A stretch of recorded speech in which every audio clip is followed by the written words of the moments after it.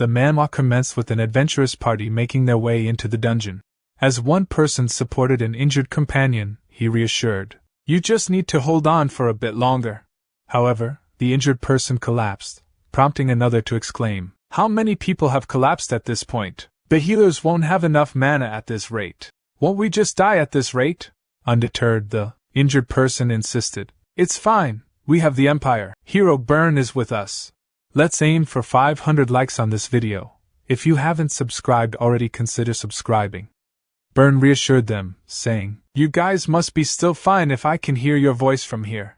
Let's put in a bit more effort." Another party member echoed, "Yes, Hero." Burn revealed the challenges, stating, "My party members are starting to waver. When we first departed, we had 74 people in our subjugation party. But now, we only have 43 people left with me. We didn't lose 31 people, 43 people simply survived. We were just unable to protect our 31 allies, even though everyone gave it their all. Because this place is one of the 7 malevolent dungeons, the core of the ancient." His thoughts were interrupted as someone pointed towards a large dark room, saying, "Sir Burn, look over there." Burn thought. Finally they had arrived. This was the end of the dungeon, the end of the core of the ancient. They had reached the finish line of their adventure after making so many sacrifices. Countless unimaginable treasures were stored here. If they were lucky, this place could also hold the greatest fruits of humanity, the 36 virtuous masterpieces. Not to mention, this was also the resting place of the dungeon's master.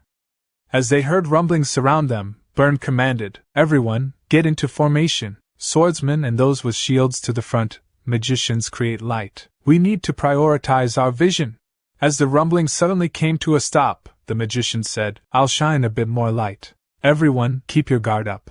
As the magician's magic illuminated the area, they saw a huge monster in front of them, its gaze fixed on the intruders. Seeing the monster open its mouth as if to devour them, Burn shouted, "Run away! This is impossible!" A little later, a skeleton named Patrick asked, "So, to summarize the situation, humans entered in droves while you were asleep, and since you fought them despite your tired condition, you did plenty. Am I getting this right?" The boss monster, named Swallow, replied, "Yup. I faced 2 enemies at the same time, both humans and my exhaustion." On that note, Patrick, could you please calm down? Patrick exclaimed, "Calm down? Do you think I'd be able to calm down in a situation like this? How could someone who's supposed to be the boss monster doze off until humans were right in front of him? How does it make any logical sense for you to carelessly yawn in front of them? This is a matter of mindset." Patrick turned to Renee and asked, "What do you think?" Renee replied, "But he overwhelmed humans with just a yawn." "I am shocked by your grandeur once more, Lord Swallow." Patrick, irritated by Renee's remark, retorted, "Yeah, let's just give up on everything. This dungeon is screwed." Swallow advised, "Don't be like that." As he explained, apparently, worrying too much is bad for one's bones. This place is known as one of the 7 malevolent dungeons that humanity has deemed impossible to raid, referred to as the core of the ancient. Most dungeon raids end with humans as the victors because the relationship between the humans, who can attack whenever they please, and the monsters, who must be prepared to defend whenever, is not equal. This repetitive warfare only weakens the dungeons. However, during a period when countless dungeons were raided and created, there were exceptions. There were dungeons that humanity could not raid, which was an obvious fact. These dungeons were known as the malevolent dungeons, specifically the 7 malevolent dungeons. Humanity temporarily placed these 7 dungeons on hold and deemed them impossible to clear. Among these notorious dungeons, the core of the ancient was the most diabolical. It had numerous monsters defending the dungeon, along with the dungeon's guardians protecting the 3 different paths. The left path, known as the Red Path, was defended by a homunculus known as Blade Maid named Renee. The central blue path was defended by a Death Knight named Patrick. As for the path to the right, which was infested with filth, accurate information about it was yet to be discovered. It was guarded by an unknown number of tentacles. And ruling over this impenetrable dungeon was an ancient monster, known as Swallow, which held a prominent place in the Empire's myths. Renee closed the book and said, "So it's written? After spreading books like this to the humans as you ordered, Lord Swallow, the number of intruders has definitely increased." Swallow replied, See, there's a know-how to maintaining dungeons too, you know? If we surround ourselves in mystery too much, humans won't even think about coming in. We need to give them a bit of information like this so that they start thinking, we know quite a bit about that dungeon, and things like that. They run in like moths to a flame, not knowing that more than half of the information in here is false. Still, even so, I never expected for them to come in droves like this. Was it 74 of them all combined? Renee confirmed, yes. However, the majority of their equipment was melted down by 116 black tentacles, so they're unusable. The ones that are still usable are all quite expensive. But if it was her, she would have been able to take care of them without damaging the goods. Swallow chuckled. Sure, and transform into a human. I'm sure that you would have been able to do it. Renee smiled. Meanwhile, Patrick stared at both of them from a distance and asked, Excuse me, we're gathered here for a meeting, aren't we? Did we just get together to play? So why are the two of you so excited? He started laughing and said, The mood here is so sweet that even being around you guys might give me a cavity. But I doubt it's just my teeth that would rot. I bet it would rot the rest of my skull too. Also, boss, if you're going to polymorph, why don't you do it properly? Did you even notice that you had 6 fingers when you patted Renee just now? Swallow acknowledged. You're right, he really do have 6. Patrick responded. Still, it's better than last time. You had more than 40 teeth then. When you smiled, I got chills all the way down my spine. Renee addressed Patrick. The sound of your jaw clacking is way too loud. Patrick thought to himself, I can't put up with this shit anymore. I should just quit being a fucking guardian. Renee then stated, Then we will get to the main points. She is sure that all of you already know, but humans have finally started going through the right path. The problem is that during that process, 116 black tentacles who defended the right path received huge injuries. It is in critical condition. However, her talk was interrupted as Swallow interjected. Well, don't worry so much. Tentacles regeneration is no joke. We can watch over it for a while and find another guardian if it doesn't look too good. Patrick said to Swallow, Boss, in that case, could you look for 2 guardians while you are at it? I want to quit too. Swallow asked, What are you talking about? You're my slave for life. Swallow continued. Regardless, humans will start taking only the right path now. Patrick voiced concern. They could be forming another subjugation party right now. Renee added, Humans these days use communication spells a lot to message each other, so the information about the right path being opened could have spread everywhere. Swallow agreed. Alright, then we should also create an appropriate counter-strategy. Listen carefully, we're going to be changing our assignments. Swallow instructed Renee. First, you have been guarding the red path up until now, right? I want you to take the infected path to the right now. The subjugation parties will swarm in there thinking that there's an opening, so I just need you to protect that. Renee said, I can defend against any number of humans, Lord Swallow. Swallow turned to Patrick and said, I want you to take care of the red path that Renee had been defending. Patrick asked, Me? Why? Swallow replied, When the humans realize that Renee is on the infected path, they will change their direction to the red path instead. You'll be there to defend that, Patrick. If we do this, we'll be able to defend against 2 attacks. Patrick exclaimed, Hold on, boss! What are you going to do if humans take the central blue path? Swallow sighed and said, We'll have no other choice. They'll just get a direct date with me.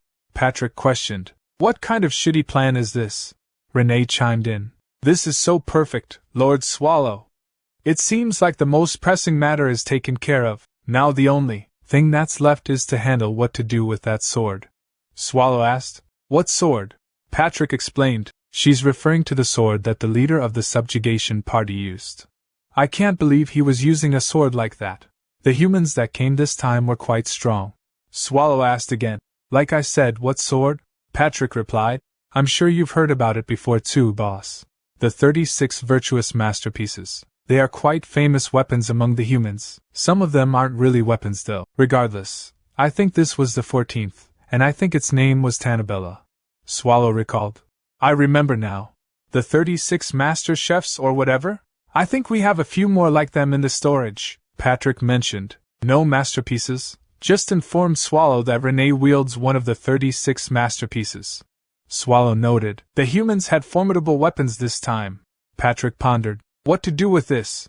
Giving it to a monster near the entrance is risky. Retrieving it from humans would be troublesome, right? Consequently, Patrick suggested, Swallow should handle this. Swallow, aware of Patrick's sword skills, suggested, Why not use it yourself? Patrick, surprised, asked, Really? Swallow confirmed, Yes. Patrick chuckled, conceding, Guess I have no choice then. Following Swallow's orders, I'll take care of it.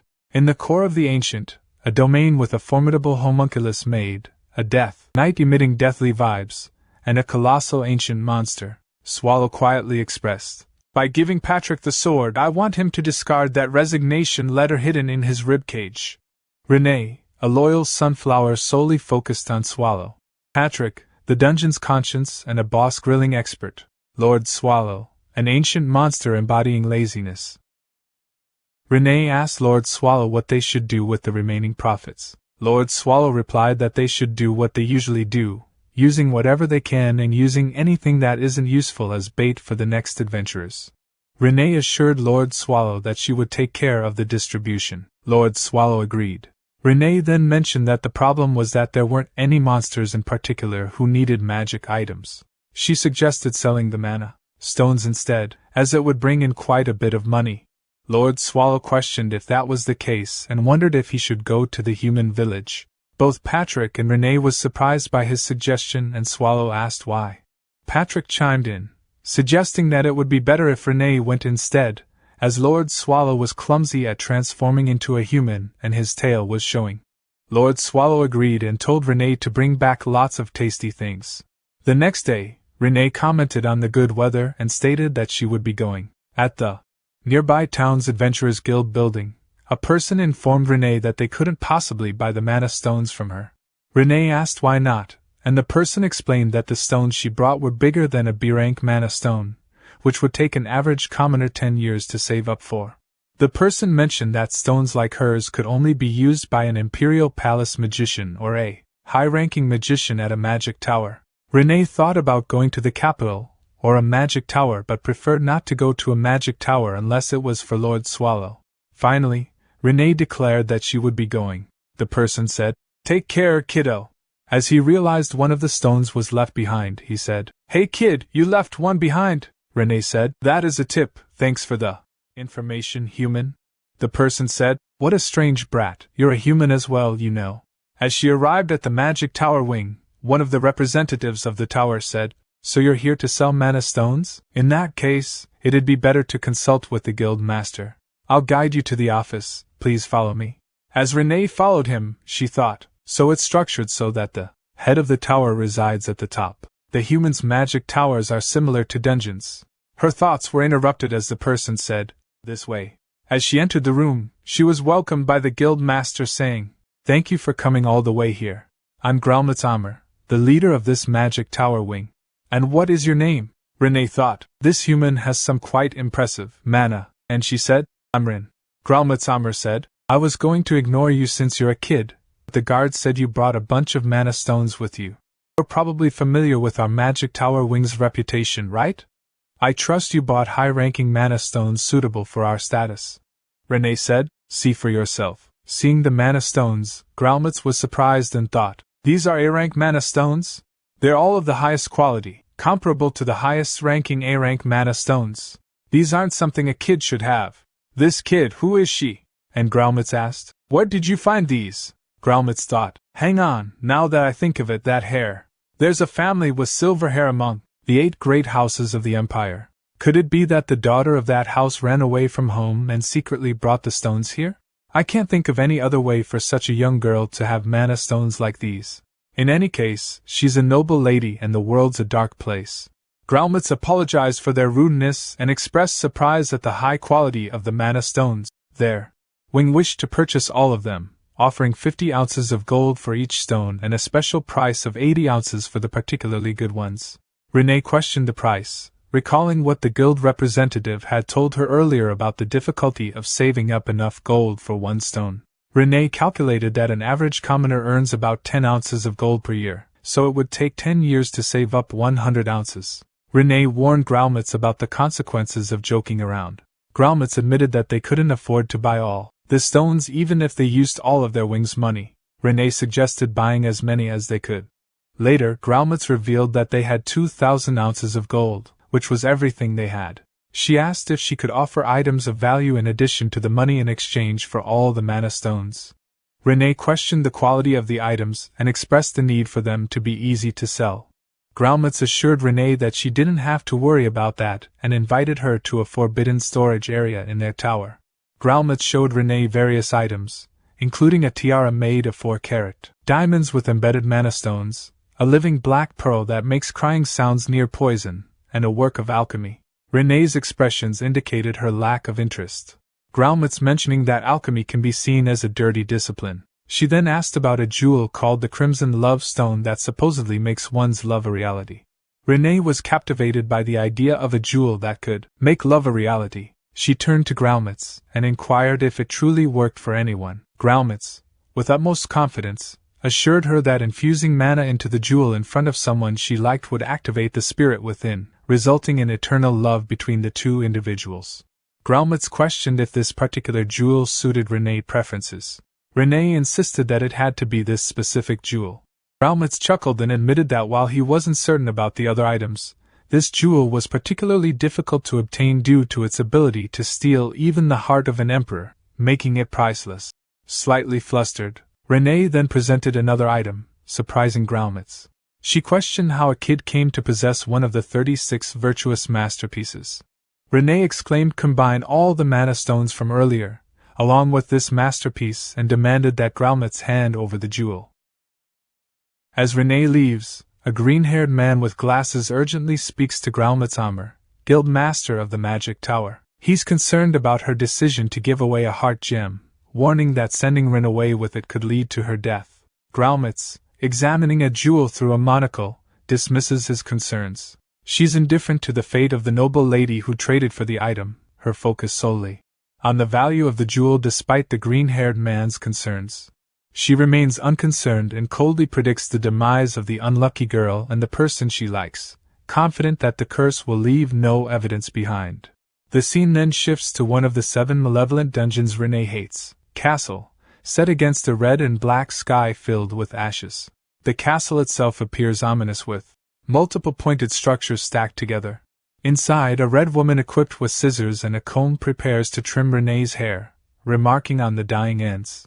She snips a piece off as Renee apologizes for her unannounced visit, expressing gratitude for the woman's help. The red-haired woman, Ursula Bathory, boss of Chait Castle, warmly responds that neighbors should help each other. She enjoys seeing Renee and finds her presence delightful.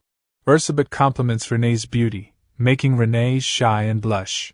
Picking up a comb, Ursula playfully envies the eternal youth of a homunculus as they look into the mirror.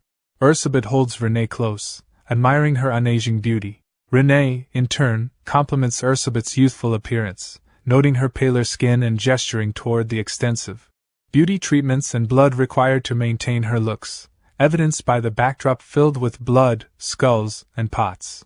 Feeling bashful, Renee asks Ursula for her opinion on her current appearance. Ursula assures her that she's the most beautiful girl she's ever seen, ranking her as level A. This affirmation brings a smile to Renee's face, brightening her mood. Holding Renee's shoulder, Ursula gently pokes her face and confidently assures her that no one could resist her charms in her current state, eliciting giggles from Renee. Ursula curiously inquires about the reason behind Renee's meticulous grooming, playfully suggesting a love confession might be in order. Renee, reflecting quietly in the mirror and clutching a heart-shaped ruby, admits she plans to confess her feelings. Surprised and excited, Renee turns around, her smile revealing her eagerness to declare her love. Ursula, taken aback by this revelation, initially thinks Renee is joking. Upon pressing for more details, she's shocked to learn that Renee intends to confess to Lord Swallow. Skeptical and somewhat bewildered, Ursula can hardly believe Renee's serious demeanor. She wonders if Renee's nature as a homunculus might be influencing her peculiar sense of humor. Renee, firm in her resolve, assures Ursula that her intentions are genuine. Ursula, struggling to comprehend, asks what Renee finds appealing about Lord Swallow, picturing him as a repulsive nose-picking slob. However, in Renee's eyes, Lord Swallow is a majestic and powerful being. She fondly lists his strengths, and despite acknowledging his flaws like laziness, large build, gluttonous habits, and sloppiness, her affection remains unchanged. Meanwhile, Lord Swallow is seen sprawled on the floor, drooling and asleep, embodying the very traits Renee candidly admits to. Renee asserts that these shortcomings are inconsequential compared to her admiration for him. Ursabet, hearing all this, realizes with astonishment that Renee genuinely cherishes Lord Swallow despite his unappealing traits. Renee confirms her affection for Lord Swallow, and Elizabeth, placing a comforting hand on her shoulder, expresses hope for her success but also suggests that Renee deserves someone better. She playfully winks at Renee, offering her a comforting alternative should Lord Swallow reject her. Renee thanks Elizabeth, and clutching the red heart jewel to her chest, pledges to succeed in her confession. Meanwhile, at the Imperial Castle, Lee's eyes within the dungeon. Subjugation Coalition, a blonde-haired man reports the presumed annihilation of the hero Byrne and his Towel's subjugation party. This announcement causes a stir among those gathered around the table, with one member slamming their hand on the table expressing disbelief. Questions arise since the party had supposedly defeated the Guardian, and skepticism emerges as the bodies haven't been found yet. Despite some insisting that Sir Byrne couldn't have fallen to a monster, another member silently contemplates the reality, suggesting that within a day it would be clear if they were victorious or defeated. With 2 days past and no word from Byrne, he concludes that Byrne is likely dead, and his powerful weapon, one of the 36 virtuous masterpieces, is lost. The man smiles mischievously, pondering the whereabouts of Byrne's sword, Tambella. The blonde-haired man explains that their communication magic failed upon reaching the ancient heart's core, making it impossible to retrieve Tambella without returning to that area. The group considers their next move, debating whether to venture into the dungeon in search of the lost masterpiece. Discussion intensifies as another member advises against entering the dungeon, citing the failure of Byrne's team and the need to avoid further loss of life. Contrarily, another voice argues for persistence, speculating that if Byrne, heralded as a hero, engaged the boss monster, he must have inflicted significant damage. This person suggests mobilizing their main forces to take advantage of the dungeon's weakened state. An older man at the table, weighed down by the losses already incurred, including one of the Imperial family's prized heroes and a virtuous masterpiece, grapples with the gravity of the situation. He fears the repercussions of another failed mission or the backlash of an action from the Imperial family. Consumed by doubt, he ponders the possibility that Byrne failed to harm the ancient boss monster, raising the grim prospect that the dungeon might be insurmountable. His concerns voiced aloud leave the group speechless until a new figure, a purple-haired, short-haired man accompanied by 2 cloaked bodyguards, confidently asserts that conquering the dungeon is feasible. This bold claim redirects all attention to him, and the older man standing up questions why the Imperial Magic Research Association, known as the Third Eye, is present. The purple-haired man cryptically hints at the authority they serve, implying involvement from the Imperial family. The old man internally curses the Imperial family's interference. The Third Eye's mere presence instills nervousness among the table members, as he insinuates that their actions have consequences, suggesting they might have to atone for their sins. The Third Eye, glaring with scorn and anger, berates the old man and his colleagues for their ineptitude, blaming them for the death of the revered hero Sir Byrne and the loss of one of the Emperor's valued virtuous masterpieces. The old men at the table, overwhelmed with fear, struggle to respond. The Third Eye, resting his hand on an old man's shoulder, chillingly suggests that their lives could be spared, but only if they agree to his conditions. He leans in and declares that the Emperor demands another raid on the core of the ancients. The old man, skeptical and fearful, questions how they could succeed where Sir Byrne failed. The Third Eye interrupts, introducing Nifrim as the key to their success. This mention of Nifrim stirs whispers and disbelief among the group. One old man expresses doubt, recalling Nifrim as a hybrid with numerous problems. The Third Eye corrects him, asserting Nifrim's success and not a failure. He then challenges the group, asking why Sir Byrne and his team failed. The answer he reveals lies in a crucial element they lacked, something that Nifrim possesses. As a blonde-haired warrior with blue eyes observes the conversation, the Third Eye instructs the group to ensure the success of the upcoming raid. In a different scene, Lord Swallow sneezes, feeling an ominous premonition of an impending storm as dark energy emanates from him. He sneezes again, reverting to his original form. Worried about postponing his patrol duties and anticipating a reprimand from Patrick, he imagines the skeletal figure scolding him, and despite being just a skeleton, Patrick's presence instills fear in Lord Swallow. Dismissing his concerns, Lord Swallow, with some effort, rolls over and gets up, still half lying on the floor. He decides not to bother himself further and considers investigating the sewer pathway where the humans reportedly infiltrated. On his way to the sewers, he stumbles upon a scene of carnage. Several damaged tentacles scattered across the floor, the core of the ancient guardian. The 16 tentacles now slimed together with dark energy, and slowly healing from their recent battle. Lord Swallow realizes there's not much he can do but wait for their natural recovery. Next, he visits the 5th room administered by Anthropo and lands amid a group of mysterious plants.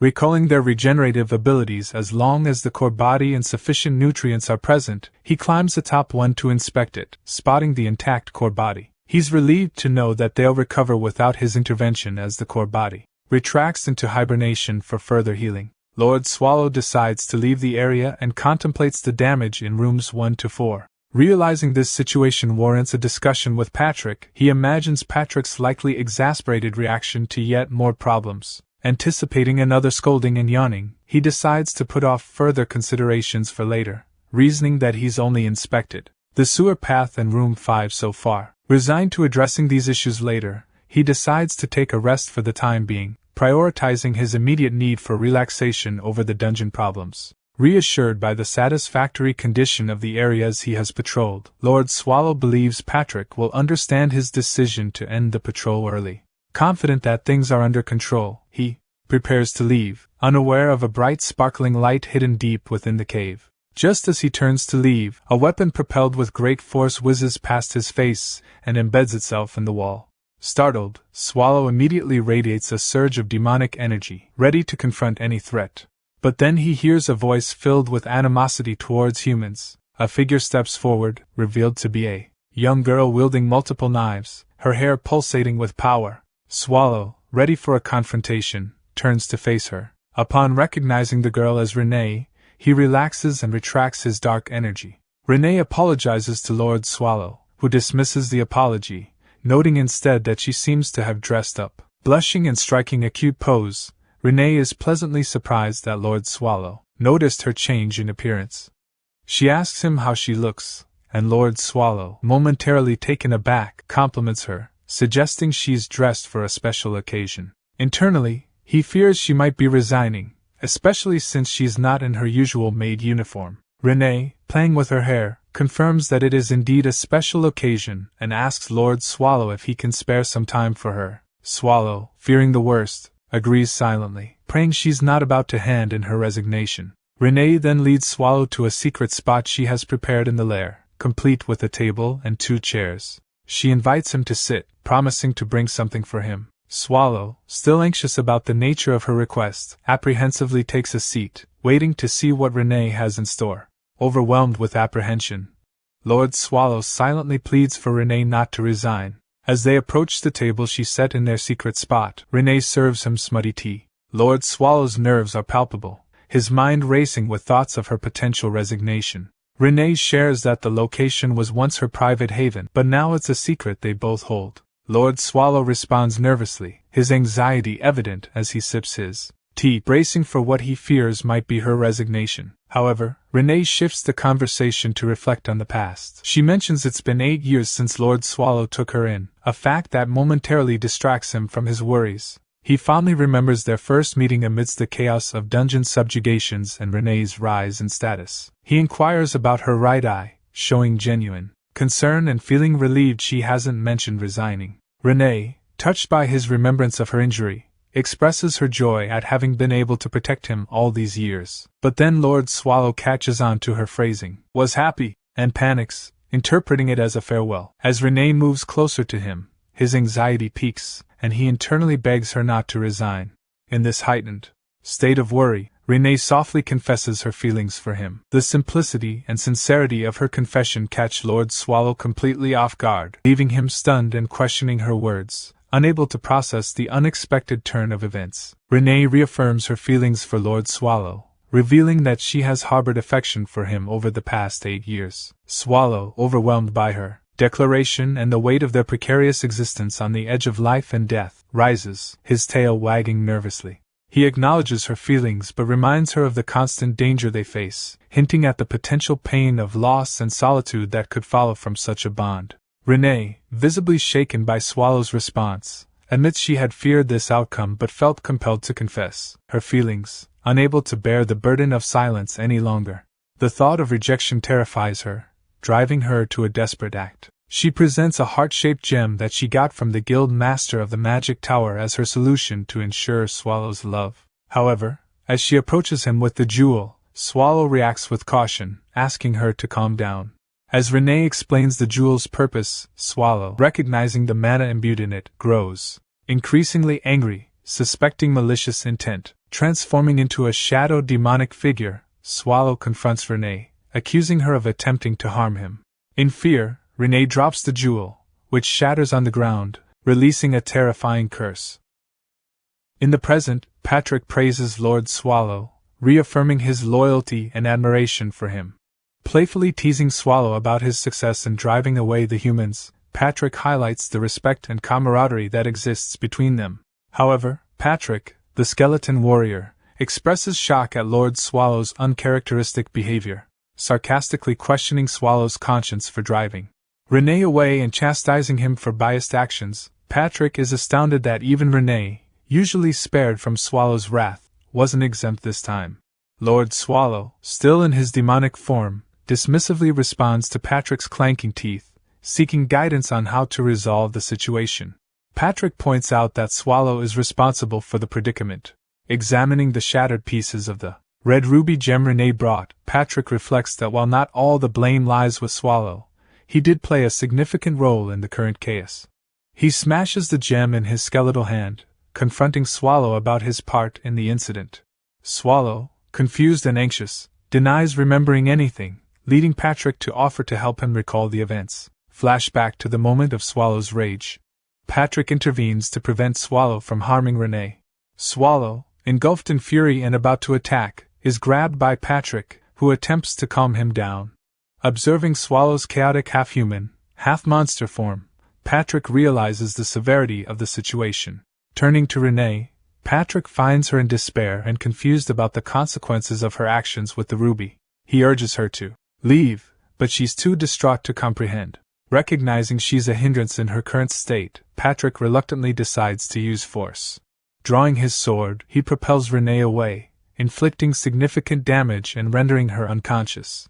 This drastic measure reflects the urgency and danger of the situation, with Patrick acting to protect both Renee and Swallow from further harm. He manages to create some distance by launching Renee away, then turns to confront the frenzied and chaotic Lord Swallow. Swallow, overwhelmed by his demonic transformation and confused, questions if Patrick is also trying to kill him. Flashback reveals the intense, chaotic events that transpired, leading to Swallow's current state of remorse and confusion.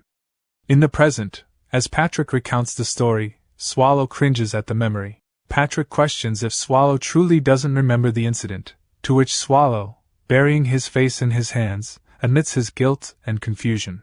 Patrick, understanding Swallow's reaction, acknowledges the difficulty of the situation. Glancing at the broken ruby that sparked the chaos, they discuss the necessity of finding Renee, with Patrick emphasizing her crucial role in the dungeon's operation. Renee's responsibilities are extensive, ranging from managing the diet of monsters and Swallow, handling financial records, to overall management. Patrick stresses that losing her would be a greater loss to the dungeon than Swallow himself. Realizing the gravity of the situation, Swallow acknowledges his inadequacy and the shock of hearing the extent of Renee's contribution. Patrick urges him to find Renee, advising him to humble himself, apologize, and persuade her to return. Swallow starts to revert from his polymorph state, accepting Patrick's advice. Patrick emphasizes the urgency and importance of the matter, even suggesting Swallow go as far as to kiss Renee's shoes to win her back. Swallow, understanding the seriousness, agrees to take action to rectify the situation and bring Renee back to the dungeon. As Swallow prepares to leave in search of Renee, Patrick hands him an item called Dura, a bracelet designed to stabilize mana. The bracelet, adorned with a green emerald, catches Swallow's attention. Patrick explains its significance, noting that it's an expensive item and may not be entirely effective on Swallow due to his strong mana reflux and unusual number of fingers. Patrick emphasizes that the Dura might help prevent severe fluctuations in Swallow's polymorph state. Intrigued by the level of preparation, Swallow half-jokingly questions whether Patrick foresaw the incident. He learns that Patrick found the Dura on the floor and is reminded to handle it carefully due to its fragility. Swallow dons the bracelet, promising Patrick to take care of it and to manage the dungeon in his absence. Patrick, however, clarifies that Swallow isn't merely going for a stroll but must return within 5 days. Anticipating the human return, Patrick stresses the importance of Swallow's timely return, as he alone might not be able to fend off intruders while Swallow is away. He assures Swallow that the dungeon can be secured for at least 5 days. Swallow acknowledges this time frame and magically dons a human-like cloak with a hood, intending to blend in with humans if necessary. Patrick advises Swallow to avoid drawing attention if he ventures near a human village, as it could be problematic if a dungeon monster is spotted there. Swallow jokingly suggests causing chaos if things would not go right, but Patrick, focused on the seriousness of the situation, urges him to stop trying to act cool and to focus on the task at hand, finding and returning with Renee within the 5-day window. Patrick reflects on the escalating complexity of their situation. The revelation that Renee had unwittingly acquired a manstone containing a curse, which nearly led to her death at the hands of a berserk Lord Swallow, weighs heavily on him. He notices a flyer announcing the auction of the 34th of the 36 virtuous masterpieces, the beheading Fang. Patrick worries about the potential consequences if Lord Swallow learns of this auction. He envisions a catastrophic scenario where Swallow, in a fit of rage, could unleash an apocalypse, devouring humans and causing widespread chaos. As Patrick processes these thoughts, he stumbles upon another critical piece of information. The Dungeon Subjugation Coalition's plan to raid the core of the Ancients has been accelerated. Initially advising Swallow to return within 5 days, confident he could ensure the dungeon's safety during that period, the new flyer indicates the raid is now scheduled to occur in just 3 days.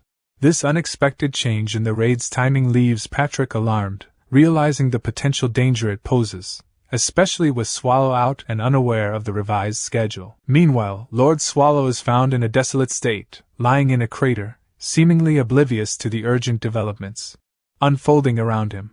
The scene underscores the gravity of their predicament, highlighting the potential for disaster if Swallow doesn't return in time to confront the impending human invasion of their dungeon. Reclining and gazing skyward, Swallow finds himself in a huge crater, lamenting his accidental teleportation for the second time. He recalls his skeleton knight's warning about the chaotic nature of his mana and advises against using magic. Observing the magic seeping from his hand, he ponders if it's the cause of his teleportation mishaps, yet decides to give it another try. Lazily placing his hand on the ground, Swallow focuses on the location where Renee went to sell mana stones, channeling an intense surge of dark mana. His body begins to levitate, surrounded by a dark aura, and he swiftly vanishes.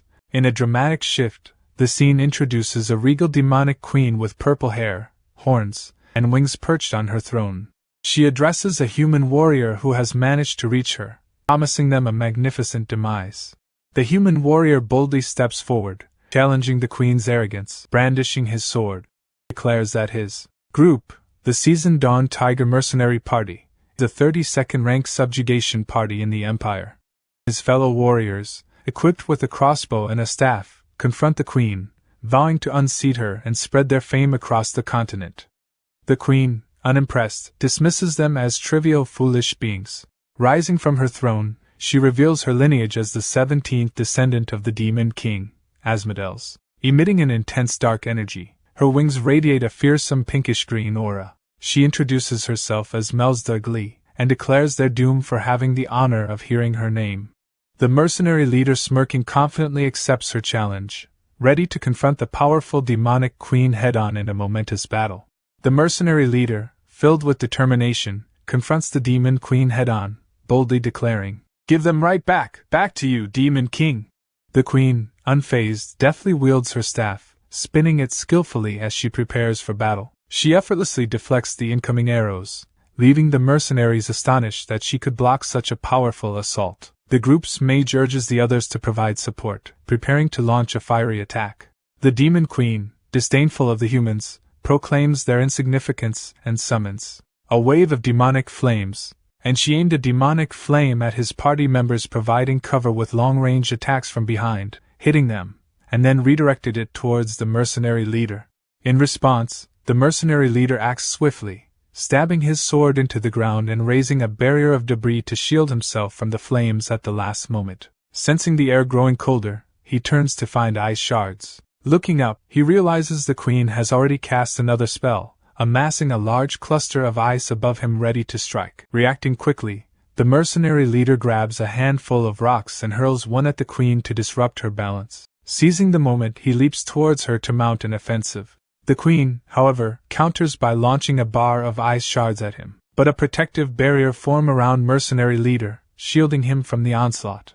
The queen, surprised, wonders who activated the barrier, having believed the party's mage to be incapacitated. In a moment of realization, she discovers that the mage and archer, though gravely wounded, are still alive. The mage, using his last reserves of magic, conjured a barrier to protect. The demon queen mustered her magical strength and lunged towards the mercenary leader. The leader, equally determined, charged towards her. At that instant, the ceiling of the demon castle shattered, causing someone to plummet to the floor, sending both combatants flying backward. Dazed by the unexpected interference, the leader bled from his mouth, and the demon queen was equally astonished, suspecting an unknown presence had intervened. A fellow mercenary rushed to check on their leader, who reassured them of his well-being. Curiosity arose among the group about the identity of this mysterious new arrival, as they hadn't anticipated any other subjugation parties in the area. Meanwhile, the demon queen, regaining her composure, speculated about the potential increase in the subjugation party's strength. She pondered the implications of another powerful entity capable of breaching the demon king's castle, indicating the situation might be more dire than anticipated. Amidst the clearing smoke, a figure emerged. This unexpected arrival nonchalantly inquired about the location of Harsten, revealing himself to be none other than Swallow, the main character who had unwittingly stumbled into the midst of the ongoing conflict, puzzling both the mercenaries and the demon queen. The demon queen and the mercenary leader simultaneously asked, "What the hell did he barge in here to say?" The mercenary leader conveyed, "Their appearance seems human enough, but you better stay away from that demon king." Swallow, hearing about the demon king, turned around and pondered to himself, "That demon is a demon king? The vibes. Totally different from the other demon kings I've run into." Meanwhile, the demon queen declared, "Send however many trifling humans you want. It'll never be enough to take down someone like me. Lowly scum. You will pay in spades for damaging my castle." One of the party members informed, "Leader, the support squad has arrived." The mercenary leader eagerly responded, "Great. Let's take down that demon king together." However, Swallow interjected, "No, hang on, you guys. First, tell me what I asked for." Ignoring him, they continued their fight with the demon queen. Swallow, sitting down for a moment, thought, "I'm seriously fed up. I have to find Renee quickly, and now it looks like this lot will be impossible to talk to any later than this, and Patrick will chew me out. Just thinking about it is a pain." The mercenary group approached Swallow, and one member stated, "Get a move on and help us." Another person said, "That guy's probably scared stiff." Swallow retorted, "Shut up," as he transformed into his demonic form, causing the mercenary group to attempt to run away, but he consumed them all. The demon queen became frightened when she saw what the person had just done. Curious about him, she inquired, "What exactly did you just do? It was truly astonishing and powerful. With what I just saw, you may even be more powerful than me, my lord." With a sparkle in her eye, she asked, "My esteemed self is now very interested in you. I want to know more about you. What is your true identity, my lord? What about your name? What's the secret to your strength?" Swallow, flustered by her persistent questioning, upon noticing Swallow, the demon queen also grew nervous. She said, "Pardon my manners. Allow me to introduce myself. I am a great, well-renowned demon king, the 17th descendant of Asmodeus, Mels de Agria." She then asked, "Now then, what's your name?" Swallow thought to himself, "I hate all of this, but if it is for the sake of intel."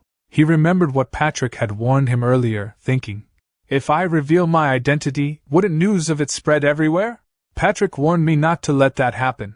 Besides, there's no need to reveal it now. Swallow then said, I'm Swaldo Rolnir. The Demon Queen, intrigued, asked, Swaldo Rolnir, can I call you Lord Swaldo? Swallow replied, if you want. The Demon Queen expressed her gratitude, saying, okay then, Lord Swaldo, first of all, heartfelt thanks for coming to my rescue, though it was rather overkill. Before she could continue, Swallow interrupted, saying, say less. The Demon Queen insisted, no, if it wasn't for your help, my lord, it's shameful to admit, but they may have landed a single attack on me. You did save me, but it's not like I needed saving. Since you helped me out, Lord Swaldo, I want to be of help too. Anything you want from me? Swallow exclaimed, indeed, are you familiar with the route to Harsten? The Demon Queen responded, Harsten, you say? Swallow pondered. Good, she's aware. Opting to spare her instead of the humans was the right decision. Just a bit more patience, Renee. The Demon Queen inquired. So, what exactly is Harsten? Swallow, surprised by her question, thought, Harsten? Could it be she not only lacks directions but also doesn't grasp what Harsten is? Did I unintentionally inquire with the one person unfamiliar with the concept? Swallow asked. All right then, where's the nearest human settlement from here? The Demon Queen replied, a human village? To my knowledge, Liège is the closest city. Swallow thought, Liège? The Imperial capital Liège? Doesn't it take 2 months to travel from Harsten to Liège in a human carriage? Swallow, rolling on the ground, exclaimed, way off the mark. The Demon Queen questioned, what happened, Lord Swaldo? Overshot, you say? It seems you wish to travel a great distance. How about utilizing the teleportation hub? Swallow asked. What's a hub? The Demon Queen inquired. You're not aware? It's a human invention involving magic and alchemy. Supposedly, this device possesses technology that forcibly transports individuals through space. Swallow questioned, where can this be found? The Demon Queen replied, the teleportation hub is located in Liège. After a short time in Liège, Swallow inquired whether this city is where we locate the transportation hub. The Demon Queen assured Lord Swallow that Liège was an ideal place for gathering information. While Swallow was doubtful about finding Renee there, he recognized it as a starting point to collect leads, considering he was unsure if Renee had gone to Harsten. Upon hearing Swallow's description of Renee as a woman with silver hair, the Demon Queen confidently promised to aid him in his search. Swallow, puzzled by her willingness to help, questioned why she, as the ruler of the Demon King's castle, would leave her domain. The Demon Queen, with a hint of pride, declared that her physical location was irrelevant to her rule. Wherever she stood was her domain, and the demons by her side were her soldiers. This proclamation was accompanied by an aura of powerful malice, showcasing her dominance. Swallow, intrigued, asked if her ability to command demons was a unique power of the Demon King lineage. The Demon Queen boastfully affirmed, though she admitted she had never actually tried it herself. Her confidence, however, remained unshaken, as she believed she could emulate her father's feats. She then casually mentioned that the Demon King's castle, a legacy from her father, was partially destroyed, which explained her current freedom from its confines. Swallow, feeling a bit awkward and responsible, apologized for the damage. The Demon Queen nonchalantly shrugged off the significance of the castle, expressing frustration over the constant chaos caused by humans. As they continued walking down the alleyway, an unlikely partnership formed between them in their joint quest to find Renee. Unbeknownst to Swallow, the Demon Queen's eagerness to assist stemmed from a burgeoning crush on him, adding an underlying personal motive to her newfound alliance with Lord Swallow. At the tavern, amidst the vibrant atmosphere of celebration and chatter, Lord Swallow and the Demon Queen Mel settled down with 2 beers. Swallow observed his brimming mug, contemplating their situation, while Mel savored her drink with evident pleasure, highlighting the refreshment it brought her. Swallow, somewhat perplexed, inquired about their purpose at the tavern given their quest. Mel's, wiping her lips after a satisfying gulp, explained the strategic importance of such places in human villages. Pubs, she noted, were hubs of information where adventurers and locals congregated, sharing news about everything from gossip and monster sightings to equipment and raid strategies. The conversations in these settings were rich sources of unpolished gems of information. She pointed out that the key was in selecting the right conversations to eavesdrop on. As Swallow scanned the room trying to understand what she meant by pick and choose, his attention was drawn to a board full of flyers. Approaching the board, Mel's commented on its significance as a nexus of information. Seemingly surprised by its presence, Swallow examined a flyer, which Mel's identified as a list of subjugation parties currently involved in dungeon activities. She explained that the system was in place to prevent multiple parties from entering a single dungeon simultaneously, as it could lead to conflicts over payment distribution. Swallow, absorbing this new information, realized the practicality of their location. Amused by the sight of humans voluntarily venturing into danger for greed, Mel's mused on their likelihood of success, which she deemed low if they didn't work together. Swallow expressed it better for us. His comment piqued Mel's curiosity, leading her to ask what he meant by us. Swallow began to sweat anxiously. Mel's, with a sharp inquisitive gaze, leaned closer to Swallow, suspecting his demonic nature. She questioned how he, presumably a dungeon demon, could roam freely outside unlike her, the demon lord confined to her castle. This discrepancy struck her as peculiar. Swallow, attempting to dodge the inquiry, claimed the explanation was too complicated and pleaded for her to drop the subject. Mel's, sensing the multitude of secrets he harbored, chose not to probe further, respecting his privacy. However, Swallow's attention was soon drawn to a message board with a flyer about his dungeon. Relieved to see that the subjugation list was empty, he realized there was still time. Mel's, playfully teasing Swallow about his height, demanded to see the flyer for herself. Swallow, finding her antics somewhat annoying, complied and handed it over. Mel's excitement was evident as she read about the raid advertisement for the 7 malevolent dungeon cores of the ancients. Swallow, surprised, asked if she knew about this dungeon. She replied that of course she does. Then told him that it has every dungeon's strengths in one, and even the foolish humans can't help but admire its power. He told her to wait, and asked her if she was allowed to take it. She sat down happily, shouting that it was what every demon strives for, and told him that among the 7 malevolent dungeons, the core of the ancient is the strongest of them all, and its ruler, Lord of Creation, God's guardian who punished those consumed by fear, is the zenith of all core monsters, none other than Lord Swallow, making him wonder if isn't he closer to a landlord than a ruler, one that is always struggling with evil residents. She also told him that her favorite dungeon is the core of the ancient, and she wants to be stronger because if she gets stronger, she'll be able to meet Swallow in the future, making him sweat hard knowing that she was meeting him right now. She asked him if isn't it wonderful because it was unapproachable strength, and told him that she wants to be like it. She also told him that, of course, her father was strong as well, and he was a true demon king fit for the throne, unlike her. And it was just that there are humans, stronger than her father, and they are a fairly young hero named Burn or something. He asked her if Burn is the hero who defeated the Demon King and told her that he really doesn't want to go near Burn, thinking that he was the one who swallowed that hero with a yawn.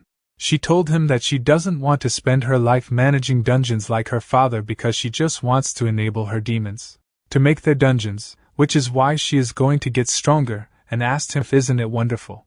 He smiled, thinking that it was nice to be young, and that it was. He remembered that he was like it once long ago, further back than he can even remember. There was a time when he, full of vigor, led armies powerful enough to rule the world, and he tried to master all the world's knowledge and was more serious about it than anyone else. He associated with humans that he saw as pathetic and got emotional with them. There was once a time when he devoted everything to them, but at the end of that path, he realized it was all in vain. So now his life goal is to sleep all day. While he was firmly decided on his new goal, Mel's had succumbed to the effects of alcohol and fallen asleep at the table, snoring loudly. Swallow, taken aback, questioned whether she was genuinely asleep amidst the bustling tavern. His inquiries went unanswered as Mel's continued to sleep soundly. A moment later, he heard a man asking his friend if that was another subjugation request, and the man's friend replied yes. It came in yesterday, but he forgot to put it up. The man asked his friend how could he put yesterday's stuff up now, and the other man asked which dungeon it is. While Swallow was holding Mel's and busy asking the waiter where the rooms were, the man's friend put the paper on the board, telling everyone to just wait because he was putting it up now, and they should see it for themselves. The man teasingly asked his friend if he never changed it, and told him he'll get fined if the Empire's inspectors catch him. But the man's friend replied that he is changing it now. Then, they all saw that the quest's rank was the 7 Malevolent Dungeons Core of the Ancient, and it was an underground limestone cave within Grapenia Forest near Harsten, west of the Empire. The quest warned that only those who have been recognized for their ability to subjugate an official Imperial S-rank or equivalent dungeon are allowed to enter. Also, they should be warned that it contains malevolent levels of danger. Then, it showed that the participating subjugation party was the Fimor Subjugation Party of Fimor du Belli with 31 members, under subjugation party leader Nifrim, and its subjugation expiry date was within 72 hours of the date issued.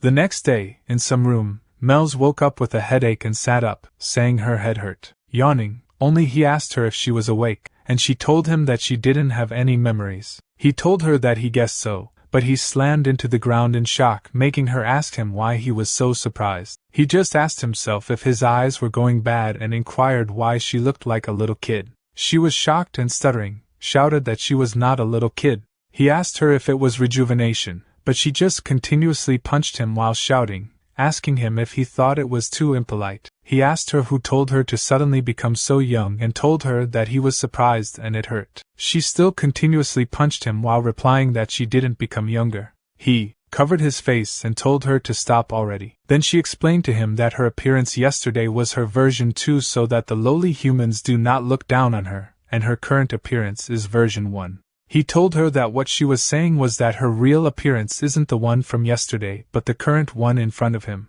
She replied yes and asked him why his face was like that and if he ate a midnight snack without telling her, making him just look at her in disbelief. She shouting told him that transformation magic is originally magic that projects the user's future appearance. So in other words, when she grows up, she will look like her splendid version 2 self, which he replied okay. Shouting only asked him if he understood. He replied okay. But she still told him that there was no heart in his response. He told her that it seems they'll need new clothes first. She told him not to keep treating her like a kid, to which he replied all right, but she still told him that she wouldn't forgive him for it. The scene then transitions to the Harsten earldom household, where a significant development was unfolding. A subjugation party from Liège, led by Nifrim, arrived at the gates, announcing their mission to suppress the core of the ancients. On the other hand, inside the mansion, someone asked who sent those official papers, and the butler replied that it was sent just yesterday under the name of the Third Eye. Lord of Harsten, Earl Itark cursed, knowing that the Third Eyes are a damned association under direct Imperial control and for dungeons B rank and above, one must first gain permission from the Lord of the territory before entering. But he decided to never mind the permission, and wondered if it wasn't a notice. Earl Itark also thinks since it was a command from the Imperial family, he can't kick them out. Earl Itark asked his butler if she thinks that the subjugation party can completely suppress the core of the ancient, and the butler shook her head to respond no. Earl Itark told his butler that he thinks so too, and for a subjugation party aiming for the core of the ancient, it was far too weak. Also, as for the subjugation party leader, Nifrim, he has never heard of them before, and he asked what on earth those bastards from the Third Eye are thinking. Then he asked himself, won't his territory be the one having a crisis if they touch the core of the ancient half-heartedly, and wouldn't it be better for him to ask a stronger subjugation party to raid the core of the ancient? But he knows that if he does it, he needs a trustworthy subjugation party. His butler told him that he might find the answer closer than he thinks, making him realize that his butler was talking about the magic tower wing. He thought if it was the wing, then it was completely possible. Then Earl Itark remembered that he heard.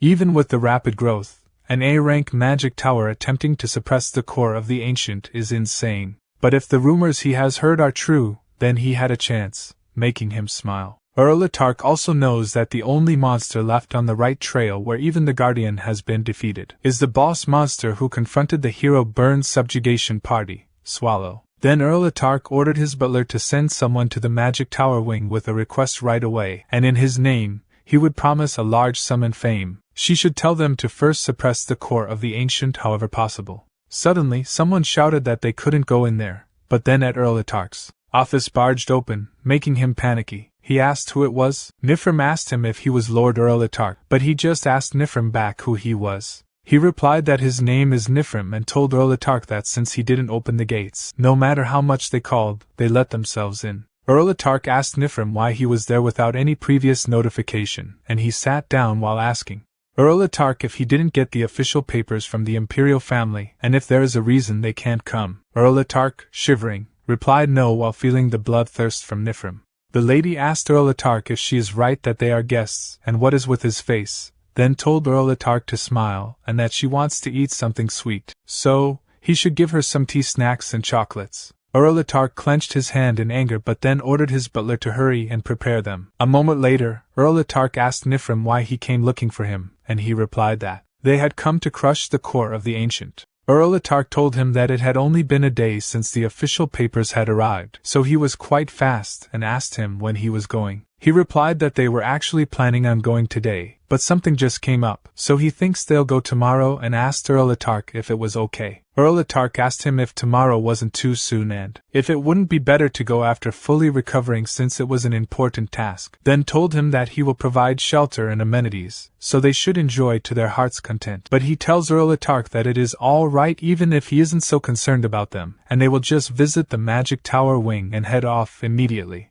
Erlitarch worriedly asked him why he was going to the wing and if he had an acquaintance there, but he replied that it was not for such a courteous reason because he would go there to just kill them all. Erlitarch stuttering asks him what he means, and he replies that for an earldom's security to be so flimsy, eavesdropping with magic was too easy, so he heard it all on their way there. Then he asks Erlitarch if he is going to entrust the subjugation to the magic tower, and if he thinks they would obediently give up when they also came to that border for subjugation, so he thinks they should get rid of everyone who'd be a disturbance. He also tells Erlitarch that it was quite beneficial for him since between them and Wing, the stronger party would go to subjugate the core of the ancient. Erlitarch apologized to him for his lapse, and told him that he would not request any other group, so he should start the raid whenever he wished. He grabbed one of the cookies while asking Erlitarch if it was so and bit on it while telling Earl that he was beside himself seeing the Erlitarch favor. Meanwhile, in the core of the ancient boss dungeon, the stones formed as humans stood still.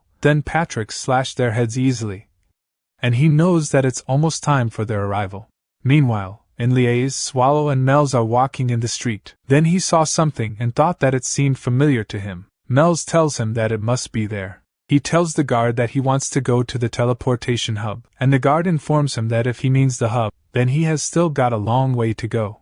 He asks the guard what he means by a long way, and the guard explains to him that the thing in front of them is the entrance, and the hub is located in a castle right outside the Imperial Palace, so they'll have to go a while longer, and they'll have to go through 3 more castle walls. He asks the guard if it will take long, and the guard replies that if he wants to walk then maybe it'll take at least a week. They are both shocked to hear it, making the guard confusedly ask them if there is a problem. He knows that it is too late, and at that rate, he should forget finding Renee because Patrick will run away from home. She whisperingly offers him using flying magic, but he replies that they can't, and if they keep letting out mana, they'll get found out by humans. He knows that if he lets out his mana, he didn't know what will happen. Suddenly, someone tells them that they look to be in some trouble. Then the old man apologizes to them for unintentionally eavesdropping and asks them if they are looking to go to the hub by any chance. Melz replied that it was right and asked the old man who he was. The old man replied that he was the flying coachman, Belver. She asked Belver what he meant by flying coachman, and he pointed to something with wings on the side, then introduced to them that it was an abandoned 4th-generation homunculus, and it was the result of an artificial angel manufacturing plan carried out by the Empire. He replied that he understood while Melz thinks it looked disgusting. Belver explained to them that it was strong, followed orders well, and could fly, but it was abandoned because it couldn't bring about the collapse of the church, which is its original purpose. She asks Belver if the humans' homunculus experimentation is over, and Belver replies that there is no way the Empire would give up the kind of power, and there is still a strange story about homunculi being mass-produced somewhere through a large-scale process. He asks Belver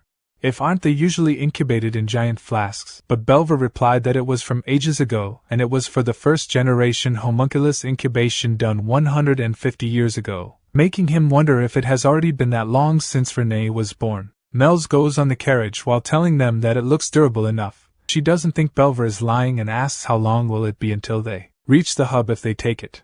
Belver replied that the flight would take 3 hours, and the inspection would take 1, so about 4 hours in total because even if they fly, inspection at each castle wall is essential. He asked Belver how much it was and Belver replied that for the 2 of them, it's 8 ounces of gold, making them shocked. Knowing that 8 ounces of gold is 800 ounces of silver, the cost of staying at the tavern was 8 ounces of silver, so it was 100 times more expensive than yesterday's accommodation fee. Mel's apologizes to him because she doesn't have that much money, and he asks her if he looks like he does. But then he hears something clicking in his pocket, grabs it out, and sees that it is paper. Then in the letter, Patrick calls him their clumsy boss, and tells him that there'll come a day when he'll be thankful for him. Then he sees that with the letter, gold coins are inside. A moment later, they are inside the flying homunculus. When Mel's calls him, making him ask her what it is, she asks him who gave him that much money, and he, yawning only, replies that an associate from the dungeon who seemed to have secretly given it to him. She tells him that now she is thinking about it, and asks him if isn't he a monster from a dungeon, and how is he able to go around so freely. He asks her if saying he got kicked out is a suitable response, making her ask him if the associate he was looking for is someone who also got kicked out, and he replied that it was something like it. She tells him that she is jealous because even after leaving the dungeon he cares for his associate right to the end, and she wants a colleague like that as well. Also, she wants to live a life like him. A life where he has someone to take care of him, and he takes care of them. But he just asks her if it is so. Later, in the Street of Gold and Pleasure Survey Rose, he asked the man if he was telling him that they couldn't use the teleportation hub now. The man replied yes and apologized to him for the inconvenience. Mel's tells him that she didn't think it would happen and that she was ashamed. The man tells them that if it was not urgent, they should come back at around 8 p.m. today because the hub had been shut down today to ensure the security of today's auction. After the auction was over, VIPs would use the hub, so the higher-ups will allow it if they are interested. They should take the paper. He asked the man if he said they were closing the hub because of the one auction, and the man replied yes. Then explained to him that it was because quite a rare item was exhibited this time, and the beheading Fang that had an unknown whereabouts for a long time was suddenly put on display a few days ago. So they closed the hub for an hour to prevent infiltration into the auction house by abusing the hub. She replied that she understood and told the man that it was a really well-made drawing while he was busy looking at the beheading Fang picture, thinking that he had seen it before somewhere. Then he remembered that it was the same as what his associate used. The man asked him if he was sure he was not mistaken, and he replied that it was exactly the same. Then he asked the man if isn't the thing where if they grip it tightly it flies and transforms into a large blade. The man replied that he was not sure about it, but he thought he must be mistaken since only one beheading Fang exists in the world. He was shocked to hear that it was the only one that existed in the world, making him think that it was definitely Renee's weapon. But he wondered why it was in the hands of humans and thinks that it couldn't be. He thinks even the bosses of the other 7 malevolent dungeons can't mess with Renee easily, so there is no way mere humans would be able to face her because Renee is strong and she is called Blade Maid Renee for nothing. He slowly changed to his original form while wondering if Renee was holding a blade when she left, and remembers that Renee was wearing frilly clothes that didn't even have pockets to hide weapons. She threw a blade at him since she mistook him for an enemy, making him wonder how many weapons did Renee have left, if Renee ever fought with less than 5 weapons if she fought with humans. He knows that Patrick's strong without a sword, and it is just that with a sword, Patrick is even stronger. But Renee is different because if they take the blades from the Blade Maid, there nothing will be left of her. Mel's called him in fear while he was transforming back to his original form, but he didn't hear her because he was busy furiously wondering if Renee got killed by mere humans. Then he thinks if Renee was killed by a mere human, then it would be right for him to kill the very last bastard there. Then he asked Renee if she wouldn't agree while Mel shouted for him to calm down. She grabbed his arm while shouting for him to snap out of it, and asked him what in the world happened. He seriously tells her that he will only ask her once and asks her if there is only one beheading Fang, one of the 36 virtuous masterpieces, there in the world. She sweating replied that according to the principles she knew of, it was the only one, and asked him why he asked all of a sudden. He replied that he had been looking for it, and it belonged to his friend, so he had to find it. Then he takes his arm back while telling her that she doesn't need to help him anymore, and as short as it was, he thanked her. Then he tells her that he knows the way back to Harsten now, and he can make his own way there from there on out, so it would be best if she got out of there as fast as possible. She shouting calls his name and asks him if that person, the friend he was referring to, is the demon that takes the form of a silver-haired woman and a warrior who wields the beheading fang of the 36 virtuous masterpieces, the Blade Maiden Lady Renee. She shakingly tells him that based on his reaction, it seemed she was correct, but he just tells her that it was enough with the provocations and asks her how much she wants to know. She tried to laugh while shivering in fear and telling him that there was no need to tell her the whole story, and even if he used that vicious voice of his, he could not scare her, especially since she had already figured out who he was. She also tells him that Renee is the guardian that protects the great core of the ancient, and she is the highest of the highest, so if he claims that Renee is his friend, then he must be the master of the core of the ancient, the great Lord Swallow, making him surprised, and his anger disappeared. He admitted that he was Swallow, and she proudly told him that she was sure of it. He sighed, but the truth is he felt disgusted. She laughingly tells him to look at his face, and she caught him red-handed, but he shouldn't worry because her deduction skills were supreme. She shyly continued by telling him that she knew what kind of dangerous thoughts were crossing in his mind at that very moment, so she would help him, and he would not object. He asks her if she is sure she can go off of such simple reasoning when he is someone who claims to be nearly on the level of the Demon King. She replied that it was not the logical demon who became king but the Demon King who dictates logic, making him sigh thinking that it was taking a bit too far. Then she called him Swall that she knew and told him that he was super and duper scary just now. There were all those weird things shooting out of his back, but she was glad he was back to his normal self and told him that she shall assist him from now on so he shouldn't worry. She also tells him to promise her never to use that voice to say such things ever again. Later on the day of the auction, at the front entrance, the nobles arrived. On the other hand, at the same moment, at the back entrance, the guard expected it but he didn't see a single soul, making the guard ask himself what was the point in guarding a place like it. Suddenly someone said hello to the guard, and Mel's in her version 2 tells the guard that they were looking to join the auction and asked if they could come through that entrance.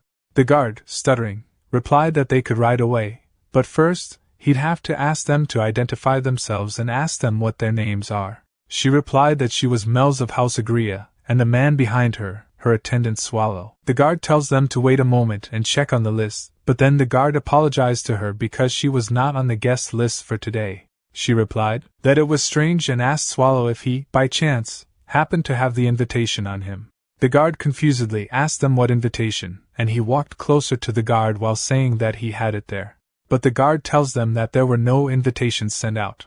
Suddenly, he punched the guard in the face and told the guard that it was his invitation to the afterlife. Then he asked her if she couldn't wear something different, but she just asked him back why and if he was afraid he'd be charmed by her fabulous self. He tells her that she was a kid, so she should dress like one, making her pissed and shouting, telling him not to call her a kid. He tells her okay, and they should get going, but she still shouting tells him to take it back right that instant. Meanwhile in Chait Castle, Renee was lying on the bed, thinking that she could no longer return to the core of the ancient.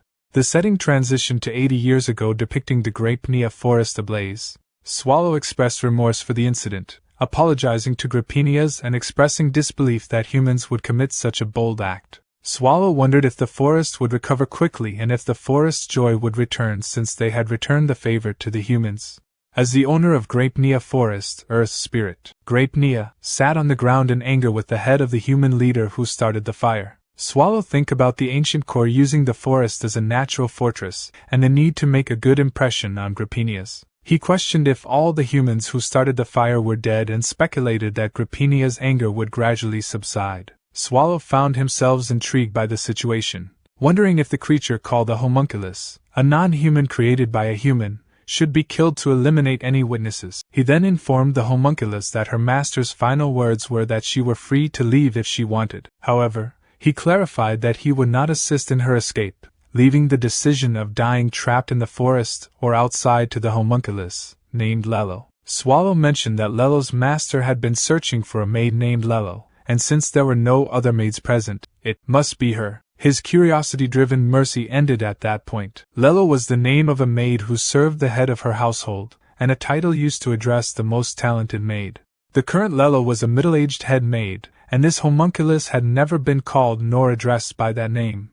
because objects like her didn't have names. However, because of that, she was experiencing something like that, and she said Lello. Back to present at Chait Castle, Renee was sitting on the rock outside thinking about his past memories. His thoughts were interrupted as Ursabet said, "Renee, I heard the subjugation party sent by the Empire is heading towards the core of the Ancient." Renee replied, "Even if Ursabet says that, she won't go back to the core of the Ancient." Ursabet said, "I'm not telling you to go back. I value Renee's happiness, but I prioritize choice and freedom more. Shouldn't you make sure you settle all your problems? If it's those two, they'll look for you everywhere. If they find out you were tricked by a human and ended up like this, what do you think Swallow and even Patrick will do afterward? If you're going to keep living in the shadows, erase all your tracks forever? It doesn't have to be perfect. Even if it's clumsy, Patrick will know your intentions and take care of it. Because of the subjugation party, the core of the Ancient will be busy with cleanup for a few days. If you plan to tie the knot, it has to be now." As Renee contemplated her next move, she turned to Ursabet and informed her that she was planning on going somewhere far away to get some fresh air. Ursabet expressed concern, noticing that Renee's right eye seemed to be getting blurry, and asked if it was okay for her to go alone. Renee reassured her, saying that she was fine and thanked Ursabet for her concern.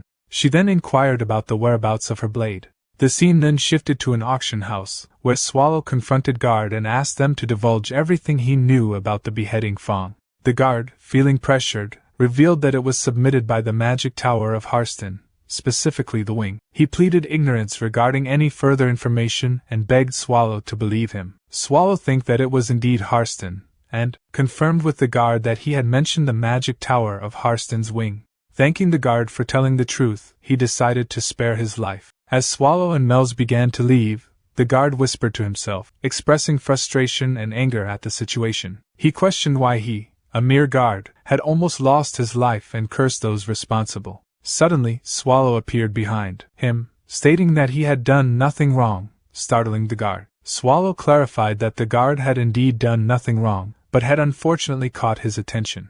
He questioned the guard about the terms used when stepping into his territory, mentioning words like massacre or slaughter. Swallow pointed out that they often use fancy words like raid or subjugation, and questioned if the guard had ever felt sorry for the monsters he killed. He asked if the monsters had done anything wrong to deserve being killed. He then declared that the guard was just his enemy, which was why he was taking action.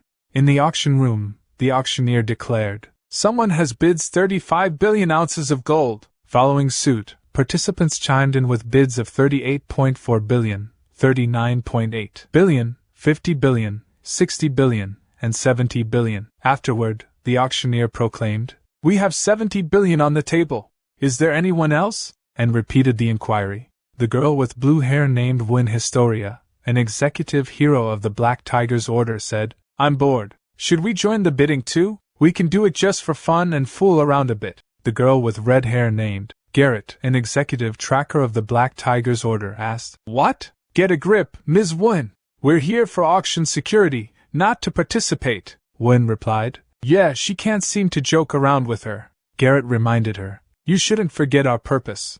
Anyway, let's finish this up and go get something delicious to eat." Win suggested, "Maybe a salmon sandwich or a pumpkin tart. I also want some pudding." The auctioneer inquired, "Does no one else wish to bid? I will make the third call and conclude this auction." In that instant, Swallow emerged on the stage questioning, "By whose permission?" Employing demonic power, he swiftly dispatched the auctioneer, declaring himself as the one to conclude the auction. Witnessing Swallow's formidable abilities, both Win and Garrett were paralyzed with fear. Simultaneously, Swallow addressed the gathering, asking, "Are all of you here to buy the beheading fawn?" In the Empire, there were 3 warriors known as the Warriors of the Empire. However, when one of them, Bern Hishtoltz, died while attacking a dungeon out of personal interest, public criticism arose. People questioned how a warrior, whose duty was to protect the Empire, could die in such a manner. Unable to blame the late Bern, the finger of blame was pointed towards the remaining 2 warriors. One of the 2 warriors believed that it was essential to instill trust in the people of the Empire. They wanted to suppress their survival instincts and ignite their fighting spirit. However, as Wun prepared to rush forward and attack, she was stopped by Garrett. Fear filled her eyes as she looked at Swallow and pleaded, "You can't go. Absolutely not. That thing is far too dangerous. With a sigh, Swallow responded. It was just a hunch, but it's actually real. I can feel Renee's traces emanating too strongly to call it a fake. As expected, Renee was done in by those human bastards, he continued. Though the situation is too complicated to explain in detail, this item actually has an owner already. So I'll be returning it back to its original owner. What a shame. It would have sold for a high price. Well, since you've gotten to see it. Before he could finish speaking, a person from the crowd interrupted, shouting, Guards, what are you doing? Stop that bastard, Swallow responded. Right, it looks like you have no intention of sending me off nicely. It's fine, I feel the same way. I'm going to rip you all to pieces and bury you with this blade. As Swallow said that, Wen rushed forward to attack, saying, You think I'd allow that? Swallow looked at her and thought, That's quite the fast-flying squirrel. He observed her decent movement paired with decent battle gear, but unfortunately noted that she had no talent for it, and no weapons other than those gauntlets. In that case, he decided to grab her hand and smash those gauntlets to pieces. However, he couldn't help but be impressed by her skills for a human. As she rushed again to attack with her crushing blow, he stayed still and tried to grab her gauntlet. Her attack hit Swallow's hand, surprising him with a display of formidable attack strength and causing him to crash into the wall behind him, creating destruction with the impact. She's a bit fatigued, took a deep breath and stood still, while he laughed and said, So you weren't just any old kid? She wondered, He's still alive? He's not dead? That can't be. That technique destroys most dungeon bosses without even leaving a trace. Even the replica of the Apocalypse, said to easily withstand any 3 blows, was once destroyed by a single blow from that technique. Black fluid, no gas? So he's not a human. But he's no ordinary monster either. Just what is he? He replied, What? A pity, and attempted to eat her with his demonic power. However, at that moment, Garrett rushed forward and tried to save Wen. She tore the scroll, using scroll magic to teleport her out of harm's way. A little later, Mel's asked, Sir Swallow, are you safe? I was worried. Swallow reassured her, saying, Well, I'm fine. Mel's questioned further, Are you really okay? I thought you died a helpless death. Swallow pondered, I wonder, I'm still alive. And he thinks that the attack earlier is not something that a human is capable of delivering. If something like that had hit his heart, he might have been so surprised that it could have undone his polymorph. And if his polymorph got undone, then Patrick would have definitely. He doesn't even want to think about it. He'd probably take death over that. But more importantly, he missed them all. There weren't 1, but 2 flying squirrels, that redhead especially. While he was distracted by Blue Hair, she evacuated everyone, cast several layers of protection magic on Blue Hair, and escaped the clutches of his magic at the same time. Interesting. As the scene shifted to a little distance from the auction house, where Wen teleported, she fell to the ground. An old person exclaimed, Something fell over there. A second person reacted, What on earth is happening? Hey, there's someone here, the old person asked. Are you awake? She's very injured. Call the guard. No, the healer. She thought, Even though I'm a warrior, I was defeated by an unknown monster with a single strike. Are the people in the auction house safe? What about Garrett? And she said, Garrett. In reply, Garrett asked, How can I hear you when you call so softly? This surprised her, and she said happily, You're alive, Garrett. Garrett said, Miss Wen, you should thank me quickly. If I wasn't there, preparations for her funeral would be underway. Then she noticed Garrett's severed arm, and Garrett reassured her, Don't fuss. It's no danger to my life. She, while crying, said, Sorry. Because of me, Garrett, I'm a failure as a hero. Garrett, I'm sorry. Her talk was interrupted as Garrett shouted, Wen Historia, get a hold of yourself. You are a hero. I'm sure everyone's going to love seeing a hero of the Empire cry their eyes out, yes? And she whispered, And if it's just 1 arm, it's nothing, alright? Do you not know who you were up against, Miss Wen? That monster was the core of the ancient swallow. In response, Wen asked, What?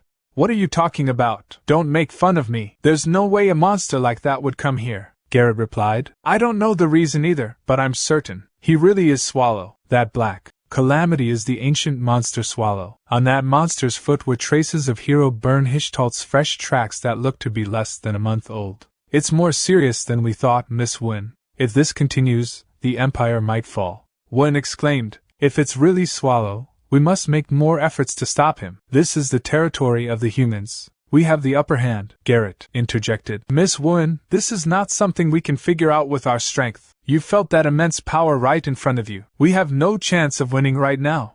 We need to head to the Demon Subjugation Coalition for more assistance and report to the Imperial family. So, I will move by myself first. In my current condition, I can't teleport the both of us, so Miss Wen, you stay here for now. And she used whispers of light, cure, and said, it won't heal you completely, so please don't roam around and wait for me here. Wen asked. Wait, but we don't know when that monster will rampage again, Garrett pleaded. You should still wait, please, and use teleportation to disappear. Then the scene shifted to inside the auction house, where Swallow thought, so annoying, should I leave the ones who escaped and go to Harsten? Or should I follow them and remove the risk factors? What should I do? Since I safely recovered the beheading Fang, let's just leave it at that. Moreover, I have a goal I must not forget. I should at least find Renee's body. Swallow turned to Mel's and said, let's prepare. She, looking gloomy, replied, okay. He asked, is something wrong? She responded, no, there's nothing wrong. He questioned, what is it? It doesn't look like it's nothing. She addressed him as Sir Swallow and continued, you truly are strong. She thought she knew it due to what she saw back at the Demon King's castle. But the more she learned, it seems you're stronger than she expected. Though you said you're one of Ms. Renee's friends, you're much stronger than she thinks she was. Am I wrong? Or is Ms. Renee much stronger than she realized? Please tell me, Sir Swallow. She then inquired, who actually are he? He lightly hit Mel's on the head and called her a brat, saying why she was depressed over something like that. He is just Sir Swallow. Once everything is taken care of, I will tell you the truth, okay? Mel's nodded in response. Swallow then said, now let's finish things. Show them a power of the Demon Kings. She cast aside her hooded cloak and transformed into her version 2, saying, alright, Sir Swallow. Then using reconstruct magic to cause a huge explosion. People witnessing the explosion exclaimed, what the hell is that? And what is that explosion? She thought that place is the direction of the auction house. Damn, to do such a thing in the middle of the capital. Do those damned creatures know how many people there are in the capital? What should I do? As she stood up, she recalled what Garrett had said earlier. So please don't roam around and wait for me here, please. Frustration was evident on her face as she thought about that. But her thoughts were interrupted when a child grabbed her hand and said, Miss, my dad is over there, while crying. She clenched her fist firmly and shouted, it's alright, don't worry everyone. I will take care of everything. Because I am the hero Win Historia. She thought to herself, I won't avoid a monster like that.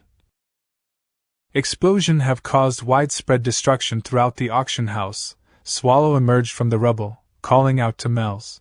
He asked her what the magic she had just used was called. In response, she replied that it was called reconstruction, a high-ranking magic that caused the ground to collapse. She then asked him if he thought everything was now tidy. He replied by asking if she really had nothing else she could have used in that situation. She defended herself by saying that he couldn't blame her for what had happened. He had started posing and said, let's finish things. So she had used the coolest and most stylish magic. She questioned why he was now complaining. She added that if he wanted her to use a specific magic, he should have told her beforehand. He said that he trusted her to use her best judgment. Nervously laughing, he thought to himself that things were getting complicated. He then asked her if she remembered the way to that hub or whatever it was called. She said she remember it well. He said then go there and take care of it, since the humans will definitely be flocking that way. And he will leave it to her to making arrangements so he can go to Harsten as soon as he arrived there. She said got it. She asked, but Sir Swallow, he has been saying Harsten for a while now.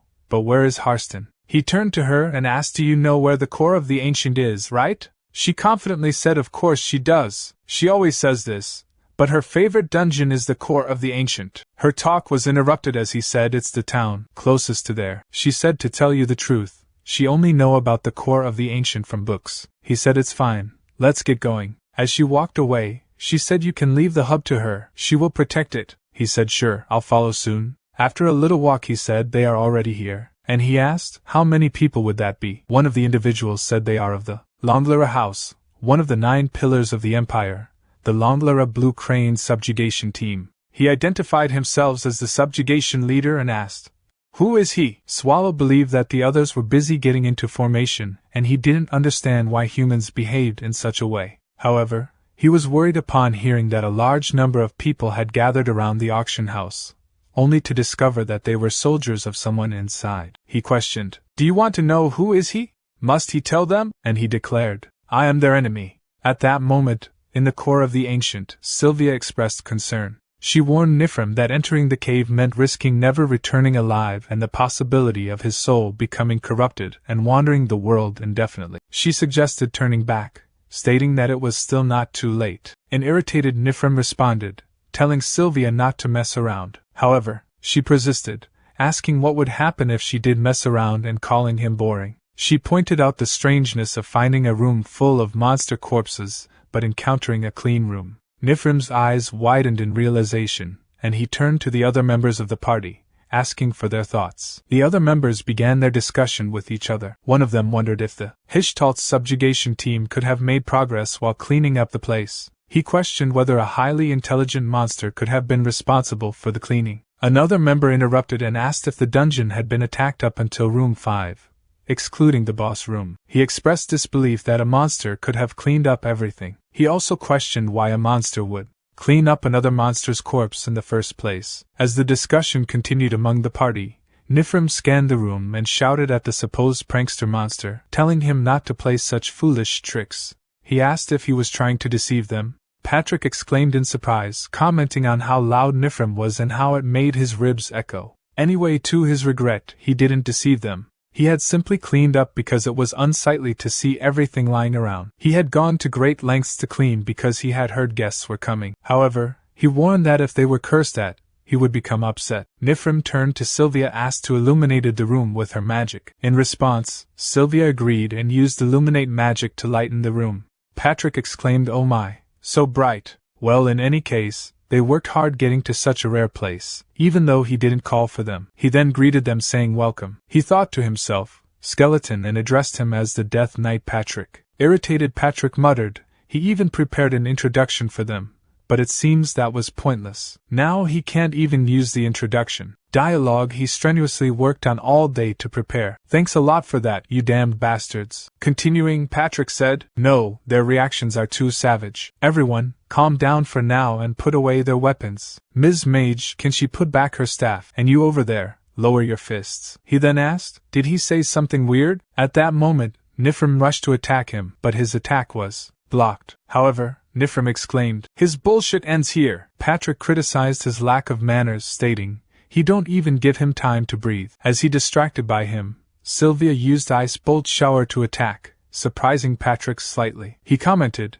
"He feel this every time. 1 versus all is definitely too much for him. Even though he will win, of course." Seizing the opportunity, Nifrim swiftly moved forward to launch an attack. Although most of the attacks were blocked by Patrick, one strike succeeded, causing him to lose grip of his sword and drop it to the ground. He thought regretfully that this outcome was unexpected and commented, "For a human his strength is good." Sylvia employed multiple buff spells on Nifrim, including Strong Body, Reading Omens, Light Feathers, Step of Silence, Boiling Blood, and Bone Ashes of Famous Warrior. He asked, "The secret to his strength was buff magic, isn't that quite unreasonable?" He also thought to himself that those buffs wouldn't last long, only 1 minute. If he could last just 1 minute, he might have a chance. Then Sylvia used multiple restraining spells on Patrick, causing him to freeze in one place. Patrick commented, "This is a bit problematic." In that moment, Nifrim caused Patrick to crash to the ground and stepped on his back, demanding,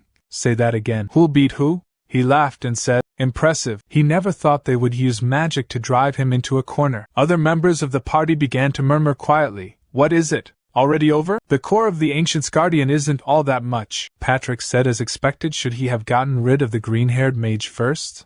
Nifrim stepped on him forcefully, causing the ground to break, uttering, "Shut up," and tried to deliver a lethal strike, but Patrick effortlessly blocked it with 2 fingers. Patrick started laughing, stating that was fun this time. He was really immersed in his acting. "Sorry." This caused Nifrim to sweat nervously. Patrick continued by saying he didn't plan to mess around at first, but he had been bored for the past few years. Even if it was just acting, he wanted to experience the feeling of crisis once. He thanked everyone for playing along to his rhythm. A little later, Nifrim shouted in confusion as he woke up and asked, "What just happened?" Patrick, noticing Nifrim's awakening, asked, "Oh, you're awake?" He replied it only took him just a few seconds to wrap things up after he collapsed. He said to him that it would be quicker for him to see it by himself. Out of all the humans to have encountered him so far, not one has ever survived, not a single one. He believed he knew these details since he knew his name, but it seems all he knows is his name, and nothing else. He threw the girl toward him and said, "Oh, still, that green-haired magician was quite challenging to deal with. Using wide-range divine magic makes his bones itch just thinking about it." He continued, "Anyway, is he Nifrim, right?" That magician kept calling out that name, until the very end. She called for him so desperately. He said that he had hoped for a more emotionally charged reaction, but his response was quite boring. Nifrim was quite ruthless. He said that now it was time for a survivor question and answer session. Even if Fimor was a moron, he wouldn't have sent just 30 people. And honestly, he was sorry to say this, but this subjugation party was subpar. And he asked, "So tell me, what is he hiding?" He said that since he was a very kind and generous skeleton, he was going to offer him some choices. If he was willing to answer, he should raise his right hand. If not, he should raise his left, he said. A wise choice. If he tell him everything, he will grant him a clean and painless death. He can't believe he was cursed in this way too. He said that he would respect his decision, and asked him to please die slowly. He thrust his sword into his back, as he walked away saying, "When will he ever clean up all of these?" Still, he guesses it'll be easier than before? A little later, he wondered if he was gone. He looked closely at the dead body of Sylvia and apologized, but acknowledged that he had to continue living. He began to consume her lifeless body, causing unsettling crunching sounds to reverberate. Patrick, who was hiding nearby, heard these sounds and thought to himself, "What an unpleasant noise." He had suspected that there was something hidden beneath the surface. He questioned whether consuming corpses made him stronger, and aided in healing his wounds. Furthermore, he pondered if this ability accumulated with each meal and if it was limited to human corpses only. He also questioned the source of this ability, whether it was alchemy or magic. As Nifrim continued with the gruesome act of eating, Patrick persisted in his thoughts. Since there were plenty of corpses available, he believed he should take his time to test this ability. Nonetheless, he wondered where his boss was and what he was doing, hoping that he wasn't engaged in any strange activities in an unusual location. The scene shifted to Capital Liaise, where Swallow stood upon hundreds of lifeless bodies. One approached him and she asked, "What is this?" Turning toward her, he asked, "Is she here to die too?" She replied, "No, she is wooing Historia, the hero," he stated. He never asked who she is. Well, he like her spirit, but she can't defeat him. As she rushed forward, thinking, even if that's true, she have to stop him. She employed a crushing blow once again to attack him, but this time he effortlessly blocked her assault. With a sigh, he apologized and said, "But she will only get to land one attack on him." He tightened his grip on her gauntlet, and said, "Go on, try to escape again. If you can, that is." She thought to herself, she can't defeat him, but can she buy some time? As he slammed her to the ground, the impact caused the ground to collapse, and she coughed out some blood from her mouth. She persisted in her belief that she is a hero, and thus, her duty as a hero is to protect. Lifting her from the ground, he asked, "Is it over?" She responded, claiming to be a hero named Win Historia, expressing her refusal to be defeated. She declared her determination to protect her people from him. Despite her efforts to attack him, her strike proved ineffective. She asserted that being a hero meant she had to protect innocent people. He congratulated her, acknowledging that her sacrifice was not in vain. He promised to remember her name, although he was uncertain for how long. He expressed respect for her perseverance, and offered her a painless death. However, before he could deliver the final blow, someone intervened by attacking him from behind, saving her from harm. Turning around, he questioned the identity of the individuals, comparing them to sausages that continued to appear one after another. One of them explained that she had taken drastic measures to save Ms. Wynn and apologized for their rude actions. He sarcastically asked if she would forgive someone who apologizes after hitting her on the back of her head. She expressed, "Allow me to extend my greetings, however belated they may be." She introduced herself as Arl Ethelbria's Gal Livison, a member of the Ethelbria's Black Tigers Order, and expressed her honor in meeting the almighty Lord Swallow.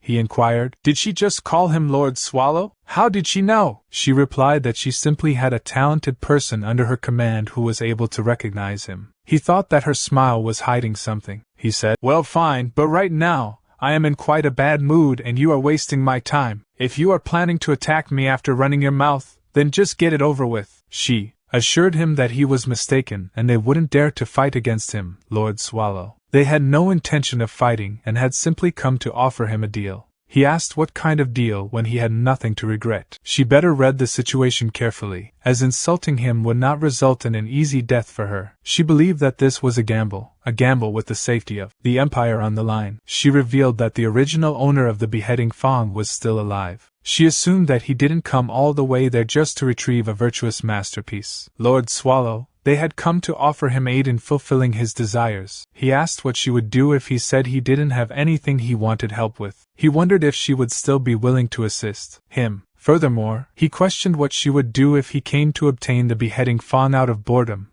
but in reality, his true intention was to exterminate all humans. He pondered how she would react in that situation. This caused her to nervously sweat as she asked if he planned to destroy everything in the end, implying that it might not be worth trying to help him. He confirmed that she wanted to avoid destruction and instructed her to immediately find out where the owner of the item was. She agreed to follow his command and asked Garrett to step forward. Garrett acknowledged her request, addressing him as Lord Arl. She mentioned that he might have met her once before. She explained that in order to locate someone, she needed to examine the traces they had left on objects. She asked for permission to inspect the beheading Fong, if he was okay with it. He warned her that if she did anything foolish, she wouldn't just lose one arm. She assured him that she understood. She sensed someone who had left an overwhelming amount of traces. They were too far away to determine their precise location, but the person was moving west, in the direction opposite of Lie's Imperial Palace. He thought, "West, that's towards Harsten," and he said, "That information is enough." He believed Renee was still alive. With a sigh of relief, he expressed gratitude, saying, "He is in your debt. He remembers you too." Arl said that he was honored to have helped him. He moved towards the teleportation hub while telling people in front to move. As he arrived at the hub, she said, "Sir Swallow, he is a bit too late." As he saw a large number of corpses in front, she said, "Look at this, I upheld my promise." She did well in defending the teleportation hub. With this, she thinks it's enough to say that the favor has been sufficiently returned. He said, "Yeah, it's enough. She worked hard," and he thanked her. "Let's see, is this how he use it? The cords are to Harsten, and if he infuses his mana." But as he infused his mana into the teleportation hub, it exploded. He think it couldn't endure his mana? He was pretty confident, since his polymorph was quite stable though. If he used Demura's mana suppression function for transfer magic, wouldn't he be able to safely use teleport then? He would have to undo polymorph for that, but if he did, he would practically be announcing his existence to all the living things around him. Screw it, he had already screwed things up past the point of no return. It was too late to end things smoothly. As he removed Demura's mana stone, he destroyed the hub building as he reverted back to his original form. He think the coordinates are Harsten, Magic Tower Wing. Then the scene shifted to Harsten Magic Tower. One of the representatives of the tower said, "Welcome to the Magic Tower Wing. Your affiliation and house can be confirmed through a simple verification process." She asked, "Can I use transfer magic here?" He replied, "No, our magic tower has a resistor that surrounds the entire premises, so you cannot enter without going through the verification process." She said, "Then it looks like you can't escape death," and used her blade to kill him. She think, "When I first got here, I had a thought that the humans' magic towers are similar to dungeons." Sure enough, magic towers are basically dungeons made up of humans. They're just weak monsters. A little later, she continued with her thinking. She killed all the humans she could find on the first floor. All that was left was the top floor of the tower. Amr asked, "Oh my," she prepared quite a bit. "I wonder who the opponent was. But is it that noble young girl from before? So she wasn't a human?" She inquired about the location of the beheading Fong. Amr said that's already her property. She sees there's no point in telling her where it is, but she is curious about something. How is she still alive? As she assumed the stance to attack, Amr couldn't help but exclaim, "Oh my, she is carrying around a weapon that doesn't match her cute face?" As she employed a magic shield, she asked, "But does she really think she can face the Magic Tower Guild Master with nothing but a blade like that? What does she plan to do using a blade with no attributes?" Her thoughts were interrupted as her shield was broken apart by Renee's attack. She couldn't help but think, her defensive magic in one go. This brat, no, this monster. Just how strong is she? Even so, this was a magic tower erected atop a spring of mana. If she used all the mana flowing in this place, she could definitely win. Renee asked, "Where's the beheading Fong?" "Hurry up and tell me," she replied with disappointment. "What a shame. The Beheading Fong is no longer here. It's been a while since I put it up for auction. She used magic realm and think, she seems quite strong. So I will go all out from the start. She unleashed various spells, employing Lance of Longinus, Divide, Chase, Accelerate, and Depravity of Holy Light. Amr said try piercing through this. Following his words there was a sizable explosion as the spell took effect, resulting in destruction and a cloud of dust. As the dust settled, Amr saw Renee being pierced by multiple magic blades and coughing up a lot of blood on the floor. Amr said exactly this is what happens when a monster dares to pretend to be human. Amr thought this is top-class magic that not even most dungeon bosses can withstand. There's no way someone like her can handle it. However, Amr's thoughts were interrupted as Renee cut off both her hands, and she crashed to the floor in pain. She said it hurts. How did this happen? Renee continued, all I did was cut off her hands. Don't make such a fuss, human. She voiced her unwillingness to die, emphasizing her determination to live as she crawled on the ground and urgently pleaded, save me. She thinks it's over. Any trace of her has been erased. Now what is she supposed to do? What's left for her? She is tired if she falls asleep now. But her thoughts were interrupted as someone said, Leader? She turned around and saw a green-haired person named Hyam. Said, Leader. How did this happen? Get a hold of yourself. She said, it's Hyam, right? He said, just hold on. You have to. But his talk was interrupted as she said, it hurts. Hurry and treat. No, kill that bitch. He turned around to find Renee gravely wounded. He said, calm yourself, Leader. You have lost too much blood. And he asked, do you see what this is? She asked, what is it? I can't see it clearly. He said, oh my, you can't see it? It's a mana stone with high rank magic that allows you to escape from here. But I don't have enough mana to activate it. You have to imbue your own mana to activate it. She thinks that's the same thing that's in the love stone. How could she forget that unpleasant feeling? Amr said thanks, now she can live. As she imbues her mana into the stone, the curse activates and she starts screaming in pain. He says she has too many enemies. How bad must it be for Rin to come and seek revenge? Even in her own family, within the grommets. How bad must it have been for them to give the order to get rid of her the moment she acted suspiciously? Turning to Renee, he asks, isn't that right? He says he is grateful to her for doing his job for him. But at this rate, she might come after him this time. Isn't that right? So this is a form of insurance that'll buy him enough time to escape. Goodbye then, he says. Renee thinks she can't see out her right eye anymore. That's not an opponent she can beat with a completely battered body and without a proper weapon. But that's enough. Pathetic. She will pay the price here. She will erase any trace of herself forever. She said, still don't you dare try to cover Lord Swallow's scent with those dirty hands. Not even if I die. She leaped onto her adversary, driving her blade into her eye. In response, her adversary hit back, thinking, if he finds out she died, will Lord Swallow be sad? At that moment, Lord Swallow teleported there and caused the magic tower to collapse. He asked, is she okay? When she was first saved, it was a similar situation to this. Her body and mind were sapped of strength, and she couldn't find the meaning of life. The one who appeared before her was Lord Swallow. Renee looked at Lord Swallow with surprise on her face, wondering why he was there. After they landed, he released his grip on her, and she moved away from his arm to sit on the ground. Lord Swallow instructed her to wait for him there. She questioned if this was her delusion. Lord Swallow turned to face Amr, who was cursed, and approached her. He asked Amr how dare she do that and threatened to show her who she was messing with. Shifting into his combat form, Lord Swallow swiftly attacked, delivering a punch. He remarked that she didn't know her place, and using his demonic power, conjured multiple spears that penetrated her body, visibly traversing from the inside out.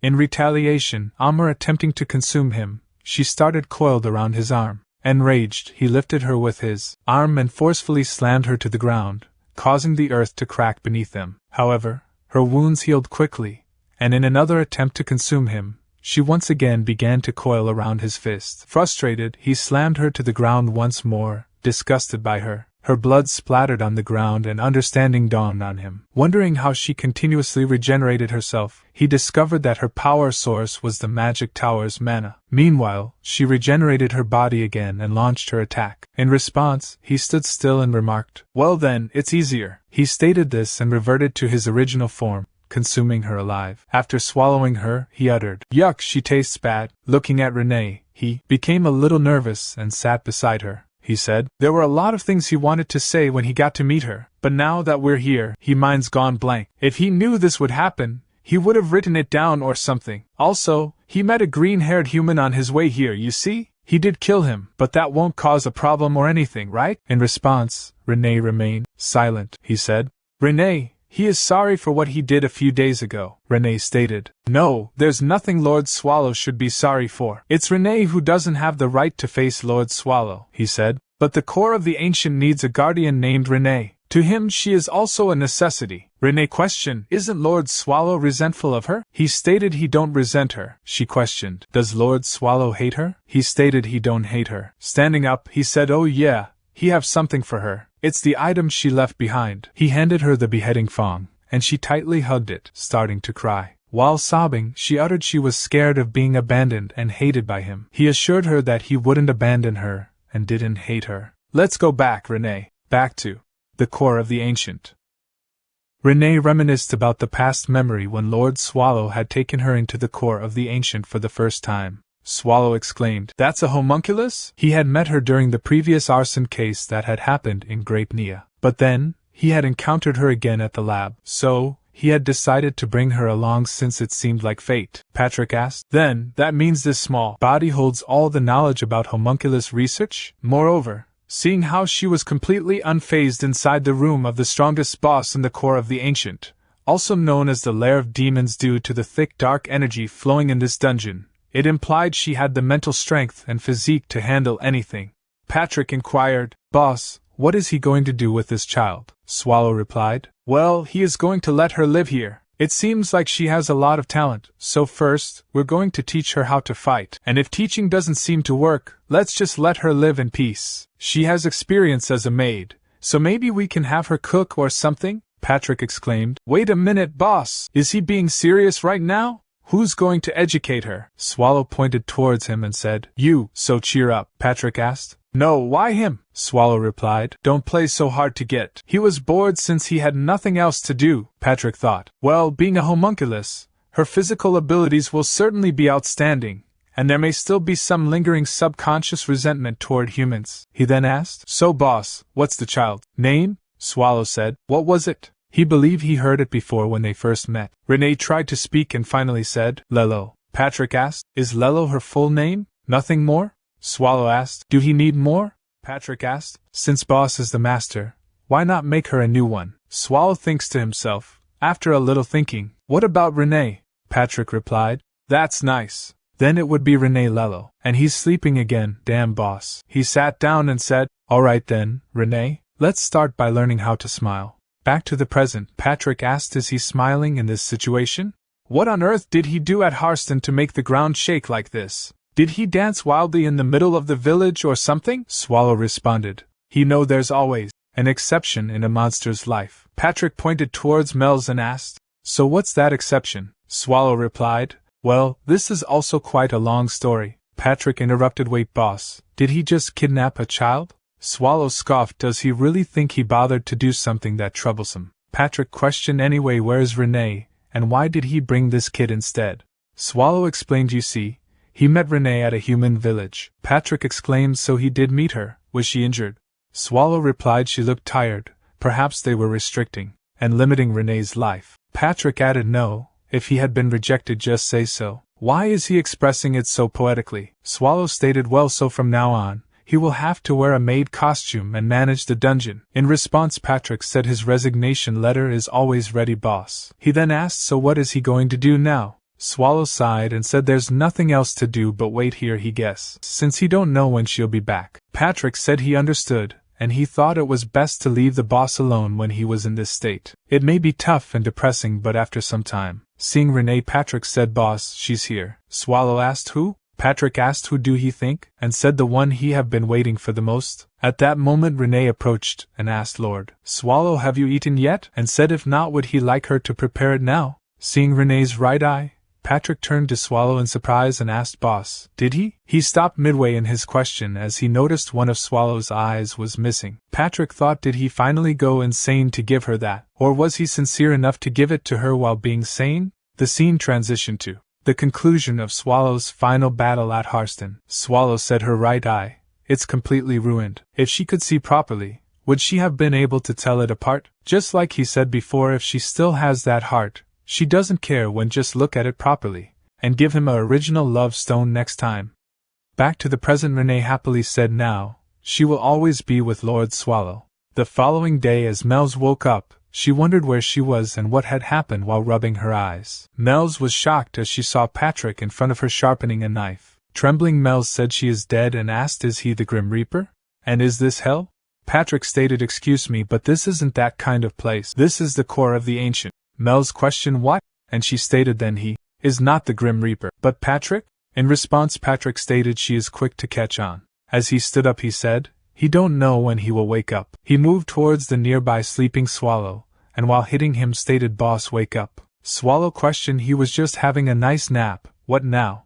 Observing Mel's wakefulness, he understood why Patrick had awakened him. Mel saw Swallow and became frightened, sweating, nervous. Kneeling before him, she stated, greeting to the owner of the core of the ancient and the embodiment of all things, the guardian of God who punishes those trembling in fear, the ancient beast that stands above all things, Lord Swallow. Mel's, said the king. No, that's not it. My apologies. Let me introduce myself. Swallow stated she is the 17th descendant of Demon Asmodeus, Mel's de Agria. He already memorized it. She questioned, how does Lord Swallow know her name? Did Swald tell him this? By the way, have he seen Swald? She definitely remember him punishing the humans in Liaise and retrieving the beheading fawn.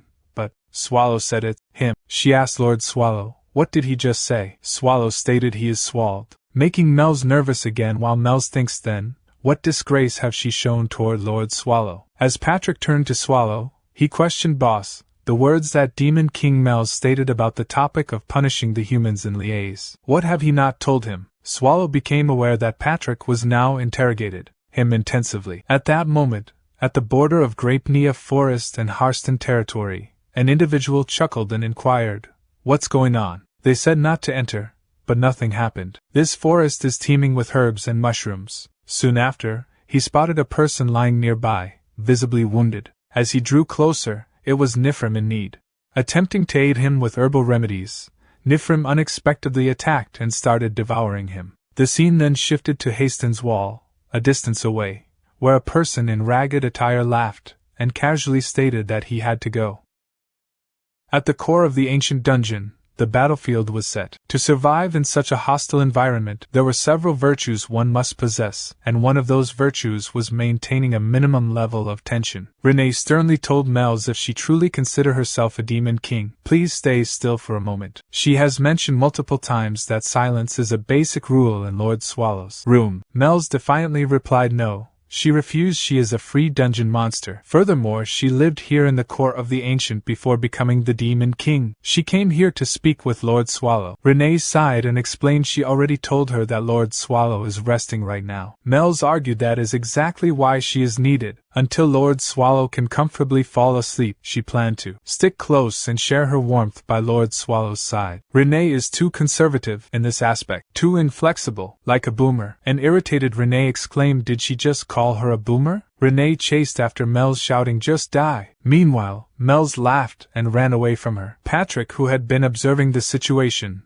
thought to himself, maintaining a minimum level of tension is like hell. His thoughts were interrupted as Swallow spoke up. They're so noisy that he can't sleep. Patrick replied he is not in any position to be saying that, boss. Thanks to a certain someone, the outside is in chaos right now. Swallow questioned, why is it that bad? Patrick retorted, have he not read any of the newspapers he gave him? It seems that due to forcefully mobilizing troops to strengthen Imperial capital Liaise defense, villages on the border are being devastated by monsters. Additionally, the Lord of Harsten has committed suicide, and as a result Harsten is now completely paralyzed. Swallow acknowledged that does sound serious. Patrick continued, also he have searched through all available human newspapers for the past 3 weeks, but there are only 3 articles related to Harsten. Do he know what this means? Swallow stated he didn't know. Patrick questioned if he even thought before he talked and mentioned that he was ready to give him his resignation letter at any moment. Nervously, Swallow apologized and said he was sorry. Yawning, Swallow then questioned Patrick what he is thinking. Patrick replied that he wasn't sure and didn't have any information to share. From what he could guess,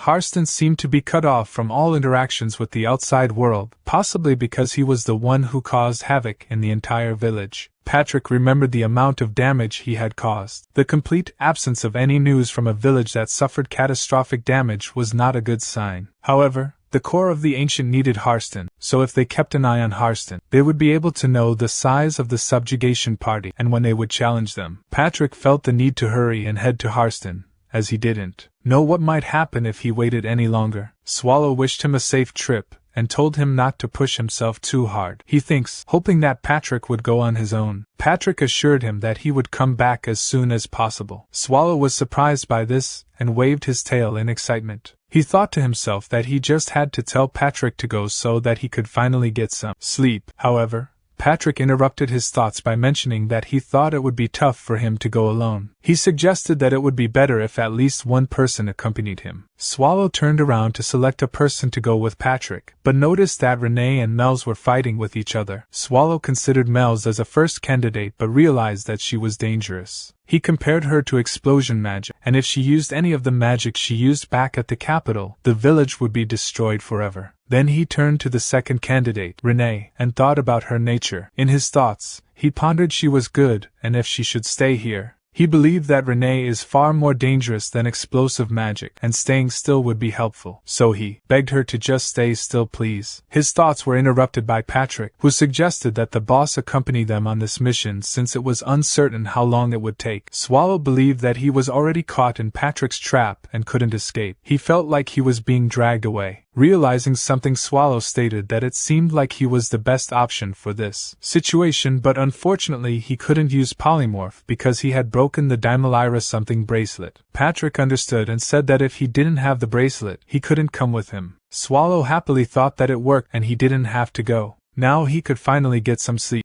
A little later, Swallow reverted to his human form and said that he was really going to die painfully. Patrick, wearing full-plated armor, laughed and informed him that he was already dead despite going through the trouble of cursing him. Swallow mentioned that Patrick had that side to him as well. Patrick questioned if Swallow had said at first that he couldn't go since he didn't have the Demura bracelet. In other words, if he had it, he would be able to go right away. Swallow exclaimed. That wasn't the point and called Patrick a freak. As they reached the village, Patrick announced that they were reached their destination. He remarked that the boss had caused even more damage than he had anticipated. He explained that there were 4 simple ways to know how active a human village was. Swallow asked what they were, and Patrick explained that the first way was to see how crowded the market was. Swallow observed that there was no one there and suggested that they go back. Patrick continued by saying second is to check how much smoke is being produced from the chimneys. We should have tried checking for this before the humans ate dinner, but we're too late for that. Swallow asked, so since it's late, can we go back? Patrick said third is to see how many mercenaries and subjugation parties are at the subjugation request board, but since Harsten doesn't have one, let's move on. Swallow requested let's just go back, please. Patrick added, and lastly the inn and pub. Today we're checking this. His talk was interrupted as Swallow asked what's the hold-up. Let's go. As Swallow opened the door of the inn, Patrick said but he think it's wise not to expect too much from this. Swallow asked the host are there any rooms? As they saw the destruction inside, Patrick commented this is the worst. This village is not functioning like a normal one at all. Then the scene shifted to a number of corpses and an undead sorcerer used a magic spell on the corpses, causing them to start moving. He said everyone has worked hard. After we get through Harsten, we'll go to the Empire's capital, Liège, the heart of our enemy's territory. Humanity is weaker than ever in the face of the Black Calamity, making it the most suitable time to destroy the Empire. At the inn in Harsten, Swallow exclaimed this is serious to think that the inn would be so empty. Patrick observed it looks like Harsten has been completely isolated. Curious, he inquired who is he? The person responded he is the owner of this inn. An owner questioned for what reason have he come? Patrick explained he is a knight of the Patarian Black Dog's subjugation team from Natrange. Patrick suspected he's suspicious that we may be assailants. He stated they require a simple meal and a place to sleep to relieve their fatigue. The inn owner apologized the customer sorry about that, but they have no food here to serve a night. In fact, it's not just him. There won't be anywhere in this village where he can find a place to eat. Patrick questioned is that because of the Black Calamity? An owner acknowledged so he knew about that. Then he trusts that he will understand. He is sorry, but they don't even have a room ready. He asked for his understanding. Patrick thought well in this current situation the price of water is more expensive than the cost of lodging. He tossed a gold coin towards the inn owner and instructed take this. Patrick inquired what do he think are the rooms still not ready? Upon seeing the gold coin, The inn owner's behavior changed and he respectfully replied, "Please right this way up these stairs." "See Swallow," he asked. "Sorry, but the person behind him, who is that?" Patrick clarified, "He's his slave. Even though he's his slave, he helps him a great deal, and that's why he is treating this slave so well. So this slave can stay in the same room as him." "Right where?" "Did he say the room where this slave and he will stay is?" As Swallow entered the room, he exclaimed, "It's better than he was expecting. This bed's mine. This is way better than the place he stayed at in liaise with Mel's." Patrick responded, "Right, it's a good room." Swallow pondered. Now that he thinks of it, was slave the only thing he could think of? Patrick replied, "Of course, boss. Aren't the clothes he is wearing now the most comfortable? If he keeps wearing those shabby clothes, he will be treated like a beggar. It's better to be treated like a slave instead. If he acts like a beggar, he doesn't know when and how someone will pick a fight, but a slave is the property of their master, so others can't mess with them as easily. Since he can't even be bothered to change clothes, it was a reasonable judgment for him to make, wasn't it?" He asked. "Boss, don't he want to move as little as possible?" And he said, "Then it's in your best interest to listen to what he says." Swallow exclaimed, "What he is saying is reasonable, master." Patrick stated, "Then he will be stepping out for a second rest up, boss." As Patrick began to leave the room, Swallow advised he don't recommend pushing himself that hard from day one. Patrick reassured, "Don't have to worry about him so much, boss. After all, it's nighttime. There are places he can roam around as much as he wants, right?" A little later at the city square, Patrick pondered the reason the Black Calamity descended on Harsten's Great Square. The Imperial family vented their anger over the attack of the Black Calamity, and must have needed someone to take responsibility for their successive failures in subjugating the core of the ancient. However, before the Imperial hand could extend its reach, Harsten's Lord Countertart died. So who is the Lord of Harsten now? He had been quite curious all this time. Patrick thought it was obvious that the royal family had lost their chance, and would direct their anger at the family. Given that, would Countertart's descendants really inherit the title? At Lord of Harsten's castle, Patrick said, "Well then, let's go take a look at the new lord's face, shall we?" As he tried to enter the castle, Patrick realized he was in trouble. Security was tighter than he had thought. He could kill them or knock them unconscious, but that would just lead to more of a mess when the sun rose, wouldn't it? Sure enough, it was wiser not to rush. He had a specific place in mind when he came here. It seemed that humans couldn't sense it, but he could. To think that the strong lingering scent of corpses would be here. "Let's go this way first," he decided. Back at the inn room, Swallow thought, "Well, it's nice to sleep well in a cool dungeon, but this isn't so bad every once in a while either." At that moment, someone knocked at the door. Swallow thinks, but they never let him sleep comfortably. The inn owner shouted, "Sir Knight, is he inside?" Swallow replied, "No, master went for a night walk." The inn owner said, "I see. Then would he come downstairs?" "It's been served a little earlier than normal, but he prepared a meal. They say starving his customers is something an inn owner should never do after all, and since Sir Knight paid a very high price, he have to at least pay in kind as he can." Now that he think about it, they haven't even introduced themselves. "His name is Novin Hedeker. Please feel free to call him Mr. Novin." Swallow said, "He is Swald." Mr. Novin replied, "Right, Swald." He hoped he is not disappointed when he go downstairs. There was so little food that he wasn't able to prepare much. Swallow asked, "Is the situation in Harsten really that bad?" Mr. Novin stated that, as the name suggests, it was quite literally a calamity. Most of the residents who saw the calamity with their own eyes immediately lost their minds. Immediately after that incident, the Lord committed suicide. And after that, as he can see, all traffic to Harsten was cut off. Beyond the castle walls, the corpses of the starved line the streets. He doesn't know what he came to see in a place like this, but it would be best to leave as soon as he can. He is going to do the same he sees. He should know well himself what happens to a person when they are cornered. At that moment, a girl with red hair named Rosalina entered the Swallow room through the window.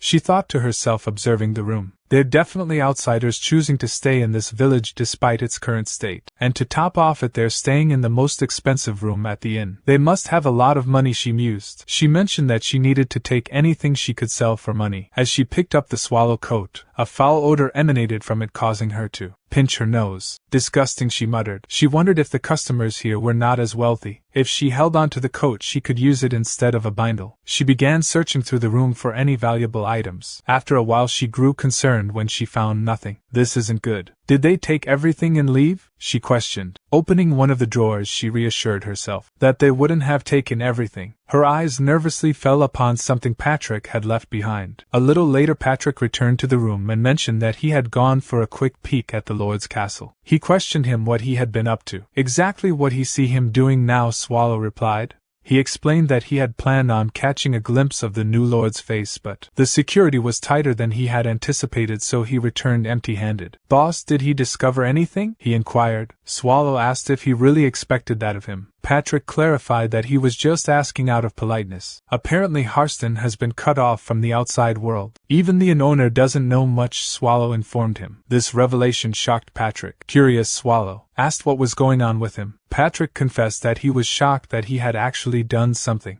So that's how it is. Harsten has been isolated from the outside world, he exclaimed. He suggested that they learn more about it the next day. Patrick proposed. Swallow told Patrick to do it on his own. Patrick responded by saying they needed to do it together. He noticed that both windows were open despite his request to keep them closed. He expressed concern about the possibility of getting robbed. Swallow was confused and denied touching the windows. Patrick laughed at the idea of a ghost being responsible, and Swallow suggested that someone must have opened the windows. They quickly checked their belongings and discovered that Swallow's coat and Patrick's belongings were missing. Swallow mentioned that Renee had made the coat for him. Patrick revealed that his rib was also stolen. As Rosalina reached a narrow back alley, she expressed relief and questioned if it was good enough. Suddenly someone called her name. She turned around and was surprised to see Toth, who questioned her whereabouts and warned her about wandering around at night. She explained that there was a valid reason for her actions, as it was for the well-being of everyone involved.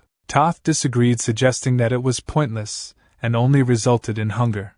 She disagreed and asked Toth to open the coat bind. At that moment their boss approached them and advised Toth not to be too harsh. Both Rosalina and Toth were surprised by the boss's intervention. The boss explained that thieves shouldn't fear the dark, but wandering around without informing anyone was a mistake. He emphasized the need to think before acting and consider the harm it could cause to others. The boss also mentioned that their current situation was different from their old house, which had warmly embraced Rosalina. She said, "Okay, she will be careful, boss." The boss stated that he thought she understood and asked what she did. She exclaimed, "Hang on, look at this." The boss inquired if she stole it. She replied, "Yes, boss." She felt like she had to pull her own weight too. The boss asked where she got it from. She replied he knows the inn on the main street. She got it from a really expensive room. It was clean and being stored deep in the drawer. So it's gotta be a really expensive artifact. The boss stated this is the rib of a human. She exclaimed, "Wait, it's a human's bone?" She didn't know. Toth asked if she by any chance robbed a grave. She denied it. The boss said it can't have been a grave, otherwise she wouldn't have shown it off so proudly. She agreed, saying, "Yeah, that's right." The boss explained this is a bone used either for someone's wicked hobby or for magic purposes. Toth asked if there is anyone that collects human ribs. The boss replied this world is overflowing with rotten trash that amputates the limbs of slaves to make ornaments out of them. He can't be sure. This could be a human's bone, or it could be the bone of someone who used to be human. The boss thought if by any chance it belongs to someone who studies necromancy or black magic, then it's even more dangerous. It's definitely suspicious, not to mention the clothes. Just looking at it, it seems like shabby clothes that a beggar would wear, but the fabric used is of the highest quality. As he lifted the coat, he heard a noise from the coat. The boss thought brat she was so out of it that she didn't even check the pockets. He checked the pockets and found gold coins in them, making them surprised. She asked, "How much is that?" The boss scolded them, saying, "Fools, this isn't the time to be happy." She protested, but she went through so much trouble trying to find it. This time she went to the right place. The boss believed that customers staying at a luxury inn in a crumbling village should have been noticed sooner. A human's rib clothing made from luxury fabrics and a large quantity of gold coins were involved. There was a realization that they had messed with something they should never have trifled with. At that moment, Patrick remarked, "It seems his precious items are doing well." He made a declaration to the thieves, "Hello there, we've come to collect back our things." Patrick exclaimed while he really wanted to see them all. "Looks like everyone is safe." Swallow let out a sigh of relief and stated he is safe now. Patrick then inquired, "Those clothes were a present from Renee, right?" In his thoughts, Patrick considered the consequences of leaving another hole in Renee's heart, and concluded he have no idea what would happen, so that's good. Continuing the conversation, Patrick stated either way this is as far as they go. The captain commanded all of them to get back. Patrick inquired is he their leader? The captain questioned how did they find them? Patrick speculated the item must have been crying out for its owner. Swallow interjected expressing her fatigue and stated let's hurry and get back so he can rest. Patrick thinks he will let it go just for today boss since he have been running around for so long. Patrick then addressed the captain saying hey captain of the back alley, you chose the wrong item to steal. Do he still have no thoughts of returning it nicely? The captain retorted is there any guarantee that you guys would just leave if he were to return the item? Patrick conceded that he is right when he thinks about it. The captain sensed something was amiss and thinks even if Rosalina had left traces, they found them too quickly in the dark. It would be impossible unless they were some kind of monsters. Could it be and check the bone and continue with his thoughts that a dark magic? The captain then inquired are you guys ones who live in the dark? Patrick replied well he guessed the cave is pretty dark. In his thoughts the captain concluded they must be dark magicians. He then inquired this rib bone must be really important to you guys. Patrick affirmed that's a given. It is a part of his body. The captain stated so you treat it with as much importance as a part of his body. Patrick clarified nope, it is a part of my body. Stop stalling for time and return it. Then bones were thrown into the air by the captain and, as Rosalina and Toth were ordered to retreat with the people who couldn't move well first, Patrick swiftly moved towards the bones exclaiming my ribs. Patrick leaped forward at full stretch seizing the falling bones. In the shadows a hidden figure quickly positioned himself and struck at Patrick's head with such force that the weapon broke upon impact. Patrick turned his gaze towards the assailant, surprised him and the attacker believed he had caused no damage. On the other hand Swallow yawned and remarked was that a rock just now? The condition of this place must really be bad. Suddenly someone approached Swallow from behind and attacked with a dagger, which also broke upon impact with Swallow's body. He swiftly grabbed the attacker by the neck and lifted him into the air. He exclaimed whoa, he guessed they do have decent weapons. What should he do with this master? Patrick replied wouldn't it be fine if they dropped the act now boss? Swallow told the attacker hey stay still. Patrick suggested well how about they knock them all out first? Swallow questioned he want to let them all live. Patrick clarified he is not saying they should let them live but to treat all of them the same. Swallow shrugged and stated whatever. He is so tired that he's not sure if he can control his strength properly. Patrick proposed well wouldn't it be fine if he is just tried?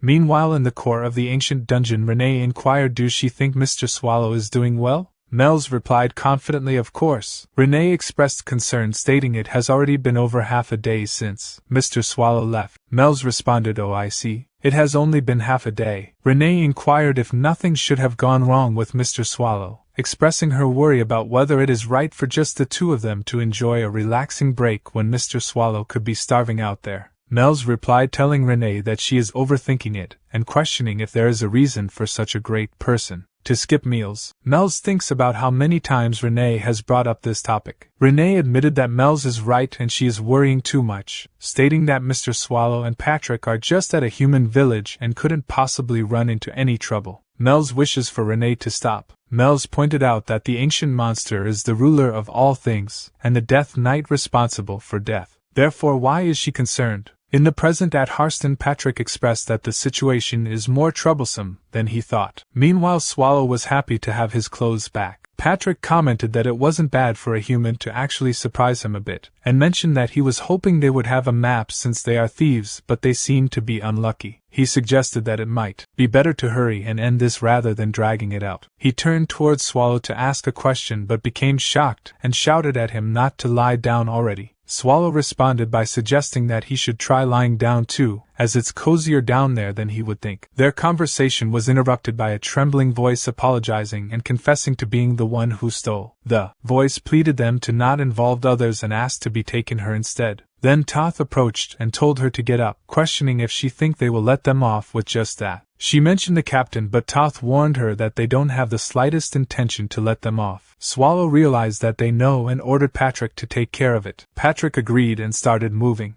towards them. Toth threatened to kill Patrick if he got close but he didn't stop and continued walking towards them.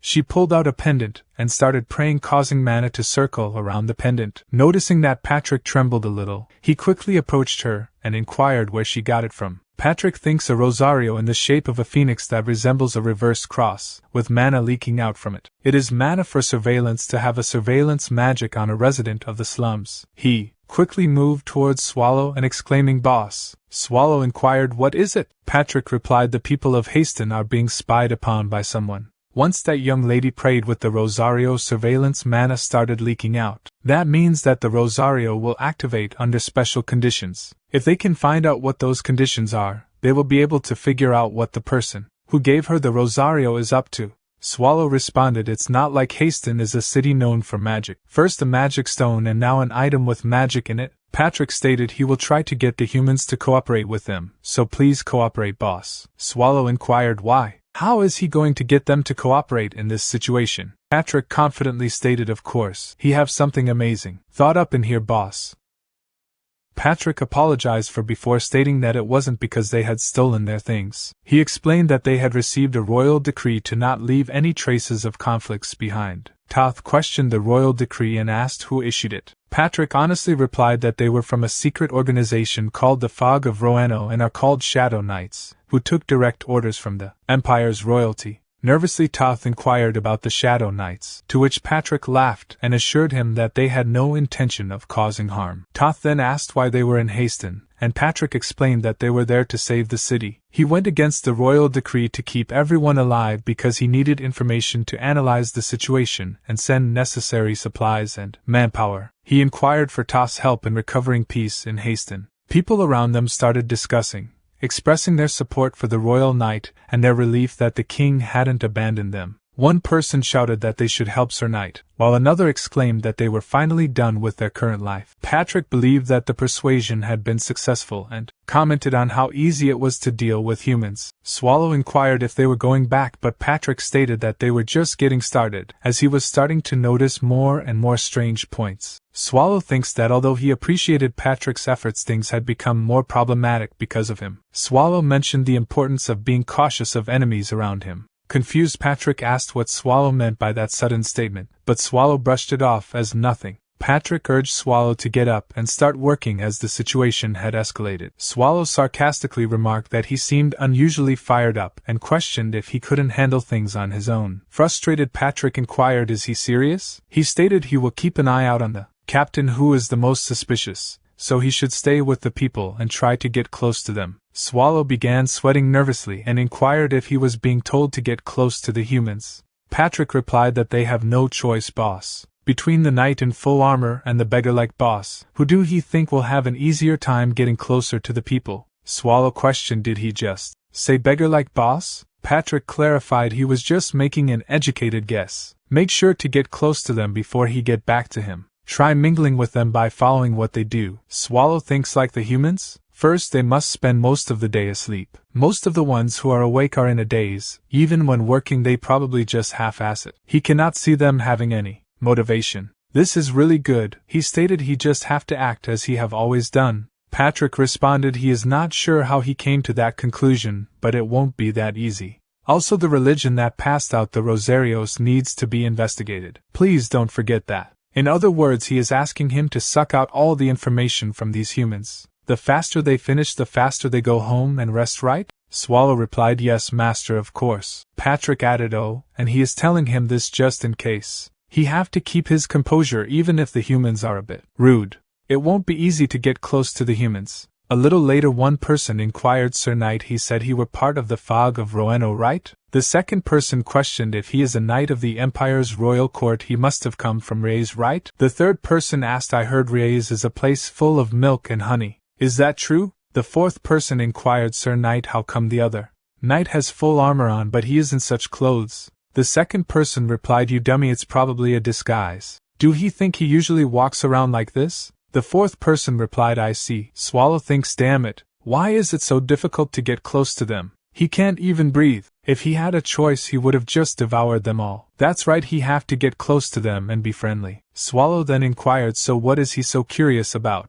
The child replied, "Have he ever had the chance to see Sir Vern and Sir Wu in person?" Swallow answered, "No, he don't even know who they are, but he believes those two names do sound familiar." Rosalina approached Swallow and apologized, "Sir Knight, she is sorry for stealing their belongings." Swallow responded, "Well, it's fine since he got them back." Toth approached and introduced himself and stated he will be taking charge here as the captain is away. The captain ordered him to fulfill their requests as much as possible. They said they had come here to rescue Harsten. Swallow confirmed yes he did. Toth suggested if he want to know the situation the village is currently in, it'll be quicker to see it with his own eyes than to hear about it. If it's okay with him, he will guide him right away. Swallow thinks why is he trying to do that right now? But if he stay here he will be bombarded with questions. Swallow then agreed that's a good proposal. Let's go right away. A little later Toth stated let's go to the residential area first. Swallow inquired where are all the people? The streets are empty. Toth replied he will know when he open this door. Toth pushed open the door and explained they are the people who starved to death. In this place he can't even steal food from their neighbors because there isn't any. Even the ones alive don't know when they'll starve to death. Swallow pondered the dire situation in Harsten, contemplating the possibility of starvation leading to death. From the very beginning there had been a lingering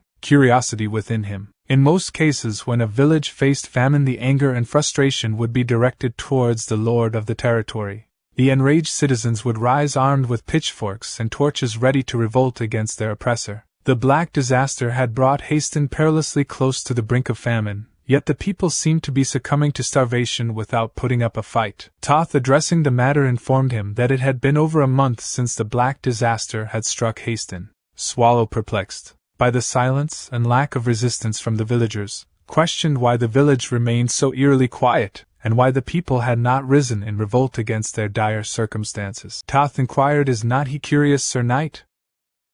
In the present, at the core of the ancient Mells expressed a strong desire to go to Harsten with Mr. Swallow, finding it boring to stay in the dungeon. Renee reminded Mells that Mr. Swallow had entrusted them with the dungeon, and questioned if there could be anything more important than that. Renee believed that Mr. Swallow trusted her more than Mells, referring to Mells as a thieving cat. Mells realized that Renee's statement was true, and Renee emphasized the need for Mells to stay focused at all times, as they never knew when humans would invade. Mells assured Renee that she were checking regularly and even used a mid-rank magic observer's eye to confirm. Renee agreed that it was a good idea since she would be cleaning. Mells then informed Renee that someone had invaded, deducing that it was likely a single person based on the observer's eye reaction. Renee urged Mells to get ready as the invader approached. Later an intense red aura rushed towards them and the person questioned why they were all so jumpy. Renee was surprised upon seeing the person, while Mells asked what was wrong. The person was the boss of Chite Castle, the great evil dungeon, Elizabeth Battery. Elizabeth inquired Renee if she had been well, to which Renee apologized for not having much prepared if she had known ahead of time about Elizabeth's visit. Elizabeth reassured Renee that there was no need to be bothered and jokingly suggested that Renee could give her blood if she really wanted to prepare something. Renee firmly replied that it wouldn't be possible. Elizabeth expressed disappointment, and then inquired about Mells, wondering if they were someone new. Mells proudly declared herself as the ruler of the monsters, the 17th descendant of the demon king Asmodeus, Mells the Agria. Renee stated she forgot to introduce her to Mells. This person is the boss of Chite Castle, Lady Elizabeth. Elizabeth stated she is a young demon king? No wonder the aura around her was interesting. Mells whispered to Renee, will she be able to see all the dungeon bosses if she live here permanently? Renee stated Lady Mells she sure say some funny things, talking about mooching off them here forever, she sure have no shame. Elizabeth inquired if she is saying she's mooching off her, does that mean she isn't a member of Primordial Core yet? Then where's Patrick and the dull guy? Renee replied the two of them stepped out for a moment. With a worried face Elizabeth inquired what for them to be absent at a time like this. Renee inquired did something happen? Elizabeth stated the villages near Chite Castle have all been destroyed. All of the humans must have died since the village was sprayed with blood, but there were no corpses, none at all. She don't think it was something done by the humans. The blood on the floor was all flowing one way as if a path had been made, and at the end of that path was Harsten. What could that mean? Mells wondered to think the corpses all disappeared. Could it be the undead?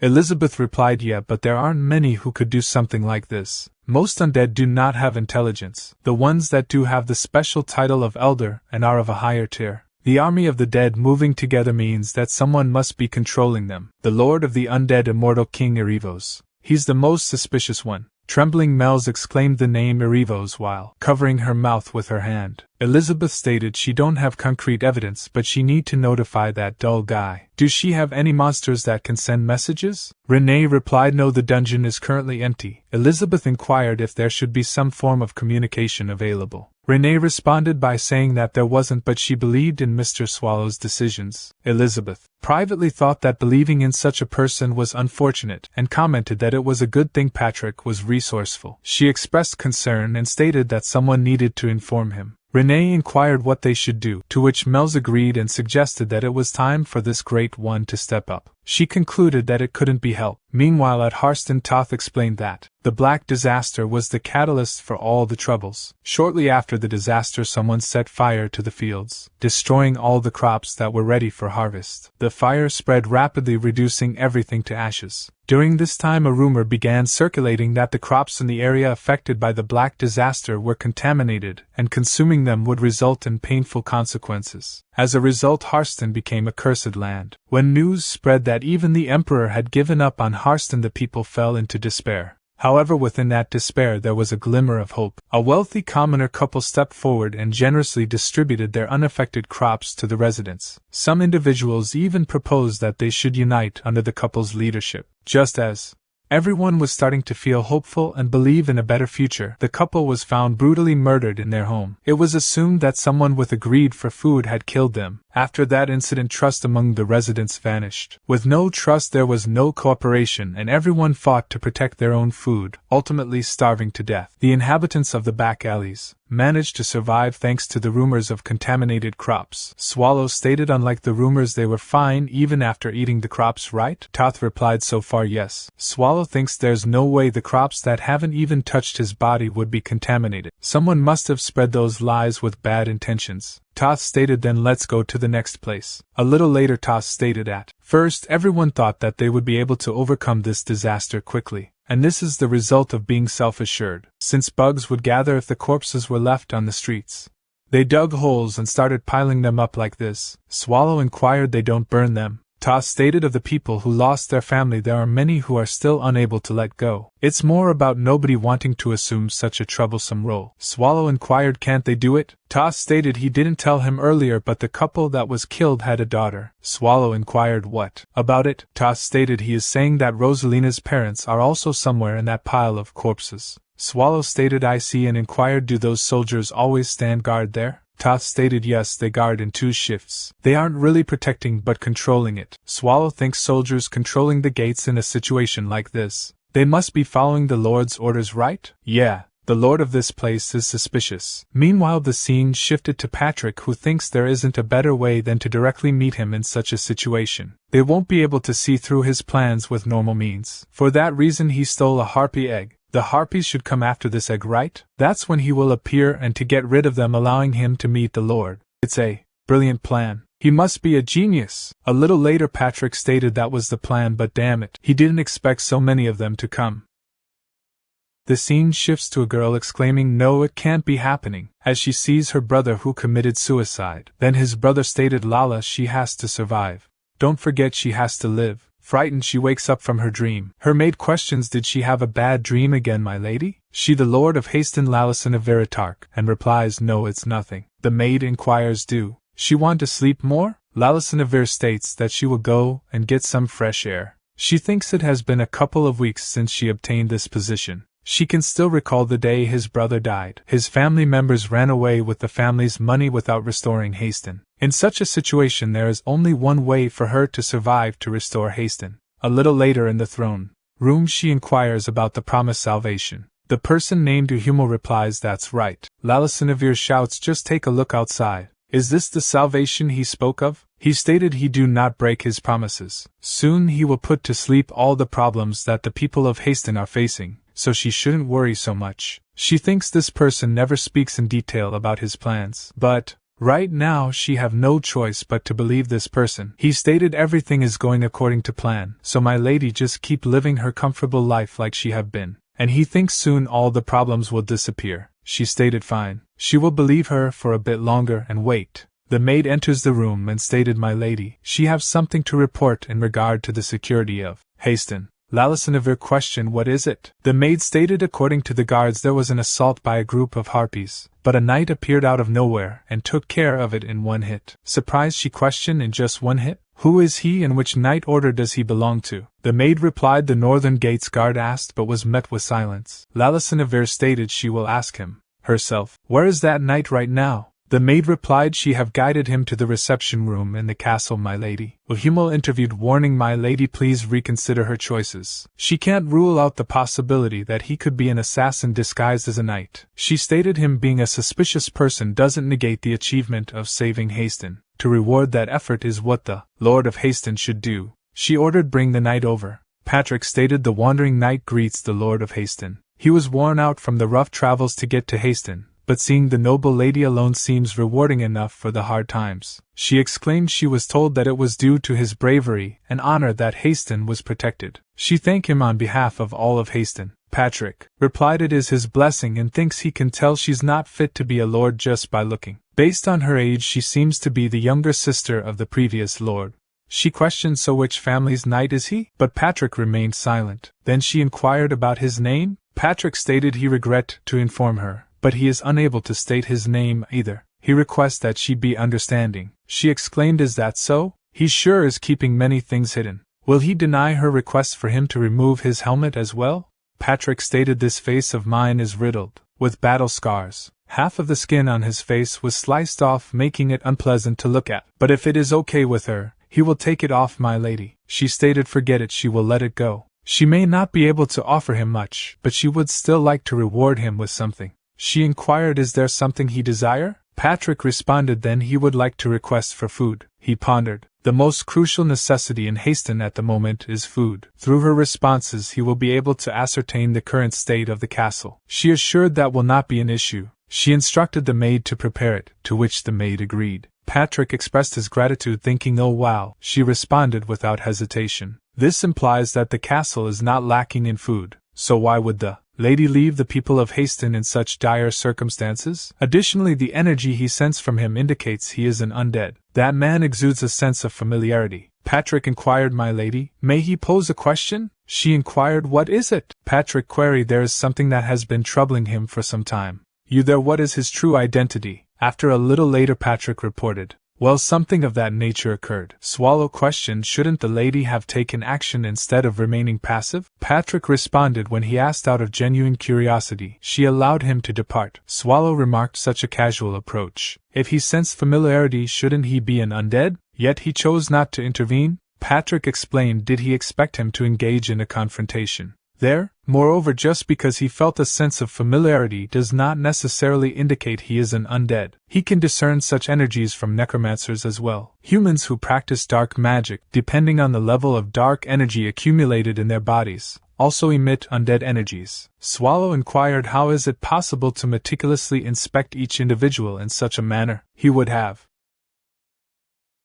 Patrick responded, their purpose here is to rectify the chaos he caused, not to exacerbate the situation. Is he suggesting that he should resign? Swallow expressed regret, stating he apologized for his actions. Patrick dismissed the apology, saying let them move on. Have he gathered any information, boss? Swallow reported the locals here believe that the crops are contaminated with a deadly disease. This explains the eerie silence in the village, as the inhabitants refuse to consume the tainted crops and succumb to starvation. As for the thief Rosalina, she proved elusive, evading his attempts to approach her. Patrick mused, if only they possessed mind control abilities. Perhaps bringing Mel's along would have been beneficial. Swallow retorted he suggests this after coercing someone unwilling to join him in the first place. Patrick countered they have other options at their disposal. Look at the provisions he received from the lady. Swallow, feeling hunger pangs, remarked, is he suggesting they dine before discussing their next steps? Patrick proposed no, let them attempt to win over Rosalina with this food offering. A little later Swallow spoke, addressing Rosalina, you there? Rosalina responded yes. Swallow inquired, why is she becoming so surprised? Before Rosalina could reply, Swallow interjected, take this wafer. Let them partake in a meal together. Upon noticing a mark on the wafer, she exclaimed, is this not the communal wafer bestowed by the priest? He pondered, but Patrick gave this to him? and questioned, "Who is the priest?" Rosalina remarked, "So he also have faith in that individual, Sir Knight." She did not anticipate encountering a fellow believer. She is pleased. None of those around her share her beliefs. Is it not peculiar? Everyone appears so foolish. All one must do is have unwavering faith and salvation will be granted. Do he not agree, Sir Knight? He simply replied yes. She guided they have arrived. For some reason this place always feels eerie. It is dim, so tread carefully. Swallow acknowledged. The priest proclaimed the calamity that has befallen Harsten is a test presented to humanity for their wicked deeds. Furthermore, that individual possesses the power to overcome this predicament. As believers who have earned his favor, they should be celebrated as the chosen ones. Rosalina directed, "Please take a seat." As the assembled individuals voiced their concurrence with the priest continued, "Never forget the divine message that has been bestowed upon them.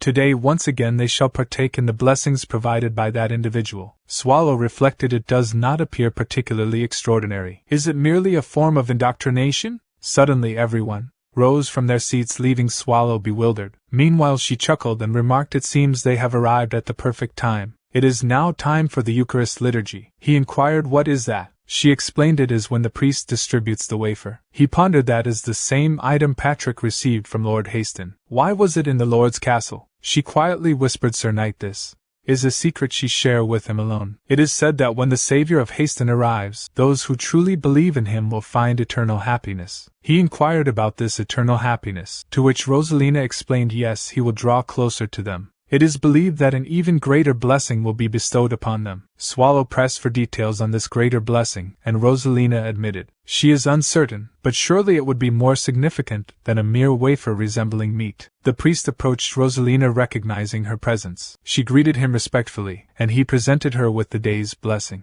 Expressing gratitude, Rosalina accepted the offering. The priest remarked on him unfamiliarity, expressing hope for him continued attendance. Swallow replied, "Will consider it." The priest invoked his mana, suggesting that the Savior would appreciate his visits. Swallow, noticing the manipulation, muttered, "This deceitful act. What is the purpose?" The priest, alarmed, dropped the wafer. Swallow whispered, "His illusions may deceive others but not him. Do not overstep his boundaries by probing into his affairs. He may overlook his actions towards humans, but do not test him." The priest, trembling, stammered, "Is he are not human?" Swallow replied softly, "His memory may be faulty, but he will remember him." Rosalina inquired, "Sir Knight, is everything all right?" Swallow reassured her, "It is nothing. He was simply expressing gratitude for the meal provided. Let them depart." Rosalina stated, "Thank him for today." Swallow stated, "Get home safe. There are so many suspicious things that he might not even need the actual evidence. And he thinks this cult leader coming to the isolated Harsten, using unknown mana brainwashing and watching over them, as well as the guy with the aura of an undead who was by the Lord's side. With how well everything fits in place, it'll be hard for even him to miss. There's definitely someone behind them." A little later Mel's inquired, "How did he know?" As expected of the great Lord Swallow, Mel's questioned, "What's wrong?" Swallow stated his annoyance has grown. Mel stated she was wondering how bad it would be since he said he destroyed it. "While the view from here isn't that bad." Swallow stated she didn't actually come here because she was curious about that. "Why did she come?" Mel stated Lady Ursabet stopped by Primordial Core. She said that Harsten would face the undead soon. Swallow inquired, "Ursabet said that?" Mel stated that's right. She said that she had found traces of abnormal phenomena around Chite Castle, moving in the direction of Harsten. Swallow exclaimed, "So that's how it is." Mel stated she also added that the person most likely to be responsible for this is Erivos. Swallow questioned, "Erivos is the most likely culprit. But even that is just a guess, isn't it?" Mel's exclaimed she have thought about it a lot. "Isn't it normal for a place taken over by the undead to be overwhelmed by their numbers?" Swallow replied, "Probably." Mel's exclaimed, "It's not like Harsten is in a good state." Swallow questioned, "So what?" Mel stated, "Isn't he curious why he didn't choose that method instead? If her guess is right, he should have used the flow of mana." And she used low-class magic mana detection. She stated she knew it. It was as she had guessed. At that moment the priest approached the pile of deceased bodies. Utilizing his mana he reverted to his original form. He known as the gatekeeper of the decaying corpses in Evil Dungeon. The priest is identified as Simon Magus. Through the manipulation of his mana transformed into numerous black crows that amalgamated to create a manifestation of Lord Erivos. Addressing him, Erivos remarked, "It appears he have arrived." His faithful follower Simon Magus. Showing reverence, Simon Magus bowed before him and stated, "Lord Erivos, the esteemed ruler of the undead, he have come to deliver a final report before his imminent descent upon Harsten. Erevos acknowledged he shall not overlook his dedicated efforts. Simon Magus affirmed he have exerted himself in his service. Inquiring further, Erevos questioned what news do he bring. Simon Magus disclosed an unforeseen party has interceded. Erevos noted coincidentally he have received a similar report from Yahello. Did the individual in question emit an aura of undeath through their attire? Simon Magus clarified he did not detect any undead aura, nor were they clad in armor. However, a sense of darkness emanated from him. Erevos pondered a being, shrouded in darkness.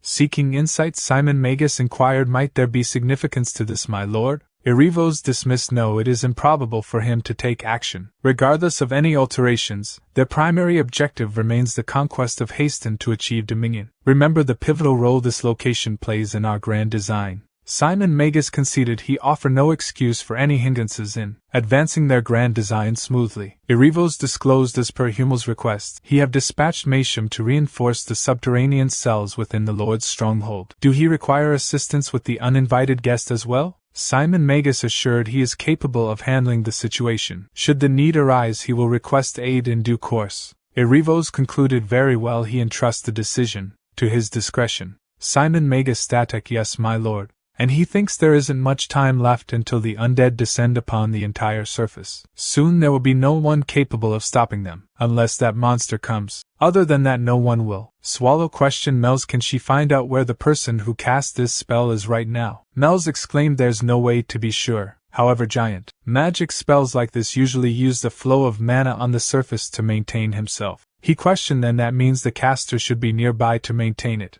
Mel stated that's a possibility, but also not always. There's a way to use a medium to constantly direct the flow of mana. This is just her guess, but for the magic spell to cover all of Harsten and for the medium to support it, wouldn't it contain a great deal of mana? A medium that can forcefully redirect the flow of mana shouldn't be something that can just be buried in the ground. What she's trying to say is, the most likely place for it to be hidden in would be there. That place is the most suspicious, the Lord's castle. Of course, she's not 100% sure. It's just a guess. He thinks he don't know what they're up to, but he is sure they'll come running out if he just turned this place upside down. And Swallow stated since Patrick should be over on that side, and inquired her, she is not busy at the moment, right? She exclaimed, of course not. Swallow stated, then let's go to the castle together. Mel's questioned, but why? As she laid eyes on Swallow, she started trembling. Swallow stated, isn't it about time for one of the 7 evil dungeons to be replaced? Meanwhile, Patrick pondered, this location appears to be the most suspicious. The stench of decaying bodies emanating from below has intensified significantly. It is quite dubious, this odor. Furthermore, this underground prison serves no purpose in these circumstances. The noises emanating from the innermost chambers only add to the unsettling atmosphere. It is not surprising that a foul smell lingers. It has been some time since he have encountered a cleaver. Patrick inquired, he apologized for interrupting his work, but may he inquire about the identity of his master? The creature turned around and launched an attack at Patrick. However, Patrick remarked that strike was befitting of his stature, yet he refused to be struck by such a sluggish assault, correct? Is this all the strength he possesses even when utilizing both arms? He is disappointed. The fact that he is openly engaging in such actions within the castle's prison implies collusion from that individual and even Lord Harsten, correct? Regardless of the circumstances, he no longer need to operate covertly now that he is certain he may simply vanish. Patrick swiftly dispatched the creature. He remarked that was revolting. Suddenly someone approached him from behind and attempted to strike him, causing his helmet to fall off. Patrick exclaimed, goodness, that was quite a surprise for a Dullahan to appear in this location. What could be his intentions? Patrick inquired, hey, you there? Whose orders is he following to guard this place? The Dullahan remained silent, and instead launched an attack at Patrick with its sword, which he deflected using his left arm. Observing the weapon closely, Patrick realized that sword. It's the evil sword. It's tricky to handle as it corrodes the opponent's weapon. It's quite powerful, unlike a Dullahan. Patrick then attempted to negotiate, asking can they resolve this peacefully as fellow undead? However, the Dullahan ignored his words and continued its aggressive advance, prompting Patrick to evade the attack by bending backward. Patrick stated refusing to engage in conversation as an undead with intelligence, sought to uncover the reason for his presence. With a sigh, he remarked that the lord of the place should have all the answers. Using low glass magic, Patrick caused the Dullahan to slip and fall to the ground. Seizing the opportunity, he picked up the short axe and cast a strengthening spell on it, and delivered a decisive blow. Since the Dullahan seemed unwilling to talk, Patrick swiftly ended the confrontation, showing the sword that he grabbed from Dullahan back and stated he will borrow this sword since it seems like he is not using it. Employing both a heavy sword strike and a great axe strike, Patrick swiftly defeated the Dullahan. Later, in the Lord's room, Lala awoke feeling cold, only to find Patrick standing before her, and inquired about her sleep. She widened her eyes in surprise. Then, she angrily exclaimed, "How dare he intrude here in the middle of the night?" Patrick responded, "Isn't it obvious that he has some business with her?" He then asked was her name Lala, and then he greeted her, and stated he would give her exactly 5 minutes. Summon the man who was with her earlier. After 5 minutes, Patrick apologized for calling them so late at night, but he happened to pick this up on his night walk, as he placed the Dullahan head on the table, which startled Lala. She inquired, "What is this?" Patrick questioned, "Do he really not know what it is?" "This is the helmet of a Dullahan, Lord of Harsten Lalison of Veritark." "Why is he working with an undead?" Lala asked, "What is he talking about? What undead?" Patrick expressed his disappointment. "Is she going to keep up the act until the end? If she isn't acting, is she really unaware of who she is working with?" Well, he is not surprised, seeing as she is the unfit lord of this place who does not know what is going on in this land of hers. Yahello raised his voice and declared, "My lord, there is no value in listening to more of this nonsense. Summon the guards and apprehend him." However, before he could continue, Patrick interjected, stating he personally eliminated that Dullahan in the mansion's basement prison. Lala, visibly nervous, inquired, "In this basement prison?" Patrick confirmed, "Yes, in her basement prison lie piles of corpses. If he may offer another piece of information, the individual next to her is also undead." Patrick said that while drew his sword and pointed it towards Yahello. Upon hearing this, Lala exclaimed in anger. She refused to believe his accusations. Do he think she would accept such claims simply because he said so? This man has promised her the salvation of Harsten. Accusing him of being undead jeopardizes the safety of Harsten. Patrick chuckled and inquired, "So is she suggesting that she knows who has been threatening the safety of Harsten?" Yahello interjected, urging both of them to calm down. "Sir Knight, you mentioned earlier that this helmet belonged to a Dullahan. Dullahans are not creatures one encounters easily." Patrick became excited and exclaimed, "He knows that?" He was just as surprised. He even doubted himself seeing such a high-level undead in this place. Moreover, that Dullahan felt peculiar. It didn't speak, despite its expected intelligence as an elder undead. Its movements during the fight were also abnormal. So, after burning its soul, he investigated further and found a mind control magic circle engraved on the inner side of its armor, along with the name, Masham. It appears to be the name of the vice-captain of the raid force, Masham and Harda brothers, who gathered to raid a brutal undead 30 years ago. It was rumored that he was a formidable knight, but he vanished after the raid. Now, for the question. Who does she think was the brutal undead they were attempting to raid? Lala inquired about the identity of the individual. Patrick, with his sword directed at Yahello, said he will pose the question in a different manner this time. He would like him to respond from in her place. "Where can the brutal undead known as Arivos be found, Mr. Undead Underling?"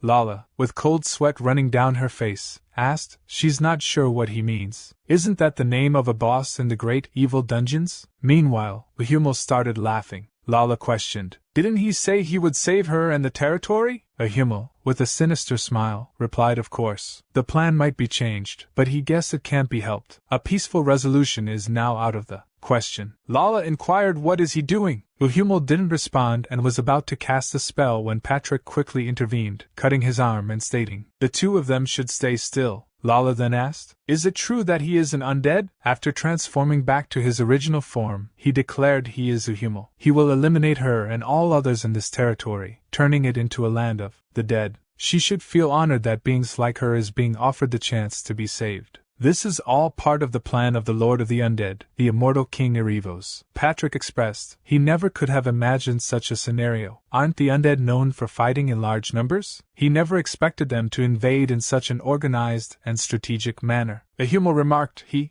took an interest in Patrick from the moment he saw him. He commended him for exceeding his expectations by defeating Masham. Patrick responded, "It's the first time someone has praised him for defeating their subordinate." Yahello noted, fascinating. He is becoming more intrigued by him. He is undead like him. Why isn't he serving Lord Arivos? Lala inquired, is he also an undead like him? Patrick believes that he may have been discovered. They still require a leader to manage the land and collaborate with them. He didn't intend to harm her. Patrick then mentioned that his mood suddenly changed. He proceeded to sever the other arm of Yahello and advised that it would be in his best interest to follow his commands obediently. Yahello inquired if threats would be effective against an undead being. Patrick responded, stating that threats would not work, but Yahello should consider the consequences of not cooperating. He warned that the individual accompanying him is much more powerful than Yahello realizes and could disrupt their plans easily. Yahello found this information intriguing and suggested that it could also impact humans. Patrick clarified that they are not aligned with humans, and urged Yahello to divulge information instead of wasting time. Additionally, Patrick requested details about Yahello's superior, Erevos. Yahello agreed to provide an answer and posed a question about the origins of an elder. Patrick emphasized the importance of continuous dialogue without questioning. Yahello elaborated on the rare phenomenon of becoming an elder, which requires either a supernatural occurrence or a significant amount of hatred. Elders possess the ability to single-handedly combat 1,000 zombies, and Lord Erevos can create them using his magic. The isolation of Harsten and the establishment of a religion serve the purpose of creating elders. Humans with weak souls are sought after to gather fellow undead, with isolation and weakening of resolve being key tactics. The creation of the religion serves a similar purpose in this context. Patrick exclaimed, he finally understands. But why are there so many corpses in the underground jail? Yahello replied, it's to create more elders. They are planning to destroy the Empire. Patrick expressed concern, thinking that's not right. If the Empire is destroyed and all humans turn into undead, Erevos will gain great power, targeting the 7 great evil dungeons. Yahello stated realization often comes too late. As he began casting a powerful dark curse spell, he asked did he think cutting off his arms would stop him from casting magic? How foolish of him. Patrick laughed and complimented Yahello, saying he is quite skilled. He can cast spells with just words. Yahello retorted, did he really think he would tell him the truth? No being can oppose Lord Erevos. The only one who could is an ancient monster who slumbers for years after moving. Nothing can thwart his lord's plans. As Yahello prepared to attack Patrick with another spell, Patrick broke free from the binding spell using sheer strength alone. Patrick inquired, is that so? May he ask one question? If he was to organize all that he has said, whatever his great plans might be, if the ancient monster appears, whether it be him or Erevos, their plans will be ruined, correct? But Yahello exclaimed, what nonsense is he talking about? Suddenly, the roof of the mansion collapsed and fell on Yahello, with Swallow sitting in front of Patrick. See that? Patrick remarked, that was such perfect timing.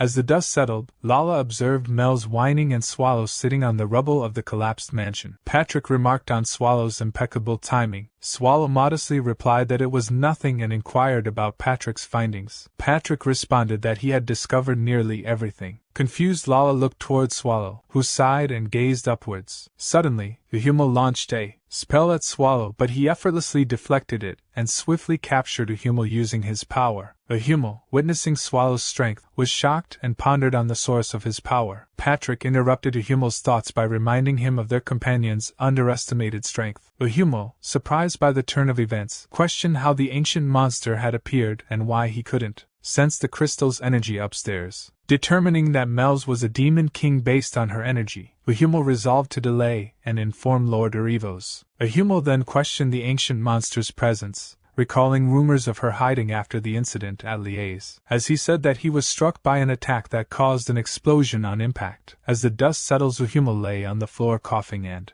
declared, you guys are already too late. Mel's retorted, he sure talk a lot, and cast a spell at Yahello to erase his soul. Swallow remarked, would you look at that? He's still laughing? Mel's explained, maybe it's because he's undead, but he's pretty persistent. Just before Yahello's soul vanished, he cried out, worship him. Their lord has descended upon this land. Patrick inquired, boss, does he know what that meant? Swallow replied, yes, he see it. He sure is putting a lot into his entrance. Meanwhile, outdoors, some people playing chess noticed a peculiar sky. One of them asked, look, doesn't the sky seem a bit weird? The other person questioned, how so? At that moment, Rosalina was running while glancing backward. Thoth called out her name, and Rosalina asked he was awake. Thoth responded that's what he should be asking her. Where has she been? Rosalina mentioned that she went for a walk at Jarbat Plaza to clear her head, but then regretted mentioning a place affected by pollution. She apologized in advance, expecting him to be angry with her. Thoth, surprisingly, did not get mad and mentioned that the captain and others decided to leave Harsten the next night. The captain doesn't trust the knights, and Thoth offered to explain more on the way. Later, at a place with piled-up dead bodies, Thoth thought about Rosalina's parents buried there and mentioned they wouldn't be able to return once they leave. He left the choice up to Rosalina on what to do next.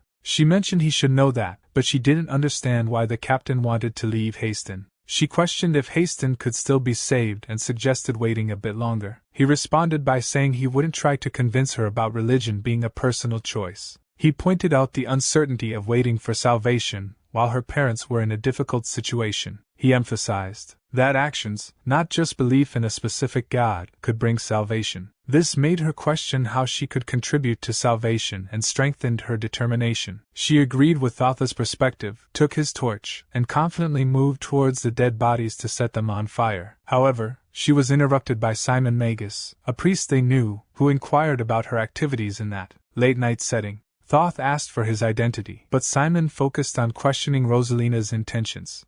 Rosalina inquired about Simon Magus's presence, but he remained silent. She then urged him to stop, but the torch accidentally set fire to his clothes. Thoth, concerned, advised Simon Magus to let go, while Rosalina suggested he put out the fire. Ignoring their pleas, Simon Magus pushed Rosalina, causing Thoth to catch her before they both fell to the ground. As the fire consumed Simon Magus, revealing his undead nature, Thoth and Rosalina were shocked. Thoth identified him as undead, but Simon Magus silenced them, and he used his spell to make dead bodies start moving. Confused, Rosalina asked what was happening, prompting Thoth to urge her to run to safety. Shortly after barricading the entrance, Thoth remarked, "This should buy them some time." However, Rosalina suddenly fell to the ground, stating she can't move anymore. Thoth turned to her and acknowledged they don't have a choice. While staying inside may be safer than venturing outside, the first floor isn't secure either. Let's head to the second floor. Rosalina agreed, but expressed difficulty in moving her legs. Thoth then offered her to climb onto his back. They need to move quickly. Grateful, Rosalina thanked him, noting his potential fatigue. As Thoth glanced out the window, he pondered,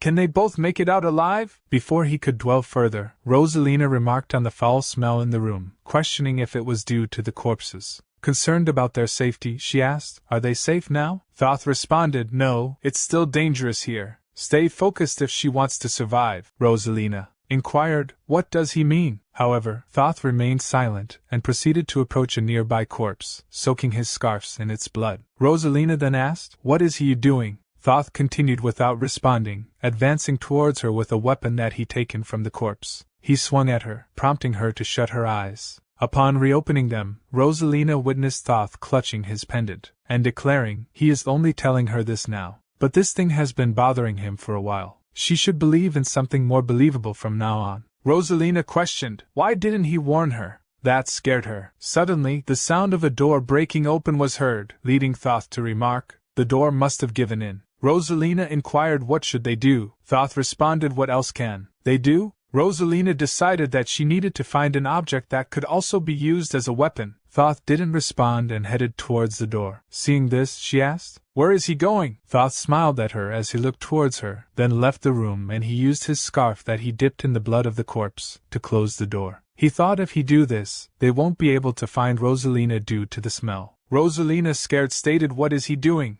Don't leave her. Please don't. Leave her here. Thoth replied, for how long will she depend on others? She has been a burden long enough. Listen well, don't make any noise, no matter what you hear. Don't make a sound and don't move without thinking. She immediately covered her mouth. Thoth stated she is finally listening, that's good. He thought it's better to do this than to die together. He charged towards the incoming zombies, apologizing for picking on her all this time, followed by a bone-shattering sound.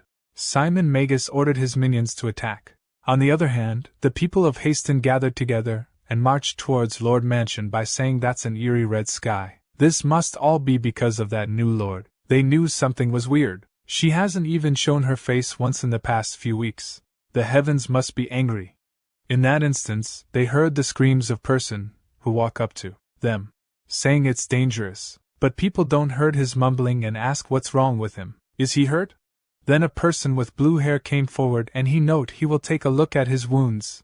The person next him asked, you guys are from the Magic Tower? The person with blue hair replied yes, he was a trainee at the Magic Tower's Wing Guild. Then trainee used his healing spell, but he immediately remarked he isn't bleeding from his wounds. Seems like this blood's someone else's. The person that is in the front stated, hey guys, there are more coming. This person behind him asked everyone who can still move should have already gathered. Who could it be? At the moment, the person that is treated by trainee mage of tower stated, shouting, the undead are coming. The persons that are in front become nervous as see an undead. They started asking what is that? But the undead instantly rushed towards them to attack, but a knight appeared and immediately defeat the undead. Then the knight turned towards the gathered people and stated, undead aren't as strong as they seem. So choose, are they going to run, or are they going to stand together and fight? Trainee mage immediately agreed that he and his party will fight. The knight asked, who are you guys? Trainee explained they were once trainees of the Magic Tower's Wing Guild. On the day of the Black Disaster, they were out on assignment and were able to survive. They would like to be of some help, even if it's late. The other persons started to agree one after another to fight the undead. Then knight ordered all those who have the strength to pick up a weapon to the front lines. Everyone else should work on setting up a perimeter defense. They will defend Harsten till the last man. A while later, knight hearing the sound of footsteps and stated they're coming, and order the mages to ready their magic. As the mages attack with their spells, an explosion occurs. Hearing that, Novan thinks, damn it, what is going on out there? Thoth and Rosalina, where could you guys have gone off to at such a time? At the moment, he saw Rosalina sitting nearby with the support of wall. He quickly approached her, asked is she okay, and asked what happened to her. She replied Thoth, he told her to stay put, but she came all the way out here, because she was afraid. She said, Captain, Thoth, he is dead because of her. Novan asked, did Thoth resent her when he died? And he stated no, he's not the type of person to do that. So, Rosalina, it isn't because of her, it's thanks to Thoth that she was able to live. She note, Captain, those weren't normal undead, they need help. Novan asked, what is he saying? They need the help of those knights. Novan remarked, those guys are probably in the Lord's castle. She asked, Captain, what is he doing? He replied, she probably don't even have the strength to walk, drink this, and make the trip. Novan stated, he is the captain, he can't just leave his comrades to fight. Rosalina, go bring those knights, they will hold them here, and he is sure the inner parts of the castle will be safer than this place. Thoth, he can't put Rosalina, whom you've sacrificed your own life to save, back in danger. However, Patrick note they really made a mess of things. He should come take a look as well, boss. It's no joke. Mel's added, they're really struggling out there. Swallow replied, why would he take a look when it doesn't have anything to do with them? Patrick stated it does have to do with them, and he is already lying down. There goes his habit of giving up just because things got a bit troublesome. Patrick note, looks like the humans are at an advantage at the moment. They aren't doing bad? While yawning, Swallow asked, how long do he think it'll take? Patrick replied, it won't be long. They have plenty of arms, and the perimeter defense is pretty good for something put together in a rush. However, if that's all they have, they will quickly tire out and be run over by the thousands of undead. On top of that, according to Hummel's words, there should be an elder mixed in with the undead. Doesn't it seem like Arivos put a lot into preparing this? Boss? He think that they should slowly start repaying the favor. Swallow remarks, repaying, of course they should, but they have something to do before that. Patrick asked, what is he planning to do? And then he stated, don't do it. But Swallow replied, he thought you told me to do some work. Then he moved towards the Lord of Harsten and asked her name. She replied, it's Lala Sinaviratark. He note, Lala whatever. Good, he memorized it.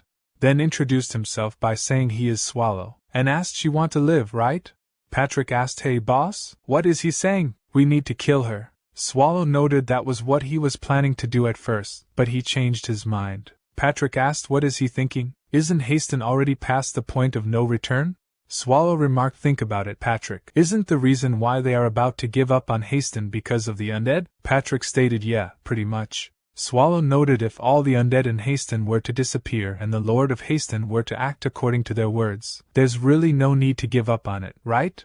Patrick remarked, he thought you would say something weird, but he guessed it's something worth considering. Then he thought to make use of the Lord instead of killing her might not be such a bad idea. Patrick asked, but don't the humans have loose lips? Mel's added, that's right. There's no way the humans who have learned the truth will keep it a secret. Swallow replied he don't think they're all like that. He believed that this human has a reason to stay alive. While she might have been scared after seeing him, she didn't avoid looking at him, even after seeing his true form. She seems useful. Patrick remarked, that's true. For a normal human, that's amazing.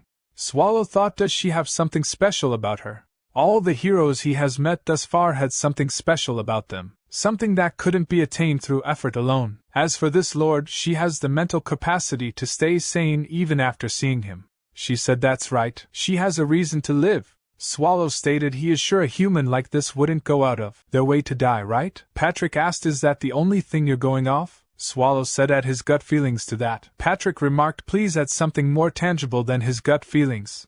Then he thought, well, it's not really trustworthy. Then he noted, well, what can he say when the boss is adamant about it? However, if things were to go wrong, he will take care of the aftermath. Swallow stated, well, he will think about it. Now, she got the gist of it, and now chose. It'll all be done as long as she say the words, please save us. She asked, then what will happen after that?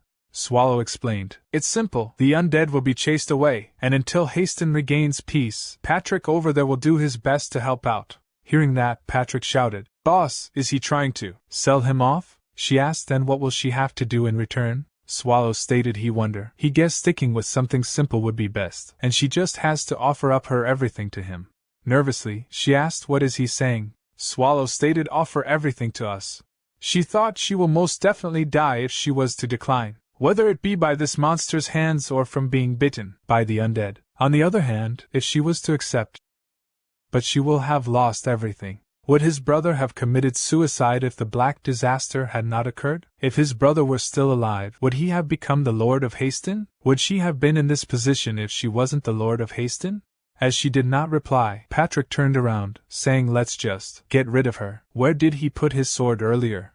Then Swallow heard footsteps and remarked, someone's coming? Mel's asked how would he like to handle it. She can block it with magic. Swallow remarked, forget it. Just open it. Mel said, got it, and she opened the gate. The person was Rosalina, and she said, they are really here, please help us. The village is overrun by the undead. Everyone is trying hard to fight back, but it's just too much. They need their help. Thoth has died, and the captain said he would be waiting for her. Everyone is holding on as best they can, so please help us. Didn't he say that he would save Harsten? As she looked up, she saw Patrick, and she stated, a skeleton. Patrick replied, yes, he is a skeleton. Regrettably, the current situation has turned to the hands of that human over there. Rosalina turned around to see the person that Patrick was talking about. Meanwhile, Lala asked, are the people of Harsten dying? Patrick stated that reminds him, it's about time they reached their limits. Ms. Mells, can he ask her for a favor? Mells replied, of course. She was curious as well. She cast a spell, from which a demon appeared. She ordered him to go to the city center. As the demon reached that location, a screen popped up in front of them, showing the fight of humans and undead. Both Rosalina and Lala became shocked as they saw the scene before their eyes. Patrick stated there are ghouls as well. He doesn't like those since they smell bad. Looks like it'll be hard for them to stay alive much longer. Seeing that, Rosalina recalled the memory that she has with the people that are killed one by one in front of her eyes. She started crying while saying, how could they stand by when they have the power to stop this? Aren't they strong? Please kill them all. Please save us. She then turned to Lala and asked, what was she doing when everyone was dying off one by one? Then Lala, the Lord of Harsten, asked Swallow, please save us. Those who are still alive in Harsten, please save them. Then Swallow moved forward while saying, fine. It's not like it's something hard to do, why not? And he ordered others to let's go. As one of the people fighting the undead fell to the floor, he thought, damn it, who said they were weak monsters? To think that they would all fall so easily. Is this the end for him? As an undead tried to kill him, Mel's landed on the head of undead instantly, killing it. But she said it's so nasty, she should have landed on the roof. Seeing her a large number of undead that are nearby trying to attack her, she cast a spell that burned them in an instant. Seeing her in action, the person remarked, she is an angel. Hearing that, she became angry, and she kicked him away, saying, you worthless human, what nonsense is he saying? Get lost if he value his life. As the person ran for his life, she noted how dare he compare her to an angel, damn human. To think she would end up helping the humans. At that moment, Simon Magus appeared behind her, remarking that she isn't a human but a demon? Using a human form and possessing such large amounts of mana, she should be either a demon king or a dragon. But why is she siding with the humans? Mel's replied she is just doing what she feels like doing. An undead like him shouldn't question a king. Simon Magus laughed and exclaimed, he will figure out the truth after he rip off her flesh. She is a fool who overestimates her own strength. Throw away her humanity and become an undead. What does she think? He is sure she will turn into a strong variant. She replied she is not sure what his is talking about, but she does know that he is the most talkative undead she has seen. That's so annoying. He stated he is the one serving the commander of the undead, darkness of the 10 evils. How would he, Simon Magus, lose to the likes of a demon king like her? She replied she is not sure what he is talking about. She is not the one that will be facing him. At that moment, he noticed the presence of Swallow from behind. Swallow grabbed him by the shoulder, saying he found him, you bastard, and swung him towards himself, punching him hard and causing him to crash to the ground. Then he said he told him that he did make sure to remember him. That wasn't a bad feeling. He think if his guess is correct, the one over there should be the gatekeeper of the undead army, meaning he should be a gatekeeper of the 7 great dungeons. And he remarked, hey, you wouldn't die from that punch, so get up quickly. Meanwhile, Mel's think taking down someone like that with just a punch. On top of that, it seems like he was holding back. Did she see it wrong? She asked him. You seem to have a grudge against him. Is he someone he knows? Swallow think a few hours ago, he tried sending his mana to him to look into him without permission. He replied, well, he just don't like him. He should hit him some more.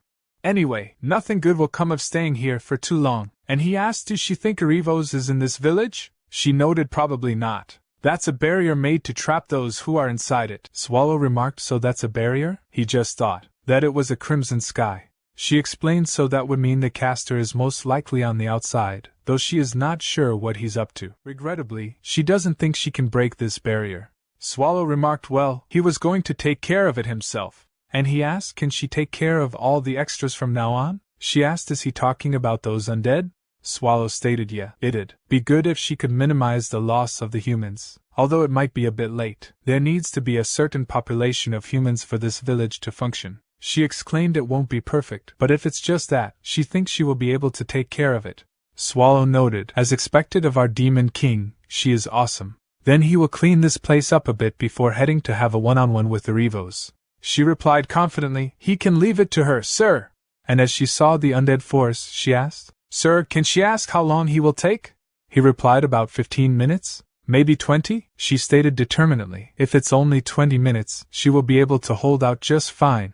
Swallow noted how reliable. She remarked, then have a safe trip, sir. Swallow stated, now then, he should finish things up here. Simon Magus remarked he had a guess, but is he an ancient monster? Swallow said he wonder. He is partially right. Simon Magus asked, then just who is he? Swallow replied, probably Patrick's slave. Simon Magus stated, what nonsense, ancient monster. Did he think that he would foolishly wait here without preparing anything? He is Simon Magus, one of the pillars of Lord Erivo's forces. He has yet to disappoint him even once so far. He needs to take this chance to get to Lord Erivo's. But as he saw Swallow, he became shocked, and Swallow stated, this bastard. He keeps annoying him. Simon Magus think, damn it. Really, he didn't get any injuries. The great evil dungeon Swallow. It'll be dangerous at this rate. He must tell Lord Erivo's, and quickly. Meanwhile, Swallow tried to eat him. But Simon Magus was quicker than Swallow thought, and he used teleportation spell to move away from him. Swallow thought he was trying to eat him up in one bite. Looks like he couldn't get everything. It'll be a pain to go looking for him, but he can't just let him run. Recalling his promise to Mel's that he would finish in 20 minutes, Swallow worried about Mel's. So he can't waste time here like this. That bastard probably went to look for his mommy, and Erivo's should be somewhere outside the town. So he should have run toward the walls, right? Well, whatever. He is sure blasting the whole area in the direction he ran off and should take care of him. If it's just this, the village won't be too badly damaged. Then he heard a voice, and he thought, is that Patrick's voice? He must be imagining things. He found the corpse. Wait, should he call the corpse he killed that was once alive a corpse? He picked up and said, well, whatever. Because of him the village is in ruins. What is he going to do about it? What? Don't blame others? If he didn't like it, he should have stayed alive. He can explain it to Patrick himself. Did they call this the barrier? A power that Mel's couldn't break alone. So it's a pretty strong barrier, he guessed. But how strong can it be? As he touched the barrier, his hand twisted, and he said it's stronger than he thought. He think he will be able to break through it with some effort. That is, if this magic tool is able to hold out. If the magic tool breaks and he is unable to keep his polymorph going, he is sure he will be scolded by Patrick. Well, let's just say it's his fault if things don't work out. He is counting on him, corpse. Then he checked the surroundings and said good, there are no humans around, and transformed into his original form, and dashed toward the barrier, breaking through it. Outside the city, he stated there sure are a lot of you. As they tried to approach him, he easily blasted them away. Swallow remarked that's not the right way to greet your guests. Then the elder ordered his minions to step aside, and they followed.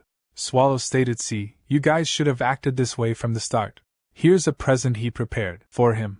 He believed they have a lot to talk about. Irivos note ancient monster. Is he suggesting that it's acceptable for those races to be oppressed by humans? The humans are prideful, crass, and selfish. Even when they've carved out a good life for themselves, they've always wanted more, invading the lands of other races. Swallow stated he is talking too much. Get to the point. Irivos remark human needs to disappear, and he has the power to easily get rid of the empire. He had always thought that taking down the empire would be impossible unless they were able to take Riez down, until he heard that the Black Disaster had hit Riez. If only he had mentioned the thought of wiping out the humans, all of the demons would have been willing to put their life on the line. Swallow asked why do he talk so much? Keep it precise and get to the point. Irivos stated I'm saying that if you weren't so hands-off, so many demons wouldn't have had to die. We could have even wiped out the lowly humans. Swallow notes so you're saying, you doing all this because is all my fault? Irivos remarked that's right. You are the root cause of all of this. Swallow stated he is going to wipe out the humans, so don't get in his way, is what he is saying, right? Irivos remarked that's disappointing. He cast a spell, summoned forth the rotten taper. From the abyss, emerge a colossal undead beast to assail on Swallow with relentless fury. On the other hand, Mel's think there are so many. She enchant with the flames of retaliation, igniting those who dare rush forth to assail her. And she continue with her thoughts, with them spread out like this, she guessed she has no choice but to move busily. The barrier that is covering the sky is close to God-class magic. As expected of Sir Swallow, it hasn't even been 3 minutes since he left saying that he will go have a one-on-one with Irivos real quick. At the moment, someone approached her from behind. The person is none other than Captain Novin, and he stated, Miss Mage, is everyone else safe? Mel's replied if he is talking about the other humans, they're burning in the fire over there? He asked is she a companion of the knights?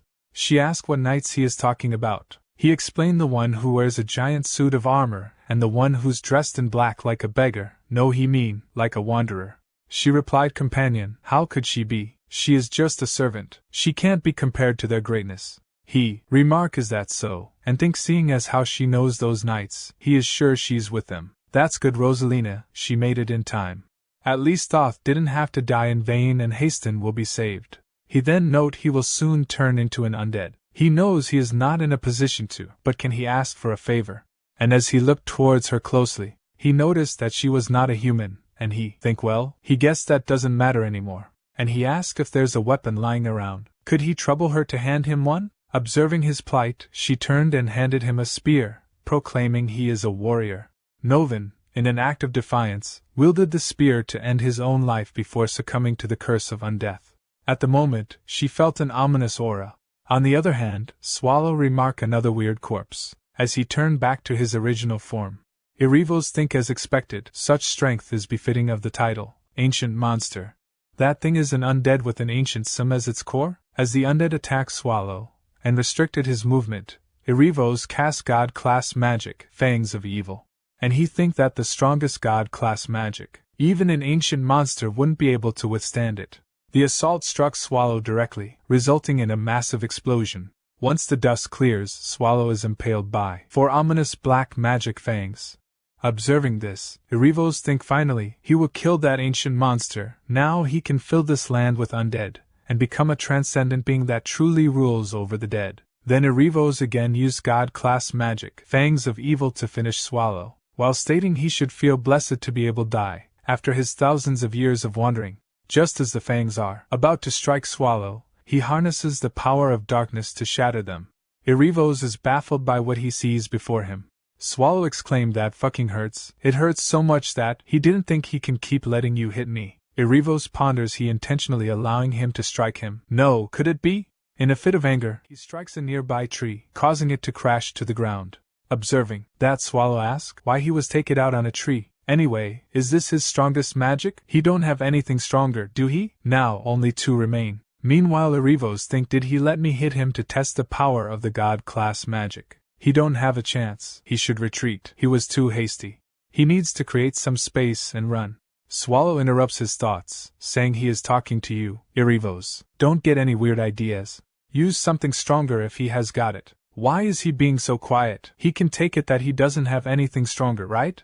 As Swallow effortlessly deflects the remaining 2 fangs, Erivos, seizing the distraction, swiftly restricted Swallow with chains using another spell. Swallow stated why to all of them act the same, like they are all reading from the same script. He really hate this kind of spell. Is this another one of those god class whatevers? Why is this thing so sturdy? As a large monster launches an attack at Swallow, he quickly transforms into his polymorphic form, avoiding any damage. Swallow exclaims it's so nasty. Since it's this big, well, he guess he can get a little serious. Swallow then reverts to his original form and devours the monster in one swift motion. As Erivos is shocked by Swallow power, Swallow remark he guess it's about time to replace one of the 7 great evil dungeons. Meanwhile at Lord Castle, Patrick muses aloud. Just what is he thinking, boss? Just how excited are you? Please do not forget that he is a disaster. Or is it because he can't comprehend that? The reason why he is the boss. Still, wouldn't it be nice if he could take it down a notch? It's not like he can beat him up. He is sure he'll have him take care of the aftermath. Should he start writing him letter of resignation? Erivos, that damned skeleton. Oh right, he is a skeleton as well. She asked what is happening out there. He means, it's him taking care of the undead army. She asked, is he saying that Harsten will be saved? Is that what he means, sir? Patrick replied, well, it'll work out somehow, so she shouldn't worry too much. Also, his bones are starting to get goosebumps. She can speak as she normally do. Thankfully, there do not seem to be any more undead in the village, as expected of the Demon King Mel's. At the moment, Mel's teleported there while saying that was tiring, and Patrick remarked perfect timing. She exclaimed she finished everything she had to do. It's been a while since she have had to use so much mana. Patrick stated she has worked hard. If she hadn't been here, Lady Mel's, he don't know how this would have gone. She asked, isn't Sir Swallow doing most of the work? He replied no, he thinks she have done a better job. She asked, is he not done yet? He note the boss, as she can feel, is still in the middle of fighting. She remarked that power is a sight to behold. He note it's even greater when she think about the aftermath of that. Also, there's the fact that he always ends up causing more work whenever he goes out to fix things. There will be a lot of work for him after this for sure. All he has to do is stomp on them a couple of times. Why is he dragging things out like this? He really has no consideration for him, the one who has to clean up after him. Then he turned around and asked her for name. Is she Rosalina? She replied yes. He stated the territory lord was the only one they promised to keep alive, so he should clean things up here first. He stated there's no point in keeping anyone alive other than the lord of this place. Lala remarked, wait, Sir Patrick, this one is also one of her subjects. He stated, of course, that's no reason to kill her off. He is just joking. And think it's not like she can do anything by herself when those back alley thugs have all died off. More importantly, with her mind in such a state, there's no point in doing anything to her. If killing her happens to affect the lord of this place somehow, it'll be a loss for them. Well, let's just say that everything has been taken care of on this end. And he asked Mel's, can she put someone to sleep? She remarked that's not a problem, but who he wants to put to sleep? He stated he did like to speak with the lord alone. So she cast a sleeping spell on Rosalina, and put her to sleep. Patrick note, now then, shall they get started? As she can see, they have been doing their part in saving Harsten, so she should do her part, and keep her promise. She asked what do she has to do? He remarked she can't leak anything she has seen so far. Well, he believes she would know that even without him having to tell her. He will be telling her a story now, so listen carefully. It is a story about a heroic territory lord, who took on all the insults to protect her territory. The Lord, who realized that the undead were going to overrun her territory, made up her mind to protect the territory and its citizens. But she was in a situation where she was being watched by the undead, and there weren't enough soldiers in the territory. However, even before help could arrive, the people of the territory started insulting her in rage, faulting the Lord. As the people were dying to the undead while waiting for reinforcements, the Lord had no choice but to hold steadfast. After what seemed like a century, the reinforcements from the Empire came, drove the undead away, and saved the territory. She is not a scaredy cat of a lord who was in hiding. She is a lord who sacrificed herself to save the subjects of her territory. She asked, is he telling her to lie to his subjects? He replied, didn't she say that she wanted to live? Go and hand out all the supplies in the castle to help the subjects that are still alive. Soon after, aid from other cities will come. She asked, how is he so sure that the aid will come? He note, not that he is sure of it. He will make it happen, since they will be taking care of making the young Lord of Harsten a hero. If it's so quiet, the boss must be done with everything. They should start heading towards the boss. Lady Mel's a teleport would be appreciated. She replied she don't think she can use a teleport because her mana has bottomed out. Lala inquired, can she ask him something? Why is he going so far to save Harsten? And she think they are dungeon monsters. There's no way that it's for the people's lives. He note, didn't she say that you wanted to live? Then know her place and don't try to find out too much. Meanwhile, Swallow stated, well, it was about time to replace one of the 7 great even dungeons. He feels sorry for him. He would have avoided all this if he had just kept quiet somewhere, right? Whether it be this guy or others guy, why can't they just leave him alone? He has been stabbed so much that his back is itching. Erivo's remark, ancient monster, he is once again shocked by his strength. Swallow replied, no, he don't really care about that. Let me ask you something. Why did it have to be Harsten? Had he not attacked this place, he wouldn't have had to make his way here. Erivo stated, Harsten is the most effective location to invade the Empire from. Swallow replied, no, he is not talking about things like that. And he think that means this bastard came here knowing that it was his territory. Erivos laughed and asked what do he think the reason is. And as he tried to cast a spell, Swallow immediately restricted with his darkness, but that caused the explosion, and undead immortal king, Erivos, head fall to the ground. Swallow think, what's this? So he wasn't trying to use transfer magic? Well, he guessed it doesn't matter. He was going to die anyway. Let's see, what should he do about this? This place will be unusable unless it gets fixed up. At that moment, he heard Patrick's voice calling his name. As he nervously turned around, Patrick stated, stop right there. Do not move. He come here to find him. He really missed him. You miss me too, right? Swallow think he is in trouble. Then the scene shifted to Rosalina, taking cover from rain, and thought about her fellows who had died. She exclaimed, there's nothing left. What kind of help is this? She is the only one left. Whose fault is it? Who's the one that killed everyone? Meanwhile, as Swallow and others returned to the dungeon, Renee welcomed them. She was waiting nicely and quietly for them. She even cleaned everything nicely while waiting. Swallow replied she did well. Mel's fell to the ground, saying she is really tired. Patrick added he feels like dying. Renee asked Mr. Swallow, he must be really tired, right? Would he like dinner first, or would he like a bath first? Swallow replied, he is drink the bath water.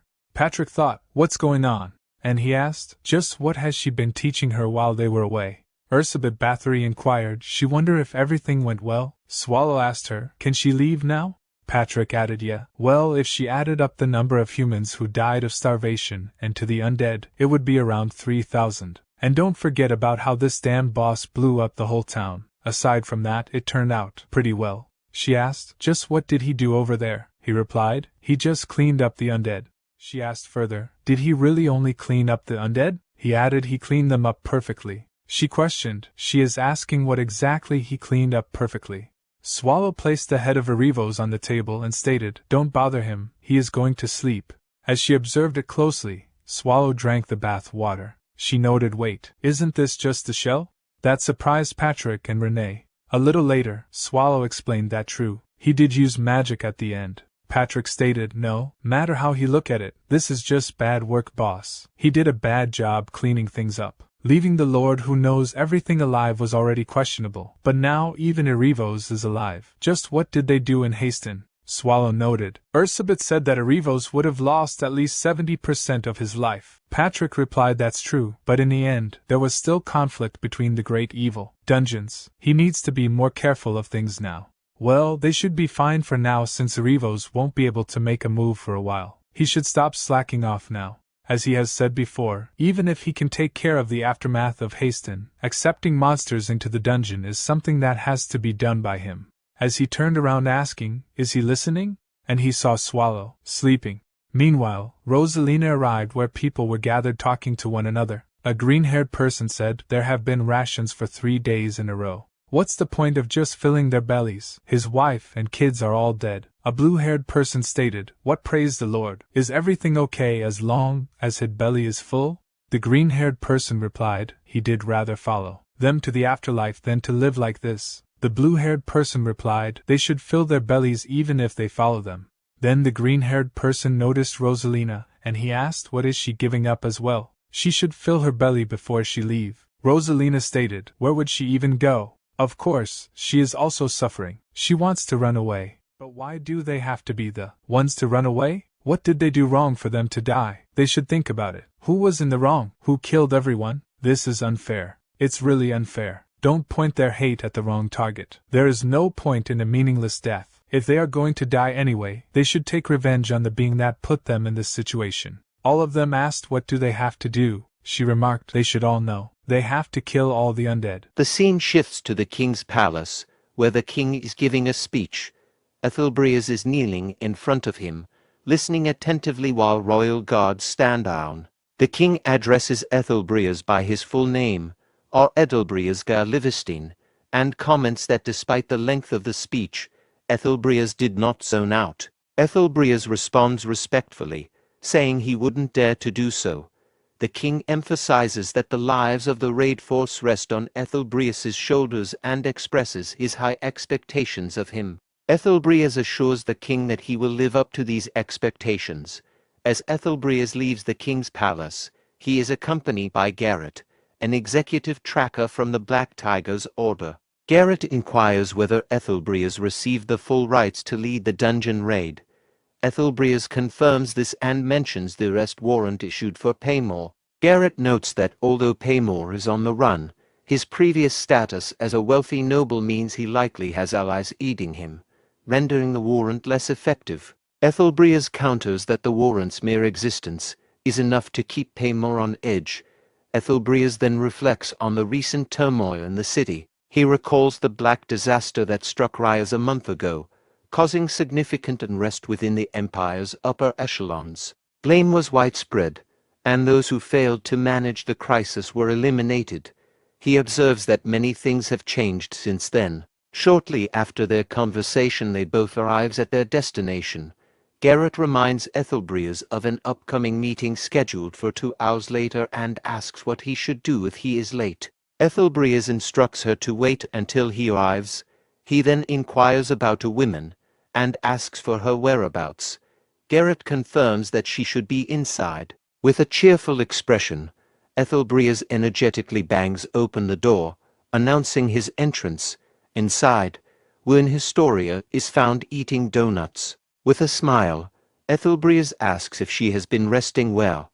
Wern Historia responds with a smile, calling out his name. Meanwhile, a group of 3 people enters the primordial core. Their leader instructs them to be cautious, stating they will retreat at the slightest sign of a monster. He emphasizes the importance of remaining vigilant as they approach the first room of the primordial core. With a nervous expression, the leader of the group expresses hope that the information they received is accurate. Observing the first room of the primordial core, the leader confirms that the monster has not reappeared since the Hishutalt raid force visited 2 months ago. He notes that there should be something valuable to find and decides to continue deeper inside. The third member of the party expresses excitement, anticipating they will become rich. They proceed to check the second and third rooms but find nothing in both. The second member questions the accuracy of their information, wondering if other raid forces have already swept through and taken anything valuable. The third member insists that it is not possible. The second member doubts whether they are truly in the primordial core, given they have found nothing despite venturing so deep, suggesting there might indeed be nothing left to find. The leader points toward the next room and explains that the fifth room contains an ancient plant monster called the anthropophago, known for its thorny leaves and vines. According to rumors, if its body is treated with a special method and forged, it becomes as hard as ore, making its body parts highly valuable. The leader suggests that retrieving the anthropophago alone would allow them to break even. The second member expresses concerns about the room being empty or, worse, filled with monsters. She points out that as a C-rank raid force, they are vulnerable and could be killed by even the weakest monster in the area. The leader, in response, challenges their resolve, asking if they intend to leave empty-handed. He states that those who wish to leave can do so, but warns that leaving now means they should forget about joining in on any profitable ventures in the future. The group cautiously enters the fifth room. The second member asks the leader if he sees anything. The leader spots the body of the plant-type monster, the anthropophago, and confirms its presence. The second member expresses relief, remarking that it's a good thing they didn't turn back. The leader instructs the group to gather the monster's body quickly, so they can leave. As the leader is about to cut the monster's body, he notices something alarming and starts sweating profusely. He shouts away, prompting the third member to turn to him and ask what he said, not hearing clearly. At that moment, Swallow appears, poised to devour them. The leader tries to escape while urging the others to run away. Shortly after the attack, Swallow spits out the group's equipment. Patrick, inspecting the discarded items, remarks that, as expected, the group didn't have anything of significant value. Renee reflects on the fate of the raid force, expressing frustration at how their greed and selfishness led to their demise. She openly declares her disdain for humans. Patrick interrupts the somber moment by suggesting that something they found might be valuable. He asks for the leader's opinion. Swallow comments that they taste better than undead creatures, indicating their potential quality. Patrick identifies the origin of the fallen raid force based on the coat of arms on their clothing, noting they are from the West Crantal Kingdom, not part of their own empire. Renee adds a touch of dark humor, laughing at how far the raid force had come, only to meet their end in such a manner. Swallow reflects on the convenience of receiving a local specialty delivered right to their front door.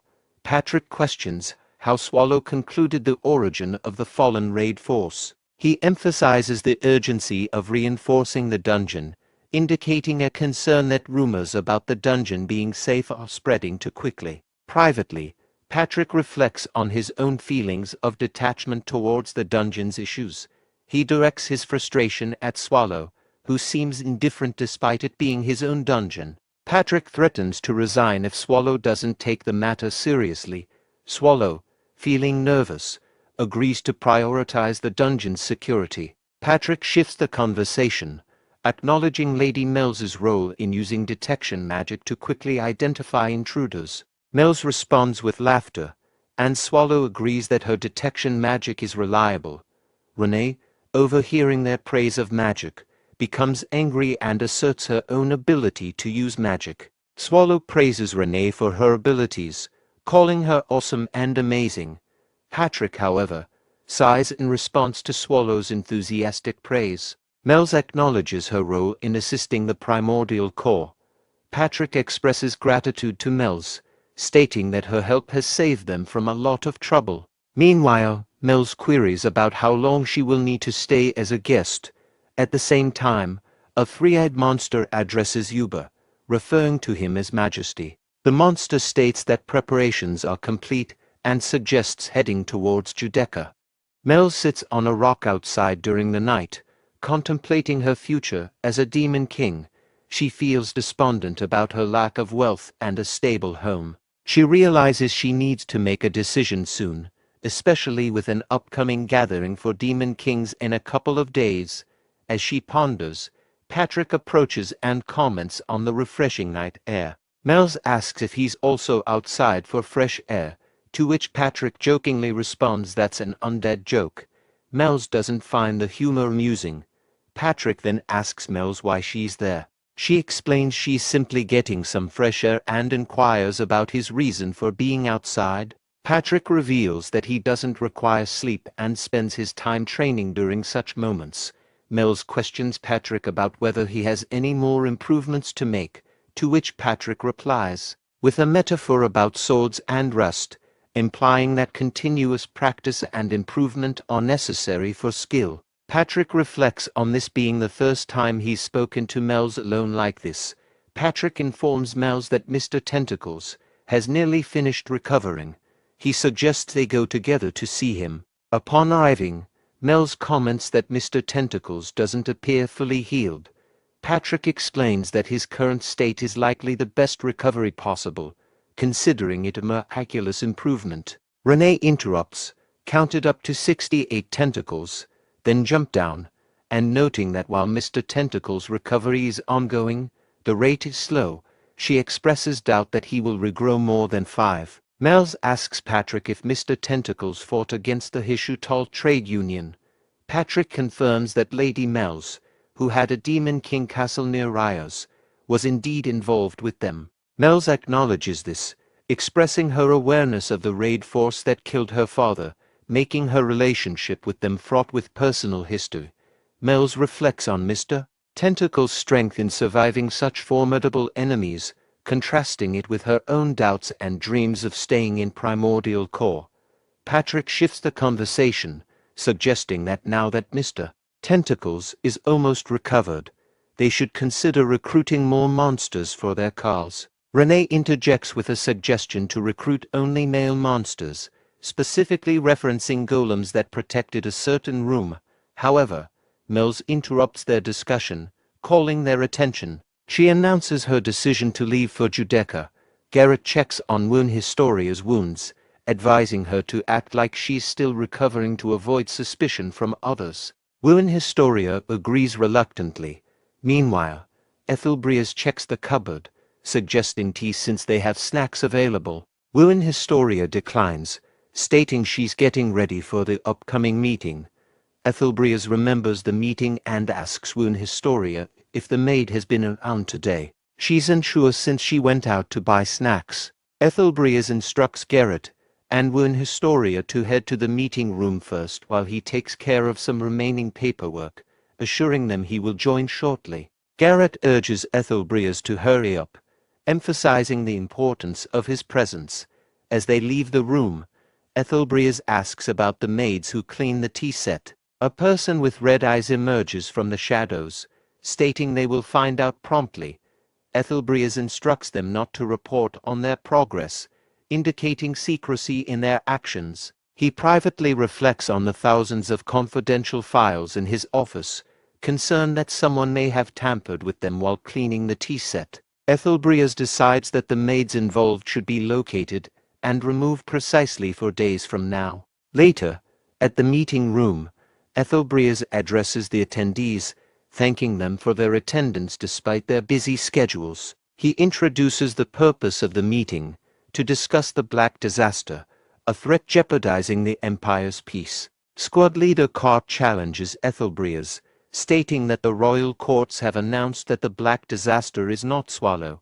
He questions whether Ethelbrias is defying the official statement. Ethelbrias clarifies that the announcement was made to pacify the citizens and asserts that he personally witnessed Swallow in action. He describes an encounter where Swallow fought directly with the hero Wuin, resulting in Garrett losing an arm. Cart reacts with disbelief, accusing Ethelbrias of fabricating lies since he hasn't heard any such reports. Ethelbrias points out the evidence, drawing attention to Garrett's missing arm and Wound Historia's expression as proof of the truth. Upon closer inspection, Cart acknowledges the truth and realizes the severity of the situation. Internally, Cart reflects on the fact that Wound Historia wasn't a match for Swallow, underlining the threat's power. Ethelbrias emphasizes the need for preparation since Swallow appeared unexpectedly and could strike again at any time. After Ethelbrias's revelation about Swallow's power and the need for the 36th masterpiece, A moment of silence ensues as everyone contemplates the gravity of the situation. Duke Rolthers breaks the silence, questioning the plan to stop Swallow and expressing skepticism about the effectiveness of current defenses, given Swallow's overwhelming strength. Ethelbreas acknowledges the futility of conventional defenses against Swallow and reiterates the importance of the 36th masterpiece. Duke Rolthers notes that efforts to find the 36th masterpiece have been ongoing without success. Ethelbreas privately reflects on the difficulty of finding the 36th masterpiece, citing past failures where even valuable artifacts ended up in Swallow's possession. He emphasizes the disparity in power between Swallow and the assembled talents of the Empire, noting that without the 36th masterpiece, they cannot hope to challenge Swallow effectively. He underscores the necessity of the 36th masterpiece to bridge the overwhelming power gap and to stand a chance against Swallow's formidable presence. Ethelbreas mentions the Pope's recent movements, describing how he spread rumors about the Swallow being God's punishment towards the Empire. The girl with dark blue hair reacts strongly, standing up and denouncing the idea as nonsense. Ethelbreas acknowledges her reaction, attributing the Pope's statements to the Empire's history of religious suppression. The girl confronts Ethelbreas, warning him to watch his words as they could be considered treasonous. Ethelbreas responds calmly, smiling at her outburst but reaffirming that he's stating the truth. Suddenly, the girl grabs Ethelbreas by the collar in anger. Ethelbreas's shadow man intervenes swiftly, pointing his sword at the girl's neck, ready to act if necessary to protect Ethelbreas. Ethelbreas calmly responds to the girl's outburst, remarking that she may be overestimating her influence. He swiftly orders his shadow man to withdraw his sword, causing the girl to become flustered by the sudden turn of events. Ethelbreas continues, emphasizing the seriousness of the situation. He warns that ignoring the Pope faction's plans could lead to the Empire's division. Internally, Ethelbreas reflects on the Pope faction's possession of 3 of the 36 masterpieces, which they call holy relics. He contemplates that seizing these artifacts would necessitate starting a war, a great holy war. Meanwhile, elsewhere in Primordial Core, Swallow reacts to Patrick's news about Lady Mel's departure with curiosity. Patrick presses Swallow for more substantial reaction. Patrick informs Swallow that Lady Mel's has left the dungeon. Swallow responds nonchalantly, stating that he already knew and questioning why it's a problem. Patrick becomes frustrated and grabs Swallow's hand firmly, causing him pain, and begins to nag intensely. Patrick emphasizes his concern that Lady Mel's might not return, pointing out the uncertainty of their departure. Swallow reacts to Patrick's grip and nagging, acknowledging the discomfort and commenting on Patrick's tendency to use strength unexpectedly. Swallow reflects inwardly on Patrick's behavior, noting his peculiar habit of exerting strength in unusual situations. Patrick reveals to Swallow and Renee that he's noticed Lady Mel's behaving strangely even before she mentioned going to Judeca. Renee confirms Patrick's observation, noting that she also found Lady Mel's remarks unusual. Renee enters carrying something, catching Swallow's curiosity. Patrick speculates that Lady Mel's might be planning to start her own force again, prompting discussion about her intentions. Swallow, puzzled, asks Renee about what she's carrying. Renee places down a pot and explains that it's a stew she prepared, aiming to lift Swallow's spirits. Swallow in shock, suggesting the stew might be deadly. Patrick laughs off the misunderstanding but suggests the stew's effects could be similarly dire. Renee, in anger, hits Patrick on the head, causing him to fall to the ground. Swallow, seizing the stew Renee prepared with his tail, questions the purpose of their gathering and asks if there's more they need to discuss. Patrick emphasizes the urgency of replenishing the dungeon's monsters, addressing the issue directly. Renee acknowledges Patrick's point with a resigned tone, indicating acceptance. Swallow challenges Patrick, questioning why he always assigns tasks to him. Patrick responds defensively, asking who's really shifting responsibilities onto whom. Swallow refuses to budge from his position, expressing frustration and questioning Patrick's role as a guardian. Patrick concedes Swallow's point, acknowledging the responsibility that comes with his role. Swallow expressing surprise at his agreeing with him, and Patrick responds assertively, reminding Swallow of their prior agreement regarding Harsten and the associated responsibilities. Swallow expresses surprise that Patrick agreed so easily, questioning who else could go if he didn't. Patrick confidently states Lady Renee will handle it. Swallow reacts with concern, mentioning Renee's eye problems and potential suspicion from others.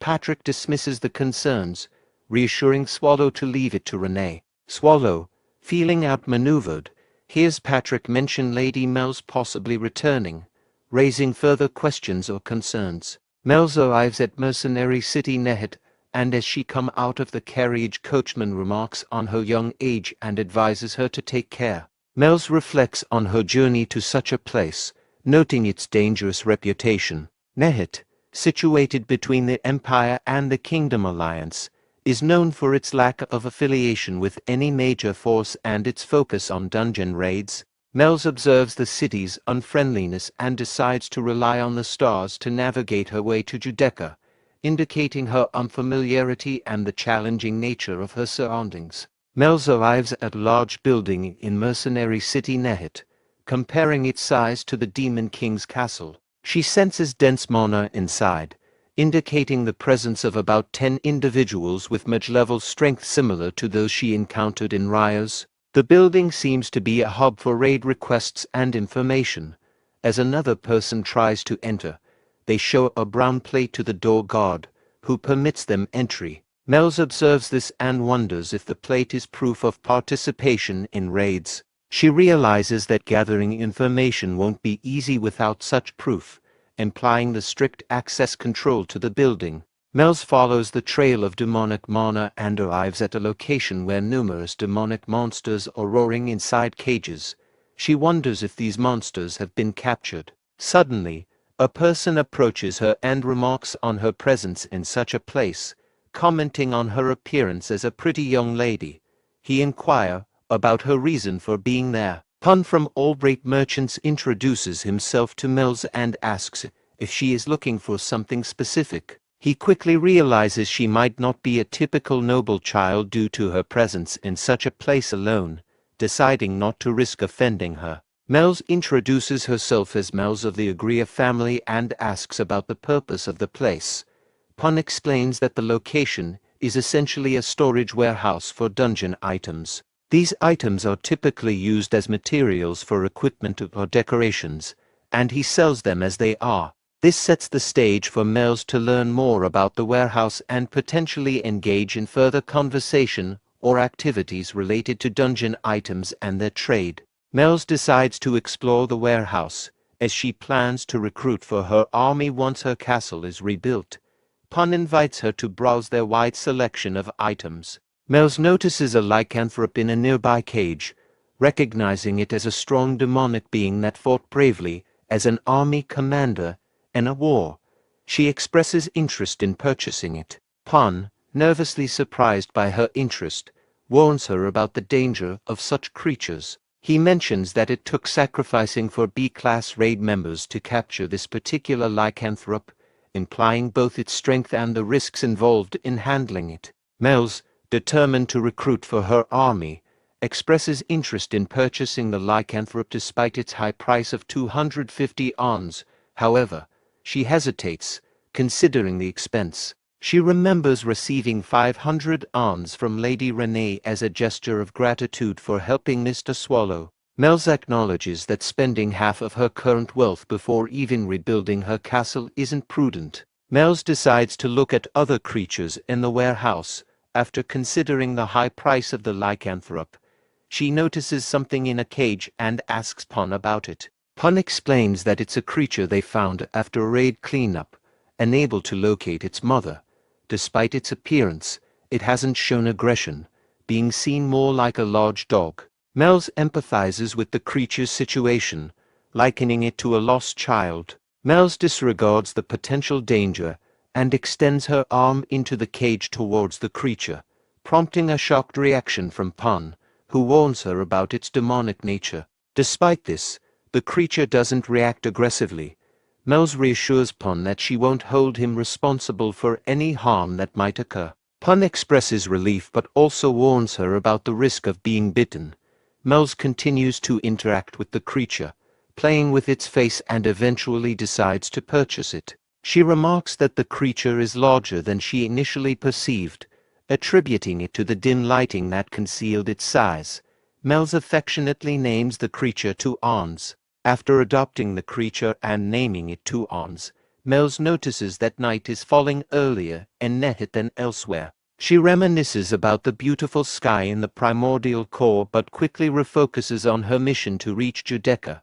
Mel's and Two Ons start moving towards their destination. Along the way, they encounter a large deer. Mel's perceives this as a sign that they are headed in the right direction and addresses the deer. She calls herself Great One and asking the deer demon to lead the way. After encountering a deer that turns out to be a demon welcoming her as a demon king, Mel's is directed to head towards the fallen monastery behind the mountains where other demon kings have already gathered. Mel's agrees and begins her journey towards the monastery. As she travels, she notices that the Two Ons is following her. Mel's affectionately scolds the Two Ons, telling it to stay behind as part of the demonic army and wait for her return. She worries about the Two Ons' safety among humans due to strict scrutiny. Despite her thoughts on the name Two Ons, Mel's decides to rename the Two Ons to something more fitting. Upon deeper reflection, she decides to name the Two Ons Sodevd, finding a resemblance to Swallow in its features. Mel's forms a pair of wings on her back and tells Sodev to wait quietly while she goes on her mission. She reflects on using Swallow's name for the Two Ons, hoping he will forgive her since she won't see him again soon. Meanwhile, Swallow expresses anger towards Patrick, stating he won't forgive him and wishing he wouldn't die a peaceful death. Patrick responds, noting Swallow's long-standing curse and joking about it lasting over 100 years. Swallow retorts with a humorous curse, wishing Patrick gets osteoporosis. Patrick responds casually to Swallow's curse, suggesting Swallow view their situation as more of a leisurely activity than a mission. He then tosses something to Swallow. Swallow catches the object, which turns out to be a bracelet designed to suppress his darkness and help him maintain his human form. Swallow questions Patrick about how many of these bracelets he has. Patrick admits to having around 30 of these bracelets left, prompting Swallow to inquire whether Patrick spent all of their dungeon funds on them, given their previous discussion about their expense. Patrick dismisses Swallow's concern about the cost of the bracelet, claiming it's a cheap item. There's a moment of silence, after which Swallow questions whether Patrick was lying about the bracelet's value.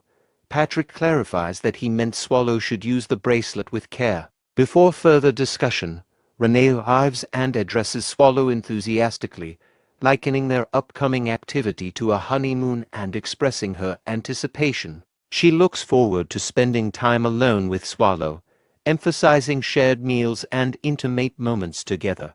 Swallow agrees to Renee's suggestion to proceed with their plans the next day. However, Patrick stops him abruptly by grabbing his hair and reminding them both not to stray from their purpose.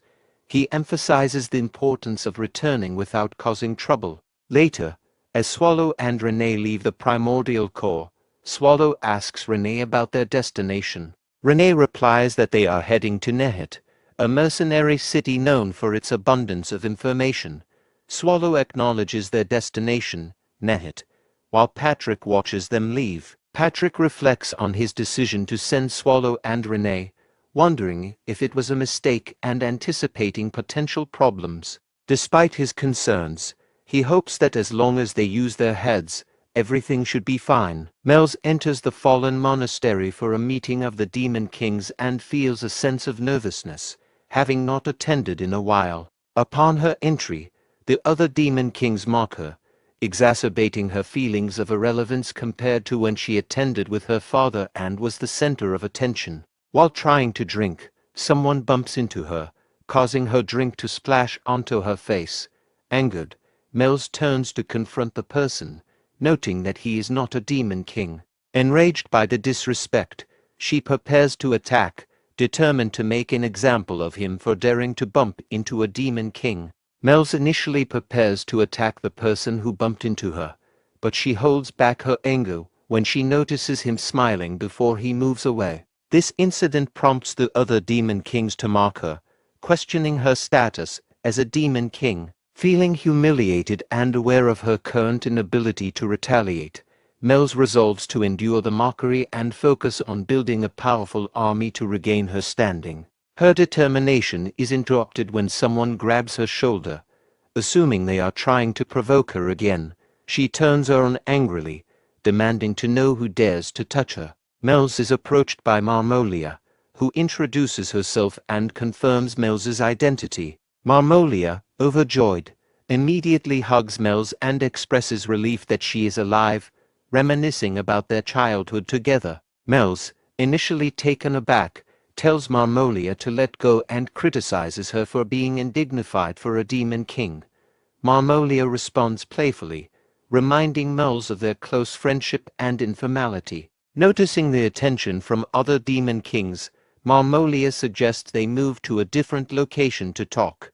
Meanwhile, Swallow and Renee arrive at Mercenary City Nehet. Swallow hands over to Ons and requests the best room available. Upon seeing Swallow and Renee, the guide becomes nervous and quickly leads them to their room. Swallow immediately drops onto the bed, expressing his desire to rest. The guide, after giving a brief tour of the room, wishes them a good rest and offers assistance if needed. Swallow enjoys the comfort of the bed, but Renee urges him to get up, reminding him that they need to visit a nearby dungeon store to pick out some monsters. She encourages him by emphasizing that if he accompanies her, they can finish their task quickly. As Swallow remains on the bed, Renee considers the need to get moving despite his exhaustion. She recalls a conversation with Patrick from earlier, when she was making stew for Swallow. Patrick had suggested that Renee take the opportunity to spend some quality time alone with Swallow. Surprised, Renee had responded by asking if it would be like a date.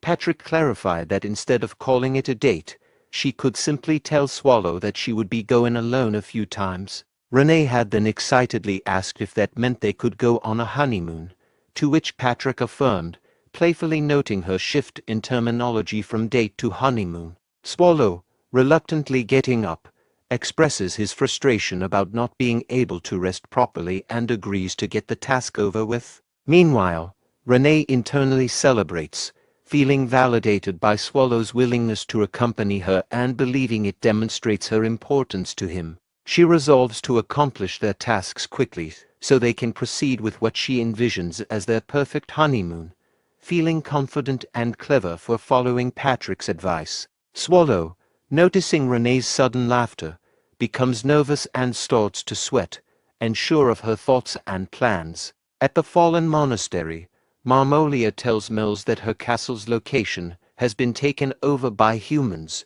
Despite sending monsters to investigate, they confirm that the area is now human territory. Mels acknowledges this transformation, expressing resignation.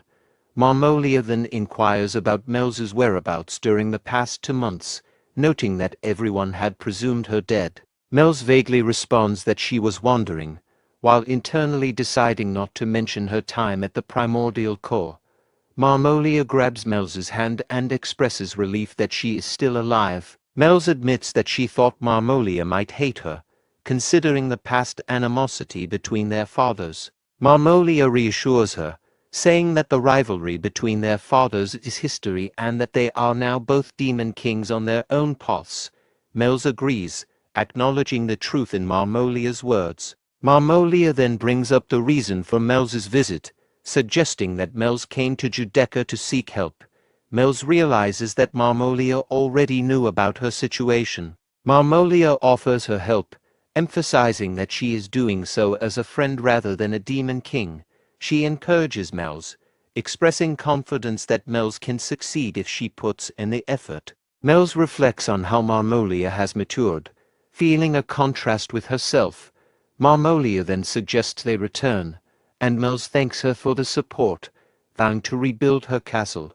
Marmolia reassures her with a smile, affirming that Mel's will be able to achieve her goal.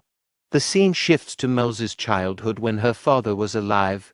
During this time, Mel's told Marmolia that her father was stronger and the true descendant of Asmodeus. Marmolia retorted that her father was stronger because he had a cooler-looking horn. Mel's reflects that even as children, they were always fighting, not because of differing personalities or outlooks, but perhaps due to their father's influence. Their fathers were always on bad terms, yet they could still be considered friends in some way. Meanwhile, during a significant moment in their childhood, Mel's used her magic for the first time, accidentally blowing away a wall of the castle. This event astonished everyone who witnessed her power. Mel's believes that this incident marked the beginning of a change in their relationship. Returning to the present moment, Marmolia directs Mel's, urging her to follow along. Mel's, sweating nervously, admitted to feeling childish. Marmolia, puzzled, asked why she said that. Mel's dismissed it and asked about their destination. Marmolia explained that rebuilding Mel's forces was too difficult alone, but some demon kings shared their goals. As they entered a room, Mel's expression turned sad, seeing numerous angry demon kings. Before Mel's could question Marmolia, Marmolia bowed to the demon kings, announcing she had brought Mel's. Mel's thought to herself that she was still too young and Marmolia hadn't changed. Marmolia, smiling, called her a loser. Later, Mel sat in the center of a throne room, with Huber on his throne, addressing her by her full name, Mel's de Lymphagria, and expressing disappointment. Marmolia, standing next to Mel's, mocked her, asking if she truly believed a defeated demon king would be welcomed in Judeca. Mel's realized she expected poor treatment but hadn't anticipated such harshness. Huber addressed Mel's as a descendant of Asmodeus, offering her a chance to explain herself. Mel's insisted it was a misunderstanding, claiming she hadn't lost to the humans and was telling the truth. One demon king questioned if being the sole survivor could be considered a victory. Another suggested killing her. The first demon king pointed out her dire situation, challenging her assertion of not having lost. Mel's, realizing she had no rebuttal and that the loss of the army was indeed her fault, admitted it was all her fault. One demon king condemned Mel's as the disgrace of their race, while another criticized her audacity in coming to Judeca. They agreed she should be stripped of her demon king title to prevent further shame. All the demon kings present decided unanimously to kill her, fearing she would tarnish Judeca's reputation. Huber intervened, deciding to defer judgment until the last day of Judeca, ordering Mel's to be imprisoned until then. Meanwhile, Swallow and Renee attempted to enter the massive building Mel's likened to a demon castle. The guard initially stopped Swallow and Renee, citing the area as restricted and requiring an insignia for entry. Swallow asked Renee if she had one. Meanwhile, the guard dismissed them, commenting on their appearance as Swallow resembling a beggar and Renee a maid who seemed unsteady. However, Renee picked out a golden-colored insignia for her bag, which the guard recognized as belonging to a class raid member. Immediately changing his tone, the guard welcomed them inside the dungeon store, expressing gratitude for their efforts in safeguarding humanity. As they entered further, Swallow asked Renee when she had prepared such things. Renee explained that she had kept the clean ones while cleaning the corpses of raiders who ventured into the primordial core. Swallow agreed, noting there should have been plenty lying around. Renee approached a notice board displaying comprehensive dungeon information, remarking on its thoroughness. Swallow expressed concern about whether they could read through all the information in time, asking Renee what they were specifically looking for. Renee replied that they were searching for a powerful monster that humans had been unable to defeat no matter how hard they tried. Swallow pondered aloud about bringing a monster from the great evil dungeons but quickly dismissed the idea, realizing it wouldn't work. Turning to Renee, Swallow suggested considering monsters just below the great evil dungeons level. Renee agreed after a moment of thought, confirming those would be suitable. However, Their discussion was interrupted by a staff member approaching them, requesting them to leave as they needed to start cleaning. Renee asked if they could stay longer, but the staff member explained that everyone else had left, and they couldn't keep the place open just for them. Swallow, frustrated at the idea of having to return tomorrow and potentially disrupt Renee's plans, briefly considers drastic action, but is interrupted when Renee signals to a staff member and inquires about more raid requests. The staff member, noticing the extensive pile of requests already on their table, wonders why they would need more. Renee directs them to a specific set of raid requests. Later, Swallow and Renee sift through the papers but find that most of them lack information on useful monsters, disappointing their search for formidable monsters. Swallow suggested considering an ancient metal slime from one of the raid requests. Renee agreed it sounded promising, but noted the dungeon's distant location as a drawback. Swallow lamented not recruiting Mel's instead.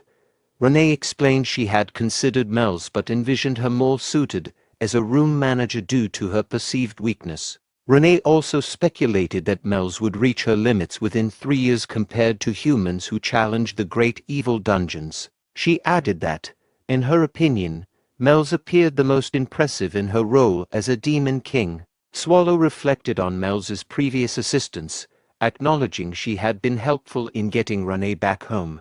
He regretted letting her go so easily. However, he also recalled having destroyed her castle, leading him to question his actions. Turning to practical matters, Swallow asked Renee about the duration of Judecca. Renee informed him it was a 2-day event and emphasized the importance of arriving before it ended.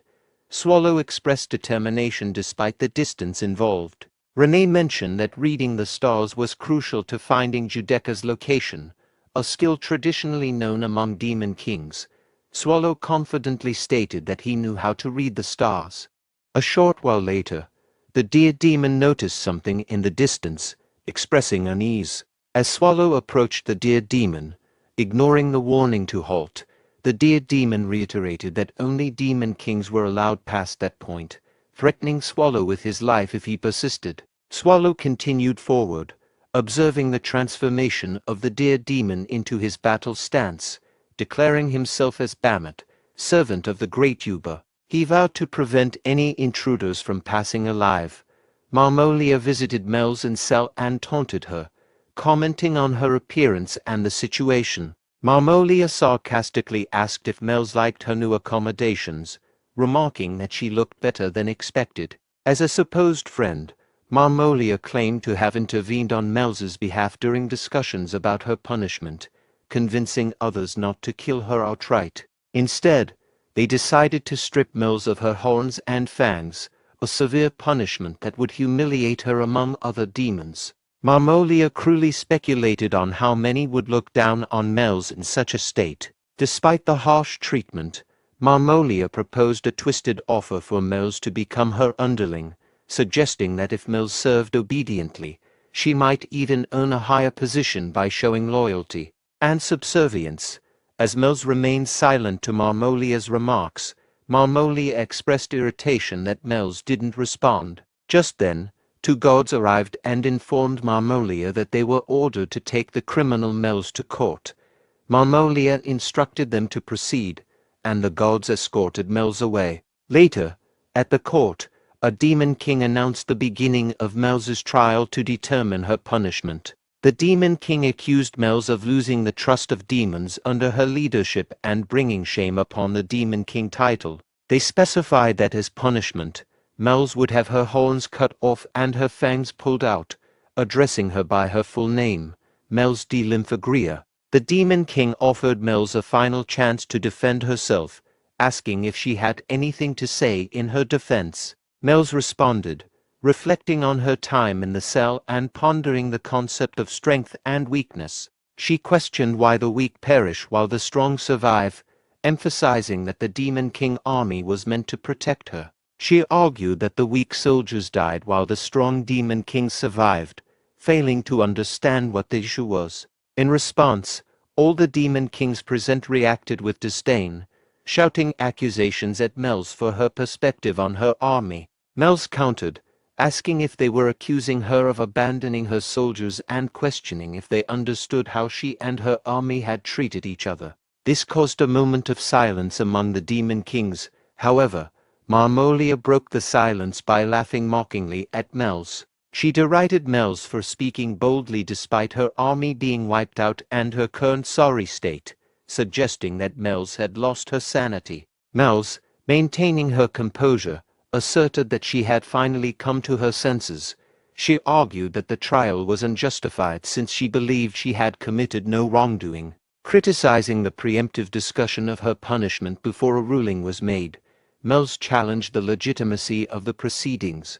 Her remarks made Marmolia visibly nervous. Mel's continued, addressing Yuba directly and dismissing Marmolia's authority, referring to him as Sir instead of Lord. This shocked Marmolia, who was accustomed to referring to Yuba with utmost respect. In response to Mel's defiance, the other demon kings reacted angrily, shouting at her for daring to speak to Lord Yuba in such a disrespectful manner. They suggested even harsher punishments, including the removal of her tongue along with her fangs.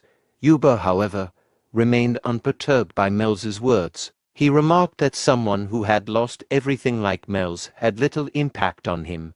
As Mel's resigned herself to the inevitability of her situation, she reflected on the ignorance of those who considered themselves demon kings, finding it laughable.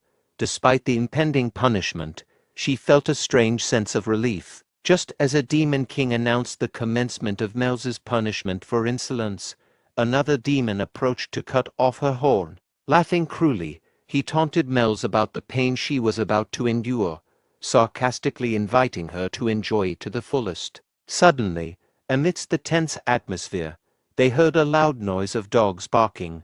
Amidst the commotion in the court, a demon king questioned the source of the barking noise, while Marmolia expressed disappointment that the proceedings were interrupted. The demon making the announcement expressed disbelief that dogs would be heard in Judeca, considering it a sacred place.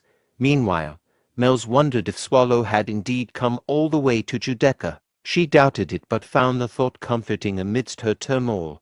She hesitated to believe he was there but couldn't shake the hope.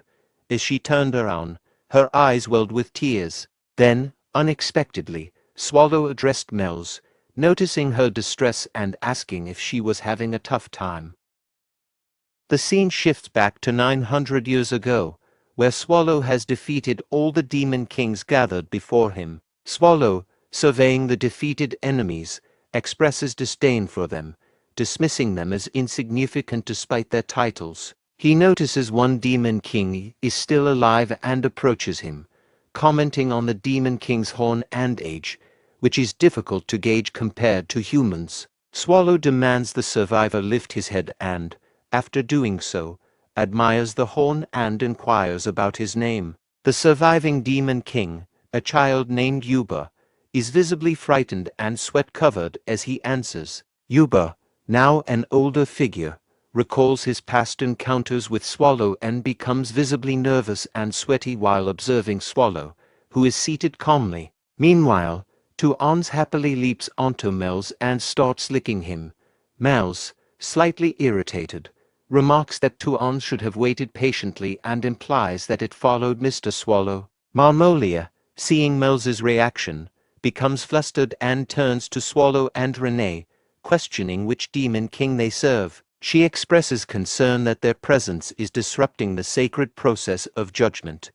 Renee reacts angrily, accusing Marmolia of not knowing her place and expressing outrage at her comments. Swallow interrupts Renee, advising her to let it go and apologizing for the interruption. He explains that he and Renee are travelers who happen to stop by, and they don't belong to any specific demon king. Swallow then questions why the demon kings are embarrassed about Mel's behavior, suggesting that they are punishing her because she no longer has power. He provocatively suggests that if he were to destroy all their armies, it would resolve any issues regarding their status and treatment of Mel's. This statement infuriates the gathered demon kings, who react with anger to Swallow's provocative remarks. In the tense meeting of demon kings Vehement, one of the demon kings, became infuriated with Swallow's comments. He accused Swallow of overstepping his boundary by insulting the assembled demon kings and threatening Soyuba,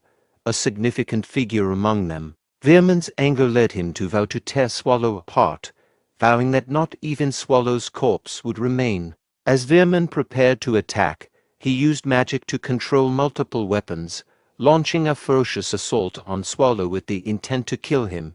Despite the threat, Swallow remained calm and even yawned, seemingly indifferent to the danger. Just as Veerman was about to land his strike, Swallow's calm demeanor was abruptly interrupted by a defensive magic spell that blocked Veerman's attack. The spell caused significant damage, causing Veerman to collapse to the ground, shocked and injured by the unexpected defense. As the demon kings gathered and Judeka observed the scene, their attention shifted to Swallow. He, noticing their focus, nonchalantly remarked that he hadn't done anything, despite the recent magical interference. The demon kings then realized that Yuba was responsible for the defensive magic spell that had thwarted Veerman's attack. This revelation led to confusion among the demon kings, who began questioning Yuba's actions. Yuba addressed their questions by explaining that he couldn't allow anyone to make a move against a great being like Swallow. He expressed his intention to strictly punish the aggressor, Veerman, for his action. Marmolia then showed respect to Swallow, acknowledging him as the supreme being and referring to him as Sir Swallow. This recognition prompted a discussion among the demon kings, who identified Swallow as the Swallow from Primordial Core. As Yuba continued to kneel in deference to Swallow, Veerman, having regained consciousness, inquired why Yuba had intervened to stop his attack. Yuba was internally frustrated, thinking that Veerman's lack of understanding was dangerous. He reflected that if he hadn't intervened, Veerman would have been swiftly killed by the maid in the back, potentially leading to the slaughter of all the demon kings present. Swallow, on the other hand, noticed Yuba and felt a sense of familiarity.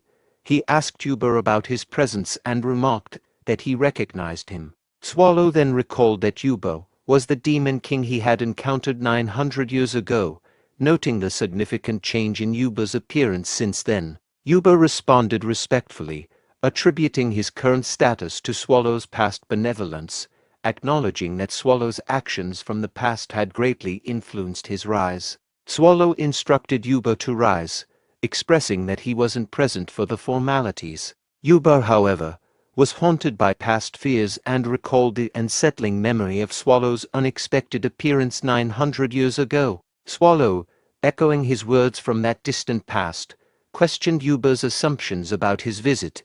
He reassured Yuba that despite his intimidating reputation, his current purpose was different. Yuba, puzzled, asked what Swallow's true intent was.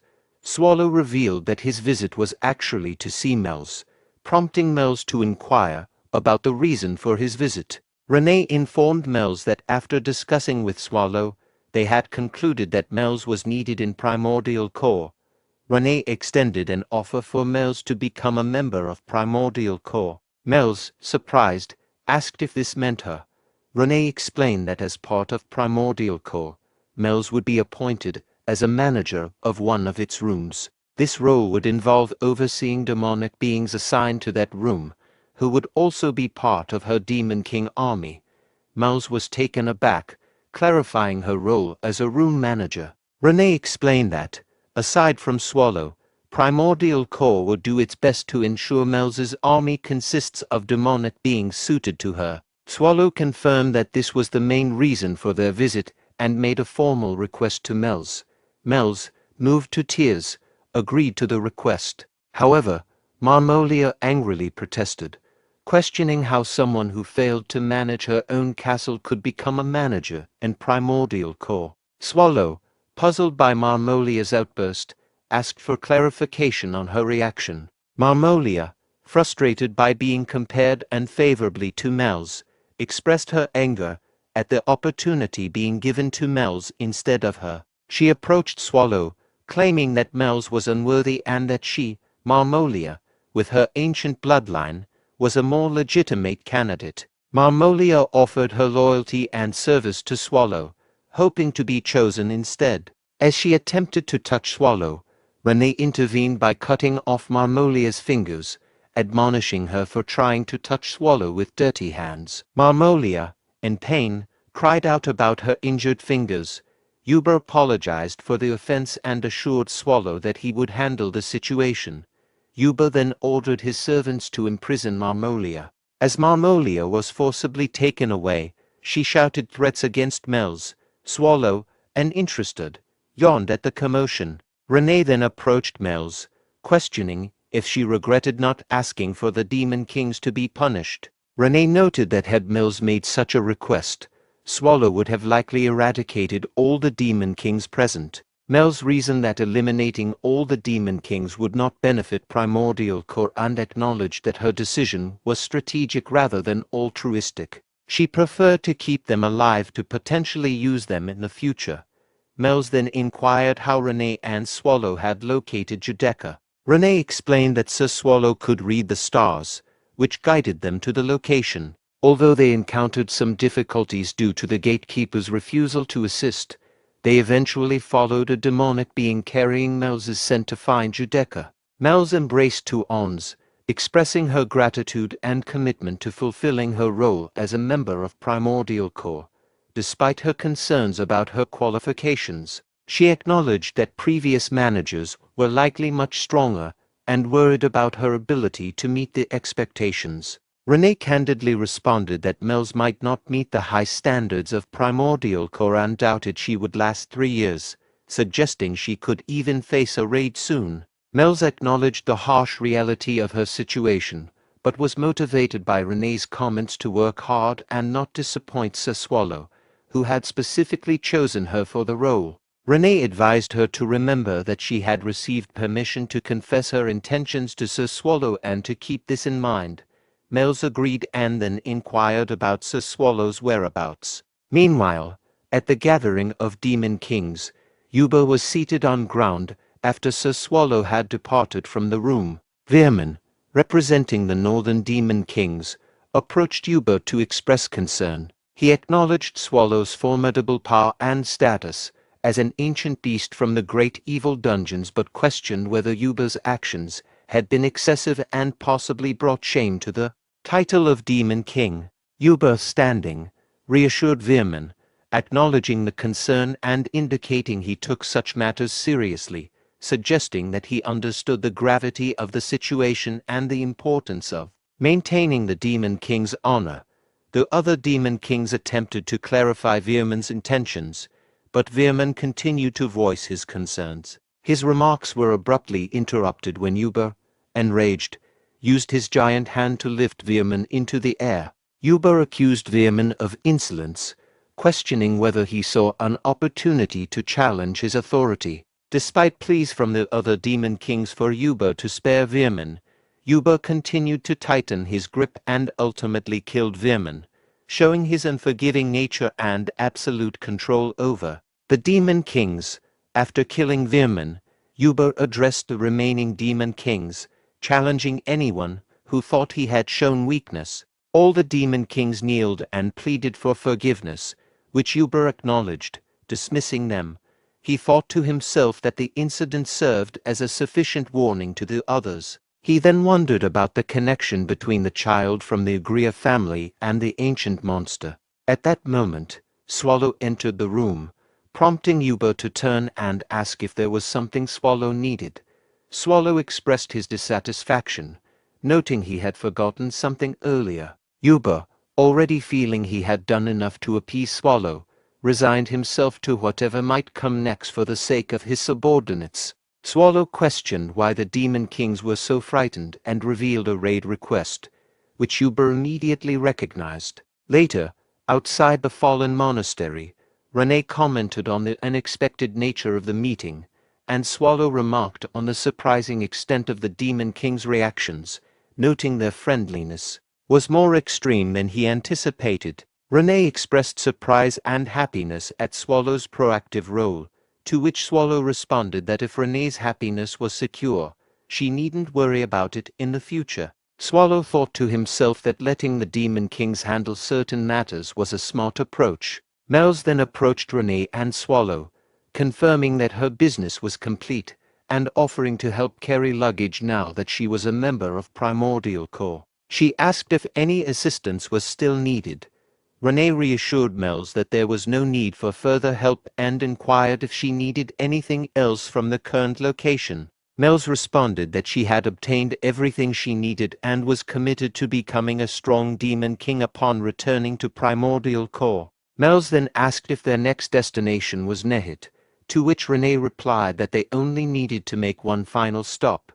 Swallow expressed his desire to rest. A few days later, a servant of Marmolia asked if she was feeling better. Marmolia, examining her hand and horns, realized her hand had been magically reattached and her horns were cut off, confirming that it wasn't a dream. A servant informed her that she had been asleep for over a day and asked if she was okay.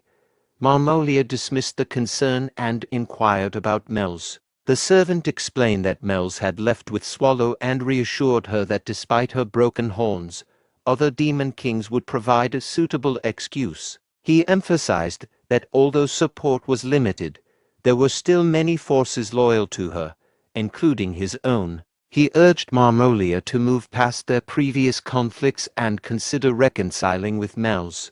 Marmolia, enraged, rejected the idea of reconciling with Mels, dismissing her as someone unworthy of being called a friend. She expressed a desire to kill Mels and stated that she could not rely on the other demon kings. Marmolia declared that she needed a more powerful ally who could challenge Primordial Corps. Laughing maniacally, she identified someone she believed could stand against Primordial Corps, indicating that she had found a potential powerful adversary. At the Nehitin, Mels and Renee were reviewing various raid requests. Mels noted that the requests were highly detailed, similar to those humans make, and attributed this to the efforts of the Demon Kings. Renee mentioned that, according to Swallow, the monsters selected were at least of a high level. Mels acknowledged this as a testament to Swallow's influence. However, Renee was not satisfied with a particular monster, the succubus Queen Elizabeth, whom she dismissed as unsuitable based on her race and profile. Renee tore up the raid request page, expressing her dissatisfaction.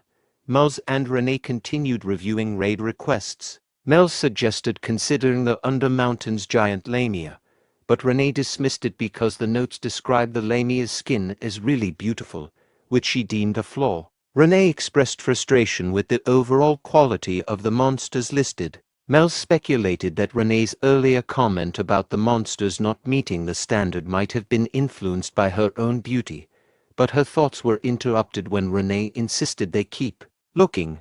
Mels agreed to assist in the search, while Swallow remained asleep on the bed, snoring. Ethelbrias, at home, is searching through various books, frustrated by not finding what he needs. His thoughts drift to a previous conversation with Swallow, where Swallow questioned how Ethelbrias planned to handle the aftermath of a situation. Ethelbrias reflects that he must deal with Swallow for the sake of the Empire. However, his contemplation is interrupted when Garrett knocks on the door and informs him that it is ready. Ethelbrias responds with a request for tea before discussing further details with Garrett. Garrett uses her magic to pour and serve tea to Ethelbrias, then asks if the tea is satisfactory. Ethelbrias sighs and explains that the only somewhat credible information he found in the books was about the Primordial Corps, which was already known. However, as he delved deeper, he encountered troubling details that began to concern him. Garrett, curious, asks for clarification on what exactly is bothering him. Ethelbrias tells Garrett that what troubles him are the identities of the gatekeepers and the purpose of the dungeon. While they can disregard the tentacles since their origins are unknown, he has found no records about the gatekeepers or the dungeon's purpose despite extensive searching. He reflects privately that, considering many variables, the situation remains puzzling. Unlike other major evil dungeons that typically focus on expanding their forces, the Primordial Corps shows no indication of such activity. Ethelbrias expresses that the most critical issue is Swallow's unknown goal. Garrett interrupts, saying she has important information to share and advises Ethelbrias to listen first. Ethelbrias, eager, asks what the matter is. Garrett informs him that the Third Eye has sent an emergency message. Demon King Marmolia has requested a meeting with him. A few days later, Third Eye thanks Ethelbrias for agreeing to the sudden meeting. Ethelbrias inquires about the meeting with the Demon King, noting that it was arranged by Marmolia's side and that there was a sense of urgency, which made the Third Eye hesitant to recommend it to perceive danger. As Marmolia arrives, she remarks on Ethelbrias's youth and appearance, expressing surprise at his being young and handsome for the leader of the humans. Ethelbrias introduces himself as our Ethelbrias Garlivestein and points out that the message specified that Marmolia wouldn't be bringing any bodyguards. Marmolia comments that Ethelbrias isn't alone either, implying that there may be hidden forces present. The Third Eye suggests they sit down to discuss matters. Once seated, Ethelbrias proposes getting straight to the point. Marmolia, acknowledging Ethelbrias's impatience, warns that if the negotiations fail or if any deceit occurs, she will destroy a nearby village of 400 humans called Rosoid. Ethelbrias counters that Marmolia is the more suspicious party. Ethelbrias and Garrett then notices something odd in the teacup and destroys it. Ethelbrias declines the tea, expressing hope that there won't be any more tricks. Marmolia praises Ethelbrias for his carefulness, revealing that she tested him because she didn't sense any aura or mana from him, but she acknowledges his skills. Ethelbrias, eager to focus on the main issue, pushes for the discussion to proceed. Marmolia then requests that Ethelbrias assassinate a demon king named Mels, who will soon be leaving Nehet. She promises a handsome reward if Ethelbrias succeeds, suggesting that the demonic beings the robed figure needs for a living experiment should be sufficient motivation. Ethelbrias, however, declines the offer. Marmolia laughs at Ethelbrias's refusal, questioning if the issue is with the payment. Ethelbrias clarifies that payment isn't the problem. Marmolia then inquires if there's another reason, suggesting that as the leader of the humans, Ethelbrias must have his own agenda for attending the meeting. Ethelbrias responds that Marmolia seems to be in a hurry, noting her cut horns and lack of menacing presence. He perceives her demeanor as if she's being pursued by something, leading him to suspect that her sudden and unusual request for a meeting could be either a trap or indicative of a serious situation. Marmolia, standing up angrily, accuses Ethelbrias of looking down on her. Ethelbrias, taken aback, responds that it seems she is the one concealing information. He questions whether Mels, the demon king she wants him to assassinate, has any powerful allies. Ethelbrias then stands and decides to leave, concluding that he has no interest in involving himself in the internal conflicts of the demon kings. He tells Garrett to prepare to leave, and she agrees, responding with a simple, "Yes, Captain." Marmolia shouts for Ethelbrias to wait, confirming that there is indeed someone behind Mels, as Ethelbrias suspected. Ethelbrias responds that if that's the case, they can consider the meeting over. Marmolia reveals that the entity behind Mels is the ancient monster from the primordial core, Swallow.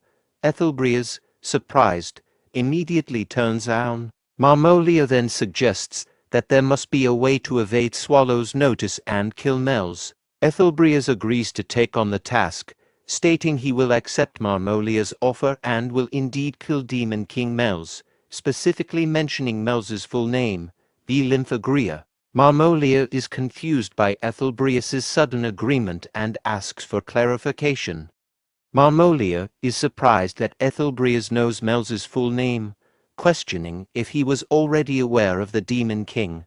Ethelbrias responds that it's impossible not to know of Mels, given the Demon King's presence near Ryas. He emphasizes the urgency of the task, as Mels is about to leave Nehet soon. Marmolia, noting Ethelbrias's reaction to the name Swallow, suspects there may be a connection between them. She warns Ethelbrias to stop any pretense, reminding him that they are holding 400 villagers from Rosoid hostage, and urges him to remember this serious threat. Ethelbrias coldly responds to Marmolia's threat about the hostages, saying she can kill them all if she wishes. Marmolia is taken aback by his reaction. Ethelbreas explains that death in such a grand cause would be a glorious sacrifice for the revival of the great empire.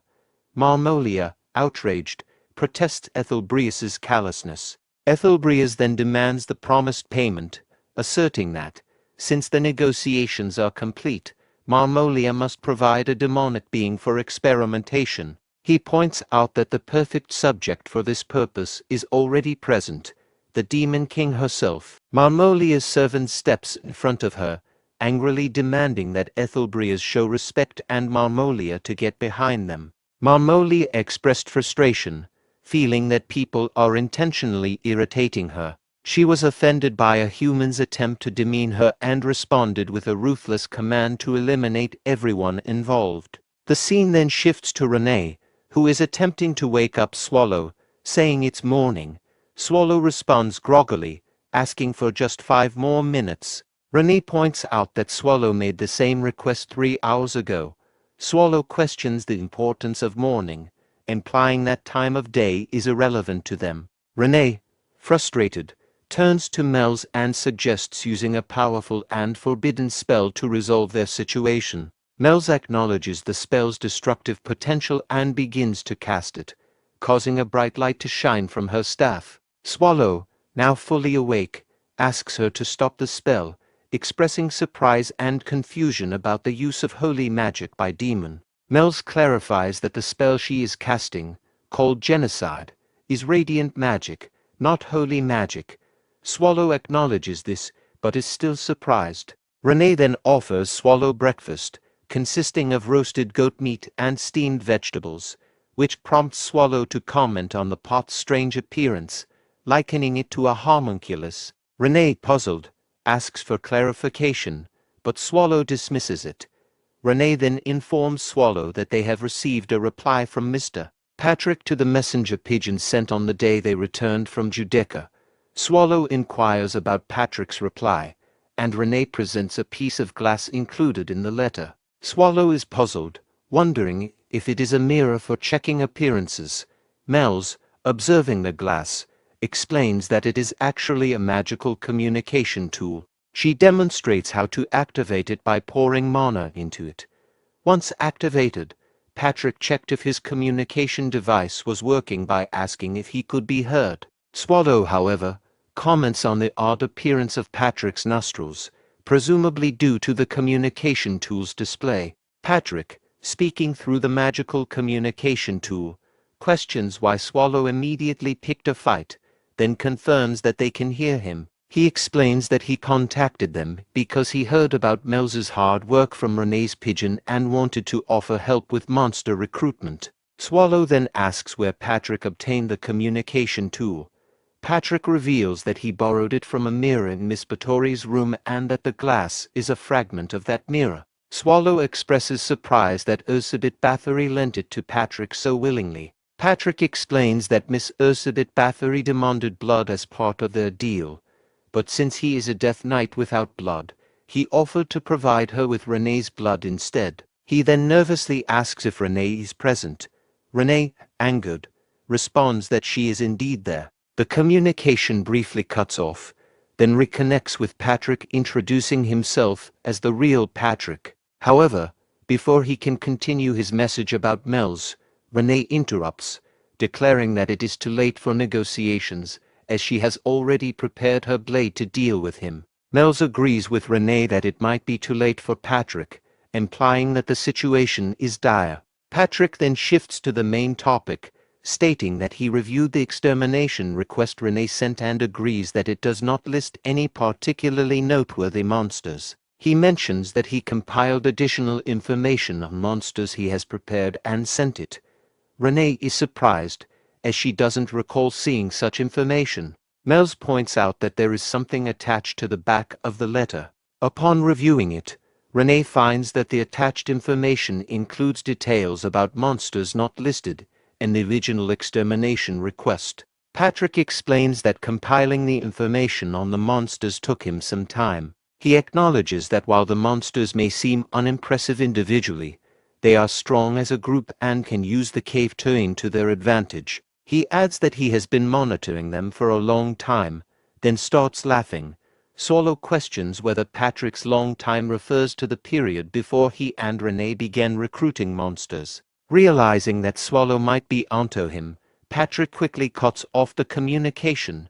Meanwhile, Swallow's frustration and anger become evident. Mel's concludes that Patrick has genuinely disconnected this time. Renee agrees with her assessment. Swallow, determined not to let Patrick evade responsibility, expresses his anger. Meanwhile, Third Eye Organization remarks on the untrustworthiness of demons, noting the large number of soldiers prepared by them. He asks Sir Ethelbreas if he can have a monster that appears to still be alive. Ethelbreas grants permission and then demands compensation from Demon King Marmolia. Marmolia responds with a threat, warning that any harm inflicted on her will provoke retaliation from other demon kings. Ethelbreas dismisses Marmolia's threat and expresses gratitude, stating that their current situation gives them a chance to eliminate Swallow. Marmolia finds this claim amusing and laughs, confusing Ethelbreas. When he asks what's funny, Marmolia responds that she finds the idea of eliminating Swallow absurd. She asserts that it is impossible and implies that Ethelbreas does not fully grasp the threat posed by the ancient monster, Swallow. Third Eye tells Ethelbreas that Marmolia is not worth further attention and expresses gratitude for the valuable material they have. Ethelbreas questions whether it's truly possible to use this material effectively. The Third Eye assures him that they will meet Ethelbreas's demand by creating the ultimate homunculus, based on a demon king. The scene shifts to a mountain range where Swallow, Renee, and Mels are riding on a one-eyed demon summoned by Mels's magic. Swallow reflects on the recent events, realizing they had an enemy within their ranks. He recalls Patrick's advice about the importance of trust between a lord and their vassals, and how he should personally handle recruitment to ensure loyalty. Swallow sighs, feeling deceived by Patrick's manipulation. Mels informs Swallow that they have arrived at their destination. Swallow agrees that it is about time. Earlier, Patrick had indicated that their top recruitment priority is the Guardian Golem protecting Nehet. The golem's ability to quickly gather and regenerate stones after destruction makes it ideal for a dungeon. Mels identifies the location they have reached as the place where this Guardian Golem is likely found. Renee asks if the golem they are looking at is the one Patrick mentioned. Mels explains that the golem endlessly regenerates, and if it is a magic stone golem, its regeneration is dependent on the core magic stone remaining intact. Swallow suggests that finding and taking the magic stone should solve the problem. Renee raises a concern about whether the golem can fit into the cave. Swallow responds, noting that if he can fit, the golem should be able to as well. Mels observes that the golem appears very strong and decides to restrict its movements, so they can retrieve the magic stone before it regenerates. She begins to cast a spell, but Swallow interrupts her. Swallow thanks Mels for bringing him to the golem and insists on handling it quickly. He then jumps down towards the golem, which attempts to punch him. The golem successfully lands the punch on Swallow. Mels is worried about Swallow's safety, while Renee remains unfazed. The golem tries to force Swallow into a collision with the ground, but Swallow manages to stop the golem's punch. Impressed by the golem, Swallow remarks that Patrick found a good one and then destroys the golem with a single punch. With a smile, he comments, he is delegated. As the golem's shattered body falls to the ground, Mels is shocked by Swallow's strength. Renee, seeing Mels's reaction, urges her to stop hesitating and find the magic stone. Mels agrees to find the magic stone, and Swallow notes that his clothes are dirty and inquires about the next target on their list. The next day, a Cyclops mentions that the golem from Stone Mountain vanished after the ground shook the previous day. Another Cyclops reports rumors that the Silver Wolves, which once controlled the plateau above the canyon, were also subjugated. A third Cyclops speculates that these events might be the work of humans and expresses concern that they could be the next targets. The Cyclops leader interrupts the conversation, advising against worrying about potential future threats and asserting that their dungeon's location isn't known. At this moment, Mel's comments to Renee about the Cyclops' impressive size, noting their significant presence. Renee expresses surprise at finding them in such a location, praising Patrick's information as highly accurate. The Cyclop leader then turns around and demands to know who they are and how they arrived. Renee explains that they are there to make a proposal and are seeking monsters to work for their dungeon. One Cyclop realizes that they must be responsible for subjugating other monsters in the area, while another Cyclop expresses frustration over their presence. The Cyclop leader asserts that they will not be easily defeated. Renee sighs, acknowledging to Mels that it seems their words won't be effective in dealing with the Cyclops. Later, Renee, flustered, remarks that she didn't expect the Cyclops to be so weak and is surprised at how easily they were defeated. She then asks Mels who is next on their list. Mels checks and replies that the next target is a monster named Yaksha. At that moment, Yaksha, hidden in a tree, comments on their successful arrival and mentions that he has heard about the defeat of the Cyclops. Renee is surprised at how quickly the news of the Cyclops' defeat has spread. Yaksha explains that their ability to remain undiscovered by humans for so long is due to their exceptional information-gathering skills. When Renee asks if Yaksha already knows their purpose, Yaksha confirms that they are indeed being asked to work for the dungeon. Yaksha agrees to the offer, but sets one condition and then addresses Swallow, confirming his identity.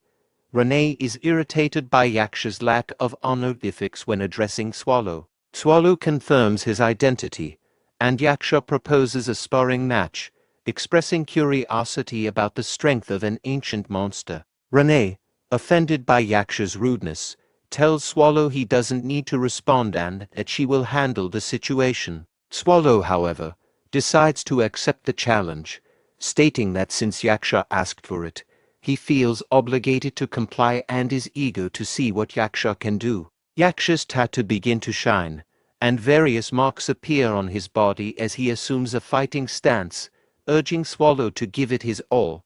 Swallow, observing this, acknowledges the challenge. Later that night, Swallow, exhausted, lies in bed and expresses frustration, feeling overwhelmed by the continuous, two-day effort. He reflects on the risks of pushing beyond normal limits, noting that both humans and monsters can be at risk when engaging in unusual activities. Renee offers Swallow some food she bought from the city, explaining that she didn't have time to prepare a proper meal. Swallow eagerly eats the food.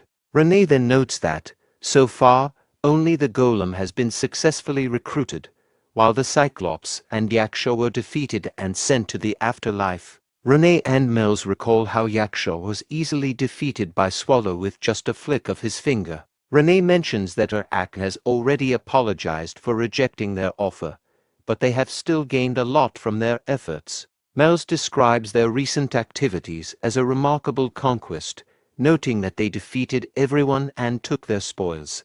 Swallow, questioning their attitude, expresses disbelief. Renee, enthusiastic, is eager to see the contents of the boxes they collected, speculating that the monsters must have earned the items from hunting humans as well. Mels expresses curiosity about the contents of the boxes, noting that she didn't have time to examine them properly and confirms that they contain many magic tools. Swallow, intrigued, wonders if there is a tool among them that could inflict serious damage on Patrick. While inspecting the spoils, Swallow finds two red flowers and, puzzled, questions what they are. The scene shifts to a lab where Third Eye thanks Ethelbrias for providing an excellent test subject.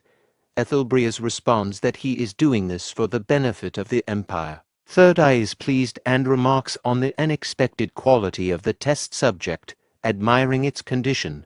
Ethelbrias smiles and agrees, observing Marmolia inside a fluid-filled chamber.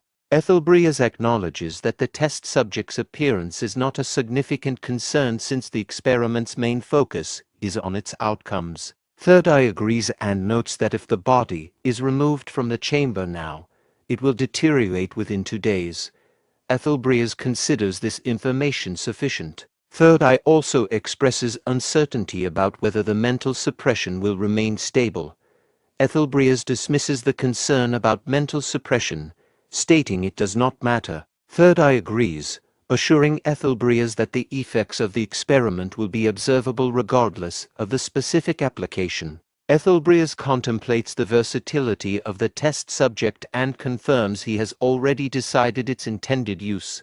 Meanwhile, Swallow asks Melz if a particular item is also a magic tool. Melz explains that the item Swallow is referring to is indeed a magic tool, but it appears to have been used and is no longer functional, with only the preservation spell still active. Renee comments on the flower's beauty, to which Melz agrees.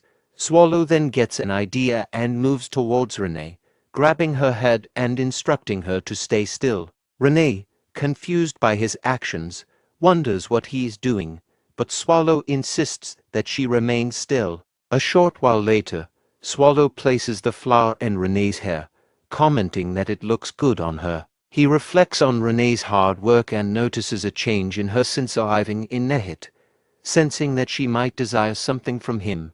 Swallow also realizes he has never given her a gift before. Melz tells Renee that she looks very pretty with the flower. Renee, unsure, asks if it really looks good on her. Swallow reassures Renee that the flower looks good and offers to get her something better later if she prefers.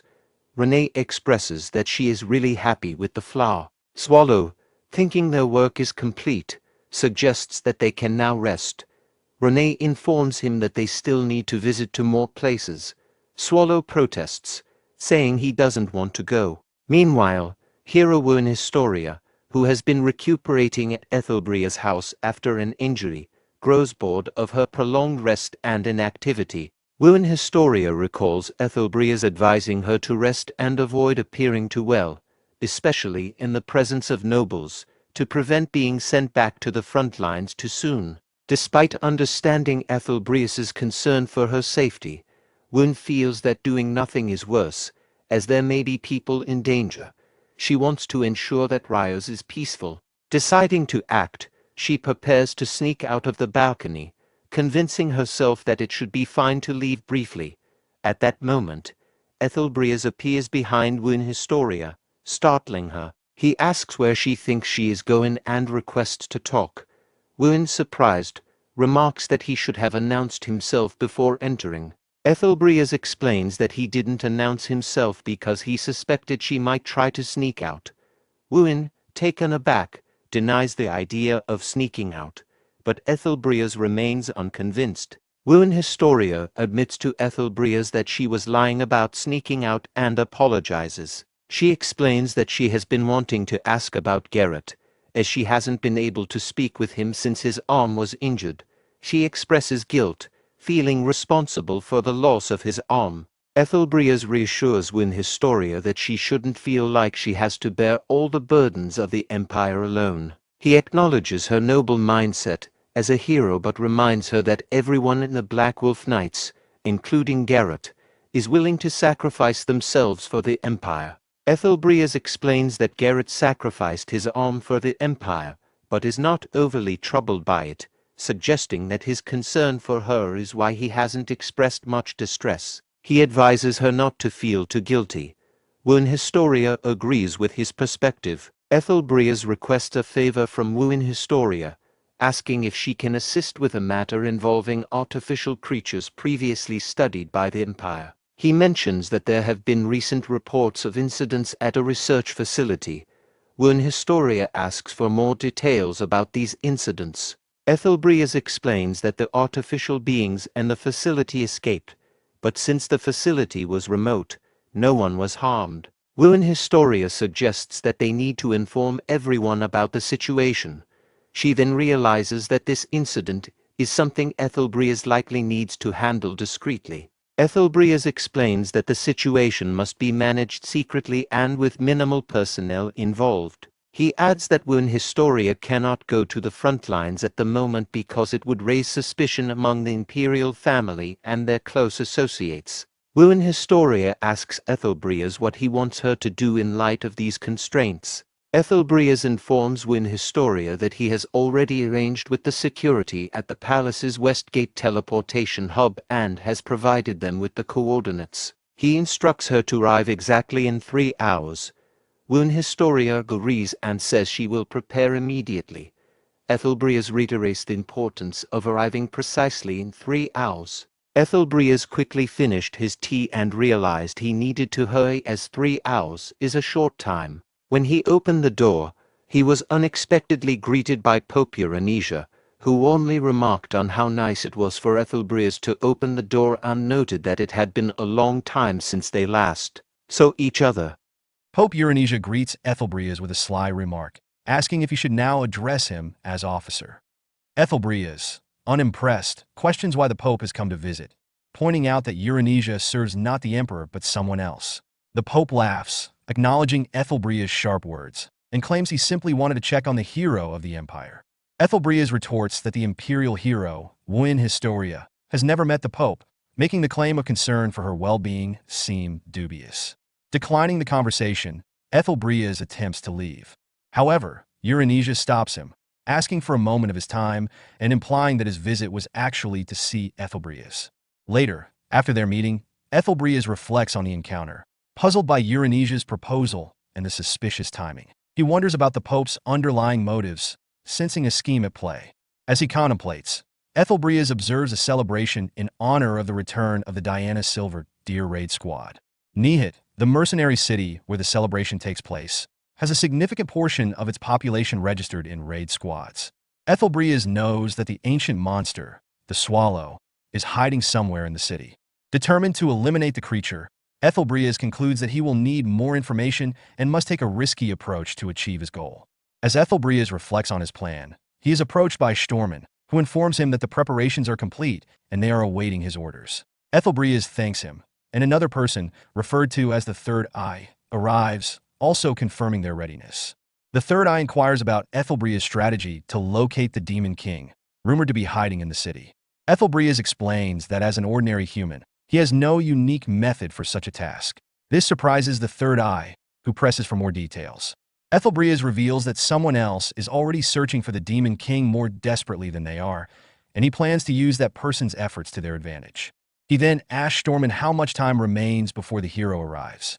Stormen reports that there are 78 minutes left. Ethelbrias decides to start their operation early, giving the order to proceed. As they move forward, Ethelbrias reflects on the Demon King's ability to summon other Demon Kings, believing this will lead them to their target, Mel's, and ultimately to Swallow. He hints to his companions that they are about to witness a rare and extraordinary event. While the members of the Diana Silver Deer Raid Squad celebrate their successful mission in a pub, they enjoy drinks and share stories of the day's adventures. One member remarks on the dangers they faced in the dungeon, expressing gratitude for the miracle that everyone returned safely without casualties. Amid the revelry, Barchis, another squad member, excuses himself to go outside for a moment. As Barchis steps out, he reflects on how he feels nauseated, regretting how much he drank that night. Suddenly, he hears a commotion nearby, leading him to wonder if someone else is also feeling the effects of too much alcohol. Curious, he approaches the source of the noise, but quickly covers his nose due to a foul odor. Upon closer inspection, he discovers a monstrous creature devouring a person.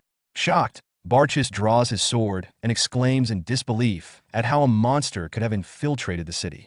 As the monster lunges at him, Barchis tries to defend himself, but he realizes that the creature is far stronger than he anticipated, causing his sword to crack under the pressure. Just as he processes the immediate threat, he notices a horde of similar monsters approaching him, leaving him stunned and panicked as he contemplates the dire situation unfolding before him. Chaos erupts in the city due to the onslaught of monsters. The Mage Tower Master expresses his outrage and disbelief at the destruction unfolding before him. He questions the reasoning behind the order for such reckless action, stating that even as an officer of the Empire, he finds it excessive and troubling. The Third Eye warns him to be cautious with his words. The Mage Tower Master reflects on the inhumane alchemical experiments conducted by the Third Eye and realizes that he underestimated their potential for causing widespread devastation. Nearby, Ethelbrias, sitting calmly, reassures him that the city will not face total annihilation. Confused, the Tower Master asks for clarification, but before Ethelbrias can respond, the sound of a collapsing building draws their attention. Ethelbrias rises from his seat, declaring that a significant entity has finally arrived. The Tower Master, upon seeing a massive, rampaging homunculus in the streets, panics and questions Ethelbrea's earlier claim that the city would remain intact. He fears for the safety of the residents, suspecting that this devastation may have been part of a larger plan. Ethelbreas coolly responds that the chaos is merely a small sacrifice. He contemplates that the ancient monster, known as the Swallow, does not aim to destroy Nihit entirely. Instead, its restraint from causing further destruction suggests a different motive, possibly leading it to confront the homunculus threatening the city. As the Tower Master watches the mayhem, he realizes the depths of Ethelbrea's madness, concluding that the officer is completely insane for finding beauty in the suffering and sacrifice of the Empire's citizens for the sake of their nation's development. In a nearby forest, Mels marvels at the size of a tree, comparing it to the renowned Graphenia forest, noting its age. Swallow, feeling weary, expresses his desire to rest now that they have finished recruiting monsters. Renee playfully agrees, suggesting they return and have a good rest. Suddenly, two awns begins to bark, alerting Mels to something amiss. A strong wind sweeps through the area, and the group notices that the city is ablaze. Renee realizes that the fire is near their inn, prompting panic from Swallow, who exclaims that he is worried about his bed. Renee reassures him, offering her lap for him to rest on instead. As the chaos unfolds, Mels detects a powerful demonic energy and wonders if it belongs to Marmolia. Swallow dismisses the disturbance as someone foolishly scattering their mana. Mels then expresses her desire to investigate the situation, asking for permission to see what is happening. Meanwhile, in the city, chaos reigns as monsters attack civilians. Barchus, a member of the Diana Silver Deer Raid Squad, intervenes heroically, slaying one of the monsters threatening a civilian life. Barchus urges that civilian to hurry and find a hiding spot, receiving a grateful response before the person flees.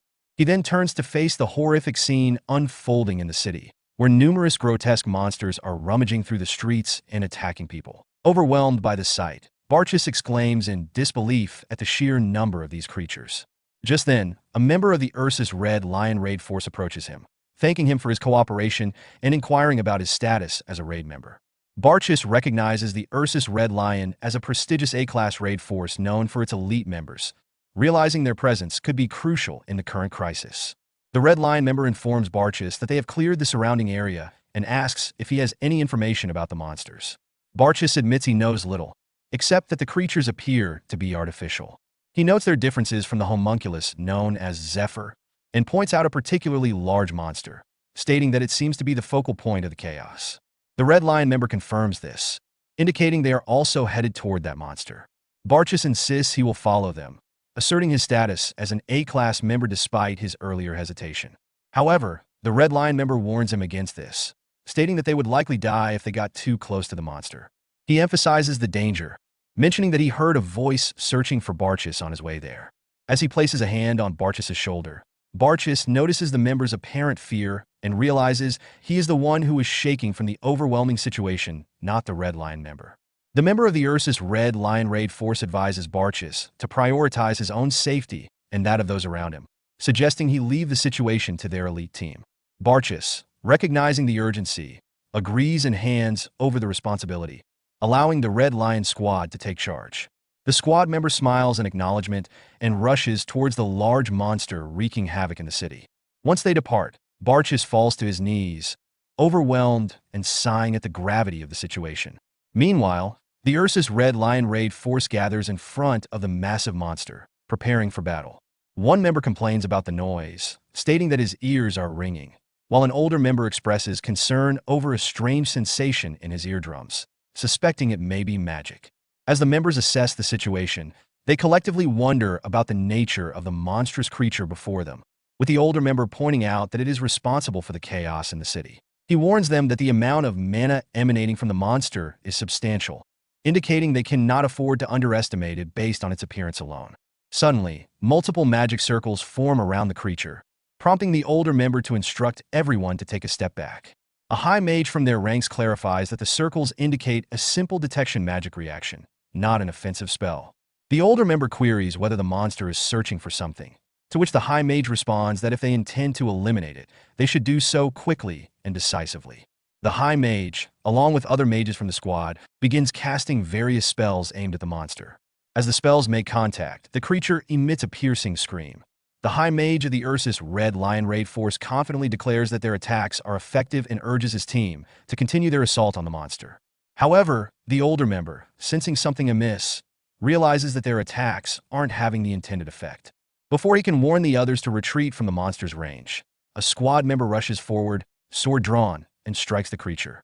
This reckless action provokes the monster, which redirects its focus towards the Ursus Red Lion team and retaliates with a devastating attack.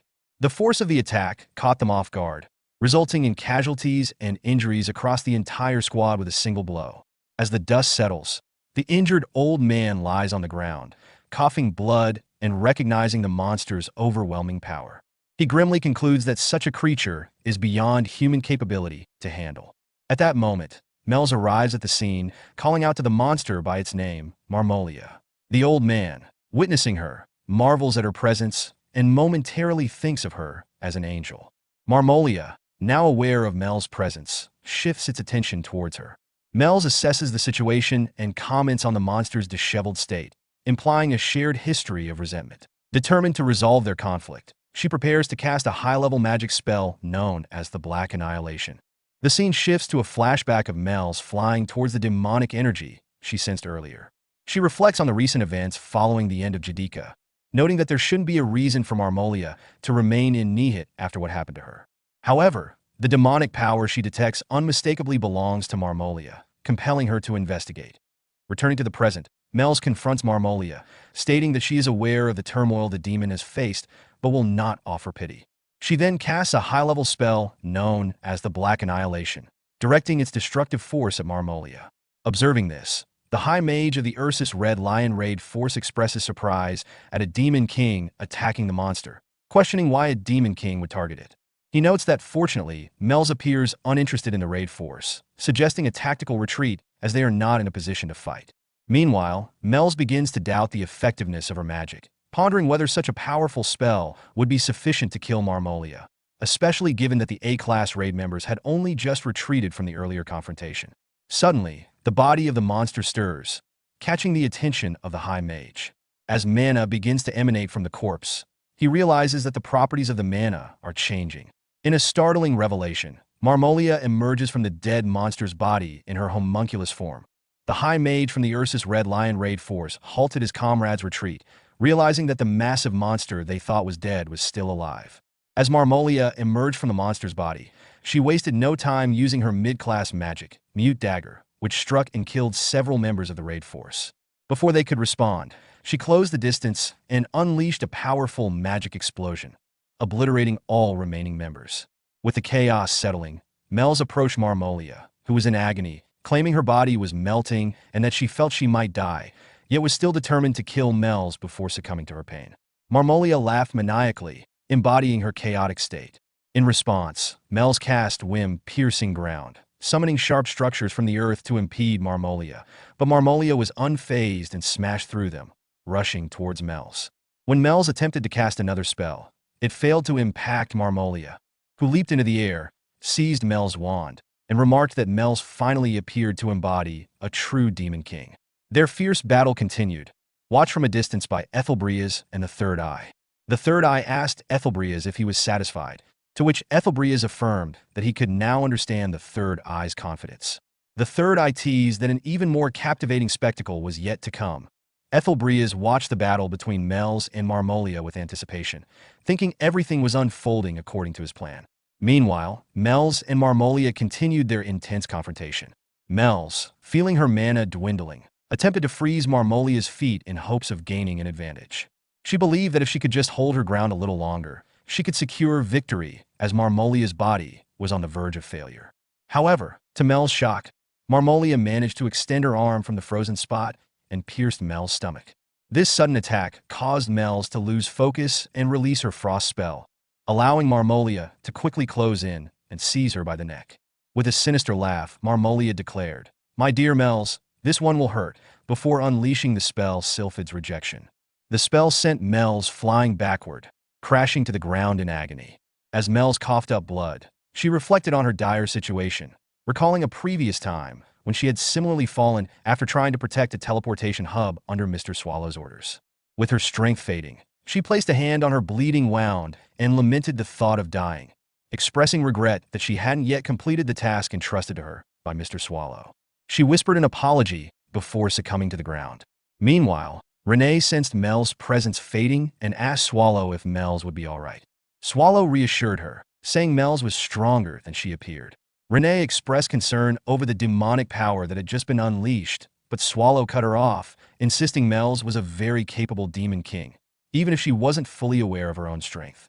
Ethelbreas reflected on the situation, noting that they had successfully captured the demon king. The third eye commented on the effectiveness of changing the combination formula in their experiments. Curious, Ethelbreas inquired about the specific changes made to the formula. The third eye explained that, until now, his research had focused on obtaining powerful strength while minimizing side effects, similar to their work with Nifrim. However, the latest experiment disregarded side effects entirely in favor of maximizing power, resulting in an unstable yet substantial increase in strength. Ethelbreas recognized this power was crucial for the imminent subjugation, intended to measure Swallow's capabilities. He mused that Swallow seemed to be taking his time, pondering whether the Demon King Melge had any connection to Swallow. Concerned that the situation might resolve before one arrived, he realized he needed to gather as much information as possible about Swallow and wondered about his whereabouts. Just then, Stormin interrupted his thoughts, urging Ethelbreas to look towards the battlefield. Ethelbreas turned his attention to the scene unfolding where Melge had regained consciousness. To her surprise, she found herself surrounded by a swirling black mana that resembled Swallow's energy. Marmolia was struck with fear as she sensed the black mana surrounding Melge, feeling it pierce into her very soul. In a desperate attempt to attack, she transformed her hand into a sharp blade and charged at Melge. Just as she was about to strike, Melge countered with a spell called Frozen Spear.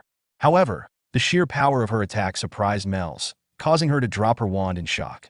She was puzzled, wondering how she could produce such a potent spell despite being on the brink of mana depletion and blood loss.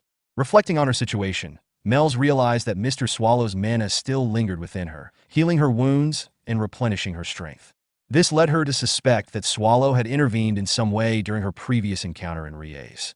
Before leaving, she decided to check if Marmolia was truly dead. Using a life detection spell on Marmolia's frozen body, she found no signs of life, declaring it finally over. However, she started to cough up blood from her earlier exertion. Melge acknowledged that overusing Swallow's black mana had nearly cost her life. Recognizing the urgency, she resolved to return to Swallow and seek answers about the mana's effects on her. Just as she was about to leave, she heard a voice from behind and turned to find nothing, dismissing it as a figment of her exhausted mind. Suddenly, something emerged from Marmolia's frozen body, catching Melge's attention. Alarmed, she realized it was absorbing Marmolia's mana. Though concerned, she quickly reassured herself that she had fulfilled her duty to Marmolia as a friend and had no obligation to deal with this new threat. Melge planned to divert its attention with a simple attack before using teleportation magic to escape the chaotic scene. Melge found herself in dire straits as she suddenly coughed up blood and collapsed to the ground, realizing that the unfamiliar mana had taken a toll on her body. Desperately thinking that she needed to get up and flee before the monster could absorb Marmolia's mana and come after her, she understood the urgency of her situation. Just as the monster attacked, Renee swooped in to save Melge, using wire to pull her away and throw her towards two Ons, who caught her safely. Overjoyed to see two Ons, Melge felt a sense of relief. Renee expressed concern about the delay, admitting she had no idea Melge would be facing such a formidable foe. Melge offered her apologies to Renee, her mind racing at the implication that the presence of two Ons and Renee likely meant Mr. Swallow was nearby as well. At that moment, Swallow arrived, yawning and casually remarking on Melge's tardiness, almost falling asleep waiting for her. Turning his attention to Renee, Swallow inquired about her wire maneuver, asking if he could do something similar. Renee warned him that an inexperienced person might end up causing more harm than good, but she believed in his abilities. Swallow, now feeling nervous about trying, shifted his focus to the monster, expressing concern about its increasing size and calling it a bother. Renee declared her intent to end the conflict quickly, but Swallow interjected with a serious tone, insisting that he would take care of the situation himself. The scene intensified as the monster lunged at Swallow, attempting to strike him with a powerful attack using its tentacle. However, Swallow effortlessly blocked the attack with one hand, causing a strong gust of wind that blew debris away from the site. He sarcastically asked if he was looking for a handshake. Feeling the power of the Swallow, the monster began to shake. Meanwhile, Renee turned to Mel's and unexpectedly asked if she would like a cup of tea. Renee explained that such levels of preparation were essential for a maid. Mel's acknowledged this, though her focus remained on the battle. Swallow, undeterred by the creature's size or ferocity, grabbed one of its tentacles, lifted it high into the air, and then slammed it into the ground with immense force, causing the earth to crack beneath the impact. As he continued to smash the monster down, Mel's voiced her concern to Renee, questioning whether such treatment was acceptable. Renee reassured her, stating, "Don't worry. It's Mr. Swallow, after all." Despite Swallow's overwhelming strength, the monster's tentacles shattered under the assault, prompting him to toss them aside as he approached the monster's main body. In an attempt to overpower it further, he touched the monster and channeled a large amount of his mana into it. However, he quickly realized he had overdone it when the monster exploded from the sheer force of his mana, leaving a chaotic scene in its wake. Seeing the aftermath, Renee reacted with a sigh, exclaiming, "What a mess," and promptly pulled out an umbrella to shield herself from the monster's blood that splattered everywhere. Mel's, astonished by Renee's preparedness, inquired about the umbrella's sudden appearance. Despite the lighthearted moment, Mel's thoughts turned serious as she reflected on the true nature of the monster they had faced. She recognized that it had been an incredibly powerful opponent, stronger than most dragons, and likely more formidable than several demon kings. Swallow returned to Mel's and Renee, yawning and expressing his tiredness. Renee quickly admonished him, playfully warning, "No, Mr. Swallow, what if this dirty thing goes into your mouth?" Tuons presented a piece of the monster to Swallow, who expressed disgust and objected to bringing such a filthy item. Mel's interjected, revealing the piece of flesh to be a remnant of Marmolia, which surprised Renee. She questioned whether this piece belonged to the Vulpine woman they had encountered. Swallow chimed in, admitting, "I think I remember her," as memories of Marmolia resurfaced. Mel's reflected on her first encounter with Marmolia, noting her bizarre appearance and how the monster that had emerged from her seemed to consume her body, leading her to suspect that it might be a parasite. Renee agreed, acknowledging that while there were several concerns, the prevalence of parasitic organisms made this explanation likely. As the conversation continued, Tuons shook his head while still carrying the piece of flesh in his mouth, prompting Mel's to rush towards him to stop his strange behavior. However, Tuons threw the piece of flesh near Renee's feet. After examining it closely, she looked up at Swallow and declared that it was a homunculus. Meanwhile, a short distance away, two members of the Third Eye organization observed the scene. The first member expressed disbelief, stating that a homunculus was impossible, as it represented the pinnacle of alchemy and their new creation. The second member added that, based on regular great evil dungeons, it should have been able to withstand their efforts for at least 3 minutes. Ethelbreas, overhearing their conversation, dismissed their excuses with a thought that mirrored his earlier observations. He concluded that no matter what monster they created through alchemy, it would stand no chance against Swallow's power. Ethelbreas assessed the situation and remarked that, given how quickly Swallow eliminated the threat, there was no need to summon one. He suggested they return to Riez. Concerned for the Mage Tower Master, who was trembling, Ethelbreas asked if he was all right. The Tower Master affirmed he was, but a look of apprehension crossed his face. Ethelbreas continued, stating that this event marked the conclusion of their trade. The Tower Master interrupted, arguing that Ethelbreas had referred to this operation as a sacrifice made for the Empire's future. He protested that leaving without addressing the deaths would render those sacrifices meaningless. Ethelbreas, however, countered that the loss was not without merit. He pointed to the cityscape of Nihit, which the brave warriors had defended, noting that the actual casualties were only half of what had been anticipated. This perspective shocked the Mage Tower Master, causing him to fall to his knees in despair. As Ethelbreas walked away, he contemplated the idea of meaningless deaths. He believed that there were gains to be had. He realized that defeating Swallow would require more than just mediocre power, indicating the presence of someone Swallow valued enough to intervene personally. He also surmised that a war would emerge from this disaster, framing it as a human-monster conflict that could serve as a stage for their masterpiece. Ethelbreas considered that, from an outsider's view, the incident would appear as a mere dispute rather than a homunculus disaster.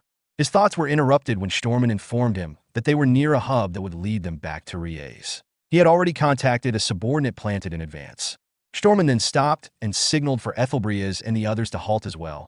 Ethelbreas inquired about the situation, prompting Stormen to report that an unknown intruder had appeared at the teleportation hub.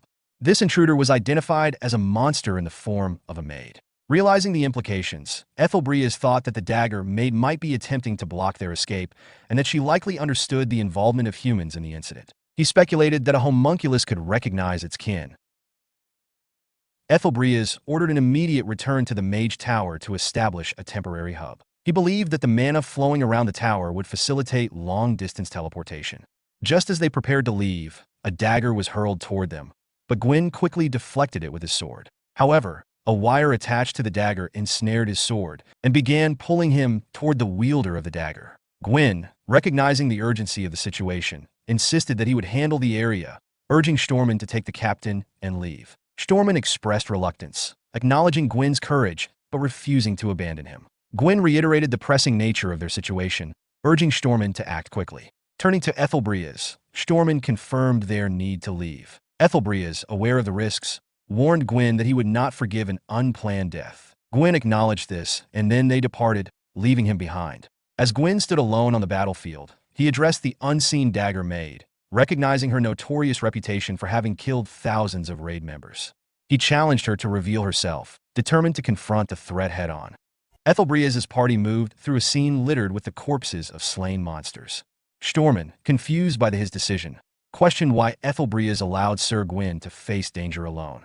Ethelbreas responded cryptically, suggesting that Gwyn wasn't truly alone, which Stormin acknowledged. Ethelbreas then reassured Stormin, pointing out Gwyn's unique capabilities, explaining that no additional knight would have been helpful, as they would have only distracted him. He revealed that Gwyn had been blessed by his spirit, an advantage that made him more than capable of handling the situation on his own. Meanwhile, at the teleportation hub, the battle between Gwyn and Renee raged on. Renee unleashed powerful attacks that Gwyn narrowly dodged, causing nearby buildings to collapse with the force of her strikes. As the dust and debris settled, Renee focused her gaze on Gwyn and revealed that her orders were to destroy the teleportation hub and eliminate all suspicious humans, including him. Gwyn, realizing he was the last human left, sarcastically asked if she planned to mess around with him. Renee confronted Gwyn, accusing him of running away to buy time for the other humans to escape. In a flash, she closed the distance between them and attacked. Seeing that Gwyn raised his sword in defense, but Renee cutting through Gwyn's sword with ease. She complimented him on his efforts despite being alone, but Gwyn's response was a sinister smile. He then summoned powerful greenish mana, prompting Renee to step back, realizing that Gwyn was no ordinary swordsman. As he gathered the mana, he summoned two spirits, one fiery and rock-based, the other elf-like, enveloped in blue mana. The rock and fire spirit launched an attack, forcing Renee to dodge, while the water spirit redirected the rocks toward her. Though she skillfully cut through the smaller projectiles as she was doing that, a large rock was hurled toward her, and before she could react or slice through it, it struck her, sending her crashing to the ground. Despite the blow, Renee emerged unharmed, only to find Gwyn's spirits preparing another attack, a wall of wind and stone closing in. Gwyn, determined to show his strength, thought to himself that this was revenge for underestimating humans. Renee recognized the immense mana controlling the storm, realizing that Gwyn had cast a high-level spell to seal off the area. Acknowledging his skill in manipulating two high-level spirits simultaneously, she prepared for the next round of combat, tightening her grip on her weapons. At Nihit's temporary shelter, Barchis entered the tent of the Diana Silver Deer raid squad, visibly frustrated. A girl confronted him, reminding him that the Ursus raid force was wrong in their actions. Barchis, determined, asked if that meant he should do nothing, expressing his desire to take action and check the city himself. The girl questioned what he could do alone, but Barchis insisted that he couldn't just sit still. His resolve was interrupted when he noticed the captain of the squad. The girl turned to the captain, urging him to stop Barchis, as he wasn't fully healed yet. Barchis, however, remained adamant, claiming he was fine. The captain, however, overruled him, stating that they couldn't risk it and explaining their plan. Since there might be survivors, the squad would head to the raid location and the magic tower to clear a path for people and push back the monsters that had destroyed the city. At that moment, one of the squad members noticed the arrival of the Guardian and pointed it out. It was the Guardian Golem from the Nihit mountain range, likely brought by the raid force to assist in saving the city. The girl, seeing the massive golem, saw it as a powerful asset to their efforts. Barchis, upon seeing the Guardian Golem arrive, gritted his teeth in frustration, exclaiming, "Why is that thing here?" The girl, puzzled, asked what was wrong, but Barchis, recognizing the danger, urgently shouted to his team to run away. Just as he spoke, the Guardian Golem launched a devastating attack, causing massive destruction. Meanwhile, earlier, Swallow had given a brief account of recent events. Patrick, speaking through a communication glass, questioned Swallow's story, suggesting that he might have fabricated it to cover up his inability to control the situation. Swallow, annoyed, retorted in defense. Patrick speculated that the only group capable of creating a homunculus of that scale would be the Imperial Alchemical Society, and he believed the Empire was involved. He theorized that the demon King Marmolia had made contact with a human, leading to a conflict and ultimately the demon king's defeat. Swallow, uninterested, yawned, dismissing the lengthy explanation. Patrick, however, continued, pointing out that when a human defeats a demon king, the head is either sent to the demon king's army or displayed in a public area, often as a morale-boosting symbol, though it was cruel. Swallow asked why this was done, and Patrick suggested that if the Empire had abandoned the demon king's head to create a homunculus, something more sinister must be happening. Swallow agreed with the suspicion, recalling his encounter with a flying homunculus during his search for Renee. He noted that the homunculus he saw was vastly different from others and that the research data should be destroyed, as he had previously destroyed the materials associated with it. Patrick, observing the situation, pointed out that if the Empire's homunculus research continued, they could produce beings on the level of Renee within a few years, which he found concerning. Swallow, feeling the weight of the situation, admitted that it was scary, then placed the communication glass down in exhaustion, expressing his desire to give up on the search and destroy the village instead. Patrick, unexpectedly agreeing with Swallow's suggestion, affirmed that destroying the village was the best course of action. Swallow, surprised, asked if Patrick was serious, and Patrick confirmed that the human's use of the Demon King's head for experiments required a response. He speculated that the Empire was likely watching them and would do nothing as the situation escalated. Swallow then questioned whether the Empire had noticed him as well. Patrick responded that they had likely seen him while he was involved with Mel's and left the task of disposing of the homunculus experiment to him. He remarked on how far the Empire was going in their manipulations. Swallow, now resigned, reluctantly agreed to take action, warning Patrick not to regret pushing him into it. Patrick, closing the conversation, agreed, stating that if necessary, they would destroy the entire city to deal with the situation. Swallow announced that Patrick had given them permission to destroy everything, which led to a loud noise drawing their attention. They saw the golem rampaging, and Swallow noted that the humans had gathered in that area, making it easier to track their movements. At that moment, a massive wave of mana surged, prompting Swallow to turn toward it. He saw a storm caused by two spirits and deduced that it was likely a teleportation hub.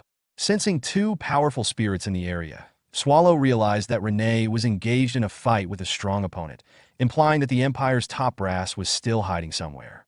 Mel's, having already healed, reassured Swallow that he was keeping an eye on the main gate of the city using shared vision and was ready to take action there. Swallow, noting that the main gate was on the opposite side, began surveying the area. He spotted a large bell under the rubble and, with one hand, lifted it into the air. Deciding to take action himself, he threw the bell at a nearby tower, causing it to collapse.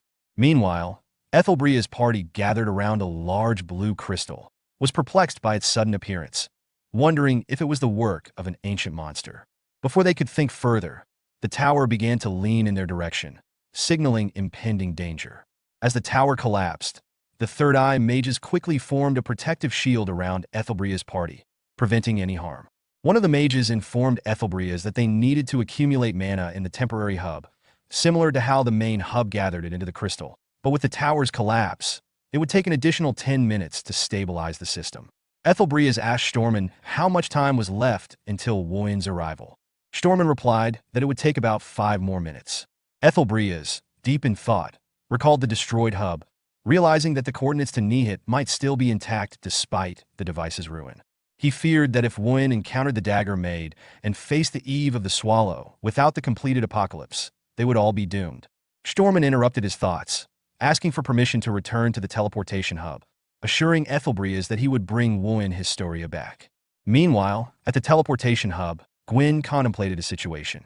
He knew the spirit's power was not limitless, and summoning them took a significant amount of time and mana. The longer the battle dragged on, the more disadvantageous it would become for him. However, as long as the storm he had summoned continued, he still held the upper hand. He could block Renee's path with the Earth Spirit if she broke through. Gwyn's objective was not victory, but to hold out for 3 more minutes until his mana was fully drained. Suddenly, Gwyn began to fall, and before he could react, he saw Renee's weapon hovering above him.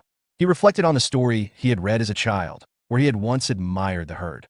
He recalled that the blade, initially small in the sky, grew larger as it descended, resembling a guillotine. Confused and alarmed, he wondered why a monster possessed one of the 36 masterpieces, the fangs of the guillotine. In a split second, the weapon struck him, cutting him in half. Severely injured and on the brink of death, Gwyn collapsed to the ground as the spirits he had summoned faded away. Before he could comprehend what had happened, Renee spoke, revealing the power of her weapon. She explained that her blade and wire could extend up to tens of meters, easily piercing through Gwyn's storm. She also noted that Gwyn possessed the blessing of spirit's protection, but since he was now split in half, even healing wouldn't save him. As she prepared to finish him off, Renee picked up Gwyn's sword and approached him. Just before delivering the final blow, Stormin appeared, momentarily halting Renee's actions. He thought to himself that as long as Gwyn had the spirit's blessing, his priority was to buy time, hoping for an opportunity to help.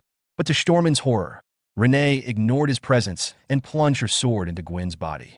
Enraged, Stormin charged at her, but Renee casually responded, saying she'd get more out of dealing with him than finishing off the corpse before her. She then threw her weapon at Stormin, who initially dismissed it, thinking it was a small blade that wouldn't be a threat. To his shock, as the weapon neared, it grew exponentially, enlarging by over 100 times its original size. Stormin managed to deflect the weapon, sending it crashing down a short distance away. Seizing the opportunity, he rushed toward Renee, confident that her decision to throw her weapon away was a mistake. However, before he could reach her, Renee retracted the weapon, which hovered above him and suddenly moved vertically toward him. Stormin tried to block the strike with his weapon, but the immense pressure caused the ground beneath him to collapse. Struggling to hold his ground, Stormin was forced into a desperate battle to stop Renee's weapon. As Stormin continued his struggle, Renee demanded information about Marmolia and the homunculus, threatening him with her weapon if he didn't comply. She then increased the weapon size once again, pushing Stormin to his knees under its overwhelming weight. Despite the immense pressure, Stormin, showing his resilience, acknowledged her victory and admitted defeat. However, he warned her that she had wasted too much time dealing with him. Just as Renee turned her attention to him, someone approached from behind. It was Wuin Historia, who had prepared a gauntlet attack. She launched the attack at Renee. Wuin Historia stands tall after effortlessly defeating Renee, impressing Stormin with her immense strength. Stormin, recognizing Wuin's power, is in awe of her abilities. Meanwhile, Ethelbreeze is focused on the overarching mission, prioritizing their safe return. He believes that the temporary hub will activate smoothly and that Stormin will reunite with Wuin without issue. Ethelbreeze is confident that there will be no more setbacks and that even if Renee had recognized the homunculus, the Empire's citizens would never learn of it. As Ethelbreeze contemplates the plan's progress, he suddenly hears Swallow's voice questioning him about the aftermath. The fear caused by Swallow's presence causes Ethelbreeze to collapse, though it's only an illusion. The Third Eye mages surrounding him ask if he's okay, but Ethelbreeze quickly reassures them, stating he's fine. He inquires about the remaining time until the hub activates, and the Third Eye replies that it will be ready in about 3 minutes. Despite the lingering fear, Ethelbreeze urges them to continue with their work, acknowledging that the fear Swallow instilled in him previously will likely never fade. Garrett, the Black Tiger's executive tracker, arrives at the scene and remarks on Ethelbreeze's state, mocking the captain for his apparent mistake.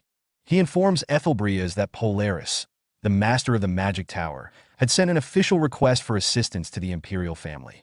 Fortunately, Garrett had intercepted it, preventing the incident from being exposed.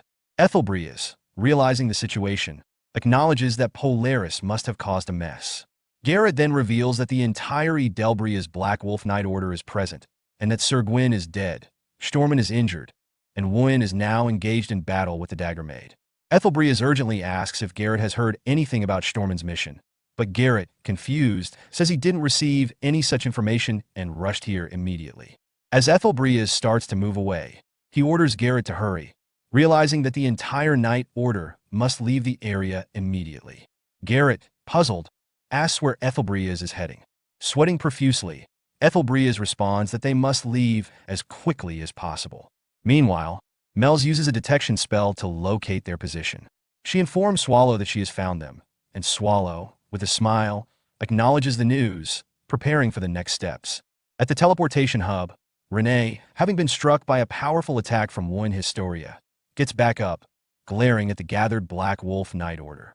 Stormin warns the group, saying they cannot fight her, but a member of the Knight Order questions his statement, arguing that with Wen and the full Knight Order present, they should easily handle a monster like Renee.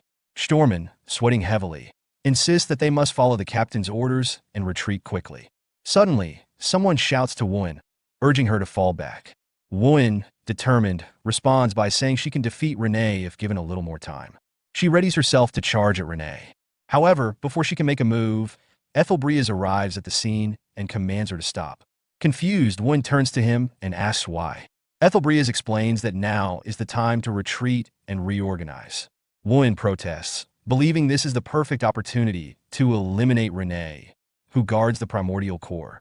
Ethelbreeze agrees that it's a good opportunity, but insists it's not the right time to act. He reassures her that another chance will come. After a moment of hesitation, Wen reluctantly agrees with Ethelbreeze, though she appears slightly deflated by the decision. Ethelbreeze orders his group to head to the temporary hub, but their path is blocked by Renee's weapon as she approaches, stating that none of them can leave. She reveals that Mr. Swallow sent her, trusting her to stop them. As she observes Ethelbreeze, she thinks he must be their leader, which could complicate things. Wen steps forward, positioning himself to defend Ethelbreeze, and orders Garrett to teleport Ethelbreeze while he stays behind to stop Renee. Renee, sizing up Wen, acknowledges his strength, noting that despite facing numerous A-class raid parties, she's never encountered a human capable of such destructive power with a mere burst of energy. She declares she will kill Wen first. In response, Wen mocks her, questioning whether a monster like her even has a name, provoking her further. As Ethelbreeze attempts to stop Wen and persuade him to retreat, Renee becomes enraged by Wen's remark. She shouts angrily, claiming that Wen has disrespected the name Mr. Swallow bestowed upon her. At that moment, numerous butterflies appear around them, signaling the activation of a magic spell. Garrett, recognizing the spell, warns the group. Then, the voice of Swallow resonates across the battlefield, announcing his arrival and stating that he came searching for Renee. Ethelbreeze is visibly shocked when he sees Swallow, the ancient monster. Swallow notices Ethelbreeze and remarks that it's surprising to meet him again, acknowledging their past encounter despite the short lifespan of humans. He finds it interesting that, out of the countless humans in the Empire, they're meeting once more. Ethelbreeze realizes that if Swallow had come here to investigate rather than simply destroying the city, there must be a specific reason. In respect, Ethelbreeze kneels before Swallow and greets him, expressing his honor at being remembered. Swallow dismisses the greeting, bluntly stating that this must be Ethelbreeze's doing. Ethelbreeze denies any involvement, claiming that the incident is unrelated to them. Swallow, aware of their connection to the Empire's capital, presses Ethelbreeze, implying that they must have come for a reason. Ethelbreeze insists they're only here to resolve the situation, offering their cooperation if Swallow wishes to find the true culprit. Swallow, seemingly uninterested, turns to leave, telling Renee that they should return, as he is tired. Renee agrees with Swallow immediately. Swallow becomes unexpectedly surprised when he notices that Renee is bleeding. However, Ethelbreeze, sweating profusely, wonders internally if his plan had worked. As Swallow begins to move away, Ethelbreeze smiles, thinking his strategy succeeded. To his surprise, Swallow notices the smile, and in an instant closes the distance, whispering near Ethelbreeze's ear to ask why he is smiling. This sudden closeness startles Ethelbreeze, and he collapses, questioning when Swallow had gotten so near. Swallow, having unleashed some of his power and now ominously close, asks Ethelbreeze if he truly believed he would let the situation slip by so easily. As the Black Wolf Knight Order witnessed Swallow's immense power, they grew visibly nervous. Wen, seeing Ethelbreeze surrounded by Swallow's black smoke, rushed to save him. Swallow, addressing Ethelbreeze, reminded him of the debt he owed for what had happened in Riez, but mocked him for the current situation, pointing at him as he sweated under the pressure of Swallow's overwhelming power. In the midst of this, several arrows were fired at Swallow by a member of the Black Wolf Knight Order.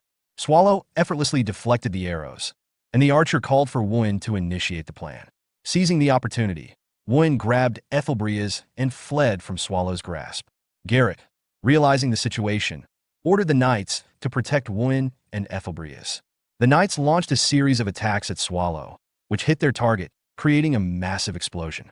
However, despite the explosion, Swallow remained unfazed, irritated by the interference. As Wuin carried Ethelbreas away from the battle, Swallow's hand emerged from the dust cloud and launched an attack at them, expressing frustration at their persistence. Ethelbreas shouted in warning, realizing they couldn't avoid the incoming attack. At the last moment, an archer from the Black Wolf Knight Order stepped in front of the strike, sacrificing himself to block it. The attack pierced his body, but he managed to shield Wuin and Ethelbreas. With his dying breath, he smiled and said, "Looks like I was quicker this time, Lady Wuin," before collapsing. Wuin, shocked and filled with frustration at the loss, prepared to confront Swallow. However, Ethelbreas stopped her, urging her not to engage. Wuin, confused and angered, demanded to know why he was stopping her. Meanwhile, Garrett, watching from a distance, realized that in order to prevent a clash between Wuin and Swallow, he needed to use teleportation magic. However, the black mana surrounding them was choking the air, making it harder to breathe and slowing everyone down. It was also interfering with their ability to calculate the teleportation coordinates. Garrett knew they needed to buy time and quickly called out to Einar, who acknowledged the plan. As Einar rushed toward Swallow, he saw Swallow preparing to launch dark spears. Realizing the urgency to push back the black mana and focus on the teleportation magic, Einar planned to block Swallow's energy.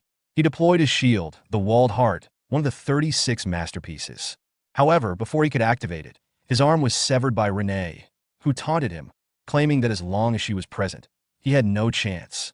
Einar was then pierced by Swallow's black spears and died instantly.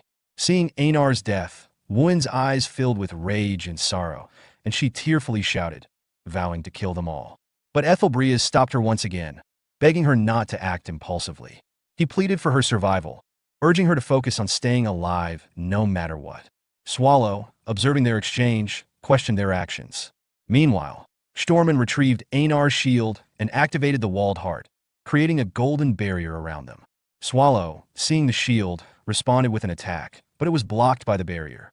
Stormin, surprised, wondered aloud if he had actually managed to block Swallow's strike. Swallow, noticing that his attack was blocked by Stormin's shield, expressed surprise at its resilience, but then decided to get more serious. He transformed into his original, more powerful form, which made Stormin nervous.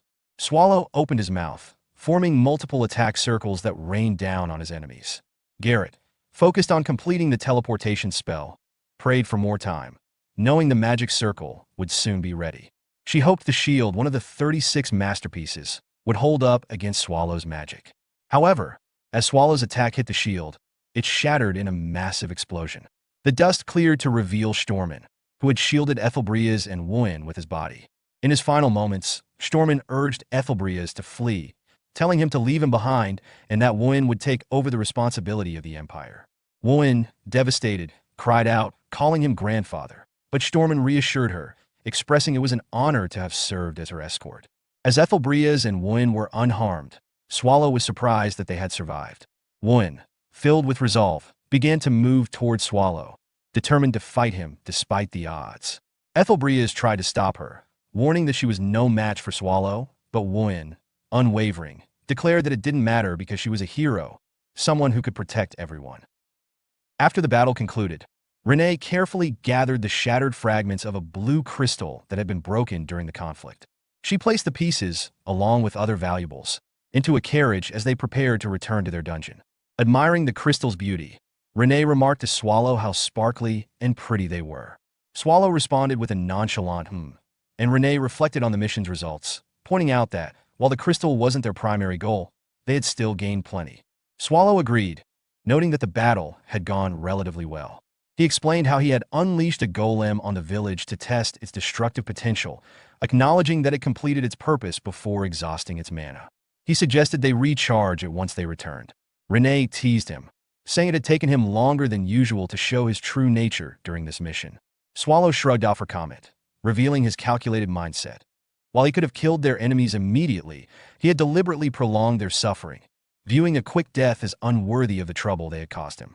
The focus shifted to a graveyard, where hero Wuin Historia stood solemnly, placing a blue flower on the graves of her fallen comrades who had died in the same battle. She was overwhelmed with sorrow as she reflected on their loss. Marizik, a member of the Black Wolf Knights Order, tried to console her, reminding her of a similar past tragedy, the burn raid force that had challenged the Primordial Core.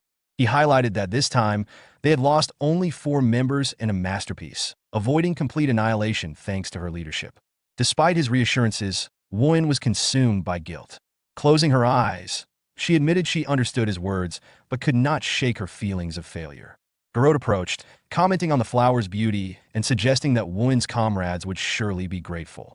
However, Woon bitterly disagreed, convinced they resented her. She lamented her perceived inadequacies, blaming herself for not arriving sooner or being stronger. She agonized over her inability to defeat Renee, kill Swallow, and save everyone. Her grief escalated, and she began to cry uncontrollably, overwhelmed by guilt and anger. Garrot stepped forward and hugged her, offering words of encouragement. She assured Woon that she would one day be strong enough to defeat Swallow and that everyone was fighting for that eventual victory. Garrot urged her to move past what had already happened, and though Woon continued to cry, her pain was momentarily softened by Garrot's support. The perspective then shifted to a dimly lit room, where Ethelbreas sat alone, deep in thought. Troubled by his survival, he questioned why Swallow had spared him during the fight. Recalling the moment when Woon intervened, the teleportation magic, and Swallow's cryptic words, Ethelbreas was haunted by the implications of what had happened. He suspected Swallow's actions were deliberate and calculated, leaving him alive for an unknown reason. However, wary of the watchful eyes around him, Ethelbreas decided to act cautiously, focusing on reports and delaying his investigation into the matter.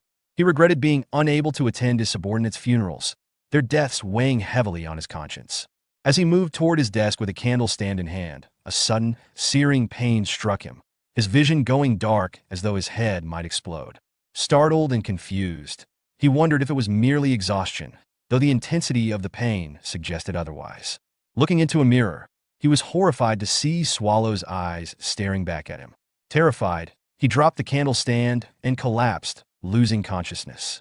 Garrot later found him and woke him up, concerned for his well-being. Ethelbreas groggily asked how long he had been unconscious, only to realize he was bleeding. Alarmed, Garrot called for medics, while Ethelbreas pieced together the truth. Swallow had not spared him out of mercy. Instead, his survival was intentional, and Swallow's words from the fight, that he having only 6 months left to live.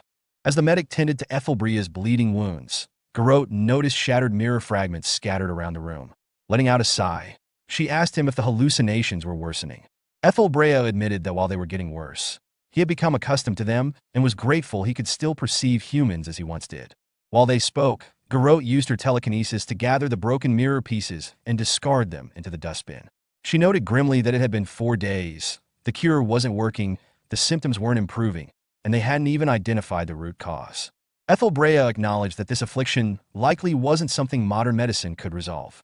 He deduced that the being responsible for leaving the condition was the enigmatic Swallow, and he suspected it might be incurable. Resigned to his situation, Ethelbreas issued a direct order to Garrot.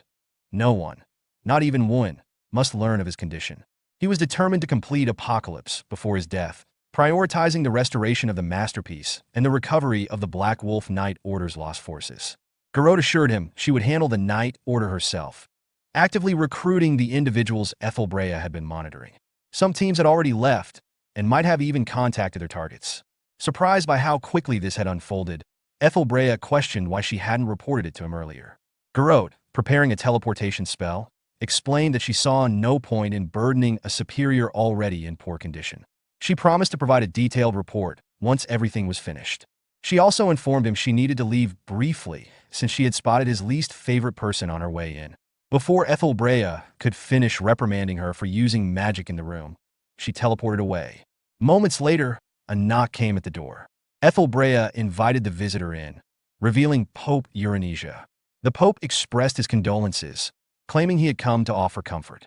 However, Ethelbreas, with a sharp expression, accused him of lying and stated he was only there for an answer. The Pope admitted as much. Euronisia explained that he wanted the Black Wolf Knights, one of the Empire's strongest forces, to ally with the religious institution. He described how religion in the Empire was merely a tool to maintain ties with the Holy Kingdom, and the clergy were quietly oppressed, with his life valued less than that of a common noble. Ethelbreas dismissed the idea that doctrines were suppressed, asserting that the empire's only god was the emperor. The Pope conceded but warned that blessings would soon spread across humanity's lands, allowing them to escape oppression and expand their doctrines.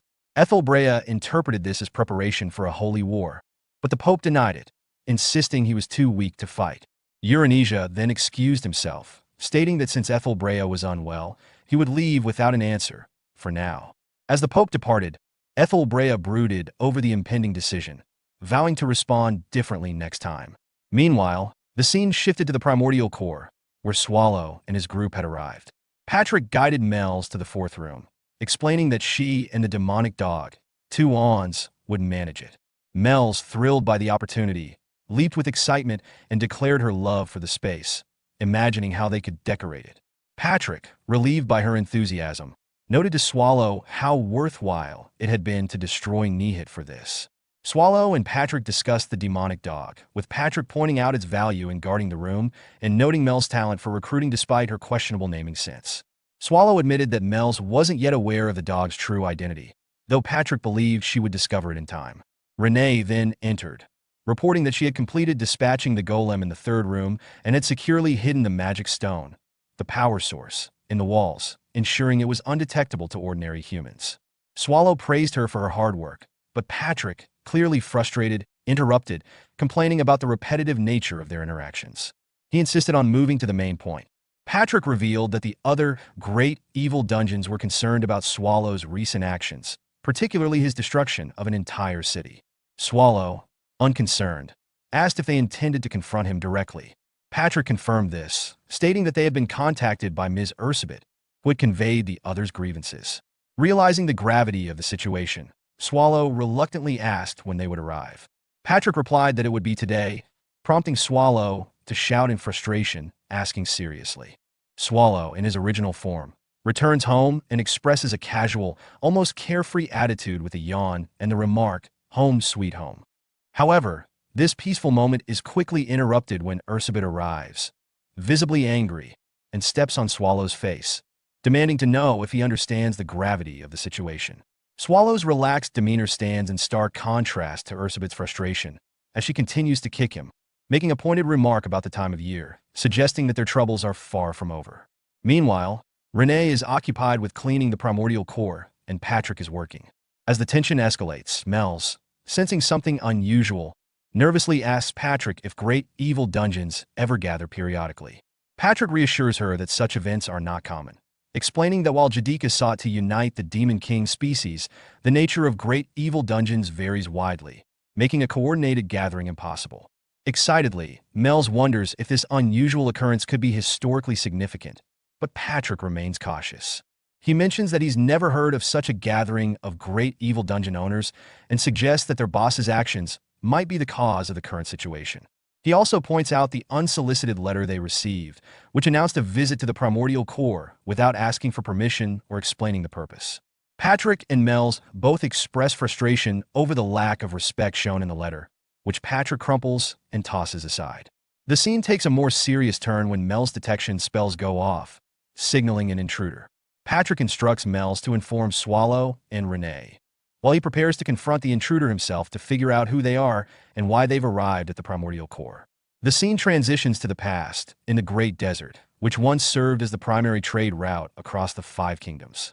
A carriage is crossing the desert when the ground shakes, and something monstrous emerges from beneath the earth, devouring the carriage. The desert, now under the control of a dungeon, had turned into a deadly wasteland.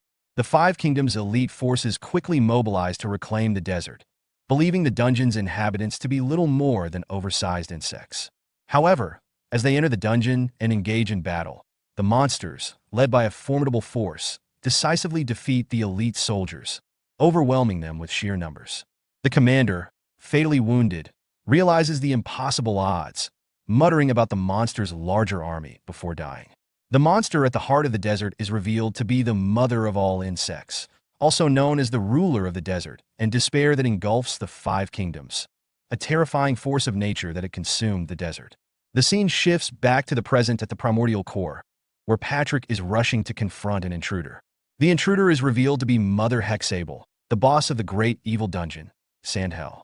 She casually comments that not all monsters have been restored yet. Patrick, sensing something off about her voice, reflects on how insect-type monsters can imitate human voices after consuming them, suspecting that Hexable might be testing the strength of the primordial core. Patrick prepares for a confrontation, assuming an attacking stance.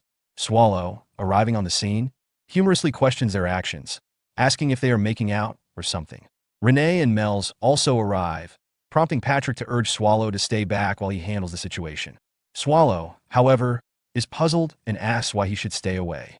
At that moment, Hexable greets Swallow, referring to him as her teacher and expressing pleasure in seeing him again. Swallow, surprised by her appearance, comments on how much she has grown. Hexable responds with playful teasing, noting that Swallow should be more careful with his remarks to a lady. Swallow acknowledges that he's heard about her recent rise to fame, and they share a brief exchange, with Swallow introducing Hexable to the others as the former gatekeeper of the primordial core. Hexable formally introduces herself, explaining that she was the gatekeeper of the Blue Path before Patrick's arrival. She also clarifies her earlier remark about the restoration of monsters, revealing that her concern was for the safety of the dungeon. She admits that her hesitation during the earlier confrontation was because she was shy, which Patrick summarizes. Swallow, unbothered, jokingly asks if her earlier behavior was a result of being shy. Patrick, frustrated, scolds Swallow for not informing him about Hexabel's past relationship with him. Swallow, with his usual laid-back attitude, simply admits that he forgot to mention it. Patrick, cautious due to Hexable now being the owner of a different great evil dungeon, reminds others that they can't let their guard down. Hexable, seemingly unfazed, compliments Patrick on his swordsmanship and the title of Death Knight, stating it's an honor to meet him. Patrick, pleased by the praise, encourages Hexable to feel at home. Patrick, amused by the situation, mentions to others that Hexable is a fan of him, which embarrasses Renee. When Hexable turns to Renee and Mel's and asks who they are, Renee introduces herself as the current gatekeeper of the primordial core, while Mel's mentions her status as Demon King Mel's, adding that she's not tasty because she's still growing. Renee, curious about Hexabel's gender, asks her directly. Hexable, without hesitation, confirms that she is female. Renee, narrowing her eyes, presses further, suggesting that Hexable may have been close to Swallow. Mel's, interpreting the situation humorously based on her own non-existent dating experience, implies that there might have been an inappropriate relationship between the two. Patrick, embarrassed, silences Mel's, who tries to defend herself, saying she's merely speaking the truth. Renee, clearly upset, calls Hexable a vermin, and Mel's asks Patrick is he making fun of her.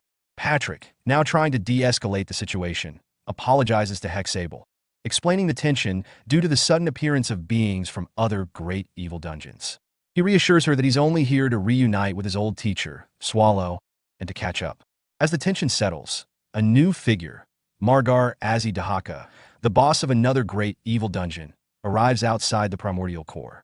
He remarks on the reputation of the primordial core and hints at his intention to warn the ancient monster not to cause any more trouble.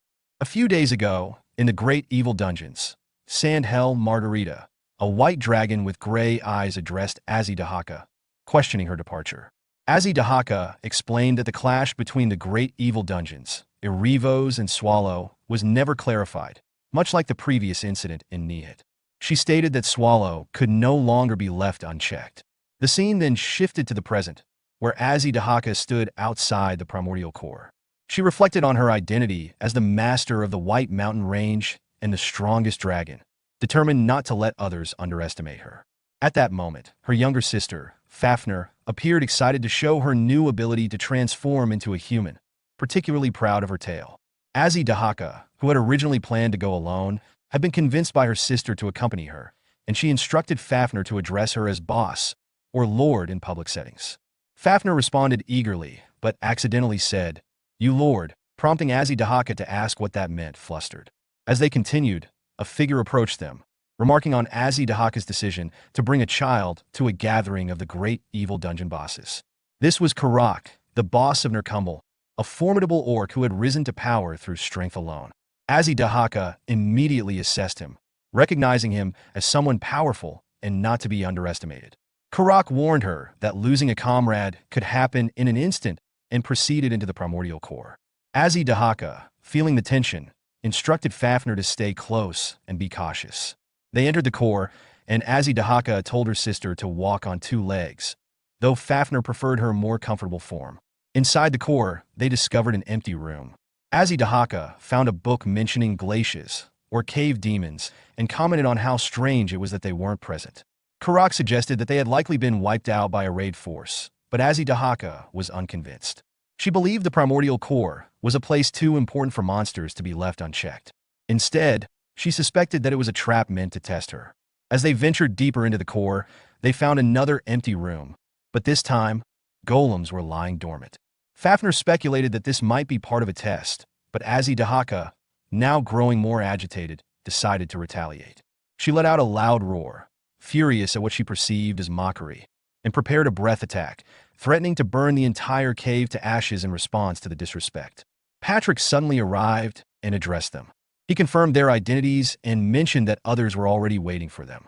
He quickly redirected the conversation by noting that the first Great Evil Dungeon Bosses Conference was about to begin. When Fafnir asked what they were starting, Patrick explained the purpose of the gathering.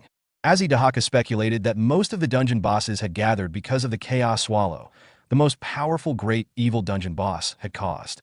She believed that confronting Swallow might be necessary, and uniting to stop his rampage was the only course of action. As they entered the meeting room, Azidahaka saw the other bosses seated and thought to herself that they all likely had something to say to Swallow, though she was uncertain of Hexabel's true intentions. Patrick formally welcomed everyone and signaled the arrival of Swallow. Azidahaka became immediately nervous as Swallow entered the room, sensing his overwhelming dark aura. She hesitated, worried about the consequences of even looking at him, as his presence was suffocating and commanded authority. Despite this, she reminded herself of her role representing the dragons and steeled herself to take charge of the situation. Before Azidahaka could speak, Ursabet Bathory, the boss of Chait Castle, broke the tension by asking why no one was speaking and calling out Swallow for his passive behavior. She reprimanded him for his high-and-mighty attitude and encouraged him to act his part as the owner of the place. Swallow, however, casually dismissed her and claimed he could be sleeping instead.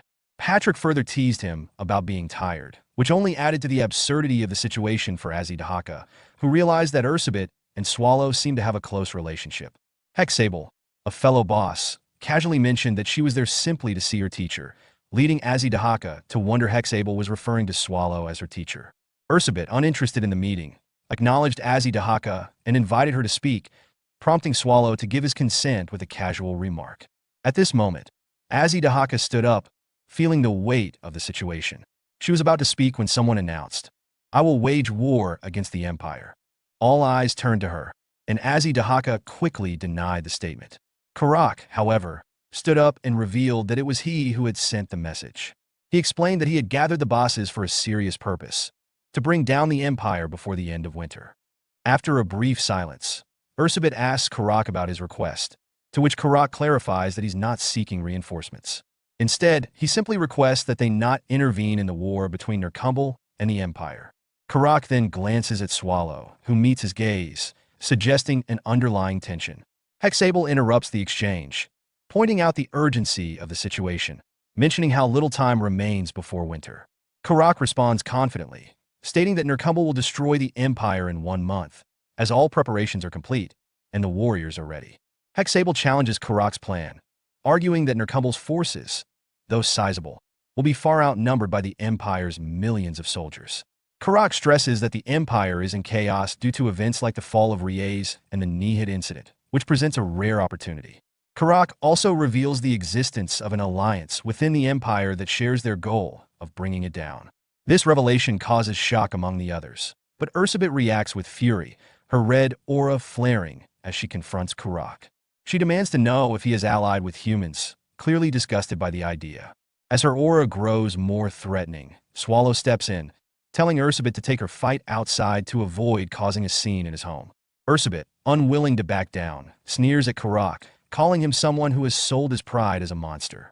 She storms out, leaving the room with a final remark. Karak, unperturbed, calls after her, "Ms. Ursabet, I'll see you again next time." Swallow sighs deeply, acknowledging that the situation had been inevitable from the start. Later, in Swallow's room, Patrick arrives and remarks that Swallow succeeded in sending everyone away. Swallow responds with a wry comment, deflecting the credit. Patrick observes Karak's confidence and concludes that the alliance Karak mentioned must be formidable. Swallow downplays the threat, suggesting that toppling the Empire is a common ambition, but Patrick notes that only Swallow could be so calm about it. Swallow insists, however, that the time is not yet right to act. The scene then shifts to Azidahaka and Fafnir, who are leaving the Primordial Core and heading back home. Fafnir asks Azidahaka whether she believes Karak truly intends to bring down the Empire. Azidahaka expresses a similar desire to eliminate humans who overstep their boundaries, but acknowledges that wiping out the entire Empire is not a simple task. Her thoughts briefly wander back to a prior interaction with Karak at the Primordial Core, where his expression left her wondering about his true intentions. As they continue on their journey, Azidahaka notices Hexable and Karak speaking in the distance. She reflects on the fact that they had apparently returned separately, yet now they are conversing together, which piques her curiosity. The scene takes place in a quiet restaurant located in the southeastern part of the Empire, in the city of Uruf. Wooin, Historia, and Barizik sit at a table, with Barizik noticing that Wooin hasn't touched her food. He asks why she's not eating, and she responds that she's lost her appetite, clearly distressed. Barizik comments on the fact that they're the only customers at the restaurant, probably because it's still early in the morning. He also points out that not eating won't bring their comrades back, and suggests that Garrote must have sent him to accompany Wooin because the others are off searching for Sion. Wooin, still brooding, narrows her eyes as Barizik continues to speak. He teasingly suggests that she's interested in Sion because he mentioned another hero like herself, implying that Sion is likely hiding somewhere in disguise. Wooin then asks whether it's even possible to bring their comrades back, to which Barizik responds that if they can find them, they might be able to communicate with them. He adds that their mission could be more difficult than they thought. Before leaving to do his work, he orders Wooin not to leave the table until she finishes her meal. Barizik approaches the restaurant's chief, a middle-aged man with golden hair and blue eyes, and inquires if he has seen someone they're looking for. The chief, after looking at the poster Barizik shows him, says that he doesn't recognize the person in question. He explains that he may have seen the person before, but he can't remember every face of his customers. Unexpectedly, Barizik draws his sword and attacks the chief, but the man quickly blocks the strike with a kitchen knife. Barizik, unfazed, accuses the chief of looking suspiciously similar to the person they are searching for. He then reveals that the chief is actually the former hero Rashmare, who is apparently hiding in plain sight as a chef. The chief denies this accusation, feigning ignorance. Barizik pushes further, noting that the chief's skill in blocking the sword strike with a kitchen knife suggests otherwise. He demands that the former hero cooperate, but Rashmare refuses, physically pushing Barizik back. Barizik responds that he hasn't even told the chief what he wants from him, but Rashmare retorts that the Empire likely has enough chefs and that he's being sought out to return to the battlefield. Barizik laughs, his face suddenly flushed with red veins as he activates the aura surrounding his weapon, Bloody Mary, one of the 36 masterpieces. He reveals that Garrote had predicted this encounter and provided instructions for how to deal with Rashmare if he refused. Barizik's red aura intensifies, signaling his readiness for a more violent approach. Rashmare, remaining calm, denies being the person they think he is. Barizik, holding the weapon Bloody Mary, which emits a loud steel-grinding noise and fills the room with a red aura. He introduces himself as a member of the Black Wolf Knights Order. In response, the former hero Rashmare, now known as the Chef, dismisses the sound, unsure of its meaning, and prepares for the upcoming conflict. Barizik charges at Rashmare, but Rashmare effortlessly lands powerful blows to Barizik's stomach, sending him crashing into the wall. As dust fills the air, Rashmare remarks on his unexpected strength and his difficulty controlling his power. He's relieved he didn't destroy the wall with the strike. Barizik, though hurt, is caught mid-air by Wooin Historia, who had moved quickly enough to save him. Barizik, recovering, complains about the rough catch. Rashmare, observing Wooin's swift movement, notes her speed with approval. Wooin, undeterred, approaches Rashmare and introduces herself respectfully, stating it is an honor to meet a hero from the previous generation. Rashmare responds sarcastically, mocking her for seeking a has-been. Wooin then states the reason for their visit. The Empire is in crisis, particularly due to the death of Sir Vern. Rashmare, darkening in expression, acknowledges the truth of the rumors. Wooin presses on, asking if Rashmare will join them.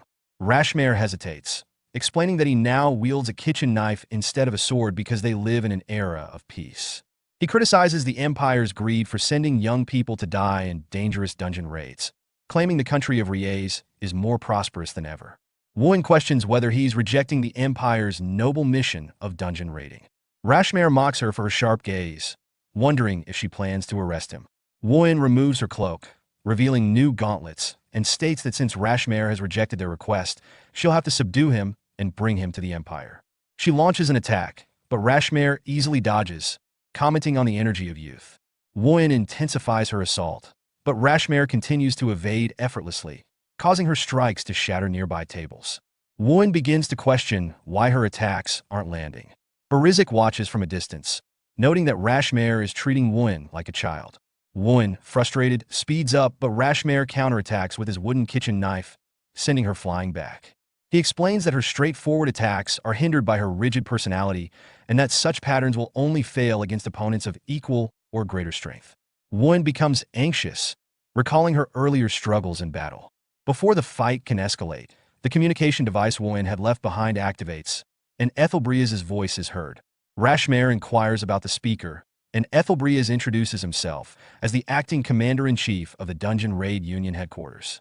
He reveals he was the one who sent Wooin and Barizik to speak with Rashmare and requests a private conversation.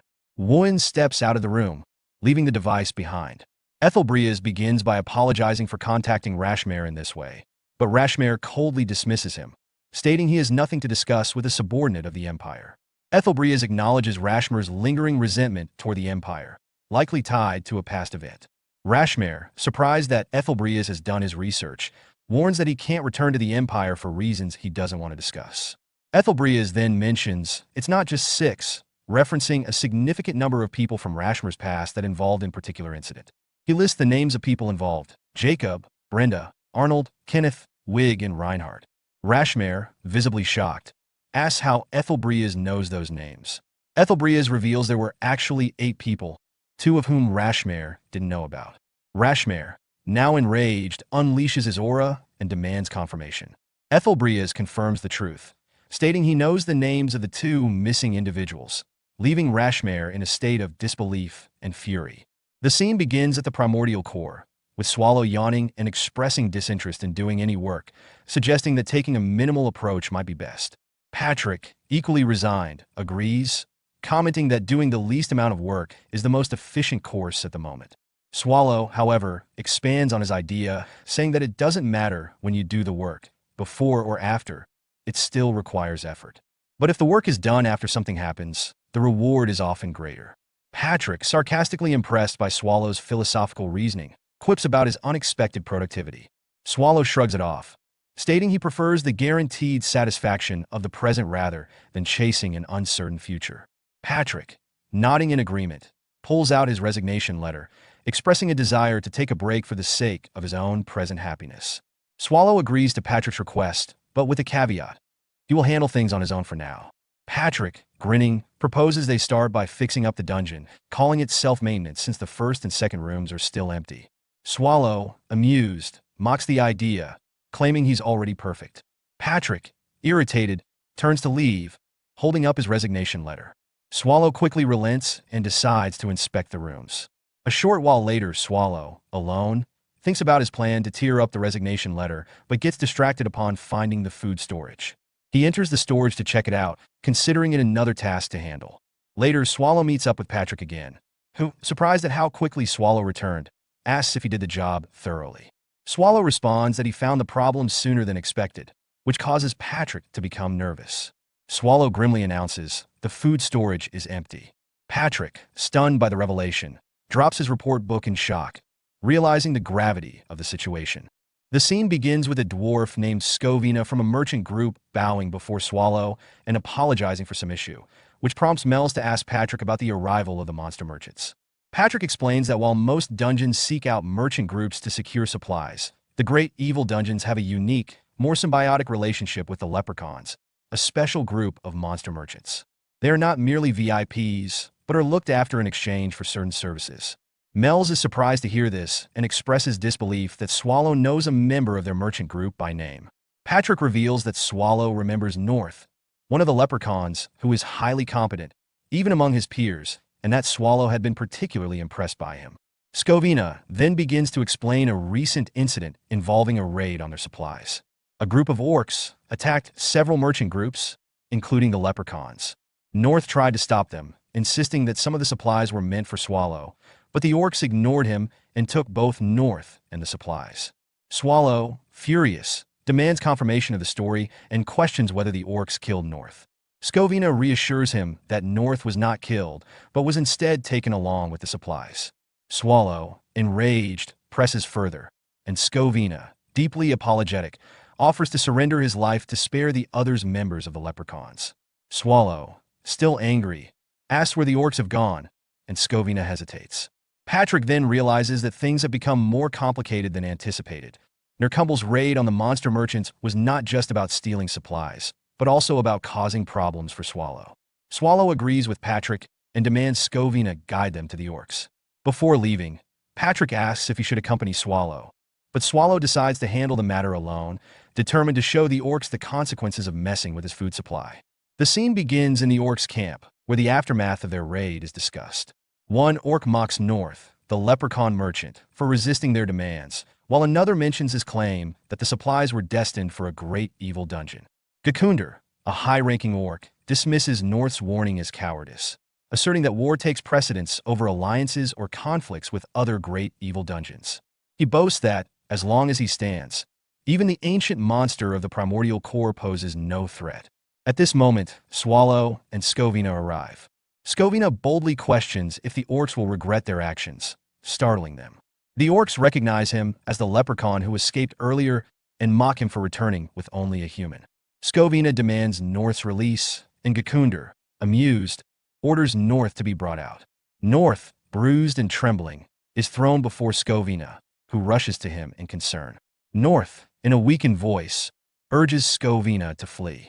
However, before Scovina can act, Gekunder thrusts a spear through North, killing him instantly.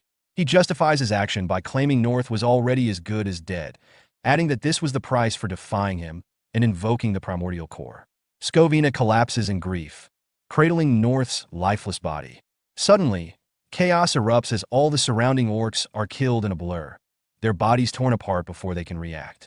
Gekunder, horrified and confused, finds himself grabbed by the neck by Swallow, who lifts him effortlessly. Swallow's blazing anger terrifies Gekunder, who now realizes Swallow is the ancient monster of the primordial core that North had warned them about. Swallow declares he would have let the orcs off with a warning for their theft, but North's death sealed their fate. Desperate, Gekunder orders his mage to teleport him away.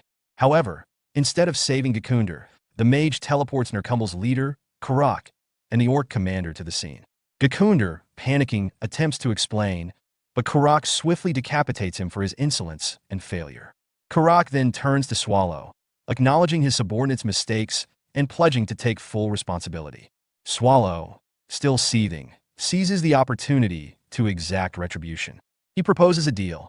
Karak must provide 20 times the amount of food stolen within 3 weeks. The demand is outrageous, but Karak knows refusal would mean annihilation for the orcs. Realizing he has no choice, Karak solemnly agrees, vowing on his name to fulfill the impossible task. The scene shifts to the Empire Mansion, where Rashmare meets Ethelbrias. Rashmare notes that he isn't the only one summoned. As Ethelbrias reveals, he has important matters to discuss with both Rashmare and Dame Sion. The narrative then transitions to a more lighthearted setting, where a woman scolds a person named Lancerer for sleeping until noon. Annoyed, she reminds him of his promise to go foraging with her, prompting Lancerer to groggily agree as he reluctantly gets out of bed. The scene transitions to a forest cloaked in twilight, where Karak, the great orc commander, broods in silence. His thoughts drift back to a conversation he had with Swallow not long ago. 3 weeks, Swallow had said, calm and composed. I'll give you exactly 3 weeks. Karak had narrowed his eyes at that. And if I failed to meet the deadline? Swallow had smiled faintly. Then I won't need to lift a finger. I've got other methods. I'll unleash the black tentacles in Nercumble.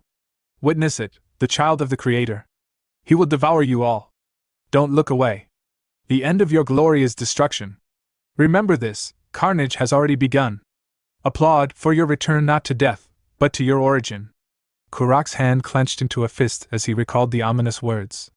This isn't my story, he muttered to himself. You realize that now, don't you? You know what I'm referring to. At that moment, an orc stepped into the command tent and bowed deeply. I bow before the mighty commander. There's no need for ceremony, Kurak replied, his tone flat but firm. How did the research go? It's all true, the orc said with urgency. The legends, the myth of the ancient black tentacles, it's real. If they were unleashed at Nokumble's core, they'd wipe out everything. Not just the orcs. All life. Kurak's eyes hardened. That's all I needed to hear, he said, rising from his seat with resolve. He stepped out of the tent, eyes scanning the war camp. Another orc called out, Commander, all of Nokumble awaits your orders. Kurak's thoughts were simple. Orcs don't need long speeches. Facing the assembled warriors, he shouted, To war! Kill them all! Leave no human alive! His heart thundered in his chest, a sensation he hadn't felt in years. It feels good. It's been so long since I felt this alive. Kurak will see this through. There is no doubt in my mind. Nokumble will prevail. We will raise the empire to the ground and rebuild our new home atop its ashes. The scene shifts to a grand Imperial mansion, where Ethelbrias stood before Rashmare and Dame Sion with grim urgency. There will be war, he announced. Rashmare blinked in disbelief. What? Why? Out of nowhere. To be specific, Ethelbrias clarified. A civil war. One that won't be easily subdued. Rashmare scoffed. You summon 2 heroes, then drop a civil war on us? Is this some kind of joke? Got proof? I do, Ethelbrias said calmly. Or something close to it. Are you messing with me? It's Pope Eurenesia, Ethelbrias explained.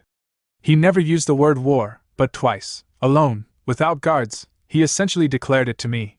Rashmare frowned. That could have been a misunderstanding. You can confirm it yourself, can't you, Sir Sion? Ethelbrias gestured toward the hero. I already did, Sion replied. He's telling the truth, Rashmare. I verified it with magic. Behind them, Garat, Ethelbrias' silent attendant, watched Sion with narrowed eyes. When did he get here? I didn't sense him use any magic at all. Still stunned, Rashmare asked. So you want us to act as peacekeepers? Ethelbrias shook his head. Of course not. I love the Empire.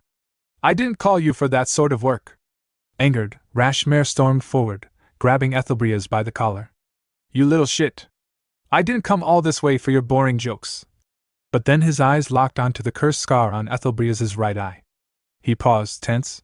That mark, was it Swallow? Ethelbrias gently pried Rashmare's hand away. Please calm down.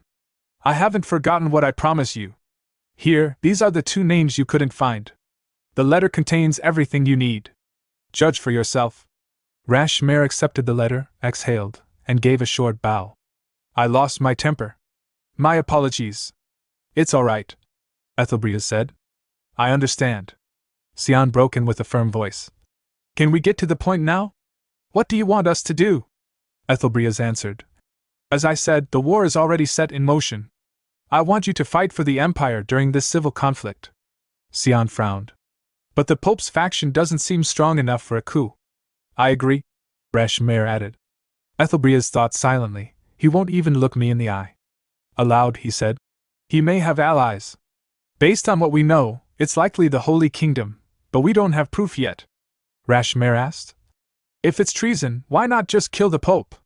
Because we don't know who his backers are, Ethelbrias replied. If outside forces are involved, his death might change nothing.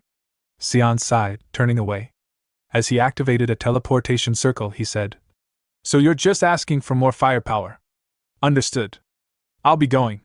Rashmare watched him vanish. That guy always leaves just like that. I'll never understand him. You 2 aren't close? Ethelbrias asked. Not really. He always worked alone. We rarely crossed paths. After things settled for me, I was busy mentoring that kid, Byrne. I'm sorry about Sir Byrne, Ethelbrias said softly. Rashmare shrugged. It's fine. He died during the Swallow's subjugation. It was bound to happen. There's something else, about Swallow. Ethelbrias continued. I have a favor to ask. Rashmare immediately stiffened. Don't tell me you want to kill him. No, Ethelbrias said. But for humanity's future, I want you to train hero Historia. She'll never beat him. Rashmare replied coldly. I know, Ethelbrias said. But she must still grow. Even if it's impossible, she has to try. Because I love the Empire. Later, Ethelbrias walked down a candlelit corridor with Garrett's support. In the end, Garrett said, "You got everyone to join as planned?" "War is coming," Ethelbrias replied. "Is there truly no way to stop it?" "There isn't. So we must win." Garrett hesitated. "Sir Rashmare got that list too easily. Will he still help us now that he has it?" "We have to earn his trust now," Ethelbrias said. "If we withheld the truth, he would have dug it up himself. We can't risk that, not in Liaise." They reached a grand chamber where a coffin lay enshrined. Ethelbrias stepped forward and knelt. "Please," he whispered, "I pray for the coming war, for the future, and for the peace of the Empire." Elsewhere, at the primordial core, Patrick stared intently at Swallow. "What?" Swallow asked. "I haven't done anything wrong." "Yet." Patrick scratched his chin. "It's nothing. Just, my ears feel itchy." "You don't have ears." "And yet they itch," Patrick insisted. "Feels like someone's calling for me. Maybe the mana inside me is waking up?" "But you already know magic." "Yes," Patrick said. "But if I could cast huge spells like Mel's, it'd be more fun. I might just become the next Erevos." Swallow rolled his eyes. "Want me to crush your skull before that happens?" The scene transitions to a dimly lit experiment room. A patient, bound and bruised, muttered, "I envy your freedom." One of the doctors frowned. "What? Did it just say something?" "Probably a hallucination," another doctor muttered. "Ignore it. Let's keep going." A voice echoed in the patient's mind, "Do you envy freedom?" "Who's there?" "Freedom is beautiful, but dangerous." "Still, do you desire it?" "I do." "Then let's make a deal. For the sake of your freedom." That patient, battered, experimented on, and desperate, was Nifrim. He jolted awake from the nightmare, panting heavily. "I'm gonna throw up," he whispered, trembling. The nausea hit Nifrim without warning. He stumbled outside, bracing against the cold earth as memories surged through him. The forest around him was quiet, but in his head, there was only noise. Screams. Blood. Bone. And Patrick's voice, unrelenting. "How much can you regenerate?" Patrick had asked coldly during their fight. "If your limbs are severed, can you just eat and heal?" "What are you doing?" "Eat up. There are still 2 people left." "Go on." Nifrim squeezed his eyes shut. "I ran. After abandoning my allies." "No, after eating them."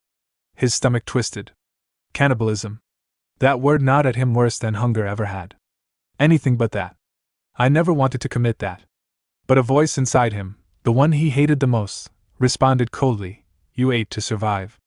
That skeleton tortured you. You had no choice." "I had no choice!" Nifrim screamed, his voice hoarse. But even he didn't believe it. He collapsed to his knees. Vomit splashed onto the soil. Tears followed.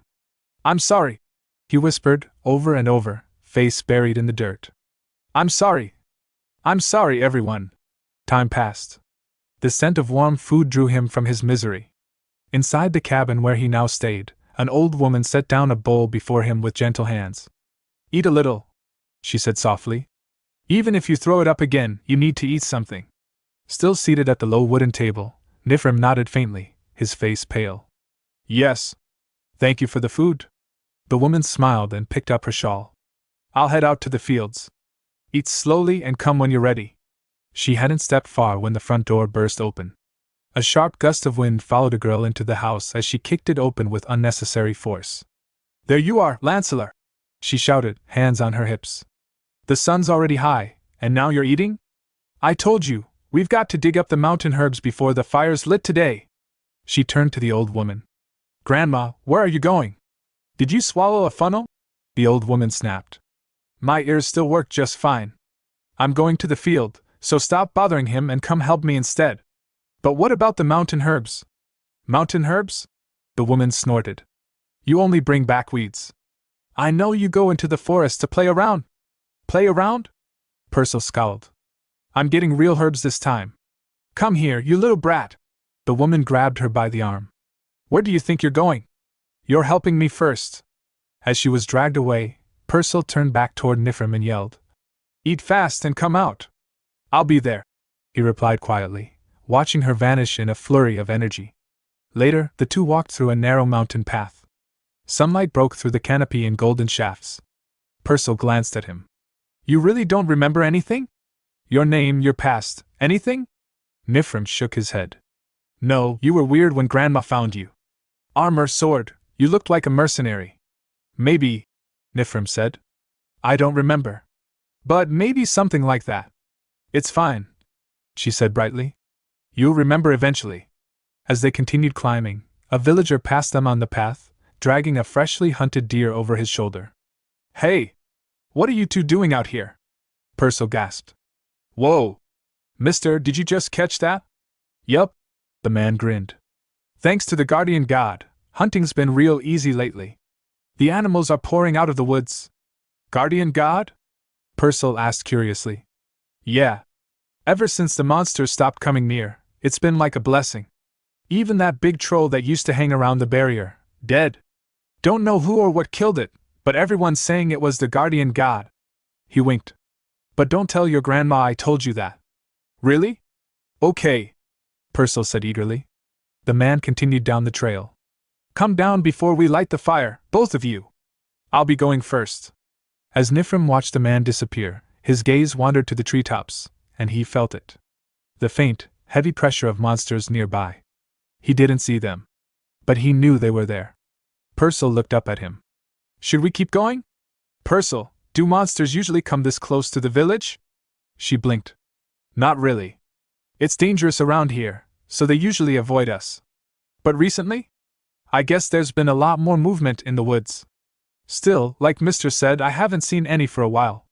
That's a relief, Nifrim muttered. What? You remembering something from your mercenary life? I'm not sure I was a mercenary, he replied. Then don't worry about it.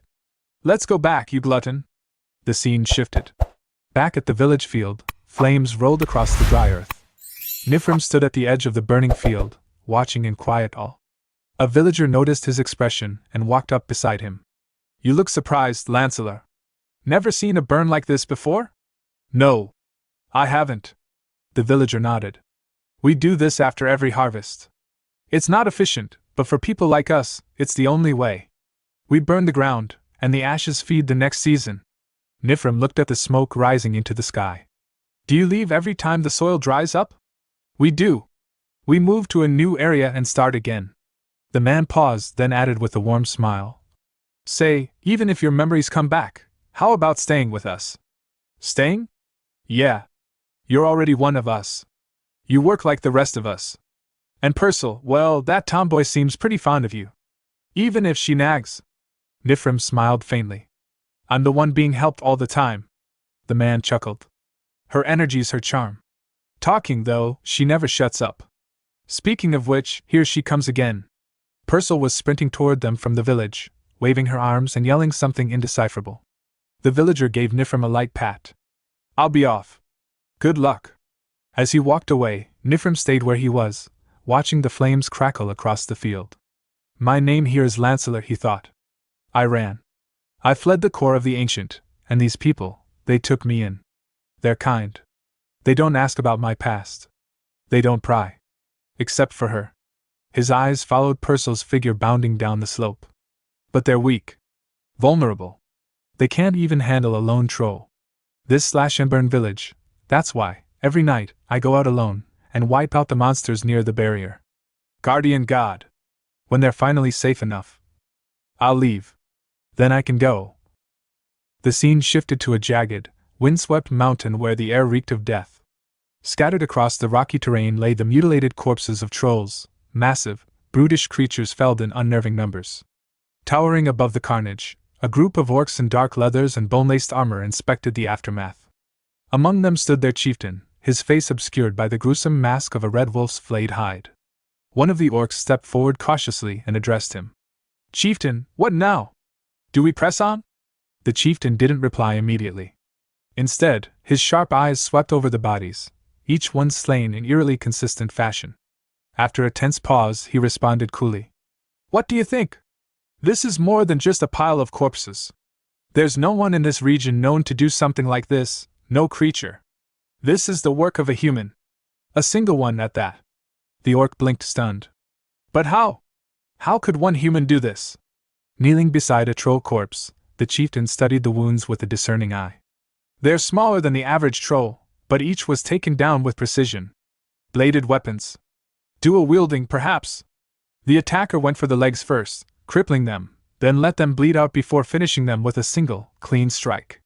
Every wound was deliberate, efficient, methodical. This wasn't a rampage. It was a hunt. And all of them were taken down the same way. The orc straightened, hesitant. The great general ordered us to continue marching forward. We will, the chieftain said, rising. But not in a straight line. We'll take a slight detour. He turned then, just as dark smoke billowed into the sky in the distance. The chieftain narrowed his eyes, watching the column rise from a burning field. There, he said with quiet certainty. We've found him. Elsewhere, Nifrim was patrolling the forest, his senses alert. He crouched on a high ledge, scanning the tree line and the faint trail of smoke rising far beyond it. His thoughts were heavy. I expected the smoke from the burning field to attract more monsters, he mused silently. But it's been quiet. Too quiet. I don't sense anything nearby. This area's clear, but lately, the monster activity has increased. It's too much for a mere search for food. Especially in winter. Then, his eyes caught another plume of smoke, this one rising from the mountainside. His gaze sharpened. That smoke, what's going on up there? Later, back in the village, he asked one of the men about the smoke he had seen earlier. Probably nothing, the man said casually. Maybe the village down the mountain? There's a village there? Nifrim asked. The man nodded. 3 times the size of ours. If there was that much smoke, maybe they're holding a festival. We're planning one too. Before he could finish, 2 nearby villagers quickly silenced him, slapping hands over his mouth. Anyway, it's nothing serious, one said with forced cheer. Smoke from a village? Happens all the time.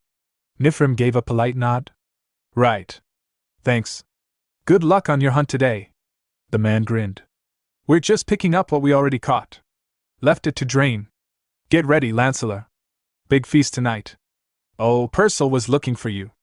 Okay, Nifrim replied, though the unease in his heart remained. It was just ordinary smoke. When he arrived at Purcell's place, the children swarmed him, tugging at his hair and giggling. Lancelot's hair is so soft. He's cute. Amused and confused, Nifrim asked. What's going on?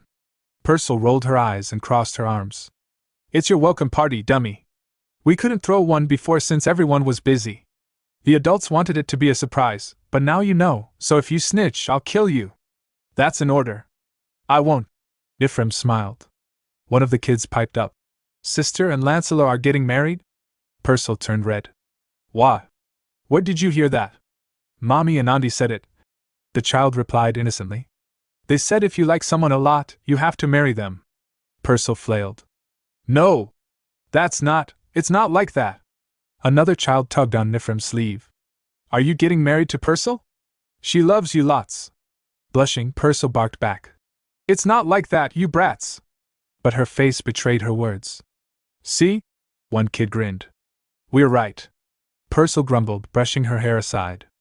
I mean, his face is, whatever. Maybe kind of cute? But don't get the wrong idea. I'm just saying your face is fine, that's all. Nifrim blinked, bewildered. What, exactly did I misunderstand? Trying to change the subject, Purcell frowned. They said they were just getting what they already caught. What's taking them so long? Let's go check. Outside, the villagers stood in tense silence, eyes fixed on thick smoke coiling up from the mountains. Purcell's brow furrowed. That smoke, it's coming from the mountains. What's going on? Nifrim narrowed his eyes. Just as I thought. That smoke I saw yesterday wasn't normal. Seeing Purcell tremble, he gently took her arm.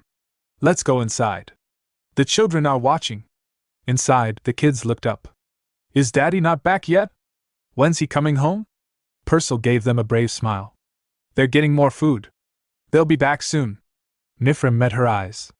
I'll go find them. Stay here and watch over the others. What about you? She asked, worried. He smiled faintly. Don't worry. I'll be back. Not long after, Nifrim reached the mountaintop camp. What he found there stopped him cold. Blood soaked the snow. Not a single villager in sight. But orc footprints, dozens, led deeper into the woods.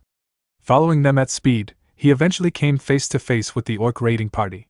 They charged. Steel flashed, bodies fell. In moments, the snow was painted red.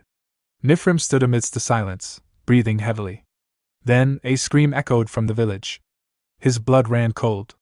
"They've already reached the village," he whispered, and bolted downhill. When he arrived, chaos had swallowed the peaceful hamlet. Orcs were everywhere, homes burning, the sky thick with smoke. Then, a massive orc stepped into view. He wore the wolf mask of a chieftain. "Welcome, warrior," he said, voice like thunder. "I am Kaltum of the great tribe Karim. Don't worry, we won't harm you." "Not yet." Nifrim's eyes scanned the surroundings. "Where are the villagers?" Kaltum chuckled. "Ah, your skill is just as we were told. My special operations unit completely destroyed." "Impressive." Nifrim's tone sharpened. "I asked you where they are?" Kaltum gestured to his subordinates. "Bring them." One orc stepped forward with a heavy sack, its contents leaking blood. Others followed, dragging villagers, tied and battered, but alive. Among them, Purcell. "I wish to fight you," Kaltum said with a grin. "If you defeat me, I will free them all. But if you lose, well, you understand what comes next." Nifrim's gaze met Purcell's. She was wounded, but conscious. He steadied his breathing. "Wait a little longer, Purcell." He drew his weapons and stepped forward. "Enough talk. Fight me, orc." Kaltum's laughter rumbled through the clearing. "Excellent. Very well, let us fight." The battle began in an instant. Chieftain Kaltum, the towering orc clad in crimson wolf pelts, was the first to strike. With a roar that shook the mountain air, he brought his massive warhammer down toward Nifrim with devastating force. But Nifrim, swift as the wind, slipped out of its path with a blur of motion. He darted forward, closing the gap with deadly intent. Kaltum responded immediately, swinging the axe in his other hand in a wide arc. Nifrim weaved beneath it, his agile form a whisper of movement, and in a seamless motion, slipped behind the chieftain. Seeing an opening, Nifrim slashed at Kaltum's lower body. His blade bit into the orc's leg, drawing blood and staggering him slightly. Without hesitation, Nifrim raised his sword to aim for Kaltum's upper body, but the chieftain was faster than expected. He blocked the incoming blow with his warhammer, and the sheer impact shattered Nifrim's blade into jagged pieces. Yet Nifrim didn't falter. In a split-second decision, he hurled the broken half of his sword at Kaltum's chest. The broken blade embedded itself into the orc's thick skin, eliciting a grunt. Then, before Kaltum could react, Nifrim spun and kicked the hilt with full force, driving the fragment deeper, piercing through muscle and bone. Seizing the moment, Nifrim drew his second blade with both hands and aimed for another decisive strike. But Kaltum had anticipated this. As the blade came down, Kaltum raised his hammer once more and intercepted the blow. The sword shattered on impact, another weapon lost. With a smirk, Kaltum rumbled, "Combat must be unpredictable. Victory lies in knowing both yourself and your enemy. Hitting rock bottom taught me that." Nifrim clicked his tongue and launched a sharp kick toward the chieftain's abdomen, hoping to gain distance. Damn it. His defense is like iron. If only I had a real weapon. But the chieftain didn't budge. Instead, he caught Nifrim's leg midair and growled, "What's this? Trying to flee during a duel?" Before Nifrim could escape, Kaltum's punch connected cleanly with his torso, sending the human warrior flying. Nifrim hit the ground hard, skidding through blood and dust as the impact echoed like a drumbeat through the battlefield. Blood splattered around him in wide arcs. Chuckling, Kaltum stepped forward, his voice thick with pride. "Far more entertaining than I expected, human. With this, I take one step closer to becoming the strongest once more. As promised, now I get to kill the rest of them, don't I?" The villagers cried out, calling for Nifrim, pleading for him to rise. But he lay motionless, bloodied and broken, his vision fading at the edges. Their voices reached his ears, but his body refused to respond. "Too noisy," Kaltum muttered to his subordinates. "Kill them quietly. They'll be food soon enough." Turning away from the captives, Kaltum glanced at his trembling left hand and muttered under his breath, "That injury, with a broken blade? That bastard's skilled. Damn it. I won't be able to use this arm for a while." Meanwhile, Nifrim struggled to move. His limbs wouldn't obey. He could only watch as the orcs began killing the villagers, one after another, their screams echoing through the cold air. His mind retreated into the past. He saw Sylvia, smiling, shaking him awake. You really sleep deeply? Even after all those experiments, how do you sleep so soundly? Another companion's voice followed. Hey, what did they do to you this time? Before he could answer, Sylvia interrupted with a playful grin. Your face makes me crave chocolate. His other companions joined in with laughter and requests: wine, stewed from the water-drop dish in, fresh bread smothered in fruit jam, roasted mountain pig. Then, they turned to Nifrim and asked, What about you? What do you want to eat? Sylvia shouted, How can I even think of food after being experimented on, you idiot? Nifrim smiled and said, Let's eat everything together. I'll work harder so we can leave this place. And when we do, let's all sit together and eat until our stomachs explode. Back in the present, he lay in a cage, wounded and barely conscious, clinging to that distant memory. Let's do that. Together. An orc guard standing nearby leaned closer. What the? He's still alive. After a punch like that from the chief? You humans are insane. Chief Kaltum's got a soft spot for you. Says you'll be a sacrifice. You're tough. Are all humans like you in the capital? Another orc sneered. Who cares? We've got Commander Kurak. Still, good thing we chopped his legs off. Amwin, this guy's dangerous. Elsewhere, deep in the heart of the primordial core, a strange conversation was taking place. Patrick reclined comfortably on Swallow's back, reading a newspaper. Boss, it's about to begin. Swallow, eyes closed, asked, What is? A war. Patrick replied. Must you read that while sitting on me? Patrick grinned. Reports from merchant networks. It's developing in a fascinating way. They're marching across every terrain, mountains, rivers, plains, even the sea. Burning human villages to the ground. Swallow sighed, annoyed. Why go through all that trouble? So theatrical. Patrick shrugged. It's likely part of a larger strategy. A wide pincer movement to encircle the capital, like a snake tightening its grip. Swallow muttered. Always the hard way, and the best part. Patrick continued. The scale. It's not just an invasion, it's a performance. War, after all, is more thrilling than a bonfire. Spare me. Swallow groaned. Then, narrowing his eyes, he gestured toward a bag sitting across the room. What's that awful smell? That? Popcorn. Mel's made it using oil and fire magic. Said it's best enjoyed while watching something fun. Popcorn? Yeah. Let's eat while we wait. Miss Ursabet should be arriving soon. Why the hell is she coming here? This is my house, not hers. Meanwhile, at the battlefront, human soldiers were bracing for the coming storm. This is insane. One soldier laughed bitterly. These orcs are making us work overtime. They'll tire out eventually. Another scoffed. A third added, It's not even a dungeon. What are they after anyway? The fourth grinned. Forget that. Have you seen the paladin? That guy doesn't even seem human. The unit commander stood tall and defiant. They may have numbers, but they're still monsters. For the Imperial army, this is nothing. The real threat is the dungeon boss, Kurak. But if we can just hold out a little longer, reinforcements will arrive. Victory will be ours. I swear I won't let those foul beasts set foot in my territory. Meanwhile, Kurak sat alone, steadying his breath. Each exhale was slow, heavy, tinged with the echo of pain, a reminder of the brutal battle he'd once endured. As he winced, a memory resurfaced, vivid and piercing. Bloodied and barely able to stand, Kurak had looked up at his airborne opponent and asked through ragged breaths. Are you next, fairy? Hovering above him with a graceful ease that betrayed her deadly power, the figure gave a soft chuckle. Oh my, what incredible spirit! Even now, standing before me, you can feel the vast difference between us, can't you? Yet you still don't falter. I like that.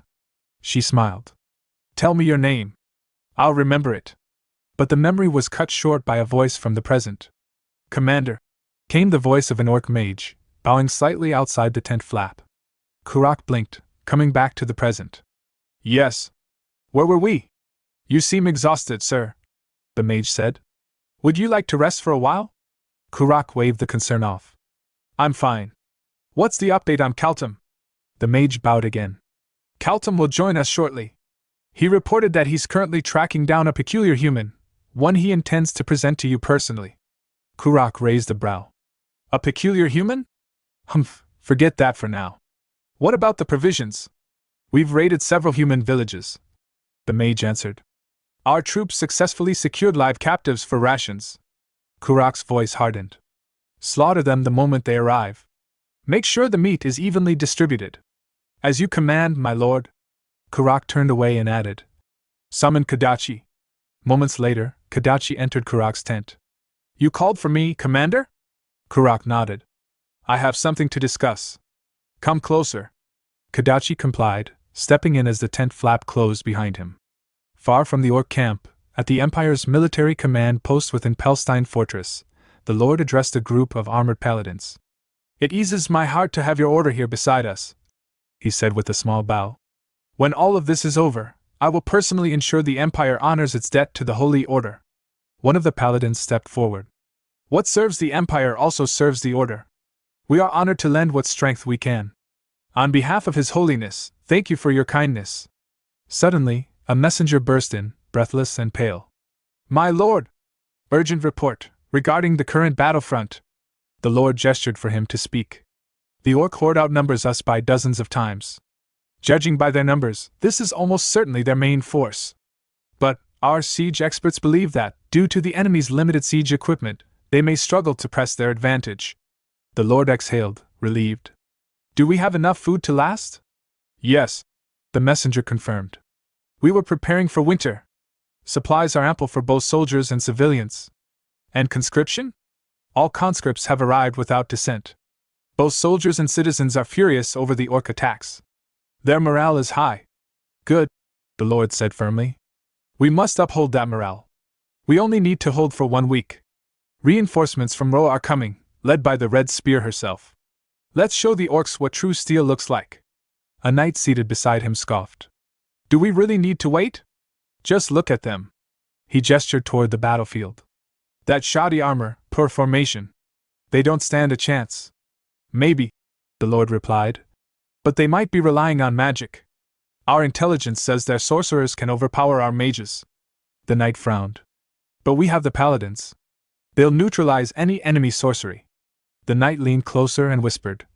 Still, doesn't it seem strange? When did the Holy Order start helping the Empire? I trust them less than I trust those orcs. Don't, the Lord said sharply. Our enemies are the orcs of Nirkumble. If we begin to doubt our allies, we invite chaos. Yes, my lord. Suddenly, the knight pointed to the battlefield. Something's moving. The Lord narrowed his eyes. So, that's Kurak. But wasn't he supposed to have red hair? Who cares? The knight muttered. That aura, that's the leader of the great evil dungeon, no doubt. He rose to his feet and barked. Everyone, stay alert! The orcs are advancing. Archers to your marks.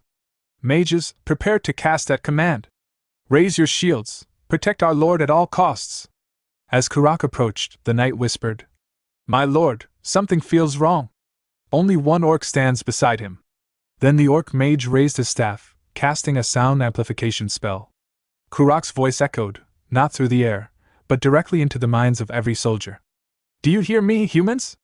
A wave of pain shot through the troops' heads as Kurak's voice reverberated like thunder in their skulls.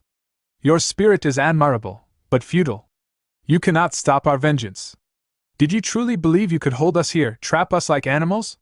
It is because humanity refuses to awaken from its wretched dream that it races toward extinction. In half a day, I will awaken you. Through death. A soldier scoffed loudly. Half a day? What's this idiot orc talking about? He's dreaming. But the Lord's face had gone pale. That voice. That conviction. He's serious. There's something I'm not seeing. He shouted. Be on your guard. The enemy leader is no fool. Something's. A sudden spear impaled him from behind. One of the paladins had driven it through his back, lifting him into the air. His Holiness was right. The paladin muttered coldly. Count, you were too competent. Attacking this place first was a wise choice. Coughing blood, the Lord stared in disbelief. You traitors! You dare betray the Empire? Other paladins began casting spells. Realizing their intent, the dying Lord screamed. No, stop them! That's teleportation magic! They're going to bring the orcs directly into the castle. But one of the paladins looked at him and smiled. It's too late, Count. The holy war begins now. Elsewhere, deep in a dungeon cage, Nifrim lay collapsed on the ground, broken and bloodied. An orc guard outside the bars sneered. Humans kill each other, but they never eat each other. Why? He threw a hunk of meat inside the cage. Eat, human. You must live. I must gift you to the commander. Nifrim glared with defiance despite his pain. You glare, in that state? The orc said with a chuckle. I lost my bet. I thought you'd eat. He growled. Fine. No more patience. The orc entered the cage, seized Nifrim by the throat, and lifted him into the air. Then, grabbing the meat, he forced it into Nifrim's mouth. What are you doing? Stop, please. Nifrim struggled, but the orc ignored him. I help you chew. Meat, human. Eat. And finally, Nifrim swallowed, his body involuntarily reacting to the orc's brutality. As the orc left the cage, he said, Eat or die, human. Next time, I do same. But the moment the orc turned away, Nifrim's body surged with unnatural strength. His wounds vanished. He tore off his restraints, leapt onto the orc's back, and without hesitation, he killed him. The scene shifted to Nifrim Pass. He found himself shackled to a metal chair, drenched in cold, sterile light.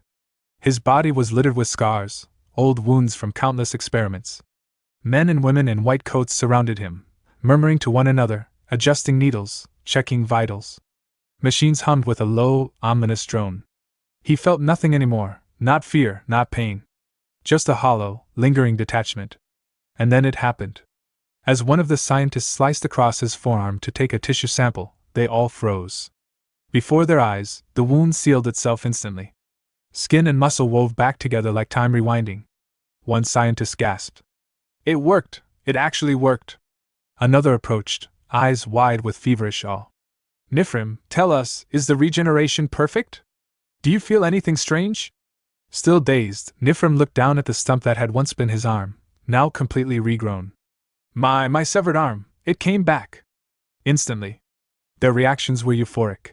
Yes, shouted one of the scientists. This is it. With this breakthrough, we can mass-produce invincible soldiers. A few days passed. But perfection came with demands. When they handed him a slab of raw meat, pale and veined with something unnatural, he shook his head. I won't eat it, he said. Without hesitation, they beat him to the floor. Again. And again. You damned brat! One screamed, kicking him in the ribs. Just eat it! Why do you make us do this? Another added, frustrated. He has to intake to activate the ability. Don't you get it? For his self-repair to function, he must eat that meat. As blood trickled from his lips, Nifrim thought in silence, why does it have to be that? The memory shattered. The orc's corpse hit the ground with a loud, final thud. Blood pooled around it. The other orcs turned in alarm. What the hell? One barked. That human, his legs were gone. Another shouted. Impossible! I crushed them myself, I smashed them to pulp. But Nifrim was already gone. A sudden howl echoed through the camp as Nifrim appeared amidst them like a phantom. His fist collided with an orc's face, the impact snapping bone and sending the beast flying, howling in agony as blood sprayed into the air. The orcs roared in unison and charged him, weapons raised. He weaved between their strikes, effortless, fluid, like death given form. One orc's head snapped sideways under the weight of Nifrim's spinning kick. Another's throat was opened by a punch so sharp it was as if he wielded a blade. The air filled with panic as orc after orc fell, cut down in swift, brutal movements. An orc tried to flee, running toward the distant encampment for reinforcements. But Nifrim hurled a dagger, and with a sickening thunk, it pierced the back of the orc's skull. The body dropped like a sack of meat, never reaching the alarm. From the edge of the skirmish, the vice leader of Kaltum's forces narrowed his eyes. He studied the human, watched how his wounds sealed on their own, how the fire in his eyes never faded. This is no human, he muttered. That has to be an undead. A cursed abomination, no human can do that. Then, barking to the mages behind him, he ordered. Prepare sorcery! Do not waste soldiers here, not without Kaltum's orders. The orc sorcerers scrambled into formation, arcane glyphs forming beneath their feet as they began their incantations. Nifrim, panting slightly, clenched his fists. Damn it, he thought, the effect is wearing off. I couldn't even avenge them properly. Just then, the vice leader turned to one of his warriors. What about the rest of the humans? The ones captured earlier? All sent, the orc replied. To the main force. The vice leader's eyes darkened. Purcell, he whispered. A voice echoed in Nifrim's head, one buried deep, from the lab. Remember, the head scientist had said, voice grave. Never eat the flesh of other demi-humans. Your regeneration responds to the essence of your own kind. If you consume another species, it won't restore you. It'll corrupt you. You won't die immediately. But you'll wish you had. Launch it! The vice leader roared. Cackling with delight, the orc mages unleashed a barrage of fireballs. Flames rained down upon the spot where Nifrim stood. The explosions scorched the air, smoke and embers dancing skyward. The vice leader exhaled in relief. Good. It's done. We cannot waste more time here. Move the troops. But one mage froze, eyes wide. He's still standing. The mage stammered. He's alive. Even after that. How can he still be alive?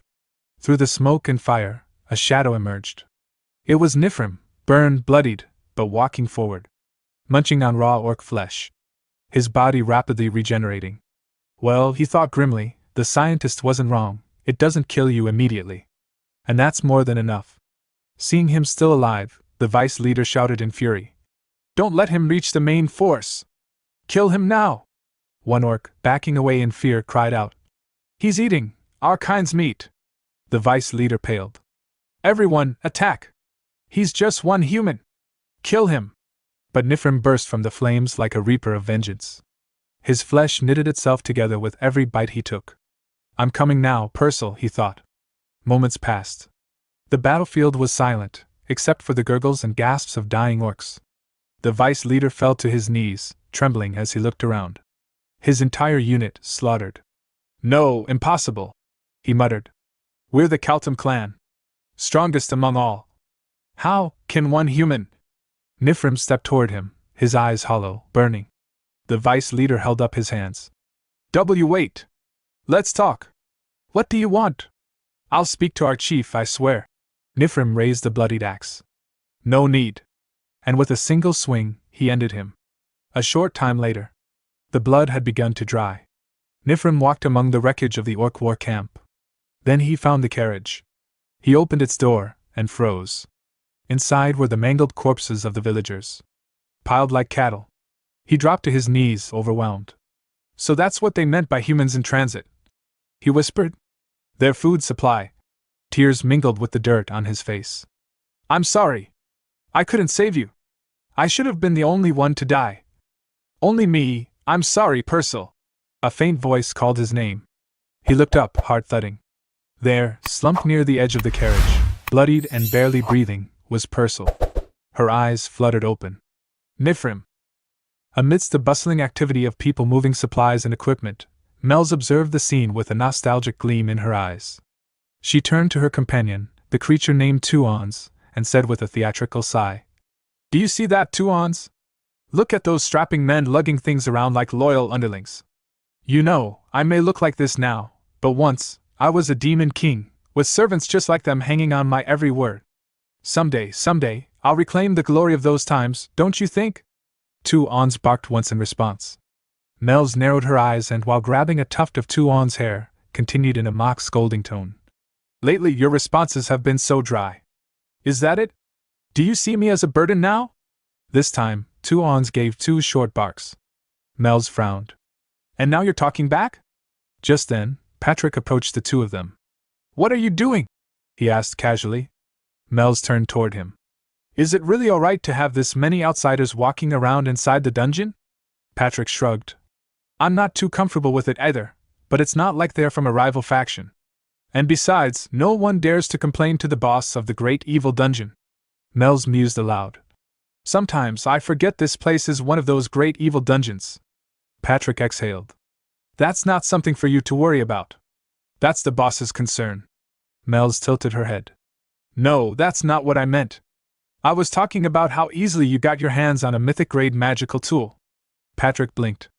Oh, that's what you meant. Mel's thought back to the earlier moment, when Patrick had left her beaten and sprawled on the ground, and said, I'm so bored I could watch a war. Do you have any magic tools that let you do that? Or maybe a spell or two? Still lying flat, she added dryly. That's a very cruel thing to say after pummeling me, Sir Patrick. Patrick replied. I found some useful tools in Ms. Ursabet's collection. Mel's raised an eyebrow. Good to hear. Though, I barely stopped you from stealing and using the crystal orb of Obscuritas. You know, the second strongest demon king's relic?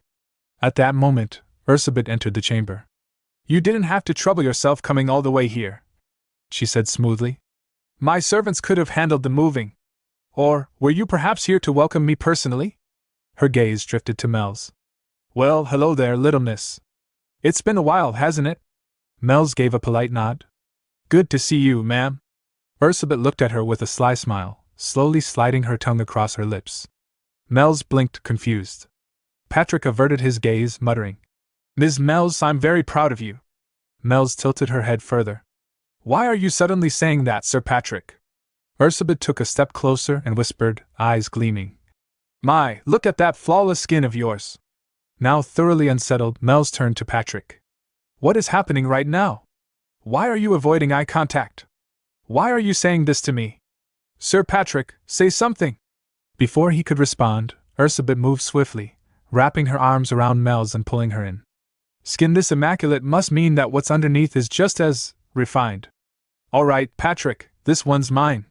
That was the deal, wasn't it? Mel's voice wavered. Wait, what deal? Taking this one? Patrick? Ursabet continued. Just a mirror to the Devourer, and the rest of the items go to room 4. I'll be staying here for a few days. That arrangement should suffice. Patrick replied. That's how it turned out, Ms. Mel's. Mel's, betrayed, mumbled. But I even made popcorn for you. Ursabet giggled, holding her tighter. And she smells so sweet too. I'm looking forward to these few days together. We'll have so much fun. As Ursabet began to walk off with Mel's in tow, Mel's shouted. You shameless bonehead! Curse you, Sir Patrick! May your entire life be plagued with misfortune! Ursabet called back. Oh, and by the way, you need me near the mirror to activate it, remember? I'll be right there. Just as soon as I've had my taste of this one. Two Ons looked sadly at Patrick. Seeing this, Patrick muttered with a heavy sigh. Don't look at me like that. I'm sad too. A short while later, Ursabet and Patrick entered a chamber filled with fluffy popcorn. Ursabet stopped at the door. What is this? Patrick replied. It's called popcorn. Ms. Mel's made a whole lot of it. She said it's something you eat while watching a show. Ursabet looked around. Where's your little project?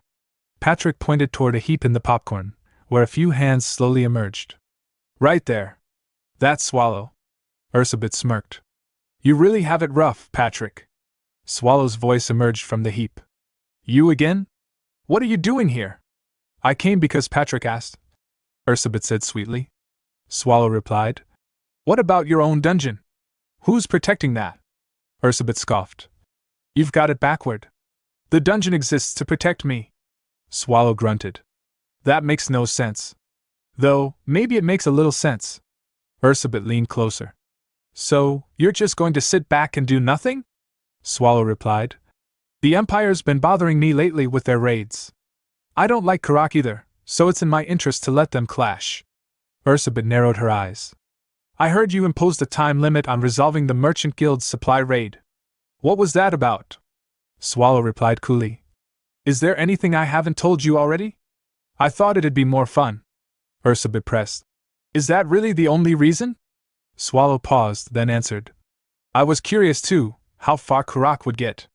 Ursabet looked unconvinced. Is that so? Swallow turned to Patrick. Where's Renee? Patrick answered.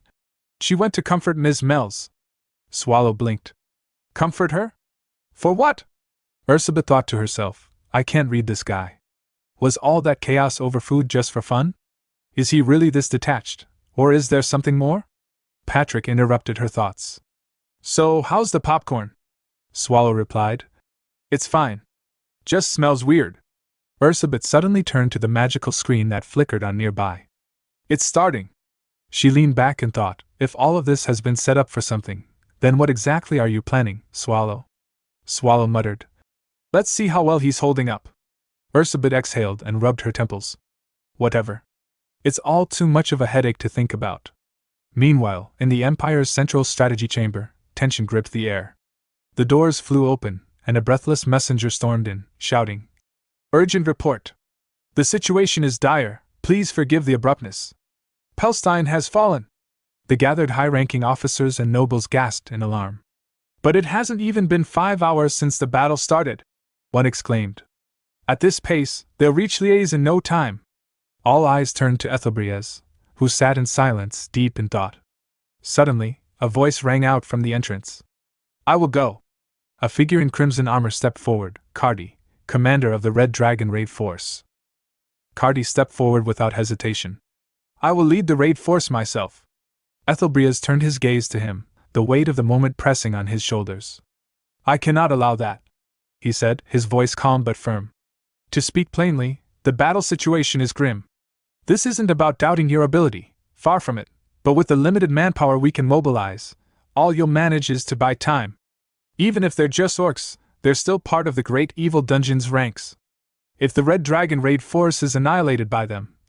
Before he could finish, one of Cardi's subordinates interjected sharply. Officer, with all due respect, watch your words, stand down. Cardi cut in, his tone authoritative yet composed. I'm speaking. Yes, Captain. The subordinate relented, stepping back. Cardi turned to Ethelbreaz and addressed him by his full name. A.R. Ethelbreaz Gar Livestein. You may not trust me, but I trust you. I believe things will unfold just as you've calculated. Ethelbreaz gave a short nod. Yes, very likely. So I will go, Cardi replied, his voice unwavering. For the future you've envisioned. Those words made Ethelbreaz flinch slightly, as if an old wound had been reopened. He sighed. You're bringing up something ancient. Fine. Dragon Slaver Cardi. I authorize the deployment of the Nixer Red Dragon raid force. Cardi smiled, a spark of fire in his eyes. That's more like it. He turned on his heel, cloak fluttering as he walked out. Nixer Red Dragon raid force, prepare for battle. Yes, sir. His subordinates echoed in unison. As they departed, Ethelbreaz remained silent for a moment, then whispered to himself. Come back safely, Cardi. Some time later, Ethelbreaz stood under a hot shower, letting the steam wash over his tired body. After dressing and sitting on a velvet couch in his quarters, he leaned back, deep in thought. Palestine isn't the kind of fortress that collapses in mere hours, not even with a vast difference in troop strength. That means he must have started moving. The Pope? I nearly feared he'd hesitate. But no. The stage is now set, so perfectly that I almost feel faith I never believed I had. To think he's willingly stepped into treason, just for the sake of power. What a blessing. But why? Why are we still alive? Why is he doing nothing? At that moment, a voice called from outside his room. Officer. I'm from the Magic Academic Society. The door is open. Come in. Ethelbreaz replied, composed. A man in blue robes entered. Preparations are complete. I've come to escort you. Very well. Lead the way. The pair walked down dim, labyrinthine corridors, eventually reaching a hidden facility. As they arrived at a vast chamber glowing with arcane light, the robed man said, You may remove your hood from here. No one here is your enemy. Come look. We've succeeded in mass production, just as you requested. Ethelbreaz stepped forward and scanned the room filled with rows of black obelisks, pulsating with restrained energy. Excellent, he said simply. The man gave a respectful nod. Thank you. By the way, how would you like us to deal with the infiltrator from the Pope's faction? We've extracted everything of value. There's nothing left for us to gain from him. Ethelbreaz thought for a moment, then waved a hand. Keep him. He may serve a purpose. Once he was the Pope's right hand, even if that identity is now lost. Consider him a gift. I trust you've already thought of how best to use him. The man chuckled, his voice tinged with theatricality.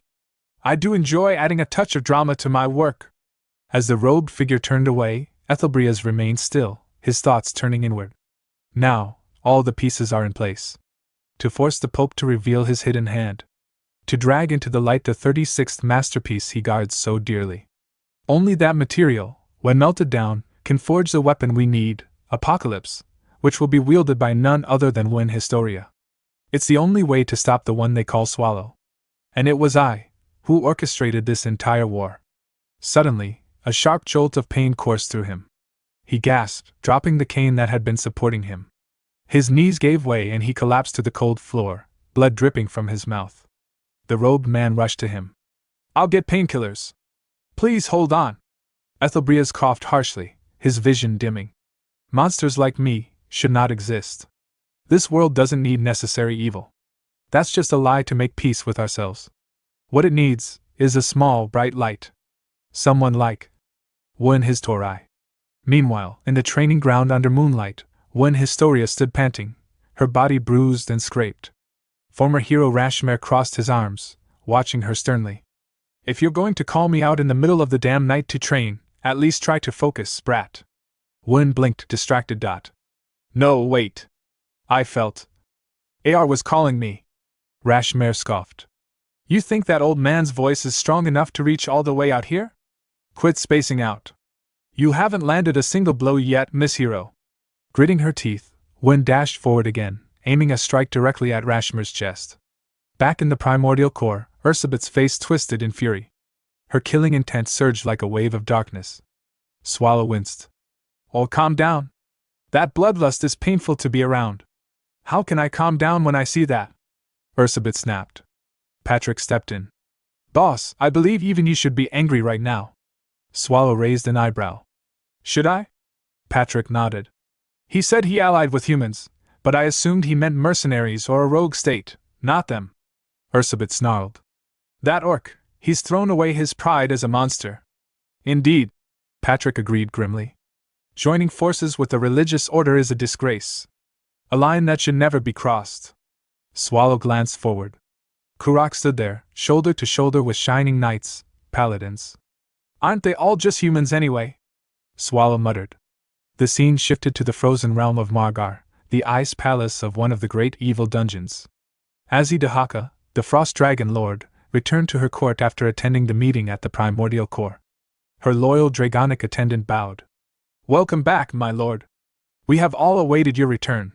Did the meeting proceed smoothly? However, she reveals a new threat. Hex Sable of the Sand Tomb has allied with Kurak. The scene shifted to the Red Dragon raid force, advancing swiftly toward Pelstein Fortress. At the front rode their leader, Cardi, clad in imposing dragon-forged armor that glinted under the dimming sky. His presence alone instilled resolve in the troops behind him. As they marched, one of his subordinates, Renee, trotted closer and called out. Squad leader, may I ask something? Cardi didn't look back. What is it? Make it quick. Renee hesitated, then asked. What's your relationship with Ethelbrias? Cardi paused for a beat before replying flatly. It's nothing much. You could say we were childhood friends. The response stirred quiet murmurs among the soldiers, clearly unexpected news. We grew up in the same village, Cardi added. That's all. Just then, he spotted a signboard ahead and pointed. Cliff ahead. I'll break off and go straight down. The rest of you take the longer route and regroup at the territory. Continue the advance. Understood. The Red Dragon squad responded in unison. Without another word, Cardi launched himself off the cliff. Below lay the Pelstein fortress, surrounded by fortified wooden barricades hastily built to reinforce the perimeter. As he descended, the garrison erupted in alarm. Cries echoed from the watchtower. There's movement at the rear! But the orcs should be in the front. Their lord, Magino, rushed out. What's going on? Why the noise? The enemy should be at the gates. A tower guard called down. Someone just dropped from the sky. It happened too fast to identify. Magino frowned. Isn't that Rie's direction? Could be a diplomatic envoy from the capital? But another soldier interjected. It doesn't look like a human envoy at all. Magino scoffed. Don't be ridiculous. If it looks human, it's human. End of discussion. No, my lord. You'll understand when you see him. He doesn't feel human, the soldier insisted. Then they all caught sight of Cardi's massive frame stepping through the clearing dust. Even Magino was momentarily taken aback, but he quickly collected himself. Stand down, he shouted. He's no enemy. Magino dropped to his knees, his voice trembling with relief. Dragon Slayer Cardi. Thank the heavens. We're saved. I didn't believe the rumors, but you really came. The nearby soldiers murmured in awe. Cardi. From the S-class subjugation force, the Red Dragon? Later, overlooking the enemy encampment from the battlements, Cardi asked. Is that the main body of the orc force? Magino nodded. Yes. They subdued Pelstein in just 5 hours. We didn't even have time to evacuate all the residents. Our defenses are rushed. Cardi observed the makeshift barricades and muttered. For something thrown together, this isn't bad. But the more I look, the stranger it gets. Even with numbers, siege warfare isn't about brute force. Capturing Palestine in 5 hours, it makes no sense. He continued, more to himself now. They have no siege engines. Palestine is a fortress designed to protect the empire. It's not the same as a small border post. 5 hours, it's absurd. Carlyle, the Lord of Palestine, isn't one to surrender easily. He'd die before dishonoring the empire. Did they use magic to breach the walls? But Cardi quickly dismissed the thought. Kurak, the orc chieftain of Nerkumble, is their greatest asset. But I've never heard of him using magic. Could Ethelbrias know something? Was he hiding something all along? He shook off the thought. It doesn't matter. A defense plan is already in motion. Magino blinked. Defense? Not retreat? Cardi turned to him, firm and cold. Pardon my bluntness, but if you have no intention of fighting, then hand over complete command of your forces to me. Later, at the Red Dragon camp, Cardi briefed his squad. Tonight we strike first. The troops responded eagerly. Now that's more like us. Waiting's not our thing. What's the plan? We'll form a small strike unit. Burn down the enemy barracks and retreat immediately. A soldier asked. Won't burning their food hurt morale but risk provoking a premature attack? Then we'll focus only on troop barracks. That'll buy us time for reinforcements from the capital. How many in the squad? Including me, 7. Keep it tight. The troops began raising their hands, volunteering. Rain May stepped forward. Security will be tight. Cardi smirked. We're not aiming for stealth. If we're discovered mid-mission, we'll cut down every orc in our path and return.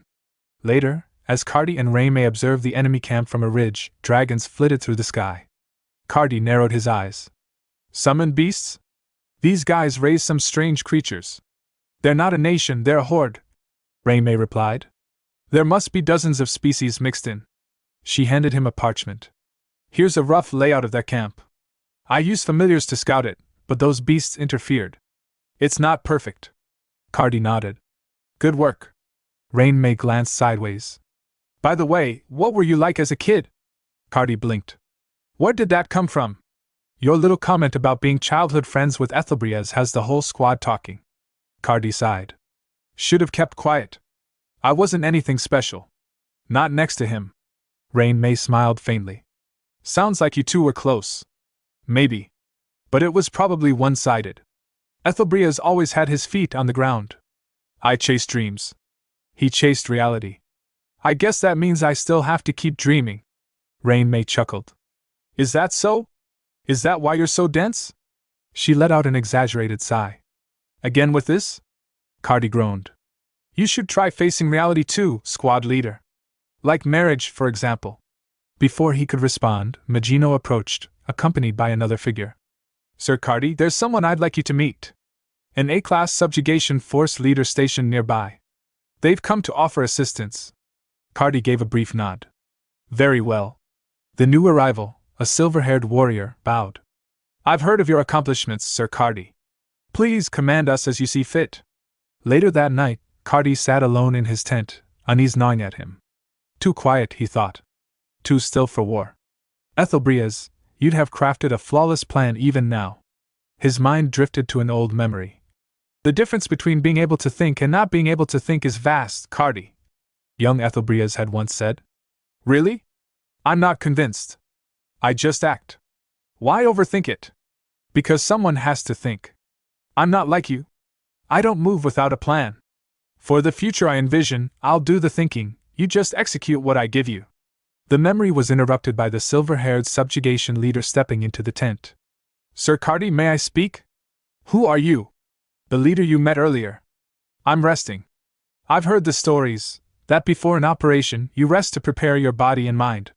It's nothing to admire. What do you want? I couldn't help overhearing your conversation with Lord Magino about the raid tonight. Cardi's expression darkened. That's our operation. There's nothing to discuss. Oh, it's not about joining. It's just, if that operation succeeds, it would be inconvenient. For me. The air turned cold. You'll have to die here, Sir Cardi. Before Cardi could respond, a black-cloaked assassin appeared behind him and drove a blade into his back. But to their shock, Cardi didn't fall. Instead, he slowly rose to his feet, the blade still embedded. The assassin trembled. I know I struck true, so why? Cardi straightened fully and turned his gaze toward them, a cold fire in his eyes. I knew it. 5 hours was far too suspicious. There's a traitor in our ranks. He stepped forward, voice low and thunderous. Now tell me, who do you think I am? Suddenly, flames erupted from Cardi's tent, casting a harsh orange glow across the camp. Members of the Red Dragon raid force turned in alarm. What's going on? Why is the captain's tent on fire? One of them shouted, rushing toward Renee. What happened? Before she could answer, Cardi emerged from the burning tent. His armor was scorched, and in one hand he held the limp body of the subjugation leader by the neck. Don't panic, he said calmly. I'm the one who lit the fire. Everyone fell silent at the sight of the charred corpse dangling from his grip. Who is that? A raid member asked. There's another one inside, Cardi replied. Though by now, he's likely nothing but ash. He dropped the body and stepped forward, his voice sharp. Change of plans? These two were only the beginning. There are others, more of their kind in the area. They call themselves paladins. And we're going to root out every last one. He pulled a badge from his coat and tossed it toward Fable. Fable. Lakna. Hove. Samani. Lashu. You 5 will go meet the landlord. Deal with any resistance along the way. Get to him, no matter what. Fable caught the badge midair. And if he asks why we're there? Show him that and tell him I found it, Cardi said. He's tied to this somehow. The traitors came through him.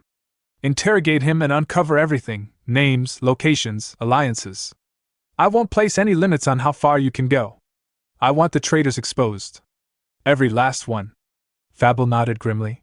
What do we do once we get the information? We wipe them out, Cardi said without hesitation. All of them. Don't underestimate them, they're on par with an A-rank raid force. Stay sharp. Any other orders, sir? None. Move out. Understood, Fable said, and with that the 5 of them departed at once toward the landlord's estate. Renee turned to Cardi. Captain, what about the nighttime raid on the orc camp? Should we cancel? No, Cardi answered. We go as planned. But only the 2 of us will carry it out. Renee gave a curt nod. Your order is my command. Good. Spread the rest of our forces across the region. Have them shadow anyone acting suspiciously. A nearby raid member protested. Captain, that's reckless. At the very least, let us accompany you. Cardi looked around, his eyes intense. The paladins are working with the orcs. Our ambush plan has likely been compromised. If we want any chance of success, we have to strike now, before the traitors warn them. This won't take long. I'll return in 30 minutes, and make it grand. The other saluted. Best of luck, Captain. Later, Cardi and Renee lay hidden behind a rock overlooking the orc camp. Smoke curled lazily above the huts. A few orc sentries wandered unaware. Renee whispered, There aren't many guards. This should be more than enough. Cardi nodded. How far can you cast from here? Intermediate spells? No problem. The shamans might resist those, Cardi said. Let's move closer. We'll need to be within range for advanced spells. As they shifted position, Renee paused. Wait, Captain, you're injured, aren't you? Cardi glanced down, then waved it off. It's just a scratch. I'm fine. Renee frowned. That's no scratch. Don't act tough. That kind of wound could be serious. He turned away. We don't have time for this. Let's go. Creeping closer to the camp, Renee began casting an advanced spell. But before she could finish, an orc shaman spotted them. Enemy magic incoming! They're on the hill! Aim for the caster! Renee sighed. They noticed faster than expected. Finish the spell. Fire the moment you're done, Cardi ordered. A squad of orcs charged the hill, one roaring. Kill the human shaman! Cardi stepped between them. I'll protect you. Renee smiled. Then, like always, I'll make it nice and flashy. As Cardi cut down the charging orcs, Renee finished her incantation. She unleashed Vulcan's rain, a blazing inferno that engulfed the camp in flames. Watching the destruction, Renee exhaled.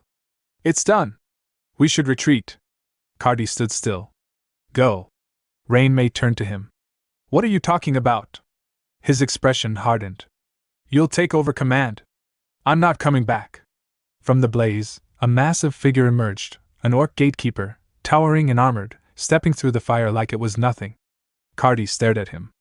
That one, taking him down is worth more than killing 1,000 grunts. Rain May's face tensed. But you're not at full strength. That's a gatekeeper of the great evil dungeons. Cardi drew his massive blade. I've already told you, I won't die. Rain May stepped beside him. But if you do, everything ends, Cardi. Don't worry.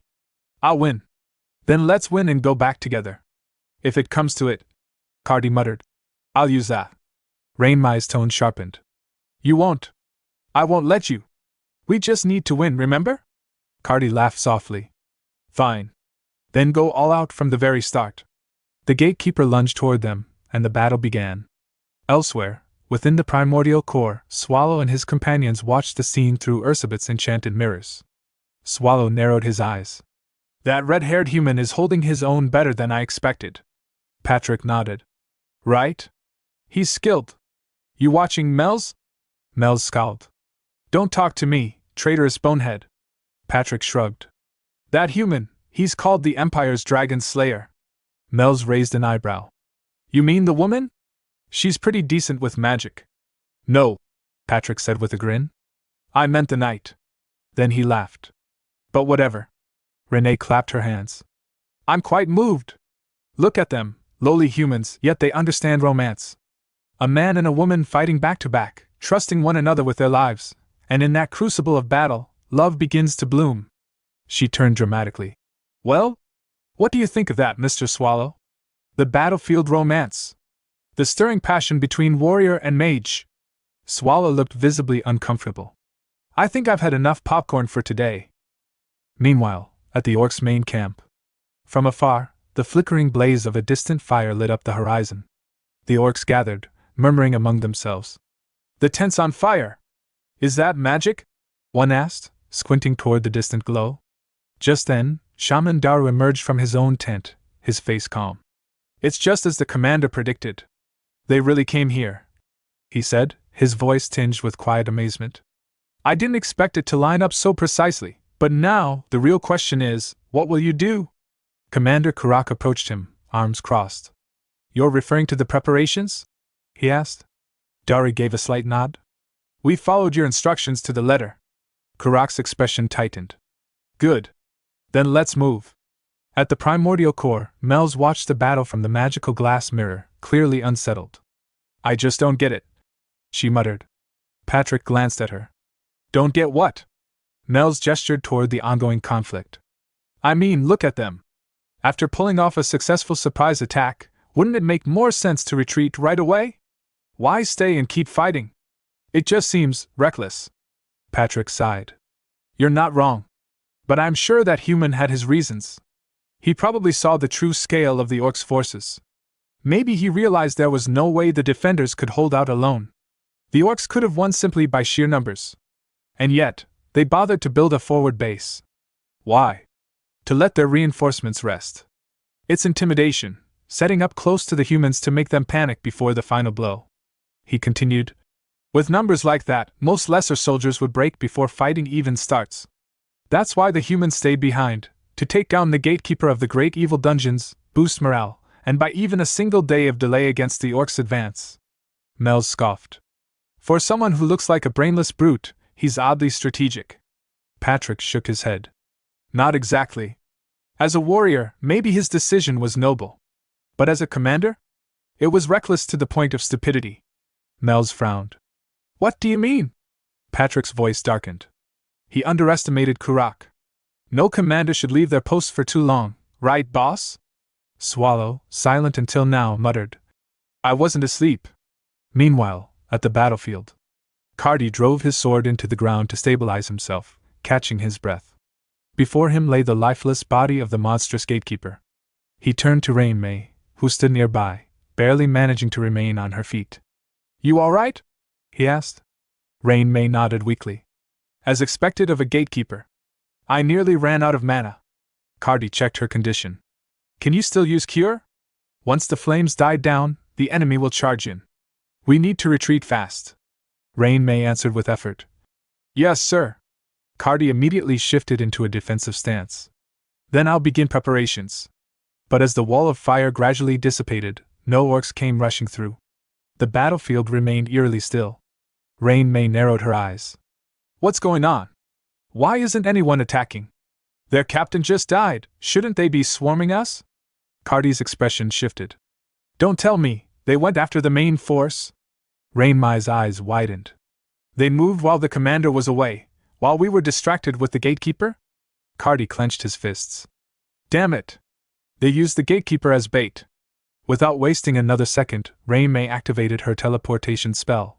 The two vanished in a flash, and reappeared at the devastated main camp. What greeted them was carnage. The camp lay in ruin, their allies butchered. Bodies of soldiers and civilians alike littered the ground. The remaining orcs spotted them. Humans! They used magic! Kill them! They roared. Cardi, gritting his teeth in fury, charged at the oncoming wave. Renee! Stay close, don't fall behind! Captain Cardi! She shouted, trying to calm him. But inside she realized the truth, he's lost in his guilt. Wounded, exhausted from the last battle, and yet he keeps pushing forward.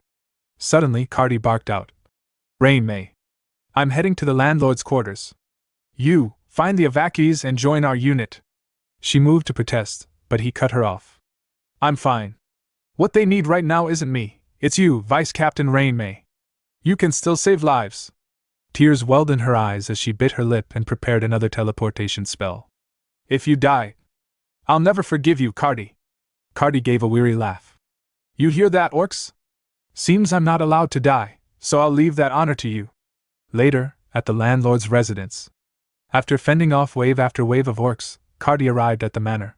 He glanced at his wristwatch. Only one squad leader's signal remained active. Only one? Did the rest fall before even making it here? Something's wrong. Was the night raid a mistake? No. The orcs simply responded better than expected. If someone's to blame, it's me. He kicked the door open and stepped inside. Anyone still alive? He shouted. From the shadows, a figure emerged, one of the Holy Sea's paladins. You made it, the paladin said calmly. Shame you're late. The last survivor was breathing until moments ago. Then, with a sinister grin, the paladin gestured to the corpse in his grasp. I assume you were the one who snapped one of our paladins' necks earlier? I simply returned the favor. Cardi's eyes widened in rage. You bastard! His armor responded to his fury, shifting and reshaping into the blazing form of the red dragon. The paladin chuckled. So that's the fabled red dragon armor. In that case, let's put it to the test, against one of the Holy Sea's 36 masterpieces. As he removed his bulky outer armor, a tight combat suit was revealed underneath, forged for maximum precision and speed. Meanwhile, the Red Dragon raid force was in the midst of evacuating civilians, forming a protective perimeter around the fleeing crowd. Their squad leader stood at the front, giving calm yet urgent orders.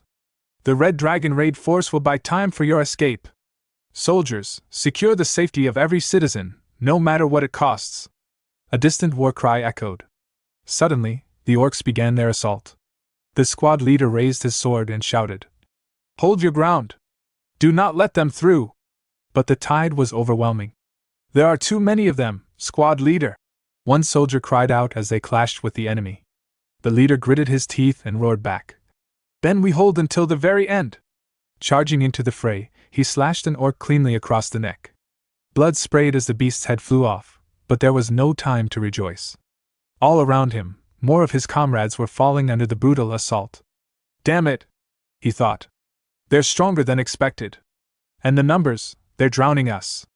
If the captain were here, we wouldn't be on the verge of collapse. As the situation turned dire, a sudden flash of light pierced the battlefield. A sharp crack of thunder followed as arcs of lightning ripped through the enemy lines. Dragon lightning. Recognizing the spell immediately, the squad leader turned toward the source and exhaled in relief. It's her, the vice captain, he muttered to the nearby civilians. You're safe now. Renee landed gracefully at the center of the chaos, her hands already glowing with another spell. She raised her voice with commanding resolve. I'm going to teleport as many civilians as I can. All members of the Nixer Red Dragon Raid Force, tighten the formation. Guard the rear and prepare for an organized retreat. Yes, ma'am, came the united reply. Rainmai's eyes flicked nervously toward the direction of the castle, where a muffled boom could be heard. An explosion? Inside the castle? Cardi, please hold on. I'm coming. At the castle, flames burst violently through shattered windows. Inside, the air was thick with smoke and heat. Cardi stood amidst the destruction, chest heaving, his body cloaked in searing dragon fire armor. He had just launched a devastating fire spell against his opponent, a paladin dressed in ivory steel, now wreathed in smoke.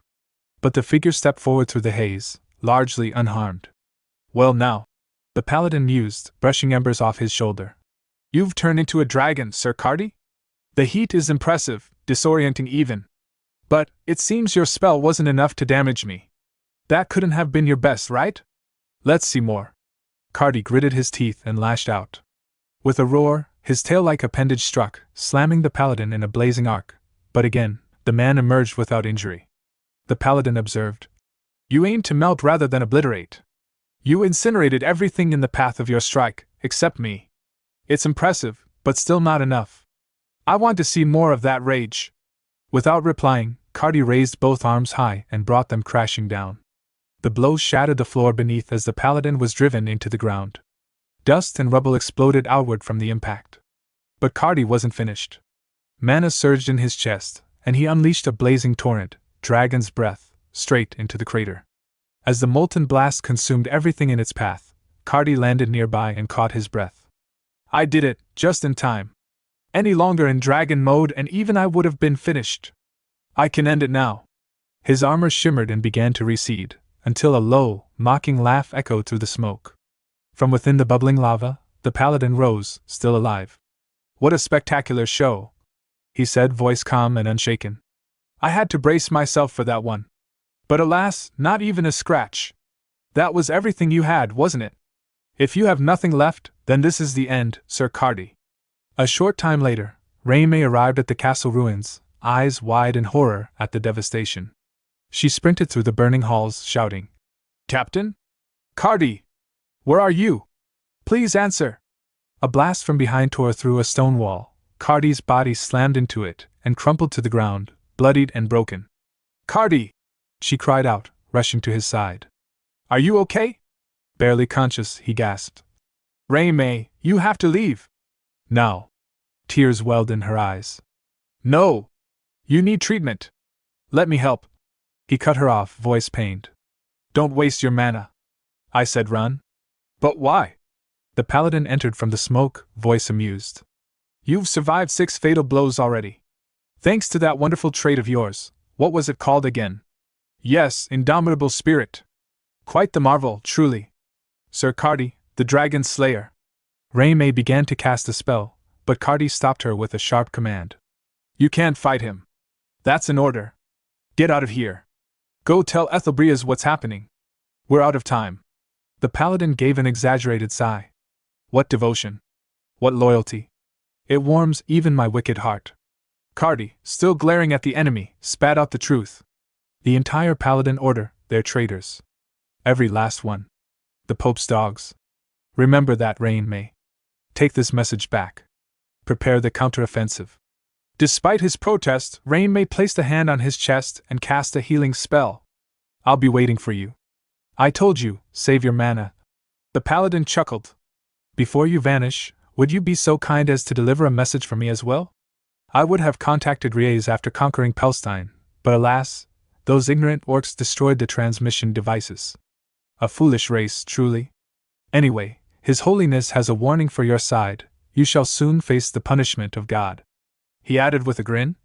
And from me, personally, I look forward to seeing what your so-called warriors can really do. Cardi pushed himself up, determination burning in his battered frame. Renee, go.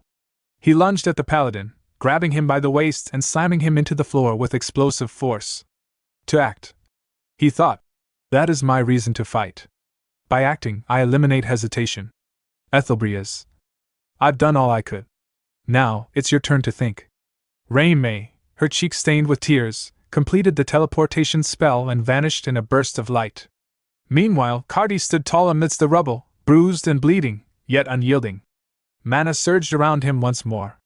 The paladin, slowly rising, licked his lips in anticipation. Yes, good. Show me to the very end, that indomitable spirit of yours. Cardi growled, voice resolute. We perish together, paladin. The scene shifted to one of the mages of the Red Dragon raid force. Planting his wand firmly into the ground, he invoked a spell, Entangle Roots. Immediately, thorn-covered roots burst from the soil, snaking and coiling around the legs of onrushing orcs, stopping them in their tracks. As he controlled the spell, the mage muttered to himself. There are still civilians trapped inside.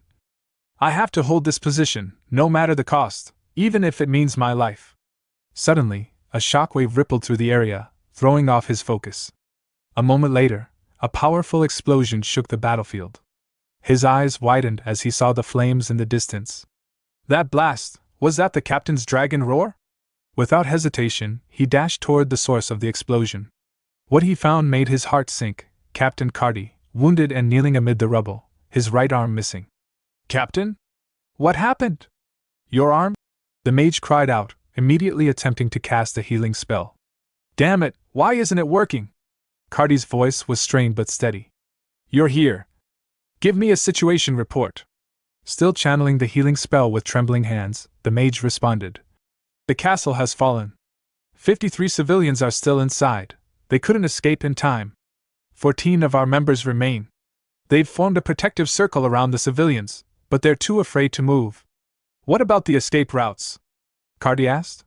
The nearest one is through the northern gate, the mage replied. But the orcs have already seized control of that area. Despite his injuries, Cardi began pushing himself to his feet. There's still a chance. We move now. The mage reached out to steady him. Captain, you're in no condition to fight. It's too dangerous. But Cardi's expression was firm. This happened under my command. I have a responsibility. The mage clenched his fists. It's not just your burden to bear. We all carry the weight of this. Cardi looked at him with resolve in his eyes.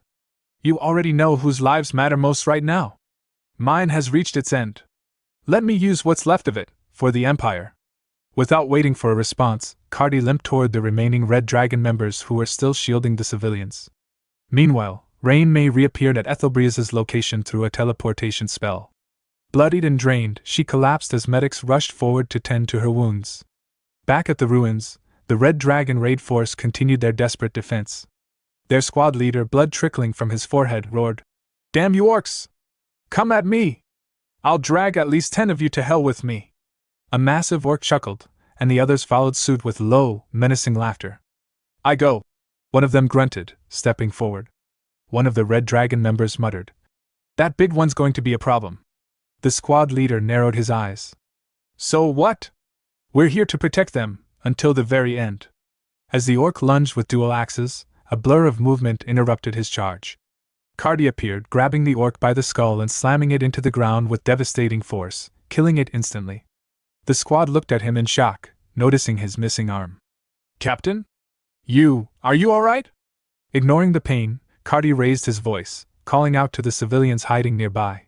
Hear me, brave citizens of the Empire! I am Cardi, the Dragon's Slayer. I will see to it that you escape this place safely. You are the pride of our land, courageous, resilient. So rise! Stand for the last time. I will carve a path through the enemy. Follow me. One by one, civilians emerged from hiding. Seeing their determined expressions, Cardi nodded approvingly. That's the resolve I want to see. He turned to his troops. Nixer Red Dragon raid force. Prioritize the civilians' safety. Follow me, I will open the path. Yes, sir! They shouted in unison. Let's go! They charged forward with renewed energy, facing the orcs that blocked their only escape.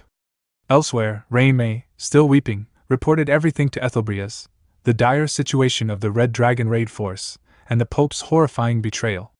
Moments later, the civilians and soldiers reached a large bridge. One of the members yelled, We're almost there! Just across that bridge, almost safe! But their hope was short-lived. A fresh wave of orcs appeared on the other side. One of them scowled. Impossible! How did all the humans escape? Cardi immediately stepped forward, blocking their path. Captain? All civilians are across. We should. The squad leader began. Go, Cardi ordered. They looked at him, confused. What do you mean? I'm destroying this bridge, Cardi said calmly. You must ensure their safe arrival at the secure zone. We can't just leave you here, they protested. This is an order, Cardi said, smiling. Running alongside you all was an honor. With tears in their eyes, they began crossing. Captain, don't die. Once they were across, Cardi smashed the foundation of the bridge with a flurry of heavy blows, sending it crumbling down behind them. He turned to face the orcs, eyes blazing. You shall not pass. An orc laughed. One man? What can you possibly do? Another muttered. He is strong. Kill him, then chase the rest.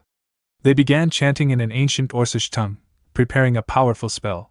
Cardi narrowed his eyes. So you're playing that game? Just then, a massive presence arrived. Kurak. The towering orc commander barked. Stop. Cease your spell casting. The orcs immediately obeyed. Cardi's eyes widened as the massive figure approached. Kurak stepped forward. What is your name, human? Cardi smiled, blood trickling from his lips. Cardi. The Dragon Slayer. Kurak nodded. I will remember that name. Rain May, elsewhere, continued to cry, desperately begging Ethelbrias to save the squad. Back at the bridge, Kurak suddenly swung his axe. In a single, brutal motion, he cleaved through Cardi. The Dragon Slayer fell to the earth, lifeless. The orcs erupted into cheers. Our great leader has slain the human! As they moved to pursue the humans across the ravine, Kurak stopped them. We will take another path. The orcs blinked. But they're right there? Kurak growled. Do not make me repeat myself. He then turned to Daru, his shaman. Bury him with honor. He was a warrior. And with that, Kurak turned and walked away. Later, the scene transitioned to Ethelbrias's quarters. The room was in disarray, papers scattered, furniture shattered. Ethelbrias sat silently on the floor before a shattered window, eyes hollow. The Pope really did betray the Empire, he muttered. The scene flashes back to Hexable, who stood silently before a vast, hollow pit, one that marked the beginning of his existence. It was here, he murmured, eyes hollow, that I first became aware of myself. My evolution granted me self-awareness, something that shouldn't have existed within me. But even with that awareness, I could do nothing. I was still just food, fodder meant to be devoured by a higher being. He paused, the memory clawing at him. I had already accepted that fate. I resigned myself to being nothing more than nourishment for an overwhelming predator. But then, he appeared. The predator, massive and godlike, towered over the pit. And yet, even that overwhelming force flinched when he arrived. Won't you end up swallowing all the sand too, if you go through with this? The predator asked, half mocking. Swallow, indifferent, simply replied. Doesn't matter. It's your last supper anyway. Hexable continued his recollection. He looked far weaker than the predator. But even a lowly thing like me could see it the moment he arrived. That man, he was myth incarnate. What happened next burned itself into Hexabel's mind forever. The predator, one who had once consumed everything without resistance, was obliterated. Instantly. Without even the time to react, he was reduced to nothing more than feed. To him, even the predator was just sustenance. Hexable whispered in awe. He had turned to Swallow then, desperation flickering in his eyes. Am I allowed to dream a new dream? Swallow looked at him and shrugged. I don't know about dreams. But if you're that curious, follow me.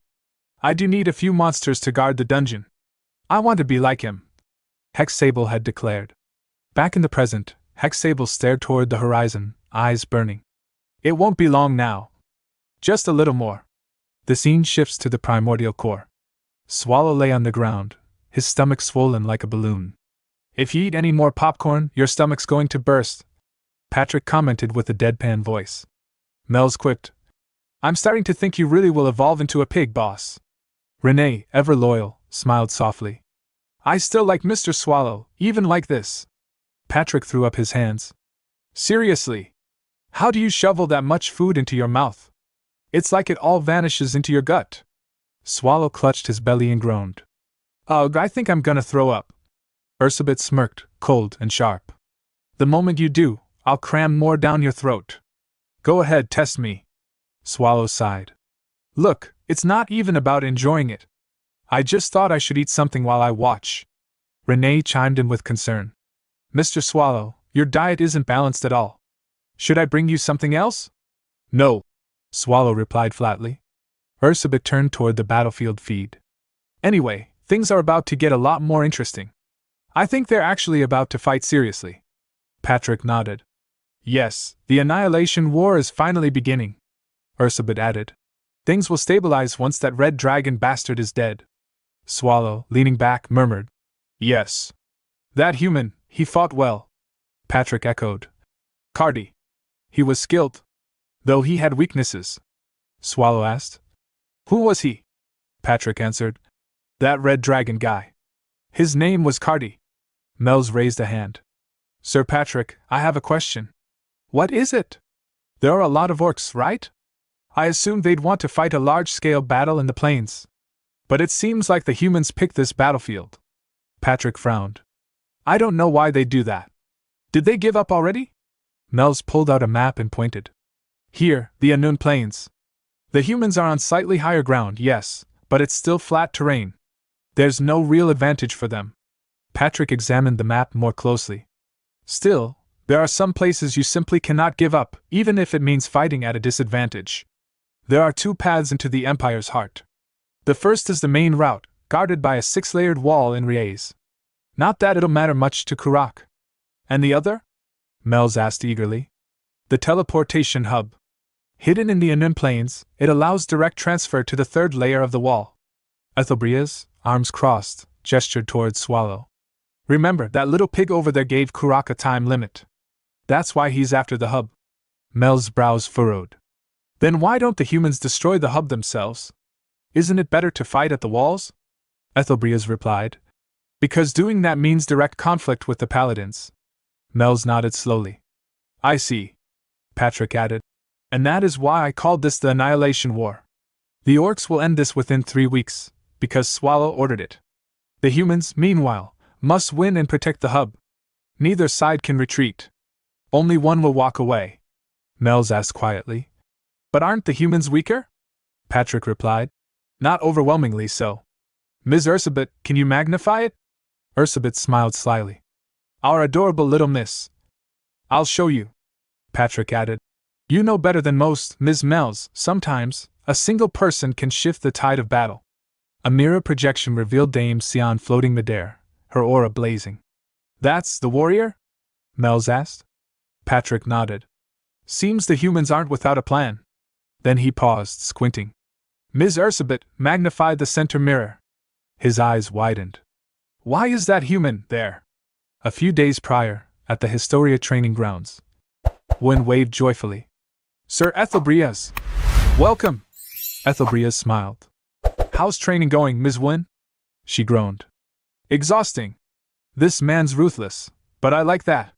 Ethelbrias turned to the one training her, Rashmare. Sir Rashmare, may I have a moment? I don't mind. They stepped aside, leaving Wynne to resume training. Ethelbrias spoke solemnly. Sir Cardi has fallen. I see, Rashmare said. Was it Kurak? Or the gatekeepers? Ethelbrias shook his head. He was too strong for the gatekeepers. Kurak dealt the final blow, but the one who truly broke him was the paladin. The Pope's hand, then, Rashmare muttered. It's clear now. And that paladin took no damage from Cardi. Rashmare blinked. That sounds exaggerated. Cardi's power isn't something you just shrug off. Ethelbrias nodded. Normally, I'd agree. Is the paladin wearing one of the 36th masterpieces? I believe so. Then, is it time for the warrior to step forward? Ethelbrias smiled faintly. Or perhaps you could go instead. I refuse, Rashmare said immediately. I won't get caught in your schemes. I understand. At that moment, Swallow's curse flared faintly across Ethelbrias's face. Rashmare noticed. That mark magic? Ethelbrias raised a hand to cover it. Yes. Trouble, if Wynne notices. He asked. How's she doing? Rashmare's tone softened. Hard to describe. Byrne was a genius, and so am I. It took Byrne a week to adapt to swordplay. 2 months to replicate it. 6 months to own it. A year to transform it into something uniquely his. But that girl? I've only taught her a few days. She couldn't land a hit on the first day. Now she trades blows with me. Of course, I still land more hits. She trains with a gauntlet that can't even release aura. If it were real, I don't think I'd withstand it. Ethelbrias bowed slightly. Thank you for your excellent guidance. Rashmare continued. She hasn't added her own color to the technique yet. Training isn't over. And you plan to send her out already? Ethelbrias replied. Preparations are ending. Now that the Pope has revealed a masterpiece, it's safe to assume they've made their move. Let's talk to win. Rashmare narrowed his eyes. Are you sure about this? About what? You're planning to expand the battlefield, to eliminate the Pope's faction, claim the masterpiece, and subdue Swallow. It sounds great on paper. But you know how many citizens have already died, thousands. That number will only rise. He paused. When Wen finds out, will you be able to bear her wrath? Ethelbrias looked out silently and said, That, too, will have its purpose, when the time comes. The scene shifted to the royal courtroom. Inside the defendant's box stood Ethelbrias, facing judgment. Presiding over the trial was none other than the Emperor's second son. The prince's gaze was sharp as he leaned forward and asked, I have a question I'd like to ask. How do you plan on taking responsibility for this, Officer Ethelbrias? Was it not due to your incompetence that you failed to secure a single victory? Do you have any idea how many esteemed nobles lost their lives under your command? How will you amend for this calamity? We've lost too many talented individuals. Even if my father forgives you, the Empire will not. Ethelbrias scoffed at the words, a small sound that carried through the chamber. The prince's composure faltered. Did you just scoff at me? He demanded. Before the tension could rise further, the prince's advisor stepped forward, bowing. Your Highness, perhaps any more than this. But Ethelbrias turned on his heel, making for the exit. Halt, Ethelbrias! The prince barked. Where are you headed? I can strip you of your position at any moment. The officer did not stop. It seems you've grown quite fond of your insignificant position. The prince sneered. As expected of low-born street scum. Without turning back, Ethelbrias replied evenly. You can try, though I'm not sure you could even handle it. Gasps rippled through the court. What insolence before His Highness! A noble exclaimed. Ethelbrias! The prince roared. Mocking me is the same as mocking the entire Imperial family. But the officer kept walking until the great doors closed behind him. Later, Ethelbrias entered the Emperor's throne room and knelt deeply. The Emperor rose from his throne and stepped forward. There is an enemy threatening the Empire, the Emperor said gravely. I hear the situation is not going well, Ethelbrias. My apologies, Your Majesty, the officer replied. But such is war, the Emperor continued.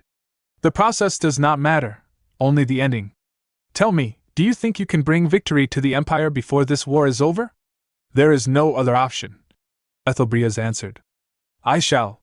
The Emperor's expression softened slightly. Do not take to heart the words of my second son, who sees only what is before his eyes. I am overwhelmed with gratitude that Your Majesty would even consider my feelings, Ethelbrias said. Bring me results, the Emperor ordered. Our enemy is an evil one who will reap thousands of lives. Later, Ethelbrias lay on a sofa in his private quarters, his right eye marked by the creeping sign of Swallow's curse. He stared at the ceiling, thinking bitterly. Damn it. I even saw His Majesty as a monster earlier. I've reached a point where I can no longer make sound decisions. My body still moves, at least. Swallow had told him he had 6 months to live. Looking at the speed of the curse's progression, he doubted he even had that long. By the time this war ends, I'll be dead, he thought. First came the breakdowns, now hallucinations. What's next? This crawling sensation in my body, is it erosion or invasion? Am I becoming something else? A laugh echoed behind him. He sprang to his feet and spun around. Nothing was there. What was that? Am I hearing things now? At that moment, Garrett entered, visibly flustered. Don't even think about making a mess again. Do you have any idea how hard it is to organize them? Ethelbrias offered a tired smile. Welcome, Garrett. You need to get ready, she said. Everyone will gather soon. I know. Any movement from the Order? They won't act at this stage, Ethelbrias replied. The Pope wants to overthrow the Imperial family and claim absolute power. To stage that properly, he can't afford to exhaust his forces now. The Vice Commander Renee confirms the same. No matter how powerful the masterpiece they possess is, Garrett said, wouldn't it still be hard to take on 2 heroes? One alone should be enough to subdue them. She glanced at a paper in her hand. What's this list? The names of those who must leave the unknown plains. So, you want to continue as planned? Yes. We must lose this fight too. Garrett nodded, then noticed another document on his desk. The primordial core data again? Yes, Ethelbria said.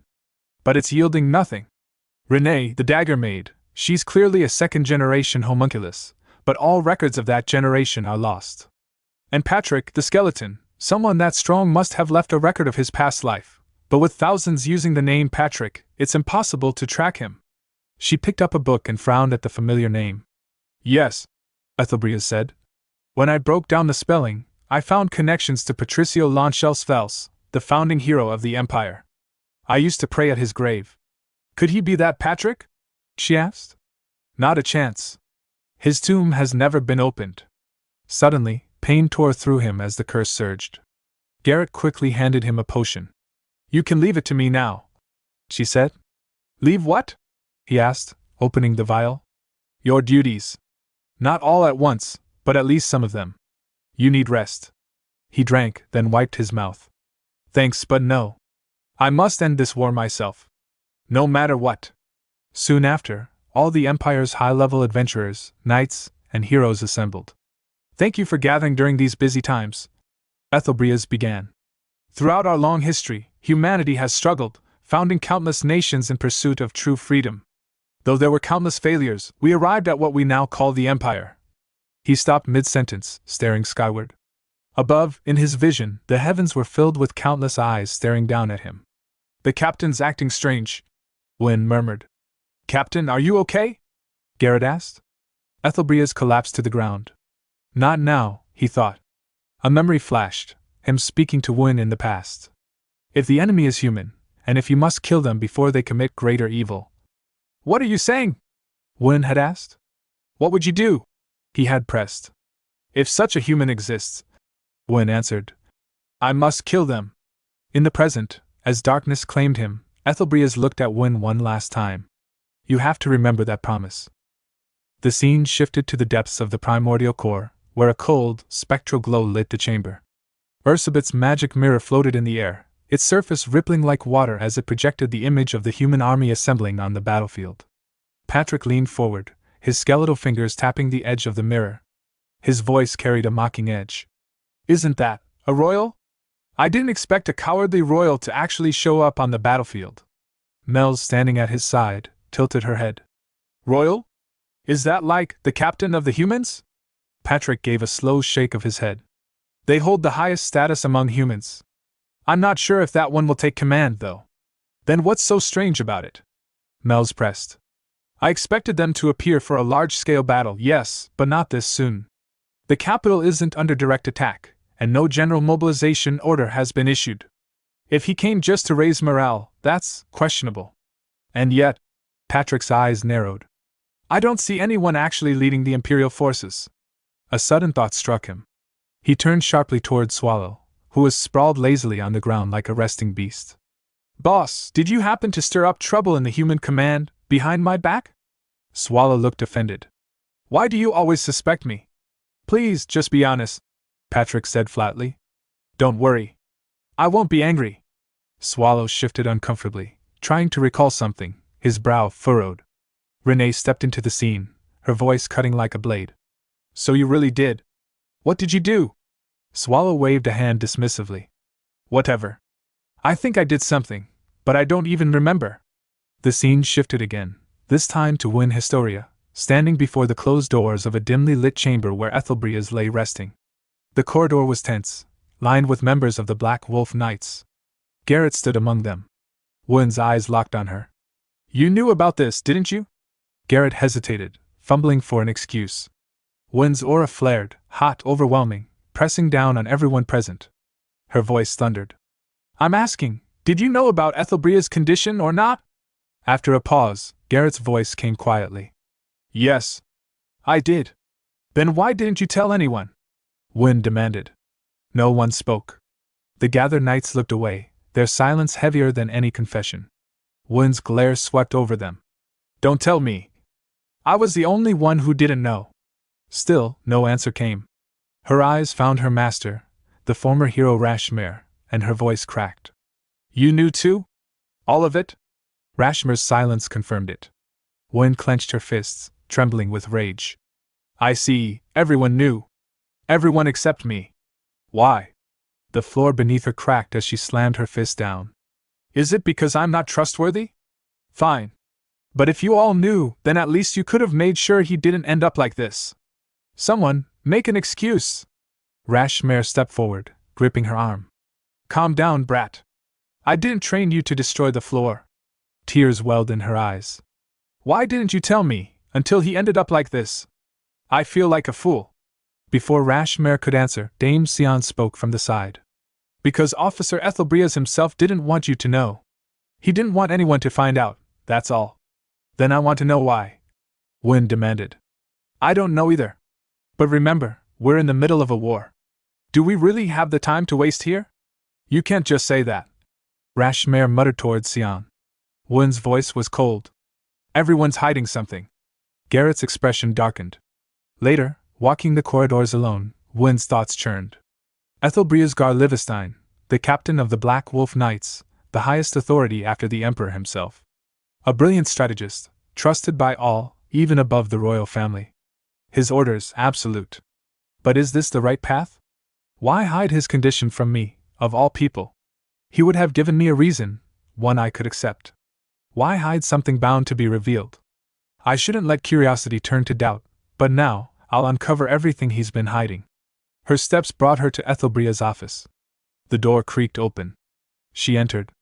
Far away, in the human army camp, Black Wolf Knight Berizik stood before a man.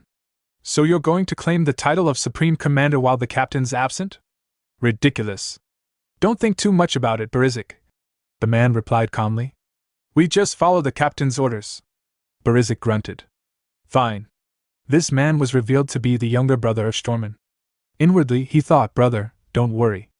I'll serve the captain until the very end. At that moment, the Emperor's second son approached. Black Wolf Knights, tell me, am I not trustworthy?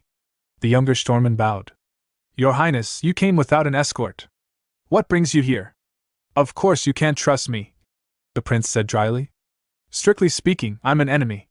I oppose the officer, but I still acknowledge him. One day, I intend to face him in a fair contest.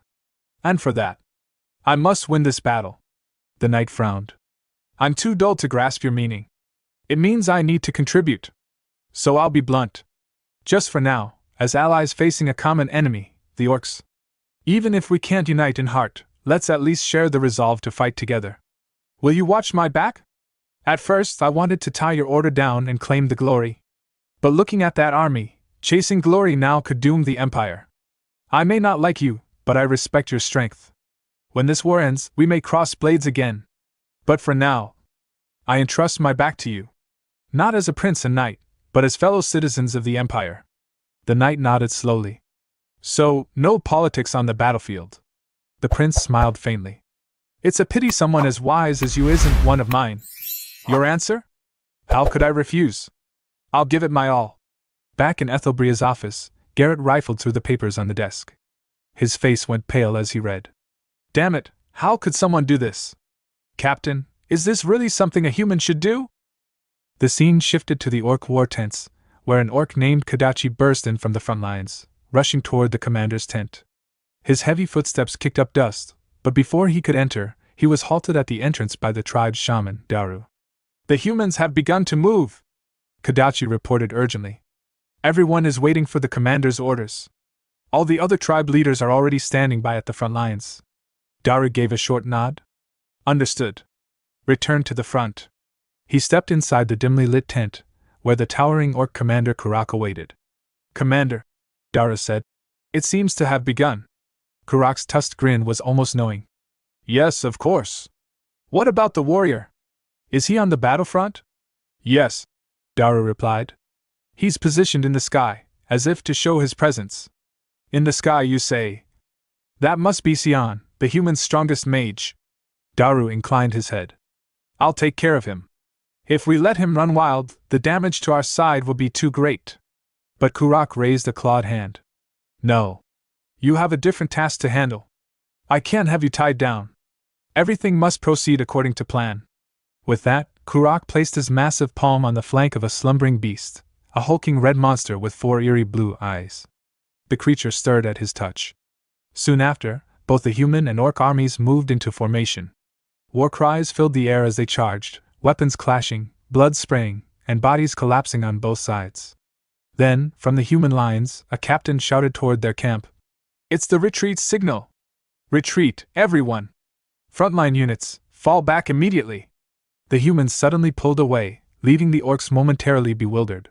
Meanwhile, above the human camp, Dame Sion hovered in the sky, beginning a complex chant. The air trembled as layers of magical circles bloomed around him. One after another, devastating spells activated. Sanctification. Thousand stakes. The flame that burns the roots. Blind man's scream. Steps in the swamp. Ground collapse. Ice witch's breath. Fog of death. The orcs stared upward in confusion. What is that? One muttered. Sion only laughed, hurling his barrage of spells toward the battlefield. Each impact erupted into a massive explosion. From the human camp, the prince's eyes widened. My God, is that the power of Dame Sion, the warrior? But before he could finish the thought, the very mana in the air began to surge skyward, condensing into a massive ball of fire. And what's that? He whispered in shock. It was Sion's most feared spell, Meteor. The burning mass descended, striking the battlefield with a cataclysmic explosion far greater than the last, the shockwave carrying even to a small home far from the war. There, a child pointed upward. Mom, look! It's a shooting star! The blast struck, knocking both mother and child to the ground. Back at the human camp, soldiers tensed. The prince raised his voice. Everyone, lower your positions! The warrior Sion is on our side! Nearby, Barizik glanced at the Storman brothers. I think the war would be over if we just left everything to the warrior Sion. The elder brother gave a rare smirk. Normally I'd call that foolish, but seeing this, I can't help but agree. Barizik shook his head. Yikes, the Anun plains are going to become a rift at this rate. The elder Storman's expression hardened. But Sir Sion doesn't have infinite mana. And if the enemy could be wiped out this easily, they wouldn't be called a great evil dungeon. Judging from their losses, they're fired up. No.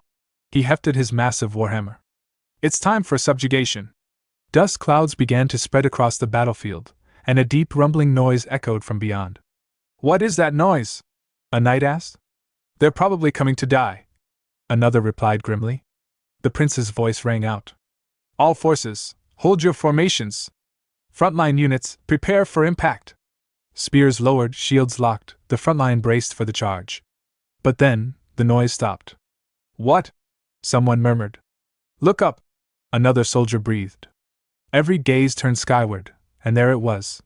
The red, four-eyed monster Kurak had awakened, now standing before them in all its terrible glory. From above, Sion narrowed his eyes. As expected of a great evil dungeon. I can't let my guard down. Was Kurak raising something like that? One of the 9 mystical beasts of the continent, a manticore.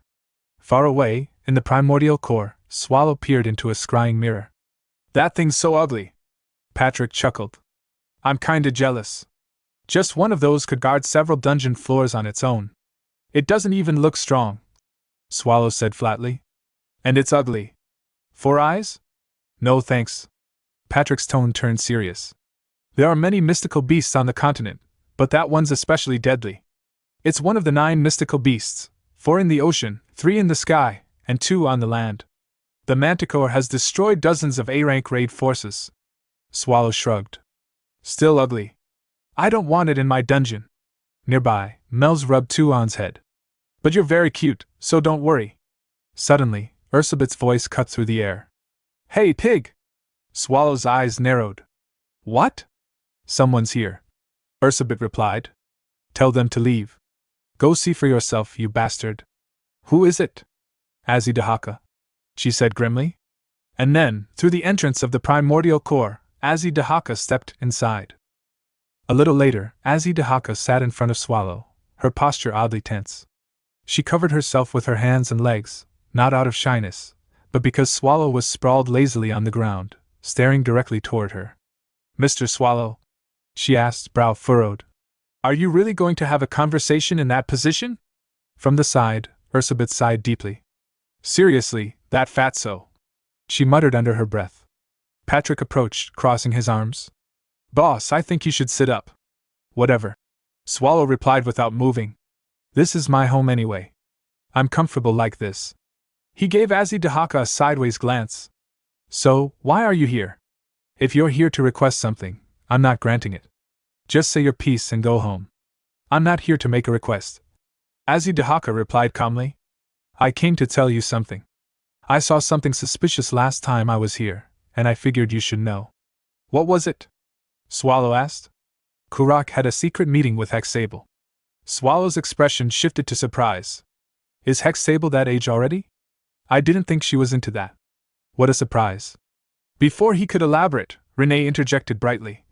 Mr. Swallow, Renee is also at the age where she can start dating. What do you think? Swallow blinked in alarm. Wait, Renee, you need to calm down. I think dating is a good thing, Mr. Swallow. She declared undeterred. Patrick's patience snapped. I'm going to pull that resignation out again. Do you really want me to? Swallow raised his hands defensively. All right, fine. So, what about them having a secret meeting? Isn't it suspicious they met right after Kurak declared war? Azidahaka said. It's only natural to think Hexable is plotting something as well. At that, Swallow's joking demeanor vanished. His eyes hardened. Patrick noticed immediately. Indeed, there's only one conclusion we can draw from this. Patrick, Swallow said quietly. Yes, boss? Swallow sat upright, face serious. Get everyone out of here except WR. And don't let anyone in. Patrick bowed. Understood. One by one, the others left, until only Swallow and Azidahaka remained. The air seemed to change, heavy and suffocating. Azidahaka shifted uncomfortably. Was the atmosphere always this heavy? Did I make a mistake? Beads of sweat began to form on her brow. Her thoughts were cut short by Swallow's voice.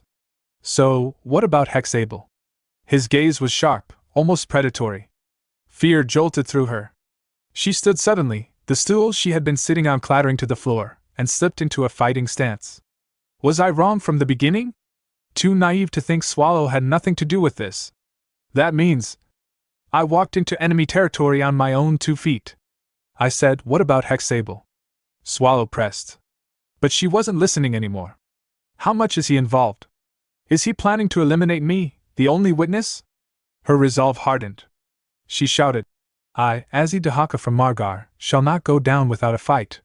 Energy surged from her, cracking the ground beneath her feet. Swallow looked puzzled. Go down? What do you mean? Wait.